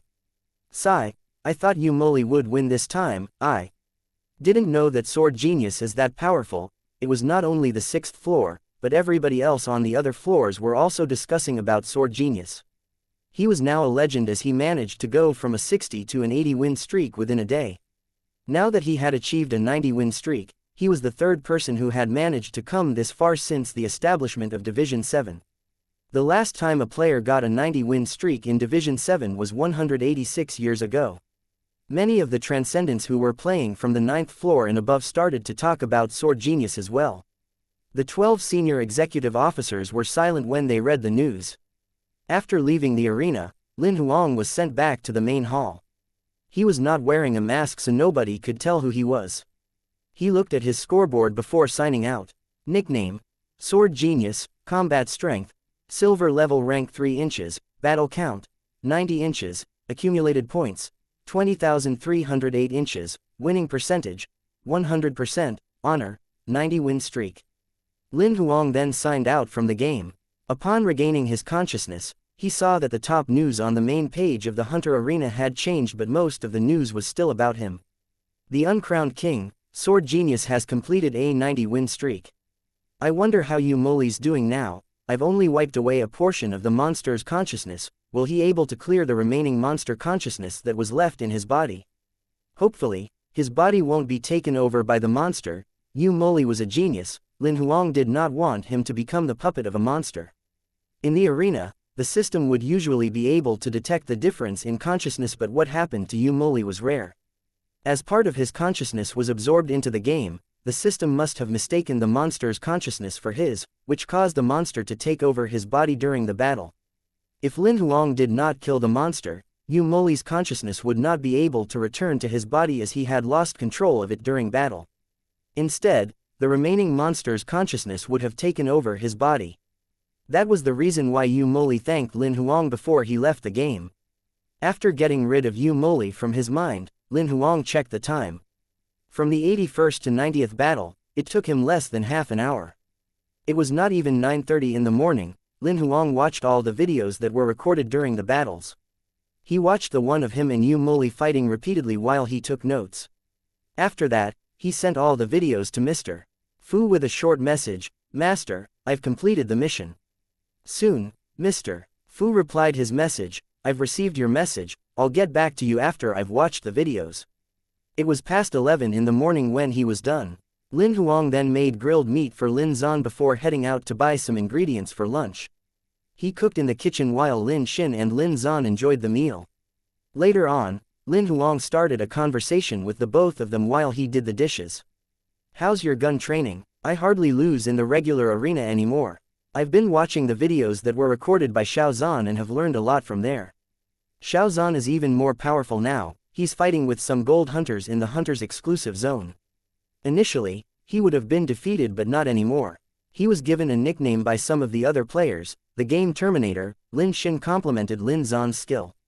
"Really?" Lin Huang raised his eyebrow.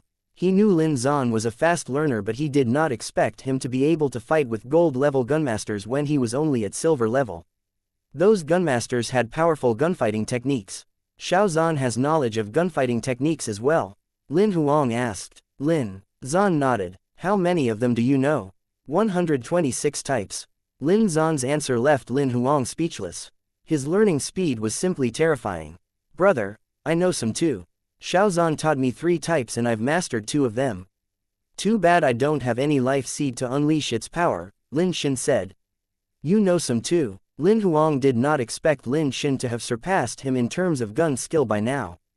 After hesitating for a while, Lin Huang said to Lin Zan, "Xiao Zan, could you teach me some gunfighting techniques in the coming days?" Lin Zan stared at him with a puzzled expression. He seemed to be wondering if Lin Huang really did not know of any gunfighting techniques. Lin Xin's eyes were wide opened. "Brother, aren't you skilled with guns?" "I haven't got the time to learn gunfighting techniques." Lin Huang blushed as he spoke the truth. "I'll teach you then." Lin Xin was excited. She treated Lin Huang as her lab rat to experiment with her teaching methods. "I'll get Xiao Zan to teach me instead since you've only mastered 2 techniques."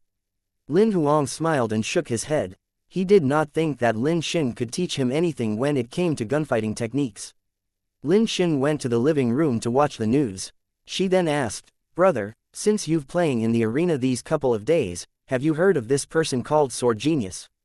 "Yes, I have. What's the matter?" Lin Huang smiled and asked. He did not have the time to watch the news but news of him achieving a 90-win streak must have spread like wildfire. "This person is so powerful. He had a 90-win streak," Lin Xin said as she watched the battle video between Lin Huang and Yu Moli. Lin Zan recognized that this person who was called Sword Genius in the mask was Lin Huang.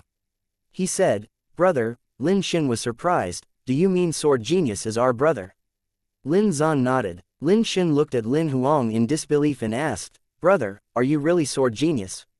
What do you think?" Lin Huang did not want to give an answer straight away. He did not want to lie but at the same time, he could not admit the truth. "I don't think so, although you're powerful. This bloke is crazy." Lin Xin shook her head. Lin Zan tried to speak but he was stopped by Lin Huang. "Xiao Zan, come here. I need to talk to you." Lin Zan walked to Lin Huang immediately. Lin Huang whispered into his ear, "Don't tell anyone that I'm Sword Genius. You can't even tell your sister. This is a secret between us, okay?" Lin Zan nodded immediately. "A man's secret. Come, give me a brofist." Lin Huang pointed his fist at Lin Zan.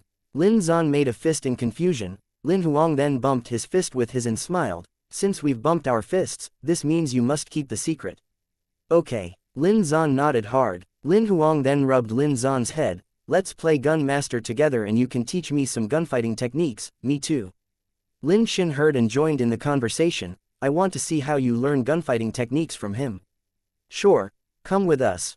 Lin Huang did not mind Lin Xin being there. Chapter 222, Gunfighting Technique in Training Ground No. 02879 of Gun Master. Lin Huang prepared himself with a Silver Phoenix 16. In the game, most of the guns were complementary. Only rare and modified guns required credit points to purchase. Lin Huang was only there for training so purchasing a gun would be unnecessary. A modified Silver Phoenix 16 and an ordinary Silver Phoenix 16 had an insignificant difference. Lin Zan was using a Silver Phoenix 16 too, since he was silver level rank 3 like Lin Huang, using a Silver Phoenix 16 would be appropriate. Lin Xin who was watching from the side was envious of the both of them. Since she was not even at iron level so she could not even use an iron level gun, let alone the silver level Silver Phoenix 16.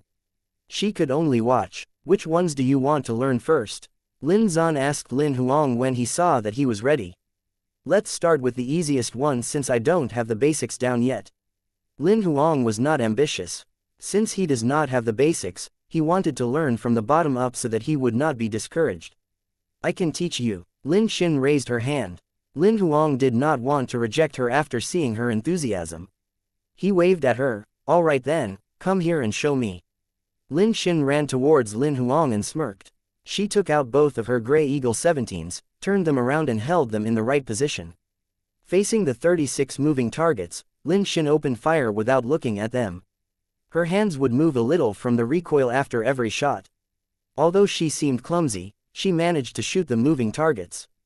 Within seconds, she shot all the 36 targets on the floor. Lin Huang was shocked with her skill as he thought Lin Xin only knew the basics, but it seemed like she had mastered the first basic gun technique. It was amazing that she managed to do that considering that she was not even at iron level. Lin Huang kept silent and gave her a thumbs up and Lin Xin blushed. I've checked on the network, the easiest gunfighting technique is called potshot. The thing about potshot is to not to try and overpower the recoil but using it to our advantage to save our strength as well as time to adjust our aim.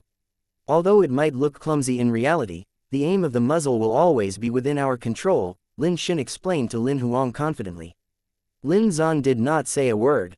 Lin Huang patted him on his shoulder. Xiao Zan, why don't you show me? Lin Zan nodded and stood before the red line with one of his silver Phoenix 16s. He pulled the trigger, sending bullets filled with life power speeding towards the targets at a terrifyingly rapid speed. Within a second, all 36 moving targets fell onto the ground. Lin Huang's jaws almost dropped as he watched Lin Zan's speed. It was even faster than explosive female demon. It was a terrifying mastery of the gun. Meanwhile, Lin Xin watched unhappily as she had finally had the chance to perform in front of her brother and was complimented, but the limelight was stolen by Lin Zan once again. Xiao Zan, do it again. Lin Huang was unable to capture the full image earlier as boundless vision was deactivated. Lin Zan nodded and opened fire with his silver Phoenix 16 again, and before long, all 36 targets were shot down within a second. With boundless vision and third eye, Lin Huang managed to capture the entire thing. Brother, you can get Xiao Zan to slow down so that you can see all the details. Lin Xin reminded. It's all right, I can see it crystal clear now. Lin Huang shook his head and walked to the red line. Let me try. Facing the 36 moving targets, Lin Huang opened fire continuously and shot all of them down within 3 seconds. He frowned as he was not satisfied with the result. Lin Zan and Lin Xin did not say a word as they watched. Lin Xin could see that Lin Huang did not take advantage of the recoil. Instead, he was affected by the recoil. To be able to control his shots, he habitually tried to control the recoil. Although he managed to shoot down all the targets, it was not the true essence of the gunfighting technique, potshot. I'm not used to such a shooting technique, I shall practice more then. Lin Huang shook his head as he proceeded to practice. After 3 to 4 attempts, Lin Xin was concerned and Lin Zan finally spoke. Brother, you have to forget about the target. Upon hearing that, Lin Huang finally realized his problem. He was worried about missing the targets so much that he focused on them and controlled the recoil to try and hit them accurately. That's right, I focused too much on hitting the targets. It's okay not to hit the targets in a practice, I shouldn't use the shooting style that I'm used to as well. I should consider myself as a beginner and start from square one. After realizing his mistake, Lin Huang lets go of his concerns and shot randomly. This time, he only managed to shoot 2 targets, however, he received a notification. Congratulations, you have received a gunfighting technique skill card piece X1 potshot. The notification assured him that he was in the right direction. However, he did not expect to receive skill card pieces during practices in the game. He was improving fast, his accuracy increased with every shot. After 30 practices, he finally shot down all 36 targets. A notification came from Xiao He. Potshot skill card pieces X30 has been detected. Combine the cards to receive a gunfighting technique, potshot. Would you like to combine them? Yes. Lin Huang decided to combine the skill card pieces without hesitation. Soon, a skill card appeared in his hand. Skill card name, potshot, rarity, normal, type of skill, gunfighting technique, skill level, iron level gun technique, status, available, remarks, no level limit, card remarks, useless. After taking the skill into his body, Lin Huang held up the gun and shot randomly. All the 36 targets fell to the ground. It took him less than 2 seconds. Lin Xin was clapping her hands while Lin Zan was indifferent, as he thought it was normal for Lin Huang to manage that. Now that I have mastered the first technique, you can teach me the second one now. Teach me from the basics. I'm planning to put the fun and my combat habits aside so that I could start from zero. Lin Huang said to Lin Zan. Okay. Lin Zan nodded and started using the second gunfighting technique. Chapter 223. Gold Level Life Seed Monster. Lin Huang had learned 28 introductory level gunfighting techniques from Lin Zan after spending more than 10 hours in the afternoon. The introduction to gunfighting was also called Iron Level Gunfighting Technique. This technique did not require life power, so that Iron Level hunters and above would be able to use it. However, it was rather difficult to learn. At Lin Xin's level, she would need 2 to 3 days to master one technique, and the reason Lin Huang managed to learn them so fast was because he only needed 30 skill card pieces to obtain one skill card. If he learned at the speed of regular people, he would not learn the skills any faster than Lin Xin. However, Lin Xin had always thought that her brother was talented, so it was normal for him to learn much faster. On the other hand, Lin Zan was not surprised, as he learned all the techniques by looking at them once. He did not think that Lin Huang was talented. If outsiders knew that Lin Huang managed to learn 28 techniques in 10 hours, they would find it impressive even though it was an introductory level skill. It was 10:30 p.m. when they logged out of the game. To reward the both of them, Lin Huang made supper. The three of them then went to bed after taking a shower, and Lin Huang received a video call from Mr. Fu when he was having his breakfast the next morning. Boy, are you having breakfast right now? Mr. Fu saw something that looked like oats in the bowl in front of Lin Huang. Yes. Have you had your breakfast, master? Lin Huang smiled as he asked politely. It has been years since I last had breakfast, Mr. Fu shook his head. He seemed distracted as he thought of his past. Have you finished watching the videos that I sent you? Lin Huang put down his spoon. Yes, I have. Don't worry, please carry on with your breakfast. Mr. Fu waved his hand. Lin Huang did not pick up his spoon. Please, master. All right then, Mr. Fu saw that Lin Huang did not plan to continue eating, and he continued to speak. I've watched all the videos from the beginning until the end. You've surprised me. I have always thought that you're a powerful imperial censor. You may have a great potential, but your combat strength isn't strong enough. I've assigned you a mission that required you to get into the top 10 without using any summoning monsters, simply as a target, but I didn't expect you to achieve it. I wanted to see how you'd perform in the arena and observe your true ability as well as how you'd fare during practice battles. The only way to complete the mission within 2 months was through winning. I estimated that you could achieve a 50-win streak at most, and you would lose to the keeper of the 60th battle, and that you'd achieve 50-win streaks repeatedly until you managed to collect the targeted points. As the battle continues, you'd be paired with stronger opponents, and I didn't think you were capable of winning. However, you managed to defeat all the keepers and achieved a 90-win streak. That was totally out of my expectation. Lin Huang felt embarrassed as Mr. Fu complimented him. He had never thought that failing the mission was an option. He wanted to give his best to the mission that was assigned by Mr. Fu. I'm curious. Your performance was not that outstanding from the 1st to 50th battles. There were many flaws, but within a month's time, you look like a totally changed man from the 51st battle. You've never failed to surprise me since then. What did you do in that 1 month? Mr. Fu asked. I downloaded all the videos of the top 10 players and studied them one by one. I even made notes and practiced them in my room. Anyways, I just studied each and every one of the combat styles to see if there was anything that I could learn and adapt into a style of my own so that I can use them in the battles. Lin Huang explained. You sure are outstanding. Mr. Fu smiled and nodded. I've watched all of the videos. Although I can find some flaws, I don't see the need for you to change.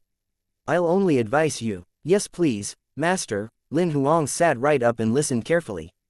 As a whole, the most outstanding part about you would be your sword skill.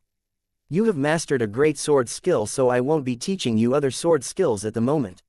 You have a great physique as well. The only flaw that you have would be your speed. Although your speed is slightly faster than a normal silver level rank 3, you were much weaker when you encountered those who had the advantage in speed.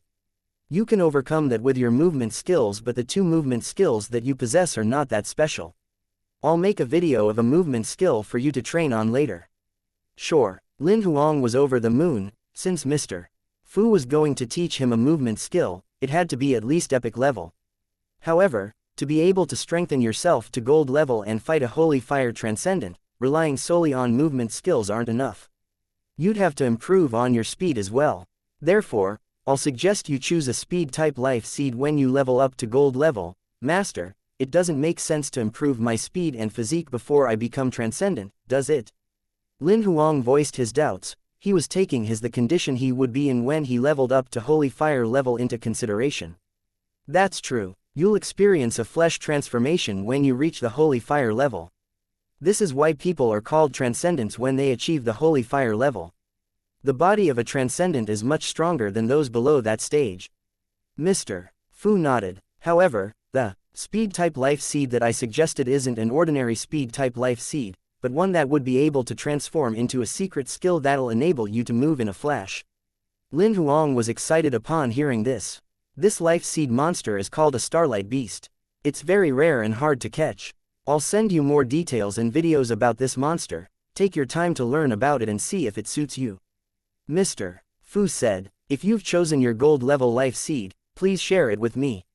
I've been busy for the past few days so I didn't have the time to look at it yet. However, the starlight beast that you mentioned sounds interesting. Although Lin Huang had read the monster encyclopedia, it was the first time he heard about the starlight beast. He planned to decide only after he finds out what it was exactly. I'll send you the details later so you can decide for yourself. Mr. Fu added, is there anything else that you'd like to ask pertaining to your training? Not at the moment, I'm focusing on stabilizing my life power before upgrading to gold level. Lin Huang shook his head.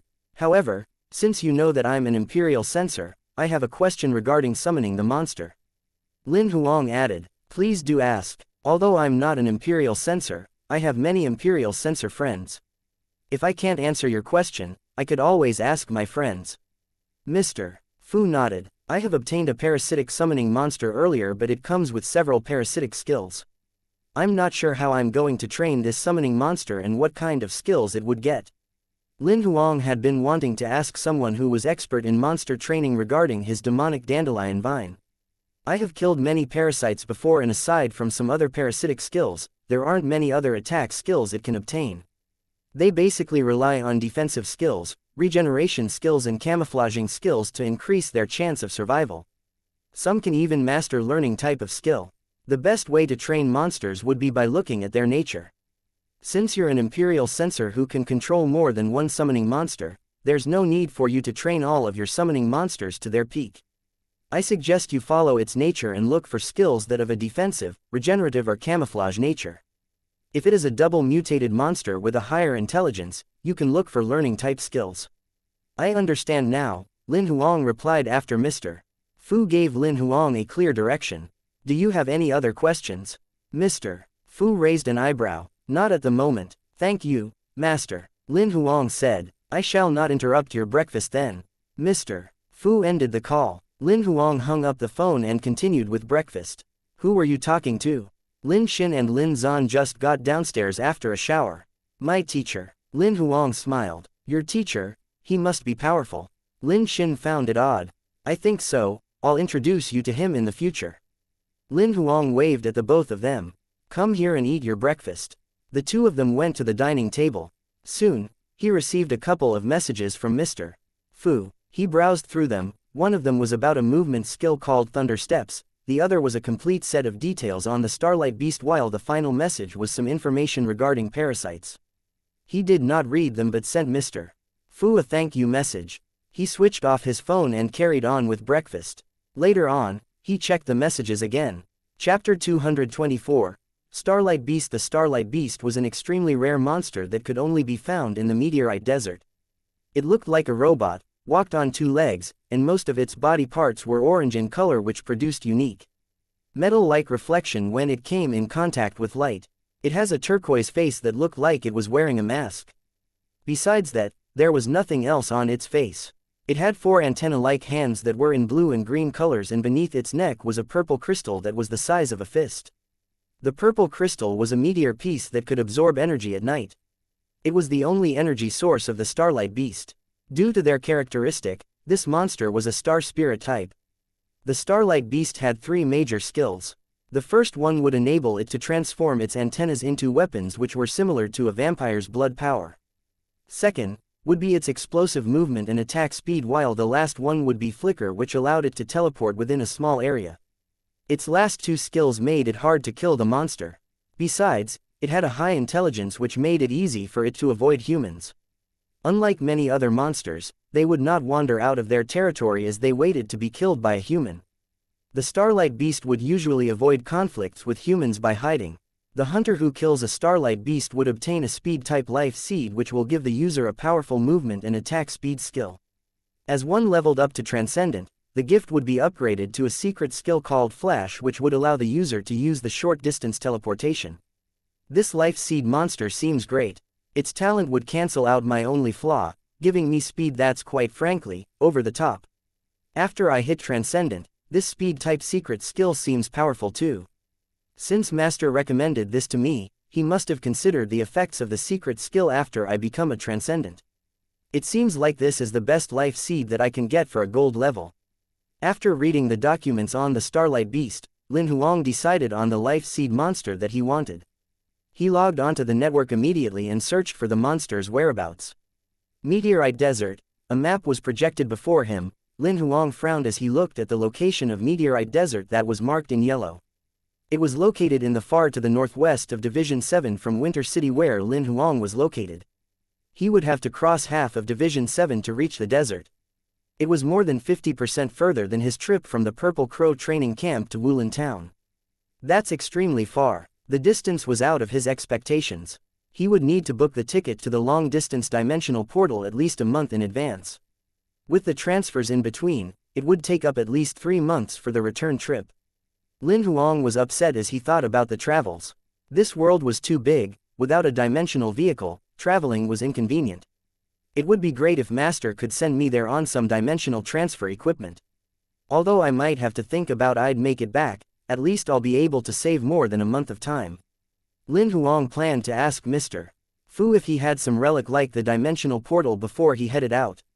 After deciding on the life seed monster that he wanted, Lin Huang started reading the other 2 messages. The documents on parasites that Mr. Fu sent was much more complete than the monster encyclopedia that Lin Huang read in the past. It did not only have a wider variety of monsters, but the descriptions that came with it were also more detailed. It was obvious that the documents were higher ranked than the ones that he got from Yi Zheng. He spent his entire morning reading it, and he even picked some parasites that possessed survival skills and other unique skills, but he was only halfway through. He ordered takeaway for lunch before making grilled meat for Lin Zan. Later on, he returned to the living room to look through the documents again. When the takeaway arrived, Lin Xin and Lin Zan had just logged out of the Gunmaster game.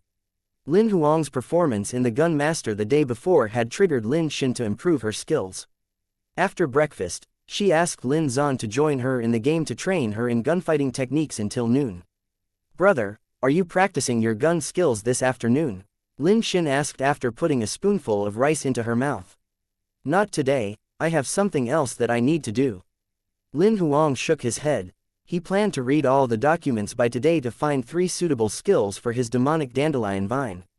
"You guys go ahead and do your own stuff, don't worry about me." Oh, Lin Xin was secretly happy that Lin Huang stopped practicing his gun skills.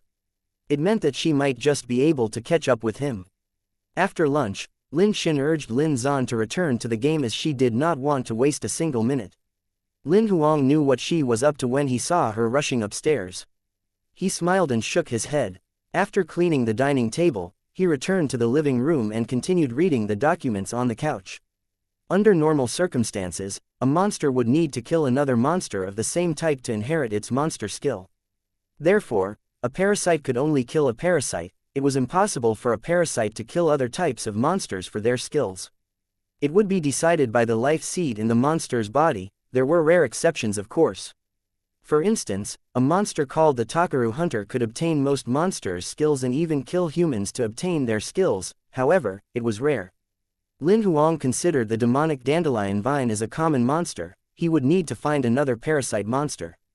Skin hardening could strengthen its defense, but it's too common. Enhanced regeneration isn't bad, Plus it's suitable with demonic dandelion vine's characteristics since it's a plant camouflage allows it to disguise into any other plants.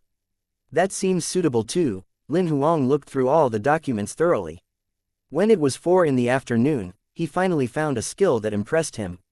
Enhanced intelligence. This skill is very brilliant. What Lin Huang saw was a parasite called Brain Eater.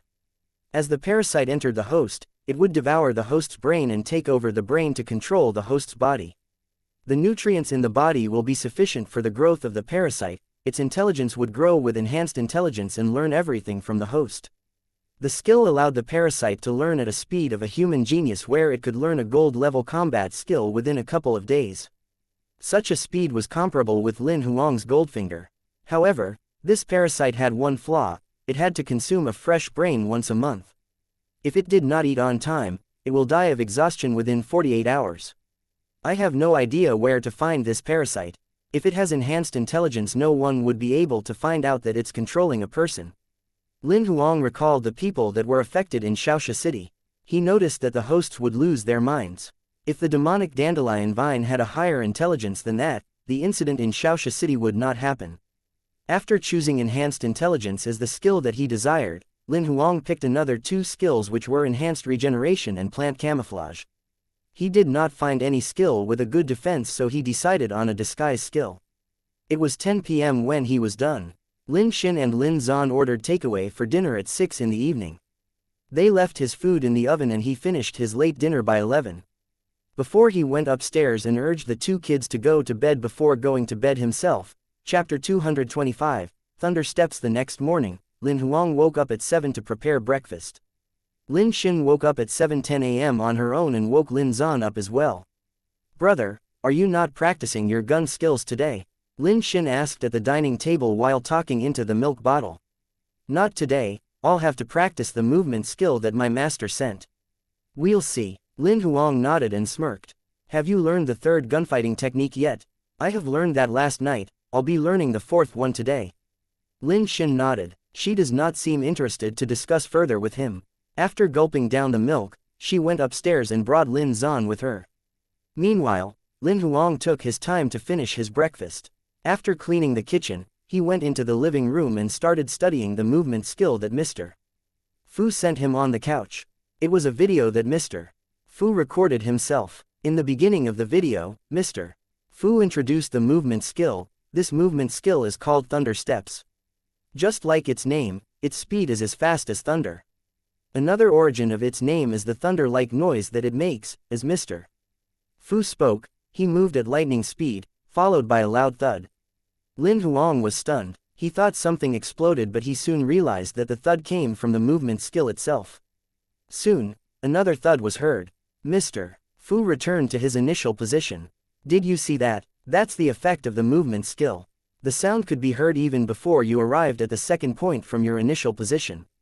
A powerful person should be able to make his entrance. Can I get a quiet movement skill instead?" Lin Huang was speechless as he felt that the movement skill was attention-seeking. Since the video was pre-recorded, Mr. Fu could not hear what Lin Huang was saying. He proceeded to explain the movement skill. The video was 1.5 hours long. Since Mr. Fu put in a great amount effort to explain and demonstrate the movement skill, Lin Huang felt bad for requesting another movement skill. He continued to watch the video anyway. The tutorial was very detailed as Mr. Fu had answered all the questions and doubts that Lin Huang had in detail. Nothing was left out. Lin Huang continued watching the video until the end, even though he realized that there were 2 to 3 minutes left before the video ended. Mr. Fu demonstrated thunder steps on the deck of his spaceship several times before returning to speak to Lin Huang in the video recording. "Oh right, there's something that I must say. The thud that came with the movement skill was initially a flaw when it was invented. Nobody could find a solution to it for hundreds of years. This movement skill relies on life power to create such a speed, so it's normal to have the explosive noise. However, a genius modified the release of life power for this movement skill, creating a silent version. Now, I'm going to teach you how to do that." Lin Huang only realized that the last 2 minutes of the video was crucial after finishing the video. If he was to ignore the last 2 minutes, he would have practiced the version with the noisy thud. "I almost got tricked by him." Lin Huang did not expect Mr. Fu to be so playful. He turned off the video and went to the courtyard. To prevent himself from destroying his shoes from the lack of life power control, he removed them. As long as he could master the force of life power under his feet, he would have mastered 80% of thunder steps. The remaining parts would be the mastery of smaller details. However, controlling life power was not an easy task. He lost control and dove headfirst into the trash can at the entrance on his first attempt. It seems like I need a bigger space for this. Lin Huang showered, got changed and bid farewell to Lin Xin and Lin Zan. He rode on the Alexandrian Eagle and headed to a wild zone outside the foothold. Upon landing in an empty wild zone, Lin Huang recalled the Alexandrian Eagle and started practicing thunder steps. His mastery of life power was much stronger than a common silver level rank 3, as he had mastered level 8 of army attack tactics, which gave him a 96% increment in the rotational speed of his life power. It was 4 in the afternoon. After 7 to 8 hours of practice, he had finally stopped tripping over the ground. However, he was far from mastering the skill, as he had only obtained slightly more than 10 skill card pieces of thunder steps. Since it was almost dinner time, Lin Huang summoned the Alexandrian Eagle and rode it home. When he got home, he saw Lin Xin pouring herself a cup of water in the kitchen. "What's wrong with you?" Lin Xin was puzzled as she looked at Lin Huang's messy clothes. She wondered if he was beaten up, as he looked like he had been rolling on the ground. "Nothing, I fell down when I was practicing the movement skill. I'll go shower now." Lin Huang waved his hand and went straight to the bathroom on the second floor. In the shower, the water washed away the black soot that covered his body. It took him some time to clean up. Later, he threw the dirty clothes away after he changed. "Brother, what kind of movement skill are you practicing now?" Lin Xin was curious, but she did not have the opportunity to ask Lin Huang since he went straight into the shower after he got home. "That's the movement skill that my master sent me. You can't learn it now. It requires life power and a high mastery of it. I've been training since morning and I'm finally not tripping over anymore," Lin Huang explained. "Oh," Lin Xin was relieved that he was not beaten up. Lin Huang was not in the mood to cook, so he ordered takeaway instead while he looked for ways to better control his life power by watching the video. After dinner, Lin Huang joined Lin Xin and Lin Zan in Gunmaster instead. He was thinking of learning gunfighting techniques to relax. In 4 hours, Lin Huang managed to learn another 9 introductory level gunfighting techniques. He had finally learned all of the introductory level techniques. It was 10 at night. He went to bed exhausted. Chapter 226. School transfer. For the next 10 days, Lin Huang practiced thunder steps in the morning while he learned gunfighting techniques from Lin Zan at night. He was beginning to master thunder steps as he had been obtaining more and more skill card pieces every day.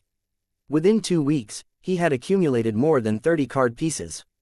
During that same period of time, he had also managed to learn all 29 of the beginner-level gunfighting techniques. It was finally the day for Lin Xin's enrollment to her new school.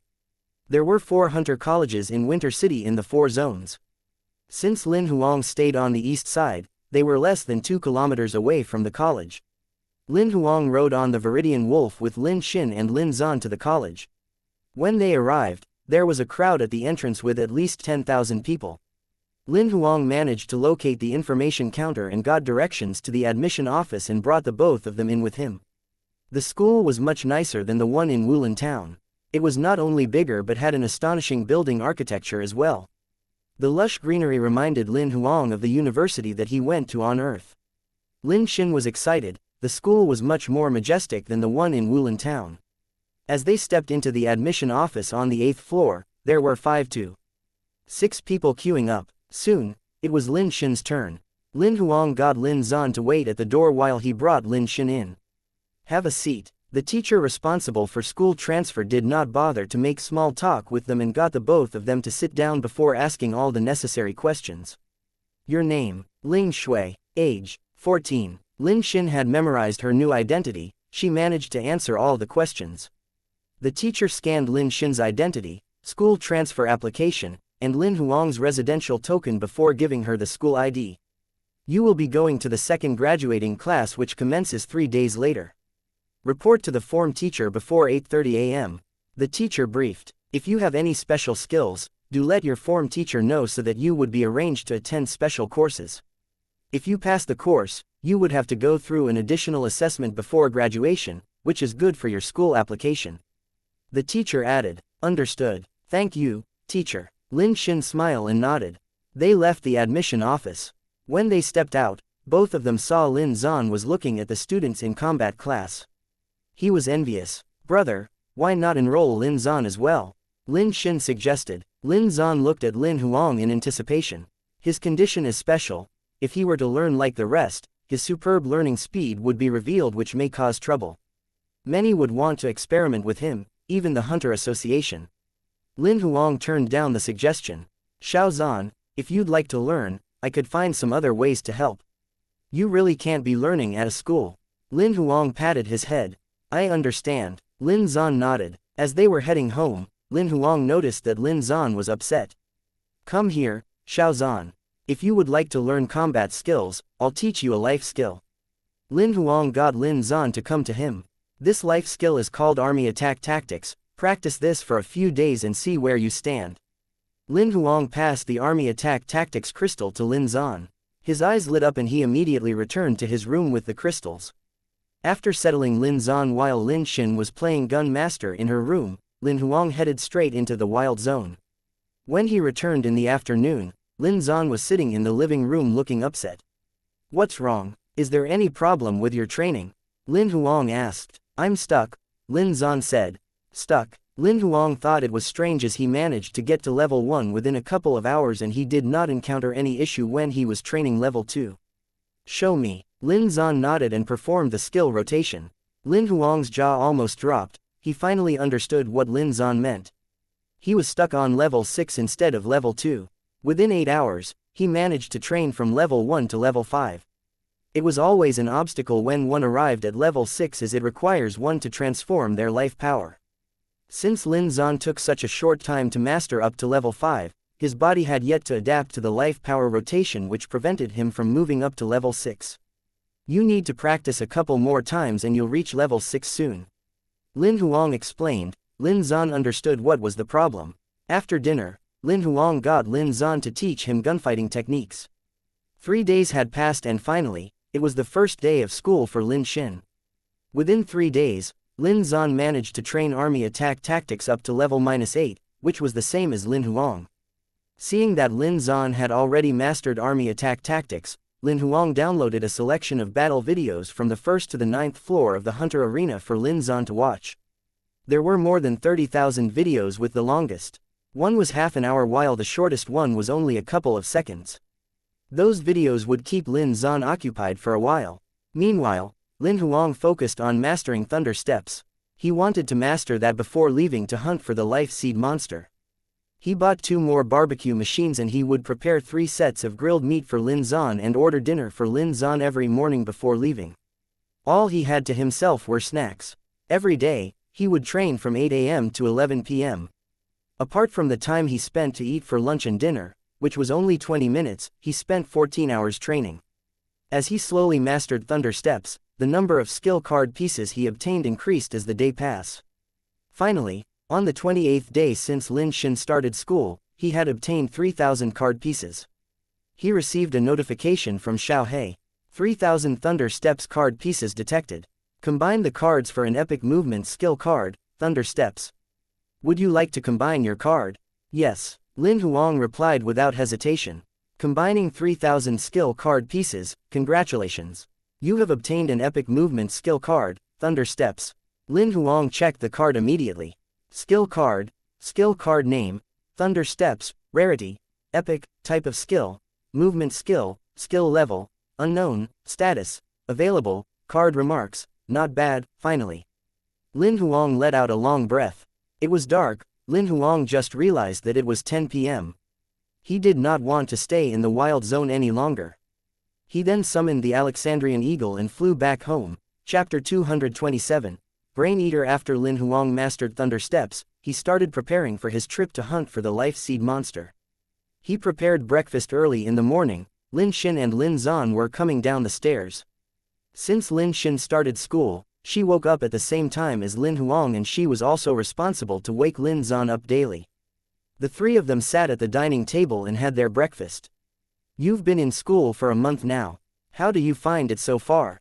Lin Huang asked as he ate his oats. It has been good. I've signed up for the Gunmaster course. There will be a test 2 days' time, but I believe I'll pass with flying colors. Lin Xin was confident. Even though she was even at iron level, her performance was outstanding as she had mastered 8 introductory level gunfighting techniques by now. She might even pass the beginner level of the Gunmaster assessment. With your capability at hand, you should be able to pass gun-related assessments in military schools. Lin Huang smiled and nodded as he was aware of Lin Xin's progress. How about the rest? Is there anything that you can't adapt to? The courses are similar to those in Wulin Town. They are not as difficult as before, so there's nothing that I have yet to adapt. However, there are more top students now, but competition isn't a bad thing. I could use it as an encouragement to improve. Lin Xin was not afraid of challenges. She was the top student back in Wulin Town. Competing with the rest of the students in her new school was a form of encouragement to her. Lin Huang felt relieved when he found out that she was doing well in school. Brother, when do you plan to leave? Lin Xin knew Lin Huang was hunting for a life seed monster. Within a couple of days. I haven't decided on the time yet, I will inform you when it's confirmed. Lin Huang had some preparation to do. After breakfast, Lin Xin headed to school while Lin Zan watched the battle videos upstairs. Lin Huang returned to the living room and called Mr. Fu after he had finished cleaning up the kitchen. Before he was able to make the call, he received a notification from the Hunters Association. It read, "Suspected Brain Eater in Foothold number 7C193. Since he read about the skills that he wanted for the demonic dandelion vine, Lin Huang had selected Brain Eater and Parasite as the keywords in the Hunter Association's news. Whenever there was news related to those keywords, Lin Huang would be notified. He looked at the message. It was an article with pictures. The sewage in a small area in foothold number 7C193 was clogged this morning. When maintenance was carried out, the staff found a few corpses in the sewage. Post-mortem results showed that the 4 bodies belonged to young men who had their brains removed. Preliminary checks showed that it could be the work of a brain eater. Finally, there was something about the brain eater. Lin Huang did not want to miss a thing.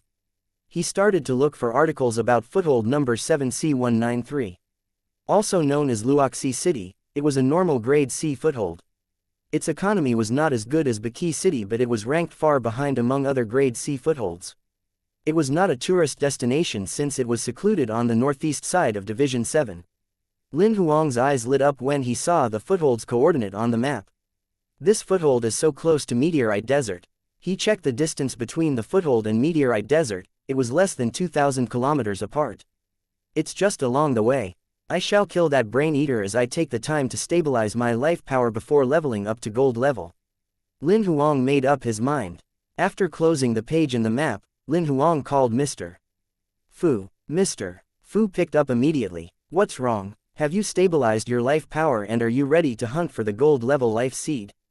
Mr. Fu laughed. Not yet, but I'm almost there.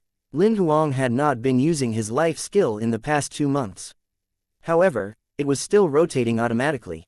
The life power in his body should have stabilized soon since it had been 2 months. I'm calling to ask if you have any dimensional transfer equipment as I'm too far away from the Meteorite Desert. If you have, I would like to borrow it since it could save me a lot of time on the road. Sure, I should have one that is set to go to that place. When are you departing? Mr. Fu agreed to help Lin Huang immediately. Within the next few days, I'd like to go to Luoxi City. Lin Huang did not hide his intention. Why Luoxi City? The city that is closest to Meteorite Desert would be Meteorite City. Mr. Fu thought Lin Huang had made a mistake.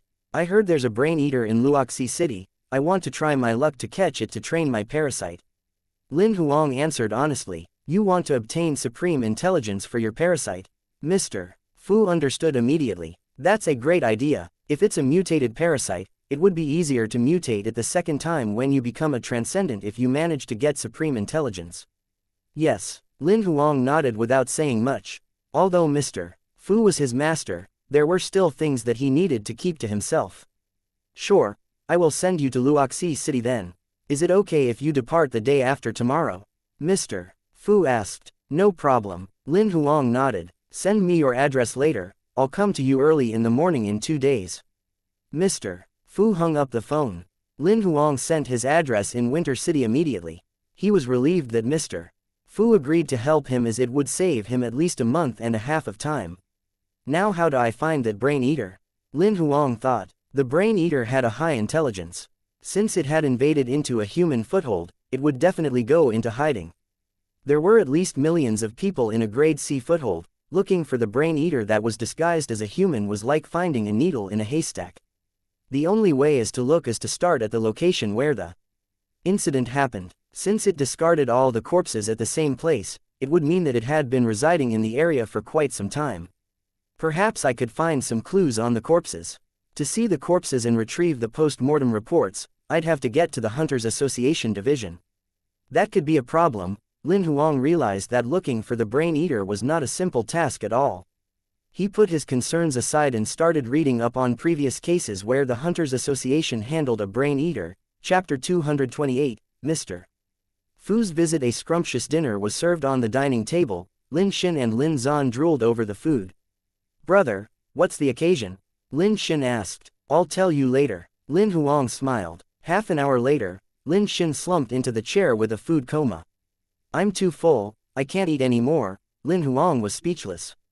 "Can you tell me now?" Lin Xin did not forget about the question that she asked him. "I'll be leaving in 2 days." Lin Huang told her the truth. Lin Zan stopped eating and looked at Lin Huang. So soon? Lin Xin had her eyes wide open as she looked at Lin Huang. She knew that Lin Huang was leaving, but she did not expect him to leave so soon. "I didn't plan to leave that soon, but something came up. It's something that's along the way, so I thought I might as well leave earlier." Lin Huang explained. "How long would you be gone for?" Lin Xin hesitated but asked anyway. "It'll take at least 2 months. Lin Huang factored in the time he needed to hunt the brain eater, which would be impossible to accomplish in a matter of 2 days. "Oh." Lin Xin stared blankly at the table. "Xiao Zan, protect your sister while I'm gone, all right?" Lin Huang smiled at Lin Zan. "Okay." Lin Zan nodded hard. "Xin prepare 2 portions of grilled meat in the morning before you go to school. One is for breakfast while another one is kept warm for Lin Zan's lunch." Lin Huang told Lin Xin. "Actually, Xiao Zan knows how to use the barbecue machine." Lin Xin stuck her tongue out. She taught Lin Zan to use the barbecue machine because she was lazy to cook for him. "You silly girl." Lin Huang shook his head. "All right then, Xiao Zan, you can cook for yourself whenever you are hungry. I still have many monster carcasses with me, I will transfer them to you later."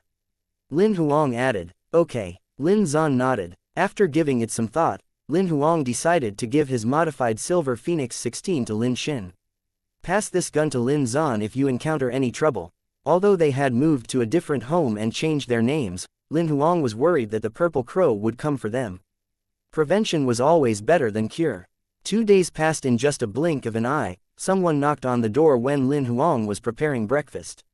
Mr. Fu stood at the door in a green attire, surprising Lin Huang since it was only a little past 7 in the morning. "Good morning, I hope I'm not bothering you." Mr. Fu seemed to have trimmed his white beard, it looked much neater now. His smile was warm as always. "No, you are not bothering me. Please, come in, I'm just preparing breakfast." Lin Huang smiled as he shook his head. "Sure." Mr. Fu looked around as he entered Lin Huang's house. "Nice house. Moderate size, it's homely. It doesn't look like the style that you'd like." "You are right, master. My sister chose this house." Lin Huang smiled and got a cup of tea for Mr. Fu. "Please take a seat, I'll continue making breakfast." Mr. Fu then sat on the couch in the living room and sipped the tea. Lin Xin and Lin Zan followed the smell of the food downstairs. "Brother, do we have a guest?" Lin Xin heard Lin Huang talking to someone when she was upstairs. "My master is here." Lin Huang walked out from the kitchen and introduced the both of them to Mr. Fu. "These are my brother and sister." "Brother and sister?" Mr. Fu raised his eyebrow. He looked at Lin Xin and smiled. He was stunned when he looked at Lin Zan. "What's wrong, master?" Lin Huang noticed the odd expression on Mr. Fu's. "Oh, nothing, I was just thinking what should I give them since we're meeting for the first time." Mr. Fu smiled and explained, "Let me see, what do I have in my storage space?" Soon, Mr. Fu took out some food and toys. He seemed to have a storage ring exclusively for gifts for kids. "Take whatever you like." Mr. Fu smiled at the both of them. Lin Xin and Lin Zan looked at Lin Huang. "Pick whatever you like. Master isn't a stranger." Lin Huang nodded and smiled. The both of them went forward to pick out the things that they liked. Mr. Fu picked a lollipop that was the size of a head and gave it to Lin Zan. A lollipop for you. However, Lin Zan did not take it. Xiao Zan doesn't like candy, he only eats meat. Lin Xin explained immediately. Oh, is that so, mister? Fu was surprised. He kept the lollipop and looked at Lin Zan again. As they picked out their gifts, Lin Huang was done preparing breakfast. Let's have breakfast together. The both of them kept the gifts in their storage space and ran to the dining table. Master, please eat with us. Lin Huang walked into the living room and smiled at Mr. Fu. I haven't had breakfast in a long time, perhaps I shall taste your cooking. Mr. Fu nodded and walked to the dining table. The breakfast Lin Huang prepared was simple. Besides Lin Zan, everyone else got a piece of toast, grilled sausage, 2 fried eggs, some fruits and a glass of milk. Meanwhile, there were only grilled sausages, fried eggs and big pieces of grilled meat on Lin Zan's plate. Lin Huang was not a great chef when it comes to cooking. However, such a simple breakfast would not require any skill. Mr. Fu was happy with his breakfast. He finished the food but not the milk. Instead, he drank alcohol from his flask. Lin Xin went to school after breakfast while Lin Huang cleaned the kitchen. Lin Huang then called Lin Zan over. You are the only man in the house when I'm away, take care of your sister. Lin Huang held up his fist. I will. Lin Zan nodded and fist bumped Lin Huang. Call me if you need anything. Let me know once you are done watching all the videos. When it's raining, close all the windows if your sister is not around. Don't let the water flow in, Lin Huang added while Lin Zan nodded. Mr. Fu summoned a black dimensional door. Lin Huang stepped into the door with him and disappeared from their location. Chapter 229. Wuxia City. Stepping into the black dimensional relic, Lin Huang arrived at a hotel room with Mr. Fu following behind him. A lady in a pink bathrobe was walking out of the bathroom as they appeared and she started screaming, "Help! There are perverts in my room." Mr. Fu giggled while he kept the black dimensional relic and pulled Lin Huang out of the window together with him. The lady was so shocked that the supposed perverts had jumped out of the window. But this is the 99th floor. She ran to the balcony and looked down towards the direction the duo had dived, but they were nowhere to be seen. Meanwhile, the both of them landed in an alley opposite the hotel. Hehe, I'm sorry. That was the old location that I set the last time. I didn't know that there's someone staying in there now, Mr. Fu patted Lin Huang's collar that he had pulled earlier. Is this Wuxia City? Lin Huang was more concerned about that. Of course, it is. I wanted to send you straight to Meteorite City, but I thought you were hunting for the Brain Eater in Wuxia City. Mr. Fu knew where Lin Huang's doubts were coming from. That's great. Thank you, Master, for saving much of my time. Lin Huang was embarrassed that Mr. Fu had brought him here personally. I'm your master and you're my apprentice, there's no need for such formalities. Mr. Fu waved his hand nonchalantly while reaching for the black dimensional relic. I have never gotten you anything since you became my apprentice, so here, this is yours. Mr. Fu then disabled the authorization of the relic and a black token the size of a palm fell into his hand. He gave the token to Lin Huang. Master, I can't be using this. Maybe you should give me something else. A relic alone costed a bomb, what more a dimensional relic whereby its price was 10 times more than a normal relic. The dimensional relic that Mr. Fu was giving him could travel across Division 7 to Wuxia City. There was little doubt that this was a unique relic. Take it. Black ink is a 4-star dimensional relic which is used for long-distance dimensional travel. Not only can it be activated using life power, you can also use life crystal to activate it. It will make it convenient for you to travel. I have many dimensional equipment, so this is nothing, Mr. Fu insisted. Moreover, I would never take back what I give away. If you don't want it, I'll throw it away. Since Mr. Fu insisted, Lin Huang accepted the black ink and kept it in his storage space. Let me know when you have leveled up to gold level. I will arrange a training session for you. Mr. Fu patted Lin Huang's shoulder confidently. Sure, Lin Huang assured his master as he wanted to level up as soon as possible. Mr. Fu proceeded to summon a gold dimensional relic. Before he left, he seemed to recall something. He turned around to Lin Huang. Oh, I suppose your brother is not your real brother. Am I right? No, he isn't. What's wrong? Lin Huang did not deny the truth. Nothing, just asking. Mr. Fu did not say much, just waving his hand and stepping into the relic.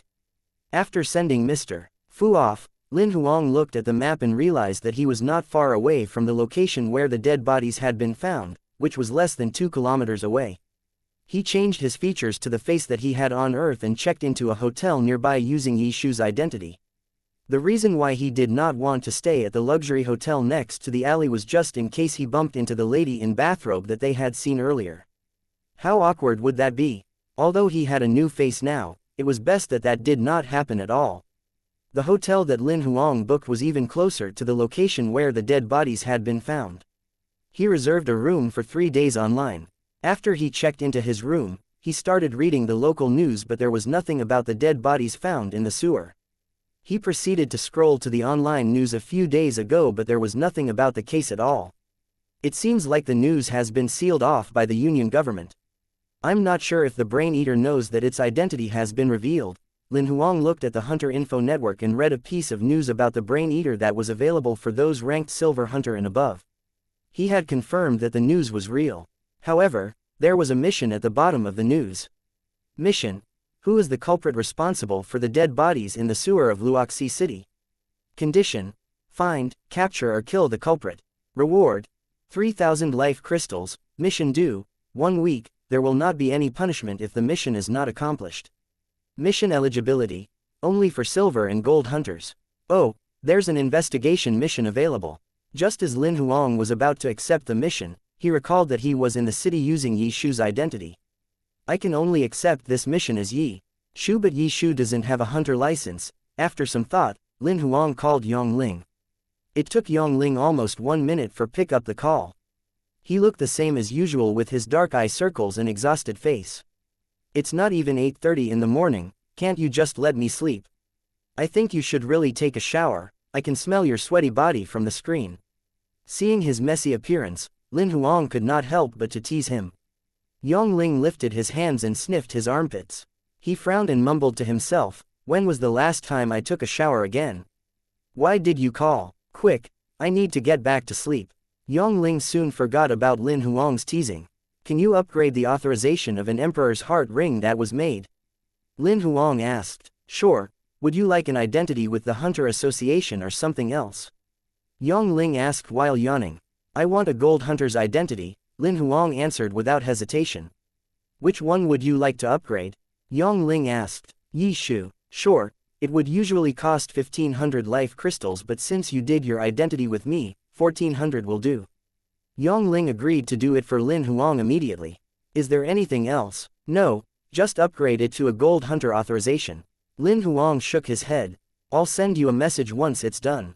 It will take 2 minutes at most. If that's all, we're done here. Yongling hung up the call straight away. In less than a minute, Lin Huang received a message from the Hunter Association. Congratulations, Mr. Yi Shu. You are now a gold hunter of the Hunter Association. Once he received the message, Lin Huang logged on to the exclusive site of the Hunter Info Network using Yi Shu's identity and found out that he had really been upgraded to a gold hunter. He took a look at the post titled, Brain Eater Suspected in Foothold Number 7C193, immediately and accepted the mission at the bottom. Chapter 230. Investigation. Since he had accepted the mission under Yi Shu's identity, Lin Huang applied with the local government to look at the dead bodies and the post-mortem reports as well as the contact details of the forensic scientist and the workers who had discovered the dead bodies. Before he even got any reply from the Union government, he left the hotel and headed to the sewer. The hotel that Lin Huang was staying at was almost 1.5 kilometers from the location where the dead bodies had been discovered. On the way to the sewer, he observed the area and the hotels around. When he arrived at the manhole cover that was shown in the document, he noticed that it was now covered properly. Without attempting to open it, Lin Huang looked around. There are 3 small inns in a hotel within a 1-kilometer radius. It's very likely that the Brain Eater stayed around here. Since 4 of the dead bodies were all tossed under the cover, it shows that this must be the most convenient location for it to get rid of the dead bodies. Lin Huang noticed that there were no surveillance cameras around, which could be the main reason why the Brain Eater chose to get rid of the dead bodies there. It could have kept the dead bodies in its storage space ring as it made its way there, but the dead bodies had to be taken out when it wanted to dispose of them. With surveillance cameras, it could be easily noticed. There are many people walking around during the day, so it must have done that in the middle of the night. Although there are no surveillance cameras here, there must be some of them around the streets. The nightlife in Wuxia City isn't busy and not many people would be walking around in the middle of the night. I could take a look at the surveillance cameras. Just when Lin Huang was done with his preliminary analysis, a message came from his emperor's heart ring. It was an investigation ID assigned by the local government. There was a message that came with it. Hi, Mr. Yi Shu, to prevent the information from documents from leaking out, we are not able to send you the post-mortem report. Kindly visit the forensic scientist. Lin Huang was fine with that. After reading the message, he headed to a sundry shop nearby. It was located facing the direction where the manhole cover was located. The shop owner was a middle-aged man with a buzz cut. He was plump and he looked honest. Lin Huang started chatting with the shop owner as he purchased a bottle of water and some snacks. Boss, it's a small area next to your shop, I bet your business is good. It's all right, I guess, enough to get by. The shop owner smiled and shook his head. Is it safe to run business here since I don't see any surveillance cameras around? Lin Huang asked. The shop owner laughed at Lin Huang's question. Young man, you must be a foreigner. The economy is bad in Wuxia City and there's nothing much to see here. However, our people are honest, so there's not much crime here, let alone thieves. Therefore, there's no need for surveillance cameras. Look, there are no cameras in my shop as well. It's not just me, most of the shops don't have that as it's not necessary. The shop owner's answer was out of Lin Huang's expectations. He did not expect that the residents in this foothold had such faith in their safety. Boss, I passed by 2 days back and noticed that the sewer was blocked, so I walked the other way. Does that happen often? If it does, it must be inconvenient then. Lin Huang attempted to get the shop owner to talk. That doesn't happen often. I have been here for almost 10 years and it was the first time it happened a few days back. It was just your luck. Young man, although Wuxia City is small, not everything here is not as good as those large foothold, the shop owner explained. Is that so? But why was it blocked though? Did the workers explain? Lin Huang asked. They did. They said the pipes underground were old. They built a shed above it and took many hours to fix it, he elaborated. Oh, really? Lin Huang just confirmed that the Union government managed to cover the truth up. He was relieved since the shop owners around did not know about the dead bodies in the sewer, let alone the residents. Sewage maintenance was a small matter which was not worth the publicity, therefore, the brain-eater might not realize that what it did had been discovered. Since he had confirmed that part, Lin Huang did not plan to waste any more time there. After bidding farewell to the shop owner, Lin Huang took a look at the address of the sewer workers that the Union government had sent earlier. The workers who discovered the dead bodies were resting at home temporarily. The Union government paid them a high compensation sum which amounted to years of their salary. The reason for the compensation was to avoid them from revealing the truth as well as to cooperate with the investigation of the Union government.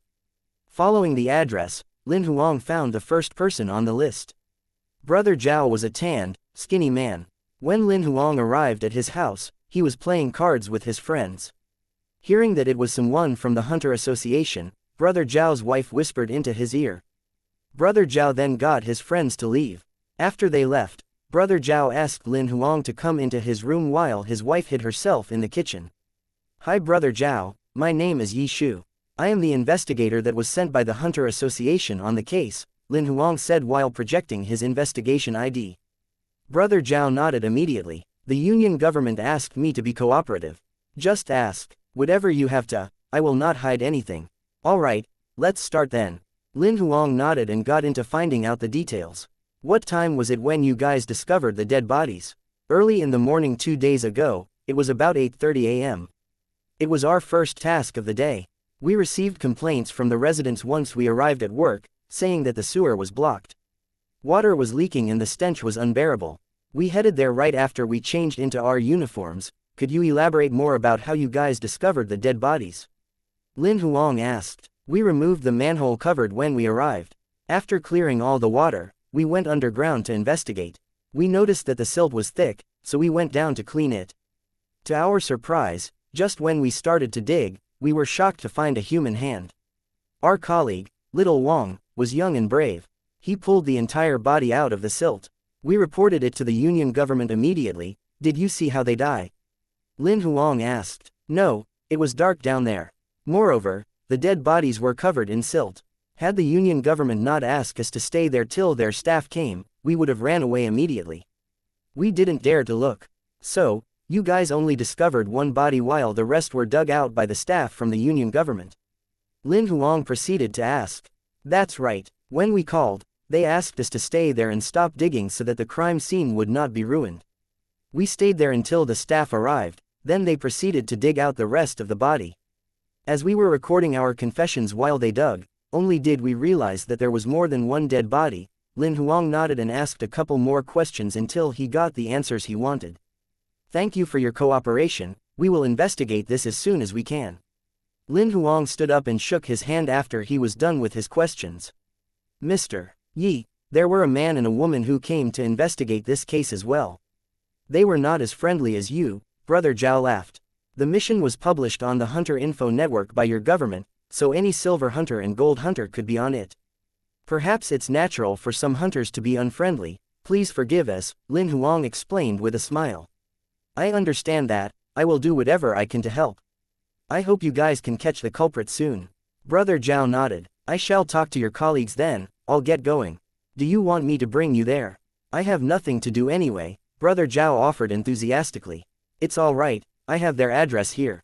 You enjoy your holiday. Lin Huang patted his shoulder. After leaving his house, Lin Huang took a look at the map. After confirming the address, Lin Huang summoned Viridian Wolf and headed to the address of the second person. Chapter 231. Forensic Lady Lin Huang spent the entire morning visiting the 4 sewer workers and got the same answers from all of them. They did not know much as the sewer was dark, hence they could not identify the genders of the deceased, let alone see the dead bodies clearly. The only thing they knew was that the first body was that of a man. They knew nothing about the rest. However, Lin Huang was glad that the 4 of them kept the secret pretty well, not even spilling a word to their wives, so it was unlikely that the news would leak to the public. It was almost 12 noon when Lin Huang left Little Wang's house. He was the last sewer worker that he visited. After lunch at a random store, Lin Huang summoned the Viridian Wolf and headed to the Union Government Division. He was brought to the forensic department after the staff checked his license and investigation ID. When the door opened, there was a lady in black framed glasses watching videos while eating snacks at her desk. The lady seemed young, about 17 or 18 years of age. Her face was small with sharp features. However, the glasses, which occupied half of her face, covered most of her features. She was indulging in a battle video that seemed like the Hunter Arena. As she watched, she was grabbing a box of food that was covered in red chili oil with her gloves. Lin Huang knocked on the door. The lady looked at him uninterestedly. You're at the wrong place, this is the forensic department. I'm looking for the forensic department. Lin Huang smiled and walked over to the lady's desk. Hi, my name is Yi Shu. I'm an investigator sent by the Hunter Association. Give me a second, let me finish this video. The lady waved her hand at him. As the background of her video was set to be semi-transparent, as he walked closer, Lin Huang could clearly see that it was the battle of himself defeating Yu Moli. It was his 90th battle. Lin Huang frowned as he watched the screenplay. Since the battle was ending soon, Lin Huang pulled a chair and sat across the lady while waiting for her to finish the video. 2 to 3 minutes later, a golden glow flashed across the video. Soon, the arena announced Sword Genius's victory. My Prince Charming is the best. The lady screamed and paused the scene where Sword Genius was disappearing. She then kissed the screen with her oily lips. Lin Huang could not bear to see her disturbing actions. After turning off the video, the lady looked at Lin Huang who sat across her. You're from the Hunter Association. Show me your ID. Lin Huang projected his hunter license and the investigation ID from the Union government. Following the protocol, I should check your work ID as well. Go ahead then. The lady projected her work ID from her left hand in an apathetic manner. Her name was Liang Yin and she was 17. It showed that she graduated from the Advanced Medical School of the Union government majoring in forensic science. She was not wearing glasses on her working ID and she looked much prettier in her picture. Alright, Lin Huang nodded after checking thoroughly. Liang Yin then turned off the projected and said while eating, just ask whatever questions you have. If you'd like to see the dead bodies, we can do that after I finish eating this bowl of red chili long slices. What's the investigation result of the 4 bodies? Was it done by Brain Eater? Lin Huang asked directly. 99% was done by the Brain Eater, Liang Yin replied while eating. How about the remaining 1%? Lin Huang asked. The remaining 1% would probably be a lunatic who mimics brain-eating cases. If that's so, the person must have drilled a hole on top of the head and sucked the brain out using a straw. Liang Yin proceeded to eat while she explained, her appetite not at all affected by the gruesomeness of what she was saying. Were all of the victims men? Besides that, are there any similarities among them? Lin Huang asked. All of them were strong men and there were a couple of similarities. First of all of them were naked when they were found. Secondly, all of them were having intense sex before they died. Thirdly, all of them were well trained. 2 of them were at bronze level while another 2 were at silver level. The Hunter Association has confirmed that the 4 of them held regular hunter licenses. Liang Yin was checking out Lin Huang as she spoke. As she was also a silver level, she could sense that Lin Huang was on the same level too. From the sewer workers, Lin Huang already knew that they were all naked and Liang Yin had just confirmed it.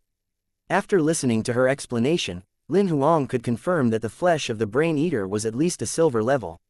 Is it possible to determine which rank both the silver level victims were? Lin Huang asked. One was silver level rank -1, while another was rank 2. We could tell that they did not struggle before they were killed.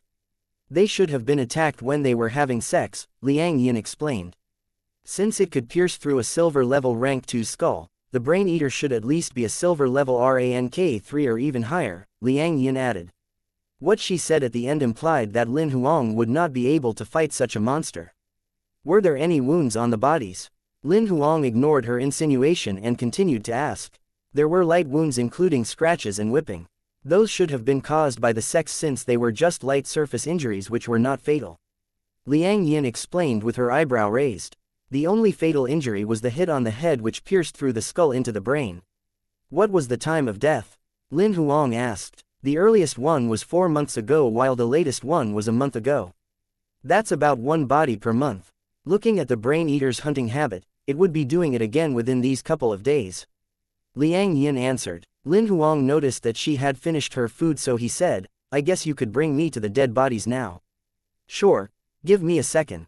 Liang Yin then threw the box filled with red chili oil into the trash can together with her gloves. Lin Huang thought she was ready to go.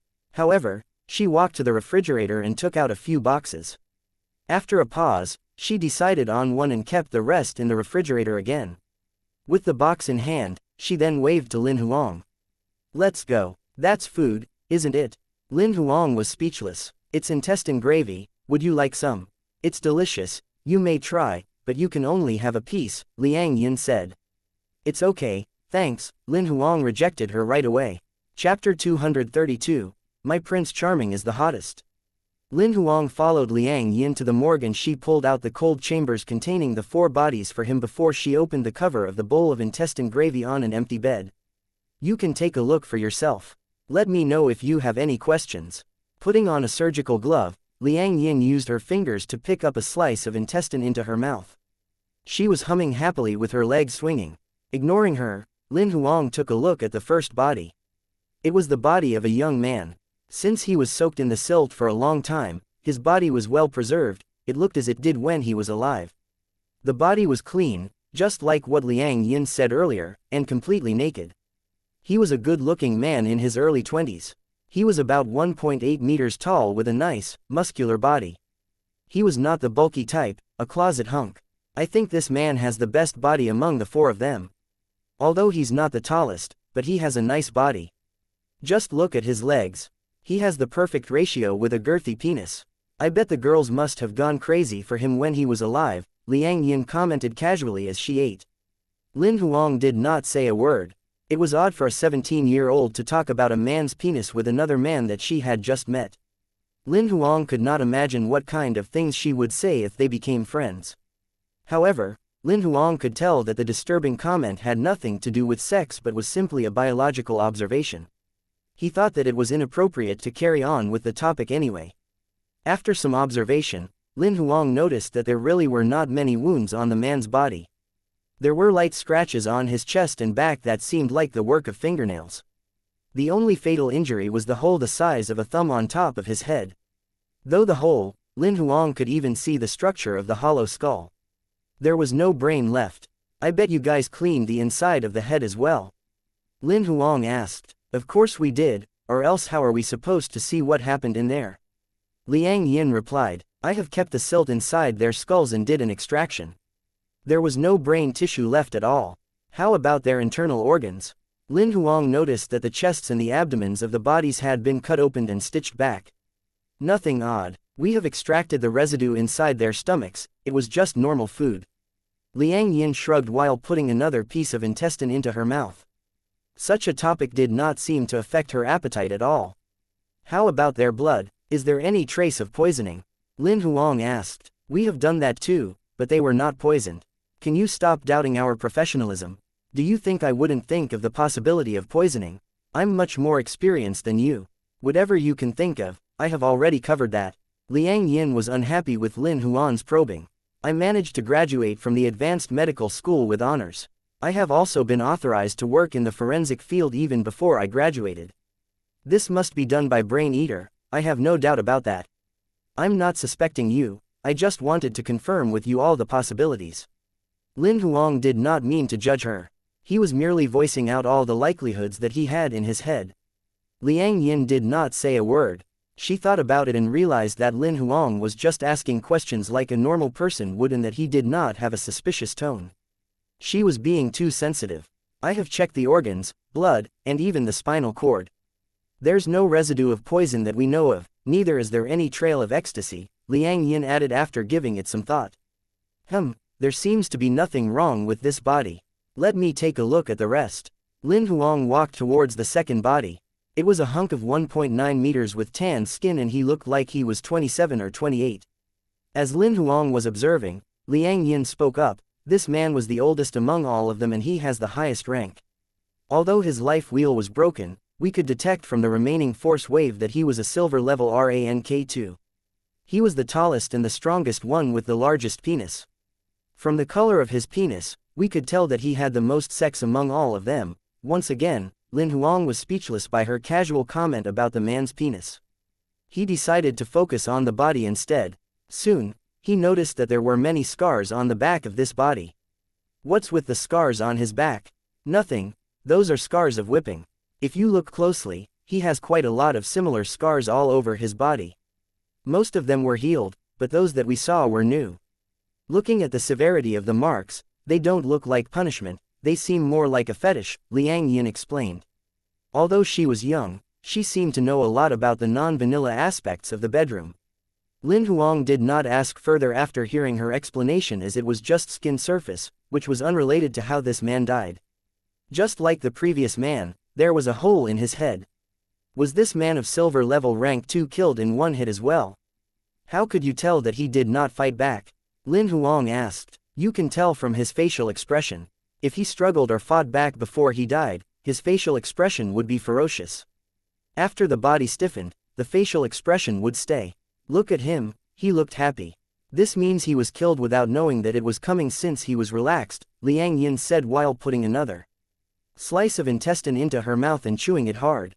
You know what I meant when I said he was relaxed. After keeping the second body, Lin Huang proceeded to check the remaining 2 bodies. Liang Yin answered all his questions. They then left the morgue and headed to Liang Yin's office. Do you have any more questions?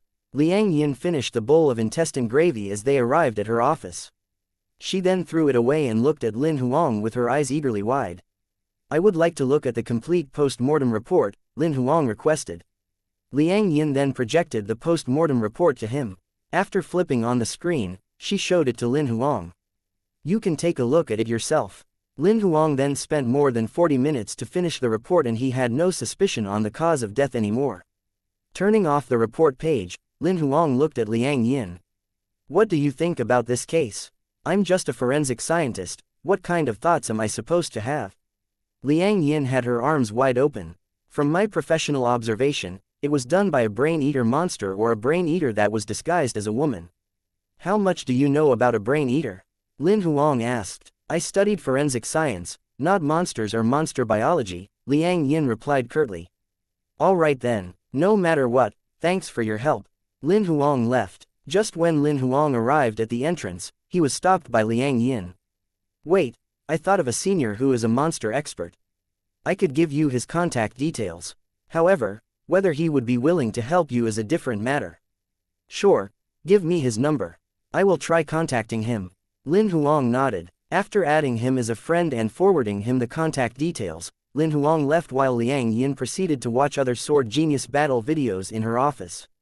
As she watched, she mumbled, "No matter what, my Prince Charming is the hottest. No man can compare to him." Although she could not see Lin Huang's face under the silver mask, that did not stop her from idolizing him. Chapter 233, Awkward Encounter. It was past 4 in the afternoon when Lin Huang left the Union government building.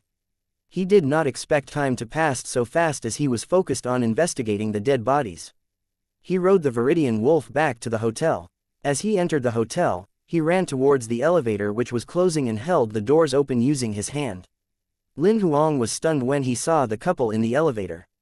The lady was one in the pink bathrobe in the room of the other hotel where he and Mr. Fu were transported to that morning. Now that they were standing closer to each other, Lin Huang was surprised to find that the lady was a gold level rank -3. The tall man beside him was of the same level too. After hesitating for a heartbeat, Lin Huang decided to enter the elevator anyway. He realized that the lady did not recognize him as he had changed his features earlier. There were 3 of them in the elevator and coincidentally, they were going to the same floor, level 76. Lin Huang thought it was awkward but fortunately, his back was facing them so he could not see their facial expressions. Soon they arrived at level 76. As Lin Huang walked out, the couple followed too. Lin Huang was staying in room 28 while the duo was in room 26 and room 27 respectively, just next to him. Lin Huang figured that the lady had probably transferred to this hotel instead due to the morning's incident.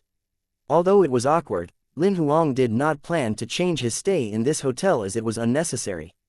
Since the lady did not recognize him anyway, he could just pretend that it never happened. He then called Liang Yin Sr. to whom she had given the contact details earlier. Within 2 rings, the phone was picked up. "Hello, who are you looking for?" It was the voice of a young man. "Hi, are you Liang Yin Sr., Hanji? Who are you?" the man asked guardedly. "My name is Yi Shu, I am an investigator from the Hunter Association. I have been investigating on a case that involves the Brain Eater and I got your contact details from Liang Yin. She told me that you are a major in monsters, a professional in this field," Lin Huang explained. The man was silent for a moment before he started speaking. "I am Hanji, is Xiaoyin, all right?" Hearing his tone of voice, Lin Huang could tell that there was something between them. From the way she ate her snacks, she seemed great. "We're not close, it was our first time meeting this afternoon." Lin Huang did not know how to answer that question, so he answered honestly. "She must still be a huge fan of heavy food, am I right?" Hanji asked. "I suppose red chili lung slices and intestine gravy are considered heavy." Lin Huang nodded in certainty. "Oh, I see that she has been eating much lighter food compared to 2 years ago," Hanji chuckled to himself. What he said puzzled Lin Huang. If this is considered light, what kind of food did she used to eat? I still remember she used to love raw heart slices. I enjoyed watching her eating until her face was all bloody. She looked cute like that. Hanji indulged himself in the beautiful memory of Liang Yin. Raw heart slices, bloody face, which part of that is cute? Can you guys eat something normal and have some normal judgment of beauty? Lin Huang screamed in his heart. "I'm sorry, I was distracted. I hope I didn't scare you," Hanji said softly. "It's all right, let's talk business." Lin Huang attempted to get Hanji back on track. "You want documents about Brain Eater, am I right? I will send you a copy of my research document later. However, it's confidential. If not for Xiaoyin, I would not send it to you. Therefore, please do not forward it to anyone else. After you are done with it, delete it right away, don't keep it anywhere," Hanji warned Lin Huang. "I understand, I'm only using it for the case and I will destroy it after using it." "Don't worry," Lin Huang promised. "Oh yeah, would you know what is Xiaoyin's current favorite thing?" Hanji deviated from the topic again. "I'm not sure, how would I know that? I just met her this afternoon," Lin Huang said, and then he recalled something. "Wait, I think she likes Sword Genius. I saw her watching videos of him when I entered her office." "What is this Sword Genius?" Hanji was puzzled. "He's a participant in the Hunter Arena. Lin Huang understood that researchers like Han Ji did not keep himself updated with the Hunter Arena. Alright then, I'll look into it on the network later. Han Ji seemed to be satisfied with the answer Lin Huang gave. If you have any doubts, you can always ask me. As long as I'm not working in the lab, I will try my best to answer you. Thanks in advance then. I shall contact you if I have any questions then. Lin Huang did not expect that naming a random hobby of Liang Yin's would earn Han Ji's promise easily. After they hung up, Han Ji sent the documents over almost immediately. Lin Huang looked at it right away. The documents were detailed, whereby most of the experiments came with many photos and complete lab videos. Lin Huang thought Han Ji was kidding when he said the documents were confidential and that he would only send some ordinary research documents. After flipping through the documents, he was shocked to find that it was indeed some confidential information from the Union government which was not to reveal to the public. As there were many experiments that included human testing, such experiments were prohibited for the Union government on the surface, as it was inhumane. If the documents were exposed, the Union government's name would be affected and it might irk the public. It was past 6 in the evening after Lin Huang was done with his preliminary read. He turned his screen off and got ready for dinner downstairs. Just when he opened the door, the lady staying next door came out of the room as well. Lin Huang pretended not to see her and headed straight to the elevator. The lady knocked on the door of room 26 and called out, "I'm ready, let's go." The door of room 26 opened and the tall man walked out of the room. After closing the door, the duo headed to the elevator. Lin Huang had been waiting for the elevator to come, and before it did, the duo was standing behind him. As they entered the elevator, the couple ignored him completely while starting to talk to each other. "What did you from your end?" the lady asked. "The association has gotten the location of the 4 men's Emperor's heart rings when they disappeared, as well as their whereabouts during the last few days. They will send it to me soon. How about you?" the man asked. "I have gotten the history of the phones from the association, but I didn't find anything odd." The lady shook her head helplessly. From their conversation, Lin Huang could tell that they were investigating the same case as he was. Unfortunately, the elevator soon arrived on level 1 and the duo walked out of the elevator. Lin Huang hesitated and decided not to follow them in the end. "I shall have dinner first. After that, I'll get the Hunter Association to get me information about the 4 men's Emperor's heart rings and see if there are any clues," he thought to himself. It seemed like there was only one brain eater in this city.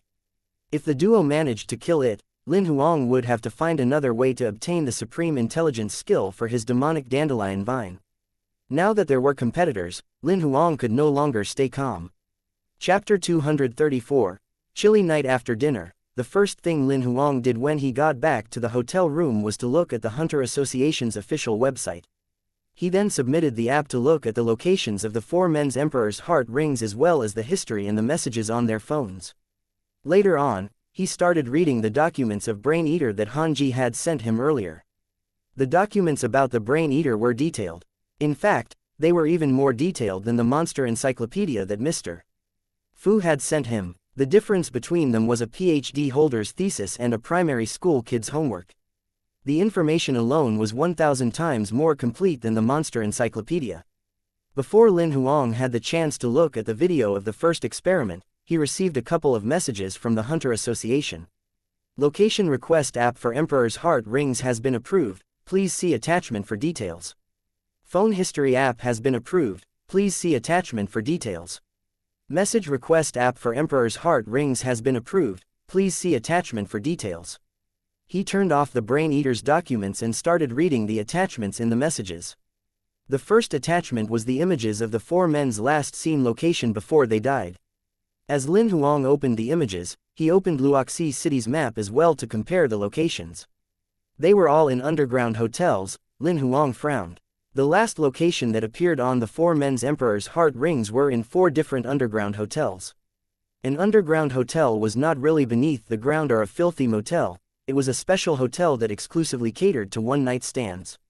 Such hotels were usually well decorated with ample equipment and the rack rate was expensive. 2. Many were willing to pay for such hotels as there would be no surveillance cameras around. There was no registration needed either, as all they had to do was to transfer credit points onto a trading chip and get a room that they wanted. There was a back door in each room so people could leave from the back anytime they wanted. Such hotels were usually occupied before 11 and at night, business was booming.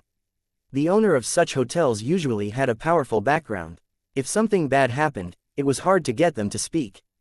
That was why Lin Huang frowned when he saw that the four men had last appeared in underground hotels. This is tough. Lin Huang was in a pickle as he knew that the hotel owners would not assist him in the investigation. Even if they did, there were no records of clues that he could investigate further. Glancing at the whereabouts on the day that they were killed in fast-forward mode, Lin Huang could not find any similarities. The only similarity was that the locations of the four of them were close to this area. Two of them had been staying in the same hotel before they died, which was the hotel where Mr.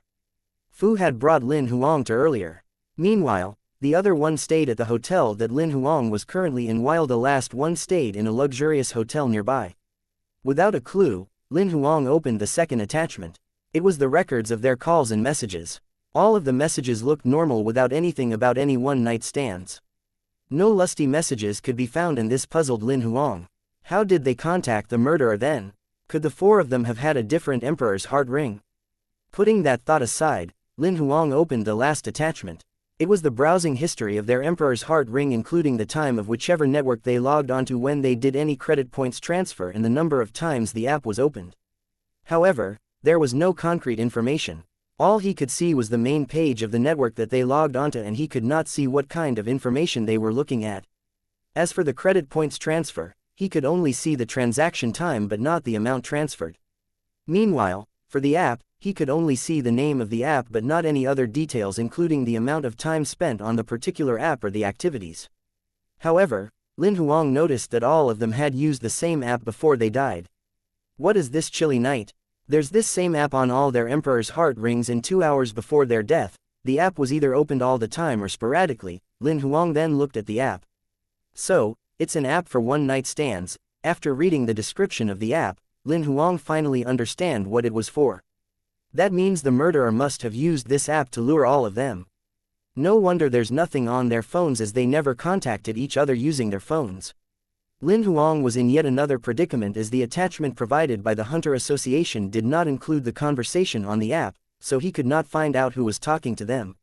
Helpless, Lin Huang replied to the Hunter Association, "Is it possible to provide more details on the app utilization?" This time, he received a reply in a blink of an eye. "I'm sorry, Mr. Yi. We are unable to go further into the user's privacy to provide you with more details." Although he had seen it coming, Lin Huang felt helpless when he saw the reply. After closing the attachments, Lin Huang gathered his thoughts. The messages on the phone were not helpful.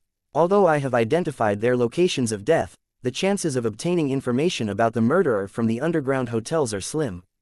The only way to identify the murderer's identity is by looking at the conversation history on the Chilly Night app. Lin Huang thought that Yongling was the only person he knew who might be able to provide him with that information, so he called Yongling straight away. After 2 rings, his phone was picked up. For the first time, Yongling did not look tired. He looked like he was full of energy this time, and he was even dressed in new clothes with neat hair. "Good evening, my regular customer." Yongling seemed to be in a good mood as he waved at Lin Huang with a smile. "You look great today." Lin Huang smiled back at him. "That's because you always call me in the morning. I'm a night owl. I'm usually energized after 8 at night." Yongling rolled his eyes. Lin Huang then looked at the time. It was almost 8:30 p.m. "Are you making a fake identity for your friend again?" Yongling knew that Lin Huang would not call for anything but business. "It's something else this time. I need your help." Lin Huang was aware of Yongling's response as he spoke, and he was worried that Yongling might reject him. "What's that?" To his joy, Yongling did not reject him straight away. "I'm sure you know about the app called Chilly Night," Lin Huang started. "Of course, I do. I'm always using it. Do you use it too? Do you need me to recommend some chicks for you?" Hearing the name of the app, Yongling smirked at Lin Huang. "I need you to get me a conversation history from the app." Lin Huang ignored Yongling and told his purpose of the call. "You have such a fetish of looking at others' conversation on the one-night stand app." "Tisk tisk." Yongling smirked again. "I'm investigating a case whereby the 4 victims were on this app before they died. I'm suspecting that the murderer was the lady who asked them out." Lin Huang told the truth. "Oh, I know which case that is. It's the one in Luoxi City. Are you really that far away? Yang Ling knew what was happening. It was clear that he read the news on the Hunter Info Network. Could you help me? Lin Huang asked. Sure, I can, but my assistance isn't free. I want half of the 3,000 life crystals reward. Yang Ling demanded greedily. Sure, however, I have a condition. From the beginning to the end of the case, you are not allowed to reject my request. You are not allowed to add any conditions or ask for more life crystals, Lin Huang stated. You've got my word. Yang Ling agreed immediately. Chapter 235. Asexual reproduction. After he hung up, Lin Huang sent the codes of the 4 men's emperor's heart ring to Yang Ling. Within minutes, Yang Ling sent him the images of the 4 men's conversations. However, the 4 of them were talking with 4 different accounts. All of them were females without profile pictures. The conversations were explicit with the exchanging of images. However, the images that were sent by the ladies were deleted, so Lin Huang could not tell who they were. Just when Lin Huang was planning to call Yang Ling to ask about the deleted photos, Yang Ling called. I have investigated the 4 female accounts, and although their addresses were all in Wuxia City, they were in different locations. However, all of the accounts were temporary ones whereby they would stop using the account after 2 to 3 days. Besides the first account, the other 3 accounts were created 25 to 26 days after the first account was created. Therefore, it was normal that the locations were different. It's highly likely that the 4 accounts belong to the same person. Yang Ling started talking since Lin Huang picked up his call. Is it possible to retrieve the deleted photos? Although Lin Huang knew it was not possible, he wanted to try his luck anyway. That's not possible as the application's programming is very simple. It's good that it can keep the messages, but it's impossible to retrieve deleted photos. Moreover, the creator of the application made it for fun without the intention to make the application big, so it's not connected to the cloud network of the Emperor's Heart Ring. There's no backup of messages in the application, Yang Ling said with his arms open. Are you the creator? Lin Huang had the assumption when he heard Yang Ling said that the application had been created just for fun. Oh, you got me. Yang Ling shrugged his shoulders. Is there nothing that you can do? Lin Huang asked. There's really nothing that I can do as the programming itself is flawed. I never wanted it to be perfect. All I wanted was a smooth conversation in the application, so I didn't put in many functions on the application. I used less than 2 hours to create it and launched it right away, Yang Ling explained. Send me all the 4 addressed of the ladies then. Lin Huang thought the only clue that he might get was from the addresses. Yang Ling sent the addresses immediately. Lin Huang projected the map and located the coordinates of the 4 underground hotels. He then connected all the coordinates to the manhole where the dead bodies were found. Please check for me all the surveillance cameras on the route to the manhole on the same night when the 4 men died. See if there's anyone who appeared repetitively. If that person appeared several times when the bodies were getting rid of, the person could be the murderer that we are looking for, Lin Huang said to Yang Ling. I'll do that. Besides, on the day itself, I will also look at the days after the incident happened. If there's anything else that you need my help with, tell me now. I have things to do after 10 at night, you know, Yang Ling added. Not at the moment, I'll let you know tomorrow. Is it possible to send me the surveillance footages by today? Lin Huang asked. I need time for that, I'll send them to you before 10. Yang Ling hung up the phone right away. It was almost 9 o'clock when the conversation ended. Lin Huang proceeded to read about the brain eater. However, the more he read, the more difficult he realized it was for him to handle the monster. The brain eater was a monster who relied on asexual reproduction.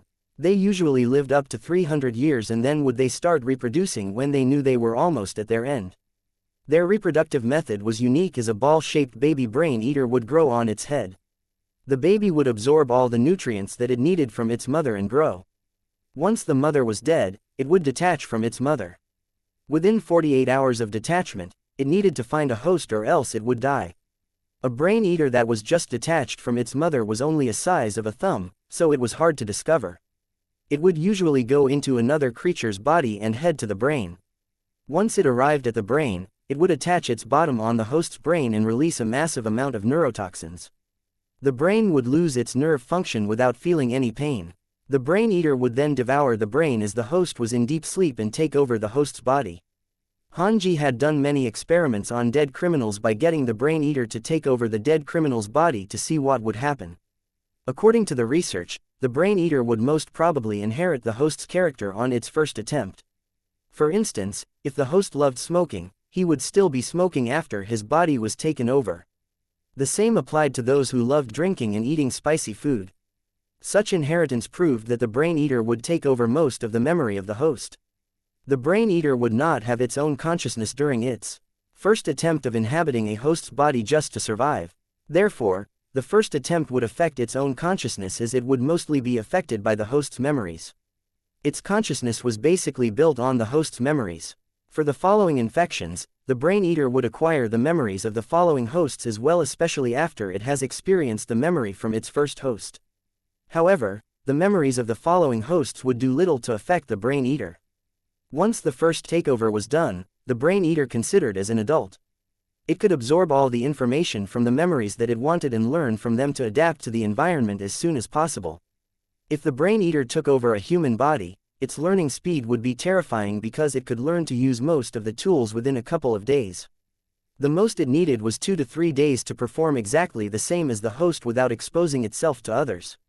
Although the reproduction ability of a brain eater was weak, it was the most difficult one to handle among many parasites. As Lin Huang was indulged in the documents of brain eater that Han Ji sent, a message snapped him out of his focus. It was a short, single-sentence message from Yang Ling. "I've found the culprit but I can't see the face." Chapter 236, The Cautious Brain Eater. "I've found the culprit but I couldn't see the face." There were 4 attachments in the message that Yang Ling sent and they were all videos. Lin Huang downloaded the attachments immediately. Once they were downloaded, he looked at the first video that was less than 20 seconds long. It was an empty crossroad and on the top right of the screen, the timestamp showed that it was taken at 1:28 a.m. Although it was late, under the lights along the street, the crossroad was brightly lit. The crossroad remained empty for 5 to 6 seconds, then suddenly, a person in black robes appeared on the screen. The black robes were oversized and it was hard to ascertain the person's gender, let alone the person's face. Lin Huang could tell that it was a lady from the black heels that occasionally flashed from under the robe. The person's strides were short but fast, and within seconds, the person walked out of the area monitored by the surveillance camera. Lin Huang proceeded to look at the second video. It was also around 20 seconds but this time, it was at AT Junction. The same thing happened. A person in black robes walked by quickly. Although the person was covered in the robes, judging from the gait and the speed of the steps, it was the same person who had appeared in the first video. Lin Huang proceeded to look at the third and fourth videos, all of them featuring the same person in black robes. The date stamp shown on the video showed that it was on the second day that the fourth man died. All of them had happened between 1:30 a.m. to 2 a.m. Lin Huang could confirm that all of them were the same person, that was the brain eater that he was looking for. However, without being able to recognize the face, Lin Huang was clueless. It was past 10 o'clock at night when Lin Huang checked the videos and he did not want to bother Yang Ling, so he continued to read about the brain eater. He finished all the documents until it was past 7 a.m. He did not sleep at all. He took a cold shower and had breakfast downstairs with a cup of coffee. Later on, he sent Yang Ling a message. "Please get me the surveillance camera footages from around the 4 underground hotels to see if we can find the person who was with the 4 victims on the night that they were killed. Also, take a look at the camera footage of the 4 users of the Chilly Night app who appeared on that night." The brain eater should have headed home after it got rid of the dead bodies around 1:30 a.m. If she headed home without her black robes, we can see her face on the camera. After sending Yang Ling the 2 messages, Lin Huang left the hotel and headed to the first registered address of the first Chilly Night user's account on the Viridian Wolf. It was an old, small area without any surveillance cameras around. Yang Ling managed to find the room, which was room 401 in Block 4. Using a specific transformation card, Lin Huang transformed himself into Spectre and went into the room. It was a unit with 2 bedrooms and a living room. It was around 60 square meters large with a kitchen and a bathroom. There was nobody but it was clear that someone was living in there as it was clean. The master bedroom was neat with the bed made and the blanket folded. There were 2 pillows on the bed and there was a photo frame near the bed head, facing the corner. It was a photo of a young couple. It was obvious that the new occupiers were a young couple. Lin Huang looked around the room but he found nothing. Although there must be clues that the brain eater had left a couple months ago before it left, now that there were new people moving in, those clues must have been wiped clean. Lin Huang had expected to not find any clues here. He then left the room, transformed back to himself and walked to the security office downstairs. The security guard was an uncle in his 50s. Seeing that he was the only one in the office, Lin Huang had a silver glow in his eyes as he spoke to the man. "Uncle, are there no surveillance cameras in the security office as well?" "No, Luoxi City has always been safe, so there's no need for that. Moreover, I am here. We don't need surveillance cameras." The man patted his own chest confidently. "I would like to ask, was there a beautiful lady staying in room 401 of block 4 months ago?" Lin Huang asked. "Yes, she's really pretty with a banging body too." The man nodded immediately. "What does she really look like? Do you have any photos or videos of her?" Lin Huang asked. "Of course not, why would I have any of that?" The man waved his hands. "You can only get a photo of her from herself, even the house owner does not have it. She signed her unit contract with me. There were some issues with her Emperor's heart ring that day, so she could not retrieve any of her personal details.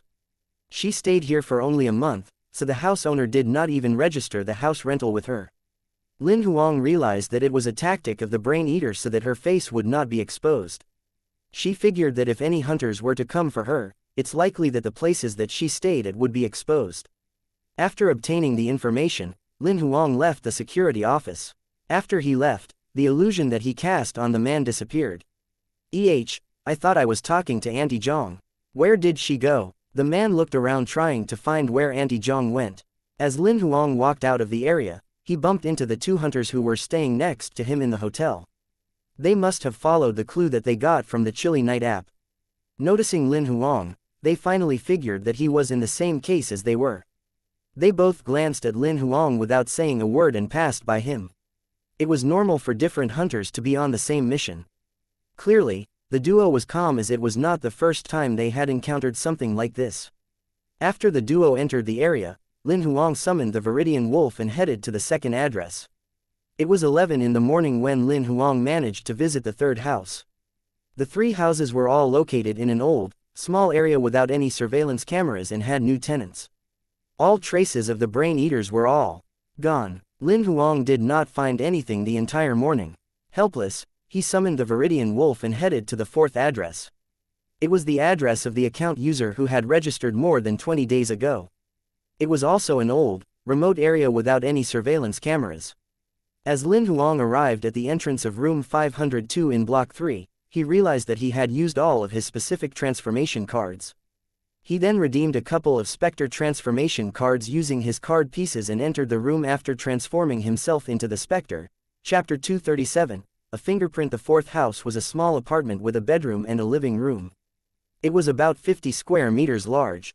The floor and the coffee table in the living room were covered with a thin layer of dust. It was obvious that it had been vacant for a while.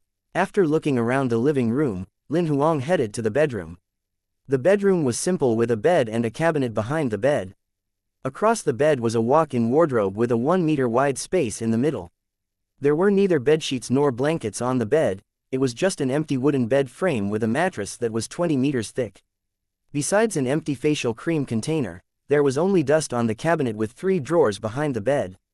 There was half a packet of tissue paper and an opened packet of half-eaten candy in the drawer. After packing both of the items for analysis, Lin Huang proceeded to open the second and third drawers but realized that they were both empty. Under the bed was a thick layer of dust. After looking around and confirming that he did not miss anything, Lin Huang turned around and headed for the wardrobe. It was a big wardrobe with sliding doors. He opened the left side of the wardrobe, which was empty, save a couple of hangers. However, Lin Huang smirked as there was an unmistakable clue in the wardrobe. As he opened the wardrobe, a perfume scent wafted out of it. The scent was different from the facial cream that he had smelt earlier. Neither was it any scent nor detergent, it was definitely perfume. Lin Huang recalled a female colleague back on Earth. The colleague did not like the detergent scent on her clothes, so she would do something luxurious after she hung her clothes in the wardrobe. She would spritz perfume into the wardrobe. The perfume that she used was not cheap. A small bottle costs a couple $1,000s. Because of that, she would spend more than $10,000 per year on perfume alone. Whenever he visited her house, he could smell perfume, which came from the wardrobe, as he stepped into her room. Clearly, the brain eater had the same habit which might have been inherited from the host. The perfume in this world cost even more than on Earth, so the host of this brain eater was clearly a silver level or even higher. To a silver or gold level person, spending 100 million credit points on perfume alone per year was nothing. Lin Huang shook his head to clear his mind from the fog of perfume. After looking around in the room, he did not find anything else. He walked out of the area after transforming himself back. It was past 12 noon. He was not sure if Yongling was still sleeping or some other reason because he had yet to reply Lin Huang's messages. He then found a random restaurant and had a bowl of ramen. After lunch, he summoned the Viridian Wolf and headed to the Union government. As he arrived, Liang Yin was having lunch in her office. Lin Huang knocked on her door and asked, "What are you eating?" "Intestine cup rice." Liang Yin looked at Lin Huang. "Why are you here again?" "I brought clues this time." Lin Huang took out the items that he had obtained from the brain eater's house. "What's this?" Liang Yin blabbered while eating. "I found the last house that the brain eater was staying at, and these are the items that she left behind before she moved away. Please see if you could retrieve anything such as fingerprints." Lin Huang dangled the plastic bags in front of her. "Put them on my desk, I'll do it for you after I am done eating," Liang Yin said with her mouth full. Lin Huang placed the 3 plastic bags on her desk and sat on the chair behind while waiting for her to finish her lunch. About 5 to 6 minutes later, Liang Yin finished her food and wiped her mouth with tissue paper, then she walked to the test station with the 3 plastic bags. "How did you find the brain eater's house?" Liang Yin chatted with Lin Huang while testing the items. Lin Huang smiled as he explained, "As I was investigating their similarities, I found out that they were using the same app on their Emperor's Heart ring to talk to the culprit. I got a friend to find the coordinates of the account user." "You have such a friend?" Liang Yin looked at Lin Huang in wonder. "Then, could you ask your friend to get me Sword Genius's identity and contact details?" "No, that would be violating the privacy of others," Lin Huang rejected without even thinking. "Aren't you violating the privacy of others right now?" Liang Yin argued, clearly upset. "I'm doing it for the case, there's nothing else that I can do. Moreover, I'm investigating a brain eater. She's a monster that is not eligible for the primary of a Union government citizen. HMPH, I give up then." Liang Yin did not speak anymore. Around 10 minutes later, Liang Yin started eating the candy that Lin Huang had brought from the brain eater's house. "Hey, that's evidence." Lin Huang was speechless by her behavior. "Moreover, have you considered if that's even edible?" "It is, I have checked. It's just a piece of normal candy," Liang Yin said while shaking the packet of candy at Lin Huang. Lin Huang rejected her kind offer. "I don't want any, you can have it." "When will I get the results of the test?" Seeing her relaxed, Lin Huang could not help but ask. "It's out," Liang Yin declared while shaking a semi-transparent film the size of her palm in front of Lin Huang. There was a clear, black fingerprint on it. Lin Huang got closer and took the film. "I'm not responsible for the matching of fingerprints, so you will have to go to the information department," Liang Yin said. "If she's a Luoxi city's resident, it will take less than 30 minutes to find out her identity. If she's a foreigner, it will take longer, perhaps 2 to 3 days, Liang Yin added. "I understand, thanks." Lin Huang took the film and left. Instead of heading to the information department, Lin Huang took a picture of the film and sent it to Yongling. After the image was sent, he called Yongling, who picked up almost instantly. "What did you send me?" Yongling seemed like he had just woken up. He was wearing a red sleeping robe. He was puzzled by what Lin Huang sent him. "Did you get the stuff that I asked for this morning?" Lin Huang asked. "I overslept, I just saw your messages half an hour ago. I'm still on it, I need a while." Yongling admitted, embarrassed. "All right then, help me check whose fingerprint does this belong to. I have just gotten this from the forensic department. If I'm not mistaken, this fingerprint belongs to the host of the brain eater," Lin Huang explained. "Sure, I will do the identification. I will start with Luoxi City. If the person is a resident there, I will get the results soon." Yongling nodded and hung up as he had work to do. As Lin Huang walked out of the Union government, he received a message from Yongling. "It's a lady's fingerprint." Lin Huang was excited as he opened the attachment. Chapter 238, Wild Beauty. Lin Huang frowned when he saw the image that Yongling had sent him. He did not think that the lady in the photo was the murderer that he was looking for. It was a middle-aged woman who looked like she was at least 47 years old. She was fat, and although it was a photo of her upper body, Lin Huang could tell that she was not tall. She did not look like she had any combat strength. No matter what, Lin Huang thought her body was too different from the lady in black robes that he saw in the surveillance camera footages. Although her body had been covered by the big robes, Lin Huang could see the shapeliness of her body. If this middle-aged woman was to put on the same robes, she would look completely different. Moreover, among the 4 hunters that had died, the oldest one would be in his 30s while the youngest one was not even 20. If they were really met the woman in the photo, they would have probably run away instead of following her to an underground hotel. Besides, Lin Huang had asked the security guards in the apartments that the Brain Eater used to stay in with the help of illusion, and all of them had said that the lady was beautiful with a nice body. Perhaps the victims and the security guards liked this type of women. Just as Lin Huang was puzzled over this, Yang Ling called. Lin Huang picked up immediately. Is that a mistake? Are you messing with me? No, it's not a mistake. The fingerprint belongs to this auntie, Yang Ling said. However, she's not the culprit, but the owner of the house. She must have touched the stuff that you retrieved after the Brain Eater left. I was shocked when I found the identity of the woman and realized that she's not the one that we're looking for after I checked the registration of her Emperor's Heart Ring, Yang Ling explained. Lin Huang was relieved after he heard Yang Ling's explanation. It would be hard to accept if the culprit was that auntie. I'm still looking for the information that you asked for this morning. I will contact you again once it's done. After hanging up the phone, Lin Huang summoned the Viridian Wolf and headed to the hotel. A while after he got into the hotel room, Yang Ling called again. He picked up immediately. I have looked at all the surveillance cameras. All the 4 victims went to the underground hotel alone on the day they died without any companion. Also, I have also looked at the surveillance cameras around the area the culprit was staying in the day the bodies were dumped. Until past 5 in the morning, nobody appeared. It seems like the culprit never returned home after she got rid of the bodies. Yang Ling told Lin Huang the result of his investigation in all seriousness. That means that before the Brain Eater carried out the murder, it was ready to move away. Lin Huang frowned as the investigation came to a dead end again. However, I followed the way you think and investigated the 4 underground hotels. I found something, Yang Ling smirked. What did you find out? Lin Huang asked. I found out that the hotel owner of one of the underground hotels had surveillance cameras secretly installed in every room. The stuff that I saw was interesting. Even a professional like me learned a couple of new positions.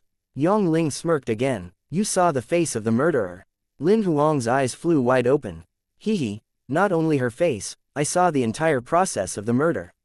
Unfortunately, a great porn video turned into a horror movie abruptly. I couldn't take it. Yang Ling patted his chest as a gesture of fear. Send it over right now. Look at you, would you want videos of other rooms as well? They are all high definition, it's complimentary for you. Yang Ling winked at Lin Huang. I'll tell you what, if I were to upload all these videos to the network and make them available for download for 10 credit points, I would make big money from that. Lin Huang stared at him without saying a word. Alright then, it's no fun to talk to you. I will send it over now. Seeing Lin Huang ignored him, Yang Ling stopped his nonsense. A moment later, Yang Ling sent a couple of photos, a video and some personal details to Lin Huang. The Brain Eater went to the black market a few months back and got her location system on her Emperor's Heart Ring removed. Even if we got her identity and her Emperor's Heart Ring's code, as long as she doesn't launch the Chilly Night app, we can't locate her at all. However, I'm trying to get into Luoxi City's surveillance system to look at the areas that she had appeared in before. Hopefully, I can get the location of her current accommodation. I'll contact you once there's news. After they hung up, Lin Huang looked at the photos immediately. In the first photo, a naked lady was walking out of the bathroom. Her hair was wet and she seemed to have just showered. There was a naked man on the bed. He was the 4th victim who had died more than 20 days ago. He was the one with the nicest body according to Liang Yin. In the second photo was a naked lady closing the curtain at the window. As she was very close to the camera, Lin Huang could even see the pores on her face. He finally understood why Yang Ling said that the videos were of high definition. From the quality of the photo, the owner of the hotel had spent big money on the surveillance equipment. The lady had long, dark brown hair that reached her waist and she was pretty, but she was not the type with sharp features. Her eyes were big and she had a high nose bridge.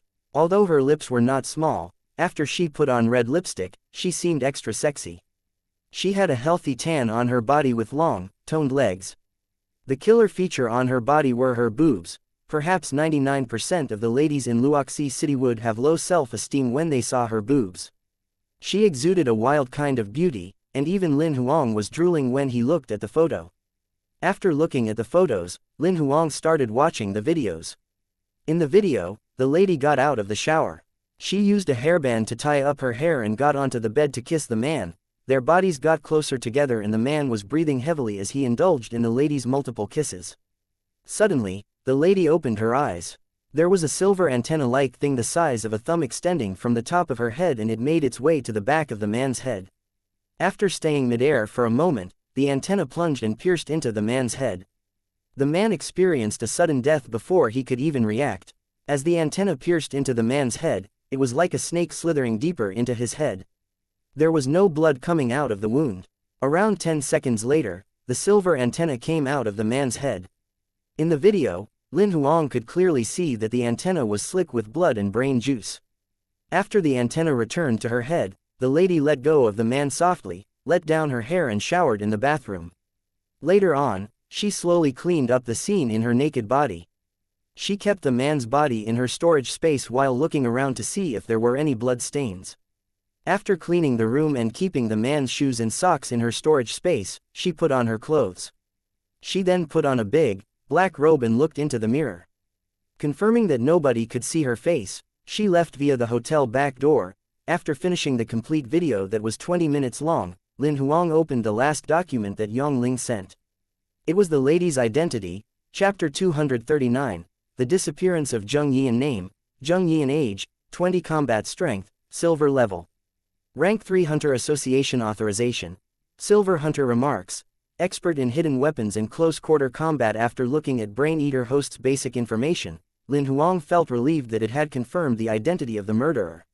Finally, after 2 days of no sleep there was a breakthrough in the development of the case, but knowing the identity wouldn't be enough on its own as nobody knew where she was right now or if she was even in Wuxia City. Zheng Yian was a silver level rank 3, with authorization to log into the Hunter Info Network. Using this she must have found out that the Hunter Association was after her, but with Brain Eater's intelligence how would she react? Would she choose to mess around with the hunters who were after her? Would she change to another host so that she could stay in Wuxia City, or would she escape the city? Those were all unknown. Lin Huang did not plan to do anything before obtaining more information. Since he had not slept for a night, he took a nap while waiting for any news from Yongling. Finally, after 2 hours of napping, Yongling called. Lin Huang was only resting and wasn't in a deep sleep. As his emperor's heart ring beeped, he sat right up immediately and picked up the call. "So what? Did you see her appear anywhere?" Lin Huang asked. Yongling opened his arms wide in the video call. "I didn't see her anywhere. After she got rid of the bodies, she seems to have disappeared completely from Wuxia City. I watched all of the 8,000 surveillance cameras around the city 3 times since the day she got rid of the body. I haven't seen her face once." "Do you mean she has left Wuxia City?" Lin Huang frowned. "Maybe she has left, maybe she's hiding, or maybe she has a new face. Those are all possible." Yongling gave 3 different answers. If she's hiding, isn't it impossible that she doesn't appear anywhere on the surveillance cameras for more than 20 days? Lin Huang figured since the Hunter Association had launched a mission many days before, the host, Zheng Yian, might have been disposed of. Yongling disagreed with Lin Huang. "That's not impossible, I could do that. There are not that many surveillance cameras in Wuxia City. If she chose to stay in an old, small area without any surveillance, she could wander around without getting captured as long as she does not enter any areas with surveillance. I have been watching her emperor's heart ring and looked at the user record. It has been more than 20 days since she last used the Chilly Night application. Judging by her behavior, it's not possible that she had found her new target for face changing." Yongling suspected. Lin Huang agreed and nodded. "That's right. She's now in the body of a silver level rank 3 with outstanding combat strength and an attractive appearance. Such a host is like a beautiful flower exuding an amazing scent that attracts bees around her, providing her with good food. Without finding a better host, it's not possible that she'd give up on the current host." Yongling thought and voiced his suspicion. It's not possible that she'd leave Wuxia City unless she's forced to. Although I have no idea how she's managed to get into the city, looking at the Union government's security system, it's hard for her to pass through the other footholds. Do you mean among the three possibilities, the possibility that she's hiding is the highest? Lin Huang asked. This is what I thought. However, my analysis is just for reference. Exactly what happens depends on what this brain eater is up to. Yongling shrugged his shoulders with the attitude that Lin Huang was on his own now.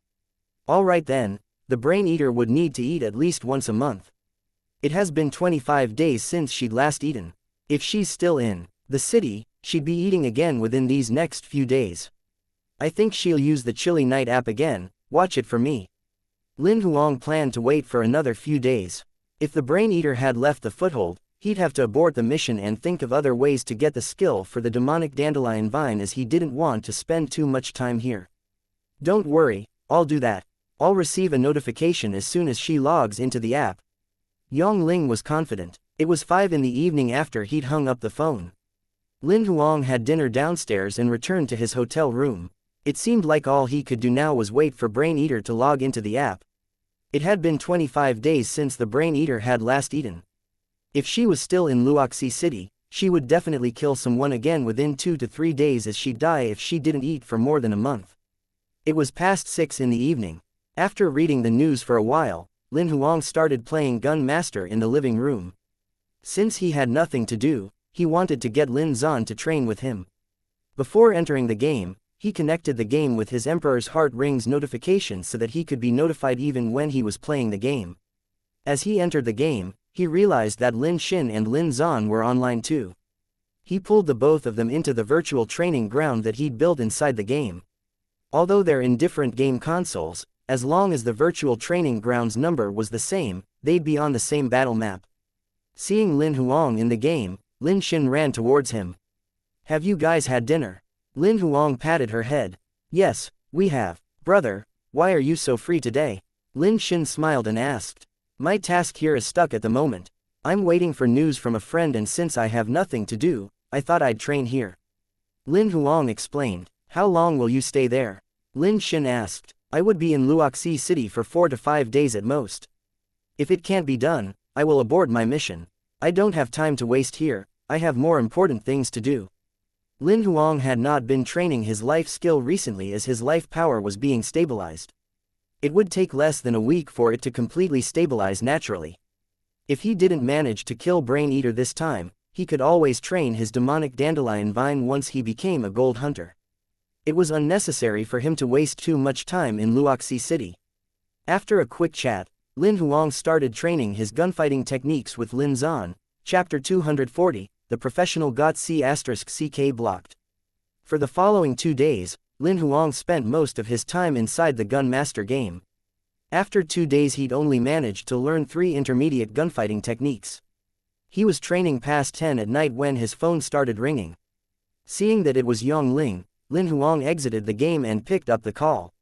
Is there any news? Lin Huang was worried. The lady has just logged into the Chilly Night app. What's her location? Send it to me right now and I'll go over. Lin Huang asked for the address before Yongling could finish talking. This is the reason why I called. I can't locate her. Yongling looked embarrassed. Didn't you tell me you could locate her as long as she uses the application? Lin Huang was suspicious. That's because I thought she only had the programming removed from the location service and it wouldn't affect the location of the app. I didn't know that she got the entire location receiver in her Emperor's Heart Ring removed. Yongling said helplessly. To crack the ring open and work on the chip isn't easy. I don't think anyone in Wuxia City would be able to do it, that's why I thought she had only gotten the code for the location system removed. Now that the location receiver has been destroyed, even my personal code for the location services couldn't locate where she is. He was embarrassed as he had told Lin Huang that he could do it. Can't locate her. Lin Huang frowned as he listened. He had faith in Yongling to get it done, he did not expect to hear this. After thinking for a while, Lin Huang thought of an idea. I'm thinking to download the app myself and register an account. Since we can't locate her, I'll ask her out. That's a great idea. Yongling agreed with Lin Huang, but not completely. However, it's too suspicious to register a new account now, as she could see the date and time of registration. She knows that she's being hunted down by the Hunter Association, so she will be wary of accounts that are new. Let me give you the testing account that I used. It was registered 3 years ago. Upload a picture of yourself and key in your own profile. She won't suspect a thing. Don't expose yourself when you talk to her. Never mind, I'll help you with the talking. You're such a serious guy that she'd never fall for you. I'll be monitoring your conversation with her. You can copy whatever I send you and send it to her. Sure. Lin Huang agreed immediately. Although he'd used a similar phone application when he was on Earth, he couldn't bring himself to flirt with a stranger. Using Yang Ling's method, he was just being a middleman where Yang Ling was the one actually talking to the lady. All he had to do was forward the messages. Immediately after the phone hung up, Yang Ling sent the password to his account. Lin Huang logged into the application after he'd downloaded it using the username SuperHunk. Lin Huang was tempted to change the username, but he couldn't find the settings button. He then started to amend his profile. Now that he looked like himself on Earth, he was sure of his own body, and in less than a minute, the new profile was done. He changed into something more casual and took some photos from different angles, uploading the photos to his own page. I didn't expect you be so skilled with selfies. Are you sure that you've never used any one-night stand apps?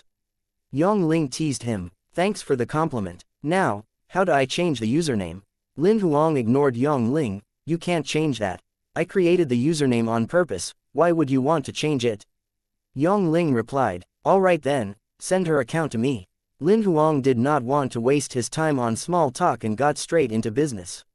Yang Ling sent a voice message this time. Her new account username is waist-length hair. Don't talk to her first, just look at her profile.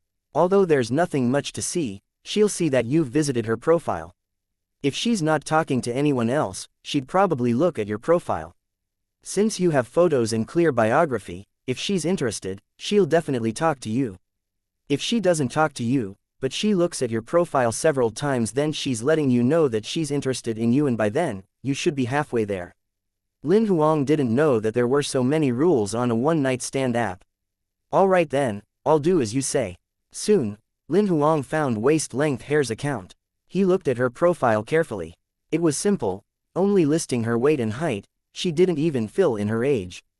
There was only one picture on her profile, and it was a picture of her upper back.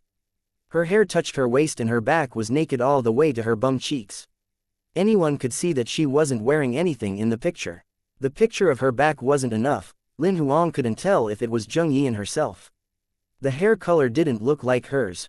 However, the body and skin color were similar. Realizing that there was nothing useful, Lin Huang left her profile. A moment later, Lin Huang realized that she was looking at his profile, and within a minute, she sent him a message. Hi, handsome. Just when Lin Huang was ready to reply, hi, Yang Ling sent him a message. Hey, beautiful. There was a smiley face at the back of the message. Lin Huang smiled as he thought he was too innocent. He copied Yang Ling's reply and sent it back. Waist-length hair replied in an instant. How do you know that I'm beautiful? What if I only have a beautiful back? As Lin Huang was thinking how to reply the message, Yang Ling sent him the reply. My instinct told me. Lin Huang forwarded the message. Instinct? Tell me, what other things are your instincts telling you? She replied immediately. Hee, she's hooked. Yang Ling sent a disturbing voice message. Soon, Yang Ling sent his reply. My instinct told me that not only you're a beauty but you have a nice body too. Lin Huang forwarded the message again. What if I told you that this is not my photo, would you still think the same? She replied again. Of course, it's my instinct, it has nothing to do with the photo that you have. Yang Ling replied, if your instinct is on point, can you sense what kind of person that I am?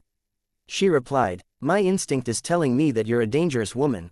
Seeing that reply, Lin Huang thought it was not right and sent Yang Ling a voice message. I don't think that's appropriate, she might have her guard up. Don't worry, just forward that. I know what to do. Yang Ling replied. Helpless, Lin Huang forwarded the message anyway. This time waist-length hair was silent. She hadn't replied 10 seconds later either. This is bad, Lin Huang frowned. Just as Lin Huang had mumbled to himself, he received another message. Please tell me, how am I dangerous? It was still waist-length hair. Hee, what did I tell you? Yang Ling sent another voice message. My mother once told me that the more beautiful a woman is, the more dangerous she is. My instinct doesn't tell me what kind of danger you are. All it's telling me is that you're more dangerous than 99% of the women in this city. There was a smirk emoji at the end of the sentence. Lin Huang secretly complimented Yongling in his mind. He had to admit that Yongling was really good at flirting. Such a sweet talker, I'll take that compliment then. She replied immediately. As they chatted, the conversation became more and more explicit. Although Lin Huang did not want to forward the messages, but for the sake of hunting down Brain Eater, he did it anyway. After chatting for 10 minutes, Lin Huang could not take it anymore. Stop messing around, ask her out now. Lin Huang sent Yongling a voice message. What's the rush, can't you see that I'm waiting for the perfect timing? Yongling seemed to be indulging in the conversation. However, 2 to 3 minutes later, waist-length hair sent a message abruptly. Let's talk next time, it's late and I'm going to sleep. She went offline right after she sent the message. What happened? Lin Huang was stunned. He did not expect her to go offline suddenly before he could even ask her out. Soon, Yongling called. I thought it was going well, why'd she go offline? Lin Huang was puzzled. She set me up. FCK. Yongling cursed. Somebody else got her. Lin Huang finally understood what was happening. Do you think she really went to bed? Yongling rolled his eyes. I knew she's talking to other guys as she was talking to me. I was too indulged in the conversation, I didn't see what they were talking about. Yongling uploaded the chat history of the man who managed to ask waist-length hair out. Although we didn't get to ask her out, at least we could locate the man who had managed to and find out where they are meeting. Yongling was pissed, but he did not forget about what was important. Wait, do you have a picture of this man? Why does he look so familiar? Chapter 241, Fight. Lin Huang was speechless when he saw the photo of the man Yongling sent. He was the partner of the female hunter who was staying in the hotel room next to Lin Huang. The same tall man that he had bumped into in the elevator. Lin Huang was staying in room 28 and the female hunter was staying in room 27, while the man who asked Brain Eater out was staying in room 26. Does he know that waist-length hair is Brain Eater, or is it a coincidence that he's having a one-night stand with her? If it was the former, the man would kill it immediately, but it was the latter. Not only would the man become Brain Eater's food, but probably its host too. He was a gold level rank 3, who was more outstanding than Zheng Yian in any way. Moreover, now that Brain Eater knew it was being hunted down, it would not let go of such an outstanding host that came its way. No matter what it was, Lin Huang could not let any of that happen.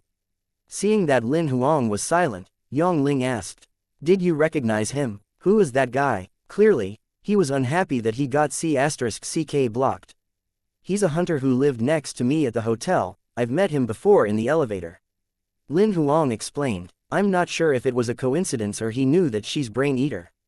It's quite impossible that he knew, as her account's fresh, it had been less than half an hour since she'd created the account.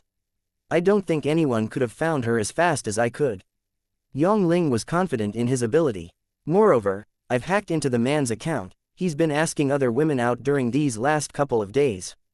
Lin Huang was speechless. I don't think you should violate his privacy, it's he who C**ck blocked me. I've shown him mercy by not informing his fiancée. Yongling was pissed. Lin Huang was sure that Yongling researched the man. Alright, please focus on what's important here. Get the man's location and I'll follow him. Lin Huang reminded Yongling that he could have asked Brain Eater out, but Yongling was talking too much and she got away. Yongling shared the location with Lin Huang while he proceeded to mumble to himself.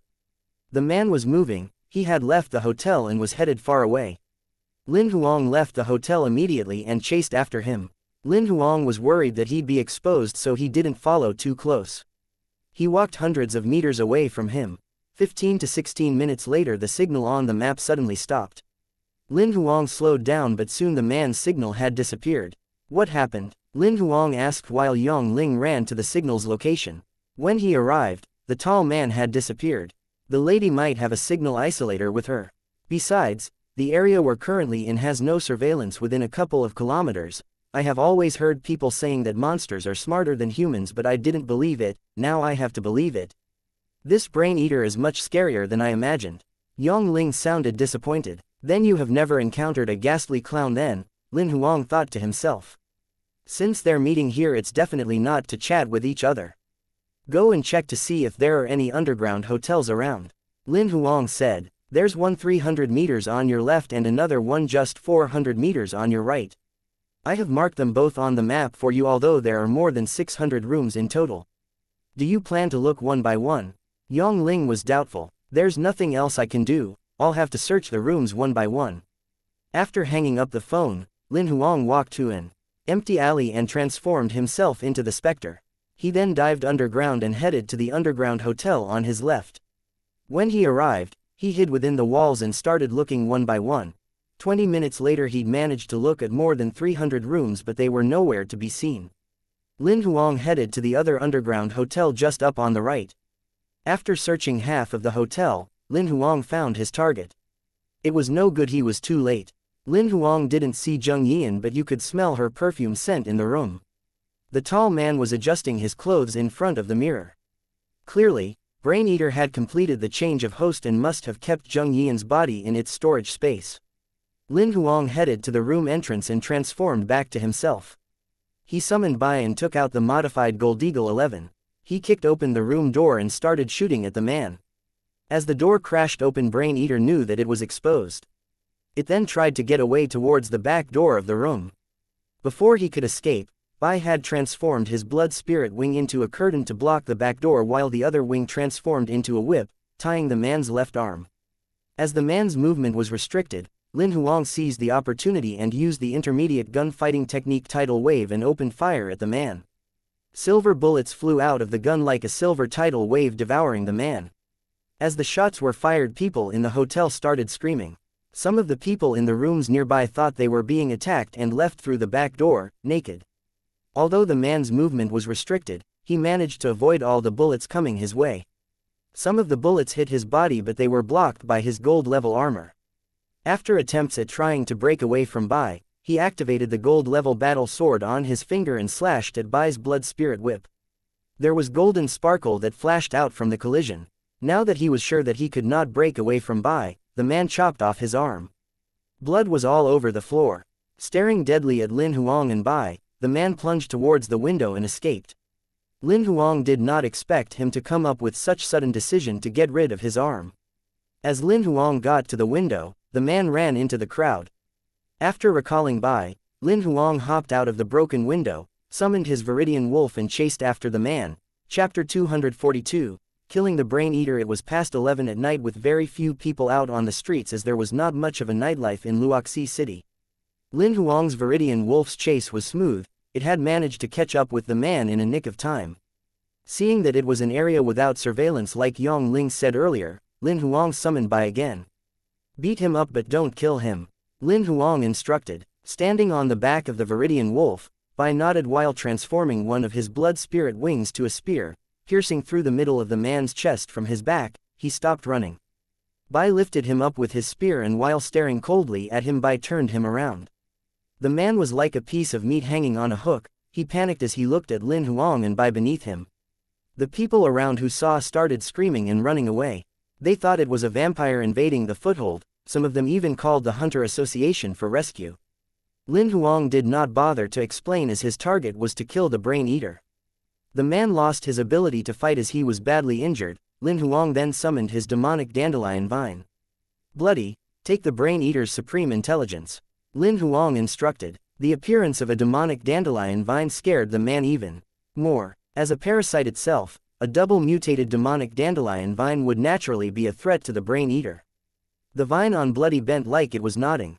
Suddenly, Bloody extended a couple of vines and lunged towards the man's brain. Just when the vines were reaching the man's head, a golden glow flashed in the air. Bloody's vines were broken and a person stood before the man. It was his female partner, a gold-level sword in her hand and equipped with gold-level armor, staring deadly at Lin Huang. How dare you kill someone in this foothold? Lin Huang gave a deathly stare back at her too. His body has been taken over by a Brain Eater. He's not human anymore. The lady was confused. She turned around and looked at the man behind her. Qin Wei, don't listen to him. I'm a gold-level rank 3. How's it possible that the Brain Eater could take me over? Think about it. The victims before were not even a gold-level rank -1. This guy is the one who has been taken over by the Brain Eater. I knew something was wrong with him, so I followed him today and found out that he was killing again. I tried to stop him but it was too late, the lady was dead. I wanted to kill him but he's an imperial censor, he has a powerful summoning beast. I couldn't fight him so I took the dead body with me and ran here.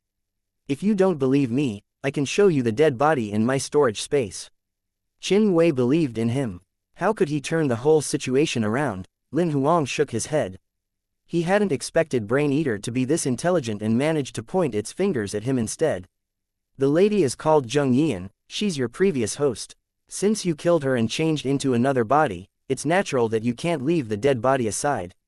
Lin Huang said, before I agreed to get on board with this mission at the Hunter Info Network, a friend of mine had created an elixir that could identify parasites, I brought some with me. This elixir is transparent, it's similar to water. Nothing would happen if it touches people, but if it touches a human with a parasite, the person's skin would turn yellow that looks like it was smeared with a yellow powder. I'm not sure about the theory behind this but I have seen the videos that he sent me. This elixir works on a human who has been taken over by a brain eater too. Lin Huang added. He then took out a half bottle of mineral water from his storage space. He slowly opened the bottle cap and smiled at the both of them. Since you said I'm the brain eater, let's test it. Lin Huang poured the water on his palm, nothing happened seconds later. He closed the bottle cap and tossed the bottle at Qin Wei. She was stunned but she opened the bottle anyway and poured some water on her hand. Nothing happened as well. Why not you ask your partner if he's up for this test? Lin Huang smirked while he looked at the man. Wu Hao, let's try this. Qin Wei hesitated and walked towards the man with the bottle. You would rather believe in a person that you don't know than me. The man attempted to distract her. Why bother talking to him? Lin Huang walked to Qin Wei and took the bottle out of her hands and splashed the water on him. No, Wu Hao used his hands to block the water. Did you see that? Lin Huang looked at Qin Wei. Qin Wei looked at Wu Hao with a complicated expression. Seeing that the both of them were looking at him, Wu Hao looked at his body to see if there were any changes. However, everything was normal.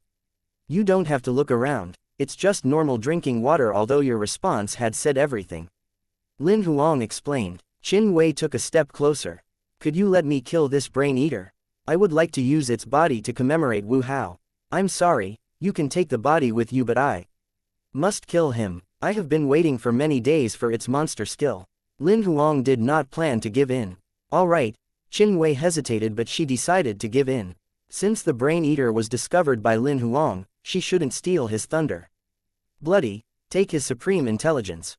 Lin Huang instructed again. A couple of vines lunged again from Bloody and pierced through Wu Hao's head. Suddenly, black shadows were escaping from his head and attempted to run away.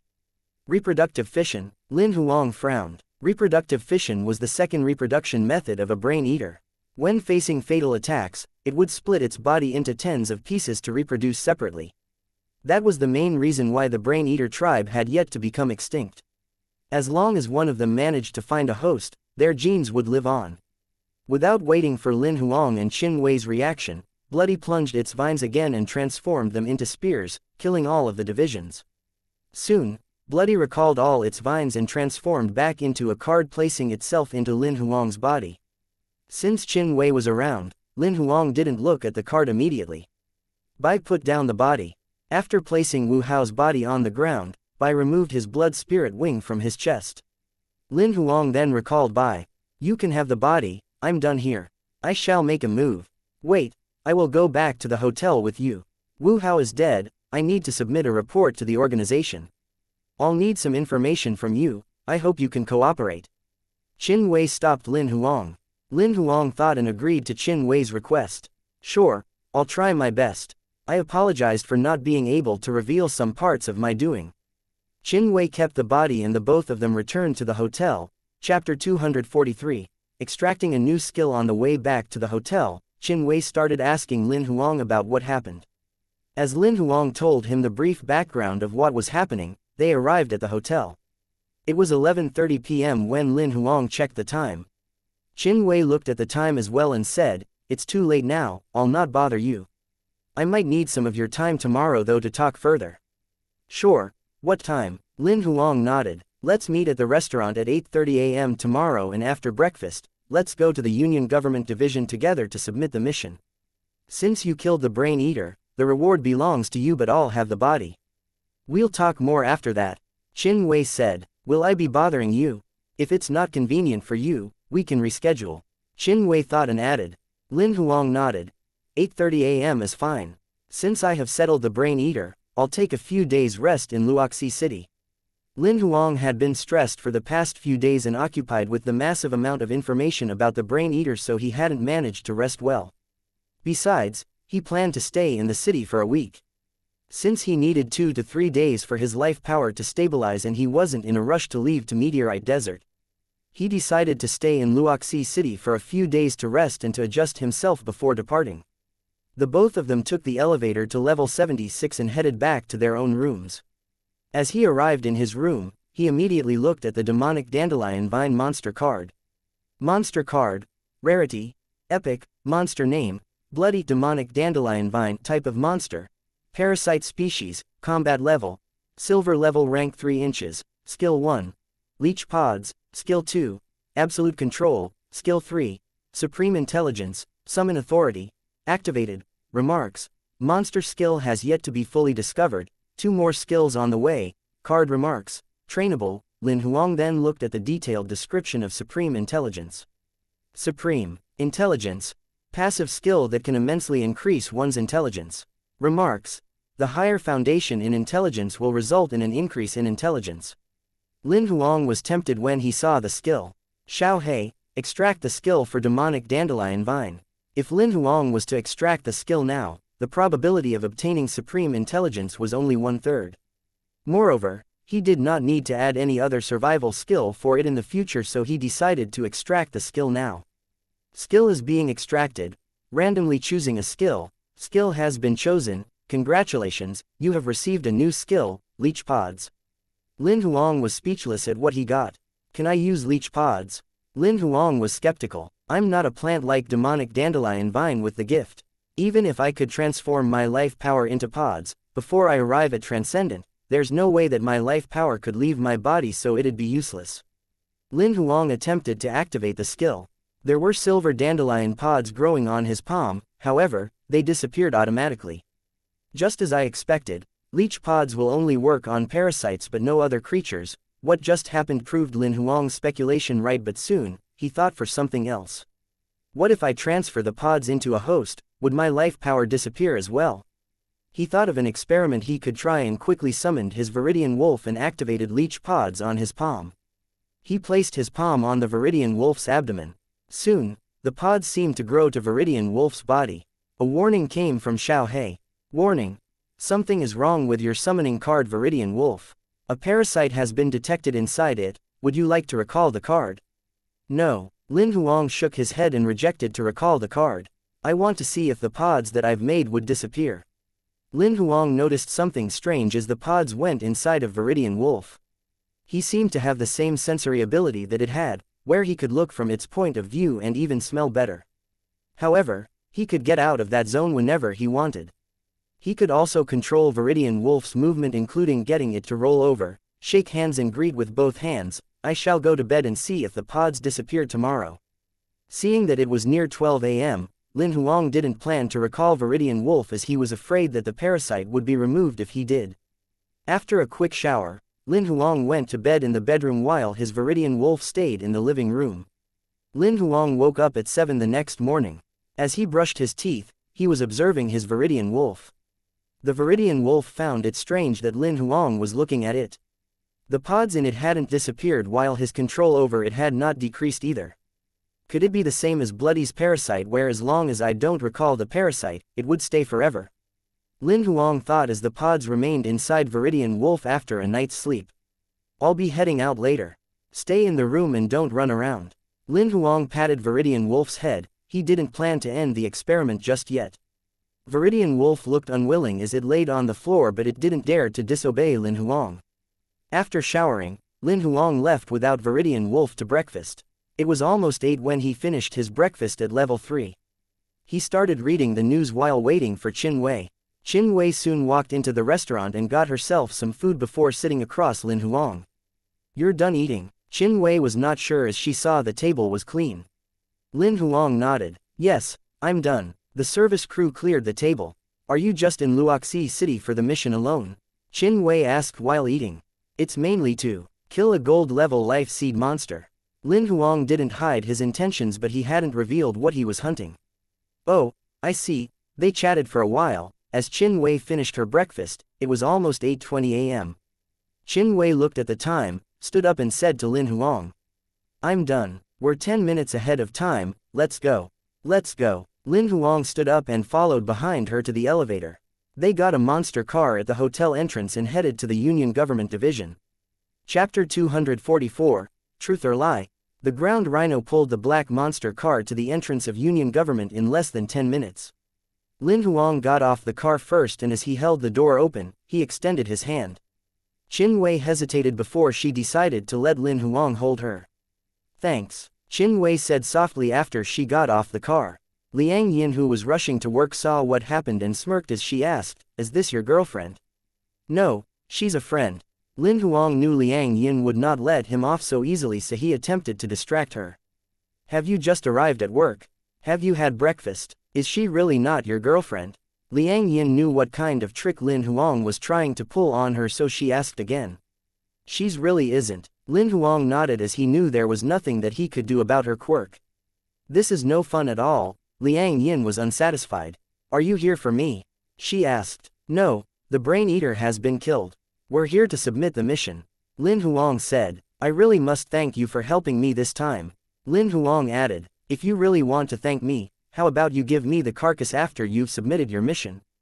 "I have never dissected a brain eater." Liang Yin was excited. "I don't think I can give it to you because it belongs to Qin Wei." Lin Huang said. Her partner who was on the mission with her was killed by the brain eater. She must bring the body back. Liang Yin then looked at Wei Qin but decided to let it go. "Never mind then, treat me to a good meal when you're free. I won't bother you anymore, I'm leaving for my office." Liang Yin left, waving her hand to Lin Huang, who was standing behind her. "Your friend is interesting," Qin Wei commented as Liang Yin left. "The food that she eats is even more interesting." Hearing that comment, Lin Huang could not help but laugh. "What does she eat?" Qin Wei did not understand what Lin Huang meant. "Nothing." Lin Huang did not think that it was a topic that he should continue. "Let's get down to business." The submission of the mission was simple. All he had to do was to show the carcass and describe how he managed to accomplish the mission. In less than 10 minutes, Lin Huang had submitted the mission and received the reward of 3,000 life crystals. Later on, he passed the body to Qin Wei and they left the Union Government office together. "Let me get you a drink, we can talk about the brain eater as well." Qin Wei took the initiative to invite Lin Huang out. "Sure." Lin Huang did not reject her. "I know a nice cafe here. A friend recommended it, I've been there a couple of times in the past few days."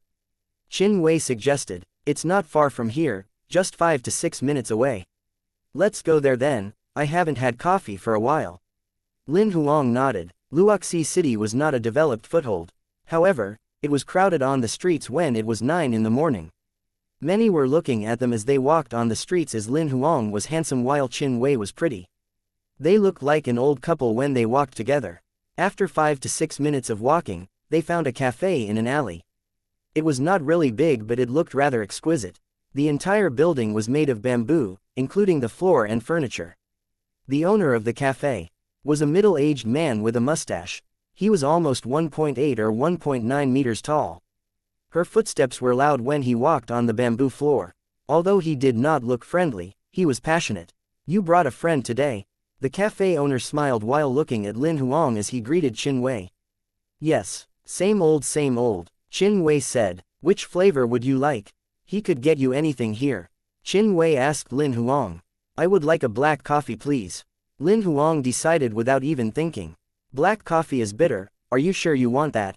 Qin Wei did not understand Lin Huang's odd preference. "Would you like milk and sugar?" The cafe owner was calm. "No, just a regular black coffee will do." Lin Huang shook his head. "Please take a seat and wait a moment." The cafe owner gestured them to sit. Qin Wei brought Lin Huang to the rooftop balcony on the 3rd floor like it was her second home. They then got themselves a table. "It seems like you've been here many times." Lin Huang laughed. "I come here almost every day in the past few days." Qin Wei nodded and smiled. "When you taste their coffee later, you'll understand why I come here every day." "You've got me excited now." Lin Huang smiled. I've quite a few questions to ask you regarding the mission. Before I slept last night, I came up with a list. Qin Wei said while she projected the list. Lin Huang took a quick glance and saw 20 to 30 items on the list. I'll start with the question that I've been dying to ask. Qin Wei moved the projection to the table in front of her. After some browsing, she looked up at Lin Huang. First question, how did you know Wu Hao was meeting the Brain Eater? Also, why were they together? Would you like the truth or a lie? Wu Hao was your partner. If there's something that you don't want to know about, I can make up a story. If you're just writing a report to your management, there's no need for them to know the truth. Lin Huang did not answer Qin Wei directly as he looked at her in all seriousness. Qin Wei hesitated and said, I'd like to know the truth. All right then, the truth is, Wu Hao coincidentally asked the host of the Brain Eater out when he was using the application Chilly Night. That's how they met. You know what happened next. I know about this as the application was created by a friend of mine. He had the authorization to look at their conversation. Lin Huang told the truth. Qin Wei was silent when she heard what Lin Huang said. A while later, she asked, how about a lie? How would you come up with a lie? Wu Hao figured out who the Brain Eater's host was, but he was killed while he was hunting it down. I happened to pass by and saw what happened. That's how I know he was the Brain Eater. Lin Huang spoke the story that he made up. All right then. Second question. Qin Wei went silent after that and asked her second question. Chapter 245. Bloody is now a genius. As Lin Huang finished his coffee at the rooftop balcony of the cafe, Qin Wei had not even touched hers at all. After she was done with her 20 over questions, she turned off her notepad and started drinking her now cold coffee. She then slowly put her cup down. Thank you for giving me all the answers.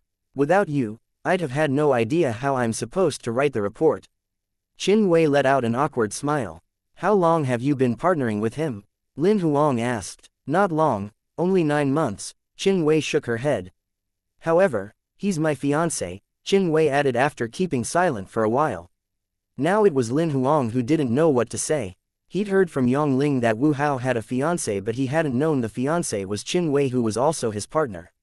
He's gone now, my condolences. Lin Huang tried to console her. It's all right, I'm not exactly sad. It was an arranged marriage by our family. Before partnering with him, I'd never seen him before. Both of us were unhappy with the marriage. I know he had a girlfriend that he'd known for more than 10 years, she came from an ordinary family background. His father killed the girlfriend in front of him and chopped her into pieces while forcing Wu Hao to watch while he fed the pieces to the pigs. The father told him that if he doesn't accept the arrangement, even if he killed himself, all of the girl's family members would have faced the same consequence. Since then he'd lost himself, he would go out with different women every day. He had been like that for the past 2 years. He was frustrated. It was his family's idea for us to partner up, hoping that I might be able to control him. However, he was still the same, doing whatever he wanted to do. I hadn't expected such things to happen, although death was probably a release to him. While Qin Wei didn't have strong feelings for Wu Hao, he was her fiancé after all. Now that he was dead, not only did she have to report to Adventure Paradise, she also had to speak to Wu Hao's family. That's why you suspected him when he tried to tell you that he was not the Brain Eater yesterday? Lin Huang asked. Yes, because I knew he always wanted to die. However, I was still not sure that time, as it was an instinct for humans to ask to live in a crisis. When I saw his reaction as you splashed the water on him, I knew you were telling the truth. Qin Wei explained. So are you writing 2 copies of the report for the Adventurer organization and the Wu family? Lin Huang finally understood why she'd asked for 2 answers earlier. The Adventurer organization doesn't have to know the truth, as it would bring shame to the Wu family. However, the Wu family must know the truth. I should thank you for giving me 2 answers to some of my questions. Qin Wei smiled and nodded. After chatting for a while, they bid farewell to the cafe owner and left the cafe. When do you plan to leave Luoxi City? Qin Wei asked as she stepped out of the cafe. In the next 2 to 3 days, how about you? Lin Huang asked. I'll leave in the afternoon since I'm done with my task, there's no reason for me to stay. Qin Wei said. If you don't mind, please send me your contact details. She added. Sure. Lin Huang gave her Yi Shu's number. After adding each other as friends, they went back to the hotel together. When Lin Huang arrived in his room, his Viridian wolf that was laying on the floor stood up and rubbed its head against him. Lin Huang patted its head and noticed the leech pods still growing inside. Thinking about the leech pods, Lin Huang summoned demonic dandelion vine. Bloody was like a red baby snake that was less than 2 meters long and was as thick as a thumb. Let's see how smart you are. I'll get you to learn a human language these next few days. Lin Huang then downloaded the Union government's learning materials on words from the network. He placed his Emperor's heart ring on the coffee table and projected the materials, allowing Bloody to read them for itself. Just like a baby snake, Bloody lifted its upper body to read all the documents that Lin Huang downloaded while Lin Huang was using Yi Shu's Emperor's heart ring to read the news on the couch. When it was almost 11:30 a.m., Lin Huang told Bloody and Viridian Wolf to behave themselves before heading out. Instead of lunch, he went to the credit bureau to transfer the 1,500 life crystals to Yongling. Lin Huang sent Yongling a message. I've transferred you 50% of the reward, make sure you check later. He then found a nearby food store and had lunch before heading back. What he didn't know was, while he was out, Qin Wei, who stayed next to his room, was ringing at his doorbell. Bloody made its way to the door and peeped at Qin Wei stood outside. It had seen her last night, so she wasn't a stranger to it. It hesitated for a second but decided to open the door for her. Qin Wei found it odd that it was Bloody that opened the door. Yi Shu, she shouted at the door but there wasn't any response. Just when she wanted to leave, she saw Bloody was using the tea in the cup to write something on the floor. Master is out for lunch. A summoning monster that could write. Qin Wei was shocked. She then realized that this vine monster must have taken the Brain Eater's supreme intelligence earlier. Sure, I know that now. Thank you. Qin Wei patted Bloody's head. I thought he would be here, so I wanted to say goodbye. Since he's out, let him know that I'm grateful for his help for the past 2 days and I hope he had a good time in Wuxia City. Bloody nodded. Thank you for opening the door for me, bye. You're welcome, goodbye. Bloody written on the floor again. Qin Wei smiled and left. When Lin Huang returned to the hotel after lunch, Qin Wei had already left a long time before. Just when he arrived in his room, Bloody tangled his arm and pulled him to the couch. What's wrong? Lin Huang thought it was absurd. Bloody used the water in the cup and started writing on the transparent coffee table. The girl next door came earlier. She was here to say goodbye to Master. She asked me to tell you that she is grateful for your help the past few days and she hopes you've had a great time in Wuxia City. Lin Huang was shocked when he saw. Damn, you've learned how to write so fast. You must be a genius now. Chapter 246. The Saints. It was 6 in the morning. Lin Huang sat on the rattan chair in the balcony while watching the sunrise. Since Qin Wei left, it was his 3rd day staying in Wuxia City. For the past few days, he did not slack at all. Besides eating and sleeping, he was learning a gunfighting technique from Lin Zan in Gun Master. He had mastered one more intermediate gunfighting technique. The life power in his body had finally stabilized. It's almost time to leave. I'll leave tomorrow morning after my last task today. After admiring the beautiful sunrise, Lin Huang returned to the room. The Viridian Wolf was still sleeping in the room while Bloody had been up for a couple of days reading the documents and learning the human's language. Bloody, rest if you're tired. There's no need to read them all at once. Lin Huang advised. It's alright, I'm not tired. Unlike humans, I don't really need to sleep. Bloody wrote on the coffee table using the tea in the cup. Alright then, I'll go for breakfast now. I'll be out the entire morning and afternoon and will only be back in the evening. Both of you stay in the room and don't run around. He planned to buy some souvenirs and food on his last day in the city so that he could bring something back for Lin Xin and Lin Zan. Go, I'll look after the Viridian Wolf. Bloody wrote on the coffee table. Lin Huang nodded and headed out. After breakfast downstairs, Lin Huang called Liang Yin. What's up? Speak quick, I'm a bit busy right now. Liang Yin picked up the video call. Lin Huang could see that she was dissecting a male body. The chest of the man was opened up and his heart could be seen. Oh, Lin Huang was stunned at what he was seeing. Why are you working so early today? Isn't it only 7:30 a.m. now? Something happened in the city in the middle of the night. 33 people in the Luo family were killed. The forensic team for the city went there before 5 a.m. I was lucky that I managed to get a couple of bodies. Liang Yin explained as she proceeded to dissect the body. Killing so many people in the foothold. I guess only people from the underworld would do something like that. Lin Huang frowned. I heard they offended the saints but I'm not sure what exactly happened.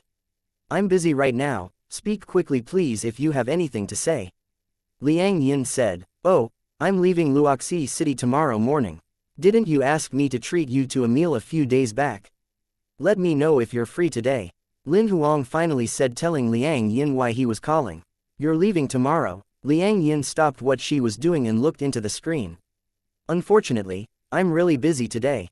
I'll try my best to find the time, however, I think I'd only be free at night and I'm not sure if I can spare some time right now. I'll contact you again when it's 8 at night." "Sure." Lin Huang agreed immediately. "I won't bother you then. I'll talk to you tonight." After hanging up the phone, Lin Huang left the hotel restaurant and shopped at the stores that he saw on the map, buying many souvenirs and food. It was past 7 at night when he returned to the hotel. As he arrived in his room, he took out a roasted pig. The size of the roasted pig was comparable with the one he made at home. The Viridian wolf stood up immediately, stared at the roasted pig while drooling. "Don't eat all of it, put away some for Bloody." Lin Huang patted the Viridian wolf's head. Since it had gotten Lin Huang's approval, it started feasting on the roasted pig. Meanwhile, Bloody just looked in their direction and proceeded to read. Lin Huang sat on the couch while reading the news. The top local news read, "Murder of 33 people from the Luo family." Lin Huang frowned as he read the news. The Luo family was a family known by many in Luoxi City. Although there were no transcendents or royalty in the family, they had a very successful business and well known throughout the city. The family home was in the middle of the foothold, which was the most crowded place in the city. Many people had seen 2 people in white robes kill their guards, invade into the house and leave in less than 10 minutes. With the description from the witnesses, the duo should be members of one of the underworld organizations, the Saints. The Saints were easy to recognize. They wore a white robe with a cross on their faces. Nobody would dress as one of the members because if someone did, he or she would be hunted down by the organization and savagely killed. The Saints, ever since he arrived in this world in the past year, Lin Huang had encountered the Purple Crow and the heretics. His impression of the underworld was not good. The Saints had a bad reputation, which was almost the same as the Purple Crow. "I shouldn't spend any more time here, the other hunters can handle this." Lin Huang didn't want to have anything to do with such an organization as he'd be bringing trouble to himself. It was almost 8 as he read the news. Liang Yin called as she promised. Lin Huang picked up the call immediately. "I've finally finished with my work, where are we meeting?" Liang Yin asked right away as the call was connected. "Let's meet at the Union Government entrance, I'll pick you up." "Sure, I'll wait for you." Liang Yin nodded. Lin Huang then patted the Viridian wolf who was still eating. "Buddy, we need to head out for a while." The Viridian wolf was unhappy as it transformed into a card. Through the 3-day-long experiment, Lin Huang confirmed that his pods had the same effect as Bloody's. As long as it wasn't recalled, the parasite would remain there forever. However, compared to Bloody, his version of leech pods was the weaker version where he had to touch the host's body to make it work. Moreover, he could only put in 1 seed at a time. "Bloody, stay here and don't forget to eat when you're hungry." Lin Huang pointed at the remaining 1/3 of the roasted pig on the floor. Bloody nodded and Lin Huang left. When he got out of the hotel, Lin Huang immediately summoned the Viridian wolf. Seeing that there was still a parasite in it, Lin Huang frowned. He rode on its back and headed to the Union Government. Lin Huang then spoke to Xiao He. "Would the parasite stay even if I've recalled the card and summoned it again?" "Yes, some of the parasites can only be removed by a cleansing card. Returning it to its card form will not change anything." Lin Huang just realized that his experiment did not require him to summon the Viridian wolf all the time. However, since he could not remove the parasite himself, that also meant that other people could use parasites to take over his monster. He didn't like that. 10 minutes later, Lin Huang arrived at the Union Government's entrance. Liang Yin was already waiting. Riding on the Viridian wolf, she asked, "Where are we having dinner? I know of a place that makes good offal dishes. You should have been there before, it's not far from here." Lin Huang knew Liang Yin loved such food, that's why he picked the restaurant. "Do you mean Tang Sanjiang?" Liang Yin asked. "Yes, that's the one." Lin Huang nodded. "But it's expensive, are you sure you want to treat me there?" Liang Yin was unsure. "Don't worry about it, although it's a little bit pricey, I can afford it." Lin Huang nodded and smiled. Lin Huang had researched the place before. It was pricey because all the food was fresh from iron level to gold level monsters. Silver-level hunters like Lin Huang would need at least tens or hundreds of life crystal for a meal there. It was not for the ordinary people. Since you insist, I won't decline, Liang Yin said. After riding on the Viridian Wolf for another 4 to 5 minutes, they stopped at a cross junction. Lin Huang recalled the Viridian Wolf and headed to the luxurious restaurant. It wasn't even 8:30 p.m. yet and it was already crowded inside. However, Lin Huang had made reservations earlier after speaking to Liang Yin on the phone. After confirming his identity, a tall female service crew brought them to a table for two. As they sat down, Lin Huang started ordering. Most of them were intestines of different monsters which were Liang Yin's favorite. Besides that, they ordered a plate of meat, vegetables, and fruits. See if there's anything else that you want. Lin Huang passed the menu to Liang Yin after ordering. It's okay, it's enough, I don't think I can finish all of it.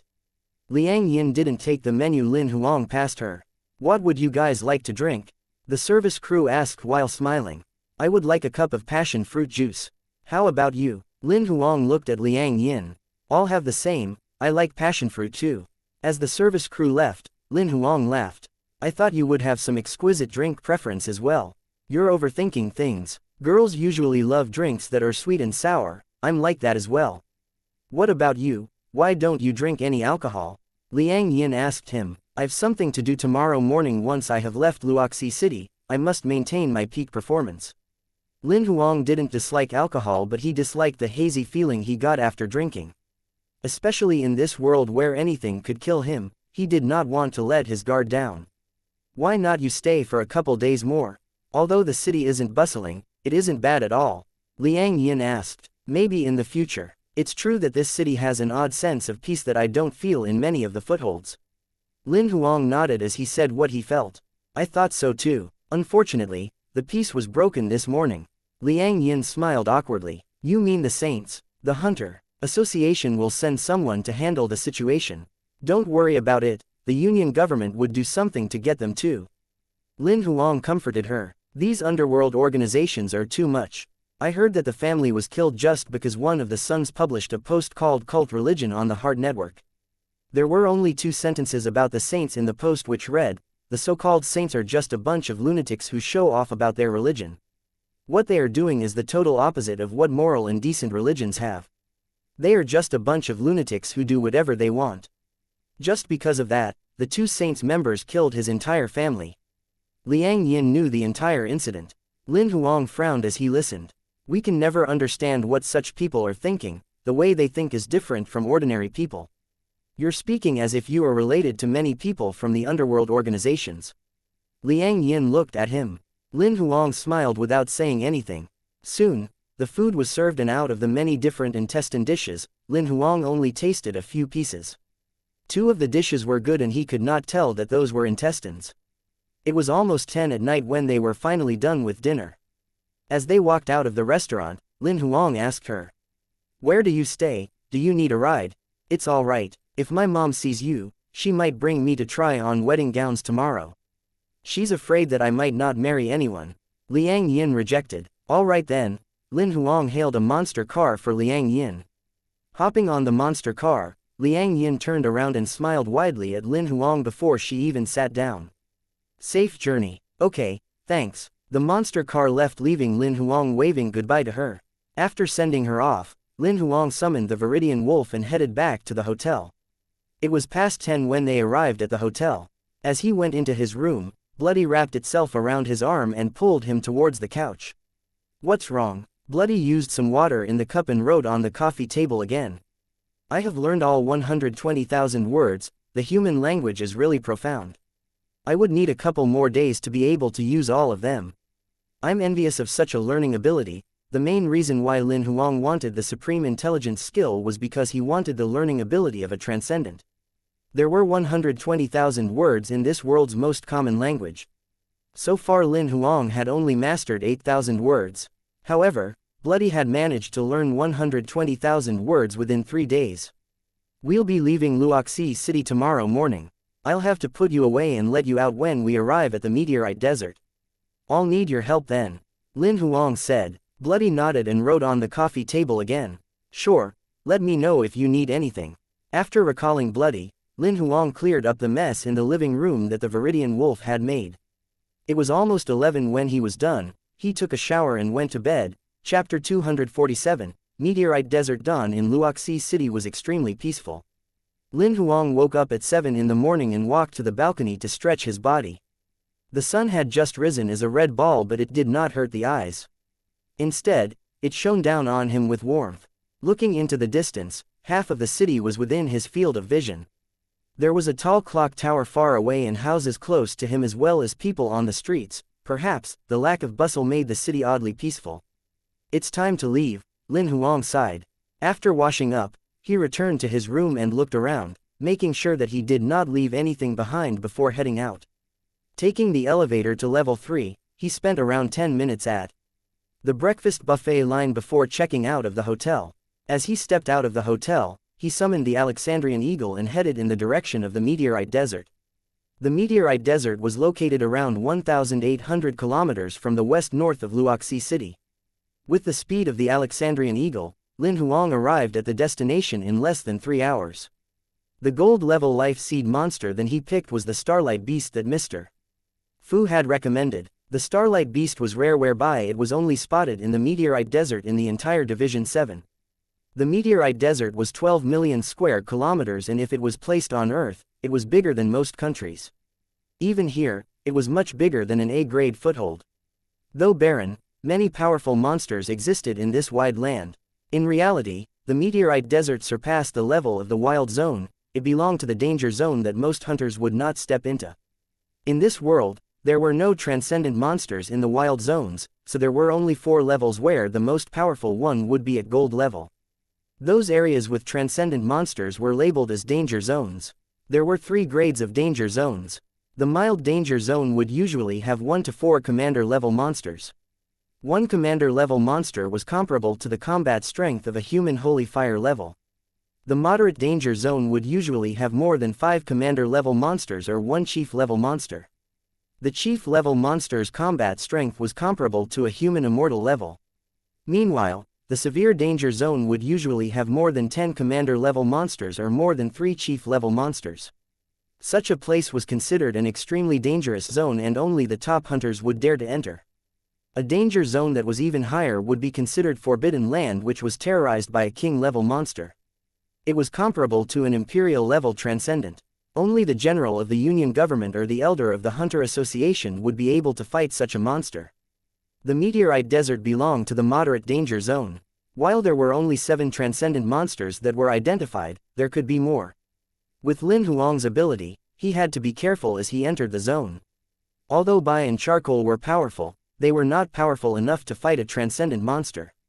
Under his instructions, the Alexandrian eagle landed in the southeast zone of the desert, not venturing any deeper. The reason why they decided to land based on the document that Lin Huang had shown was because someone had witnessed a starlight beast near the coordinates. Recalling the Alexandrian eagle, Lin Huang looked into the distance. There was nothing, not even weed or a dead tree. It was just endless sand all the way to the horizon. This is such a huge area. I'm not sure when can I find the monsters that are secretive, Lin Huang mumbled to himself and summoned Bloody. Bloody curled around his arm and looked around curiously. This was its first time coming to a desert, so this was something new. Master, is this the desert? Bloody extended an antenna and wrote on the ground. Yes, this is the desert. It's called Meteorite Desert, a danger zone with many transcendent monsters, Lin Huang nodded as he explained. It's even more beautiful than it was described in the books. Although it looks barren, it's majestic, Bloody wrote. It seems beautiful, but danger is everywhere. Lin Huang smiled sagely. Master, what do you need me to do this time? Bloody wrote. My purpose of coming to this desert is to kill a gold-level life seed monster called the Starlight Beast. However, it's very rare and elusive. It was last seen 17 years ago right where I'm standing. So, I need your help to find this monster, Lin Huang explained. So, Master, do you need me to release my parasites onto the monsters here and get them to look around? Bloody knew what Lin Huang was thinking immediately. Yes, this desert is too big, so that's the only way, Lin Huang affirmed. Without Bloody's help, it would take too much of his time and strength.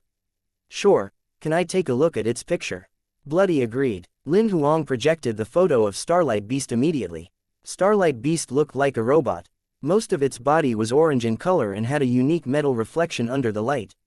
Its face was turquoise and it looked like it was wearing a mask.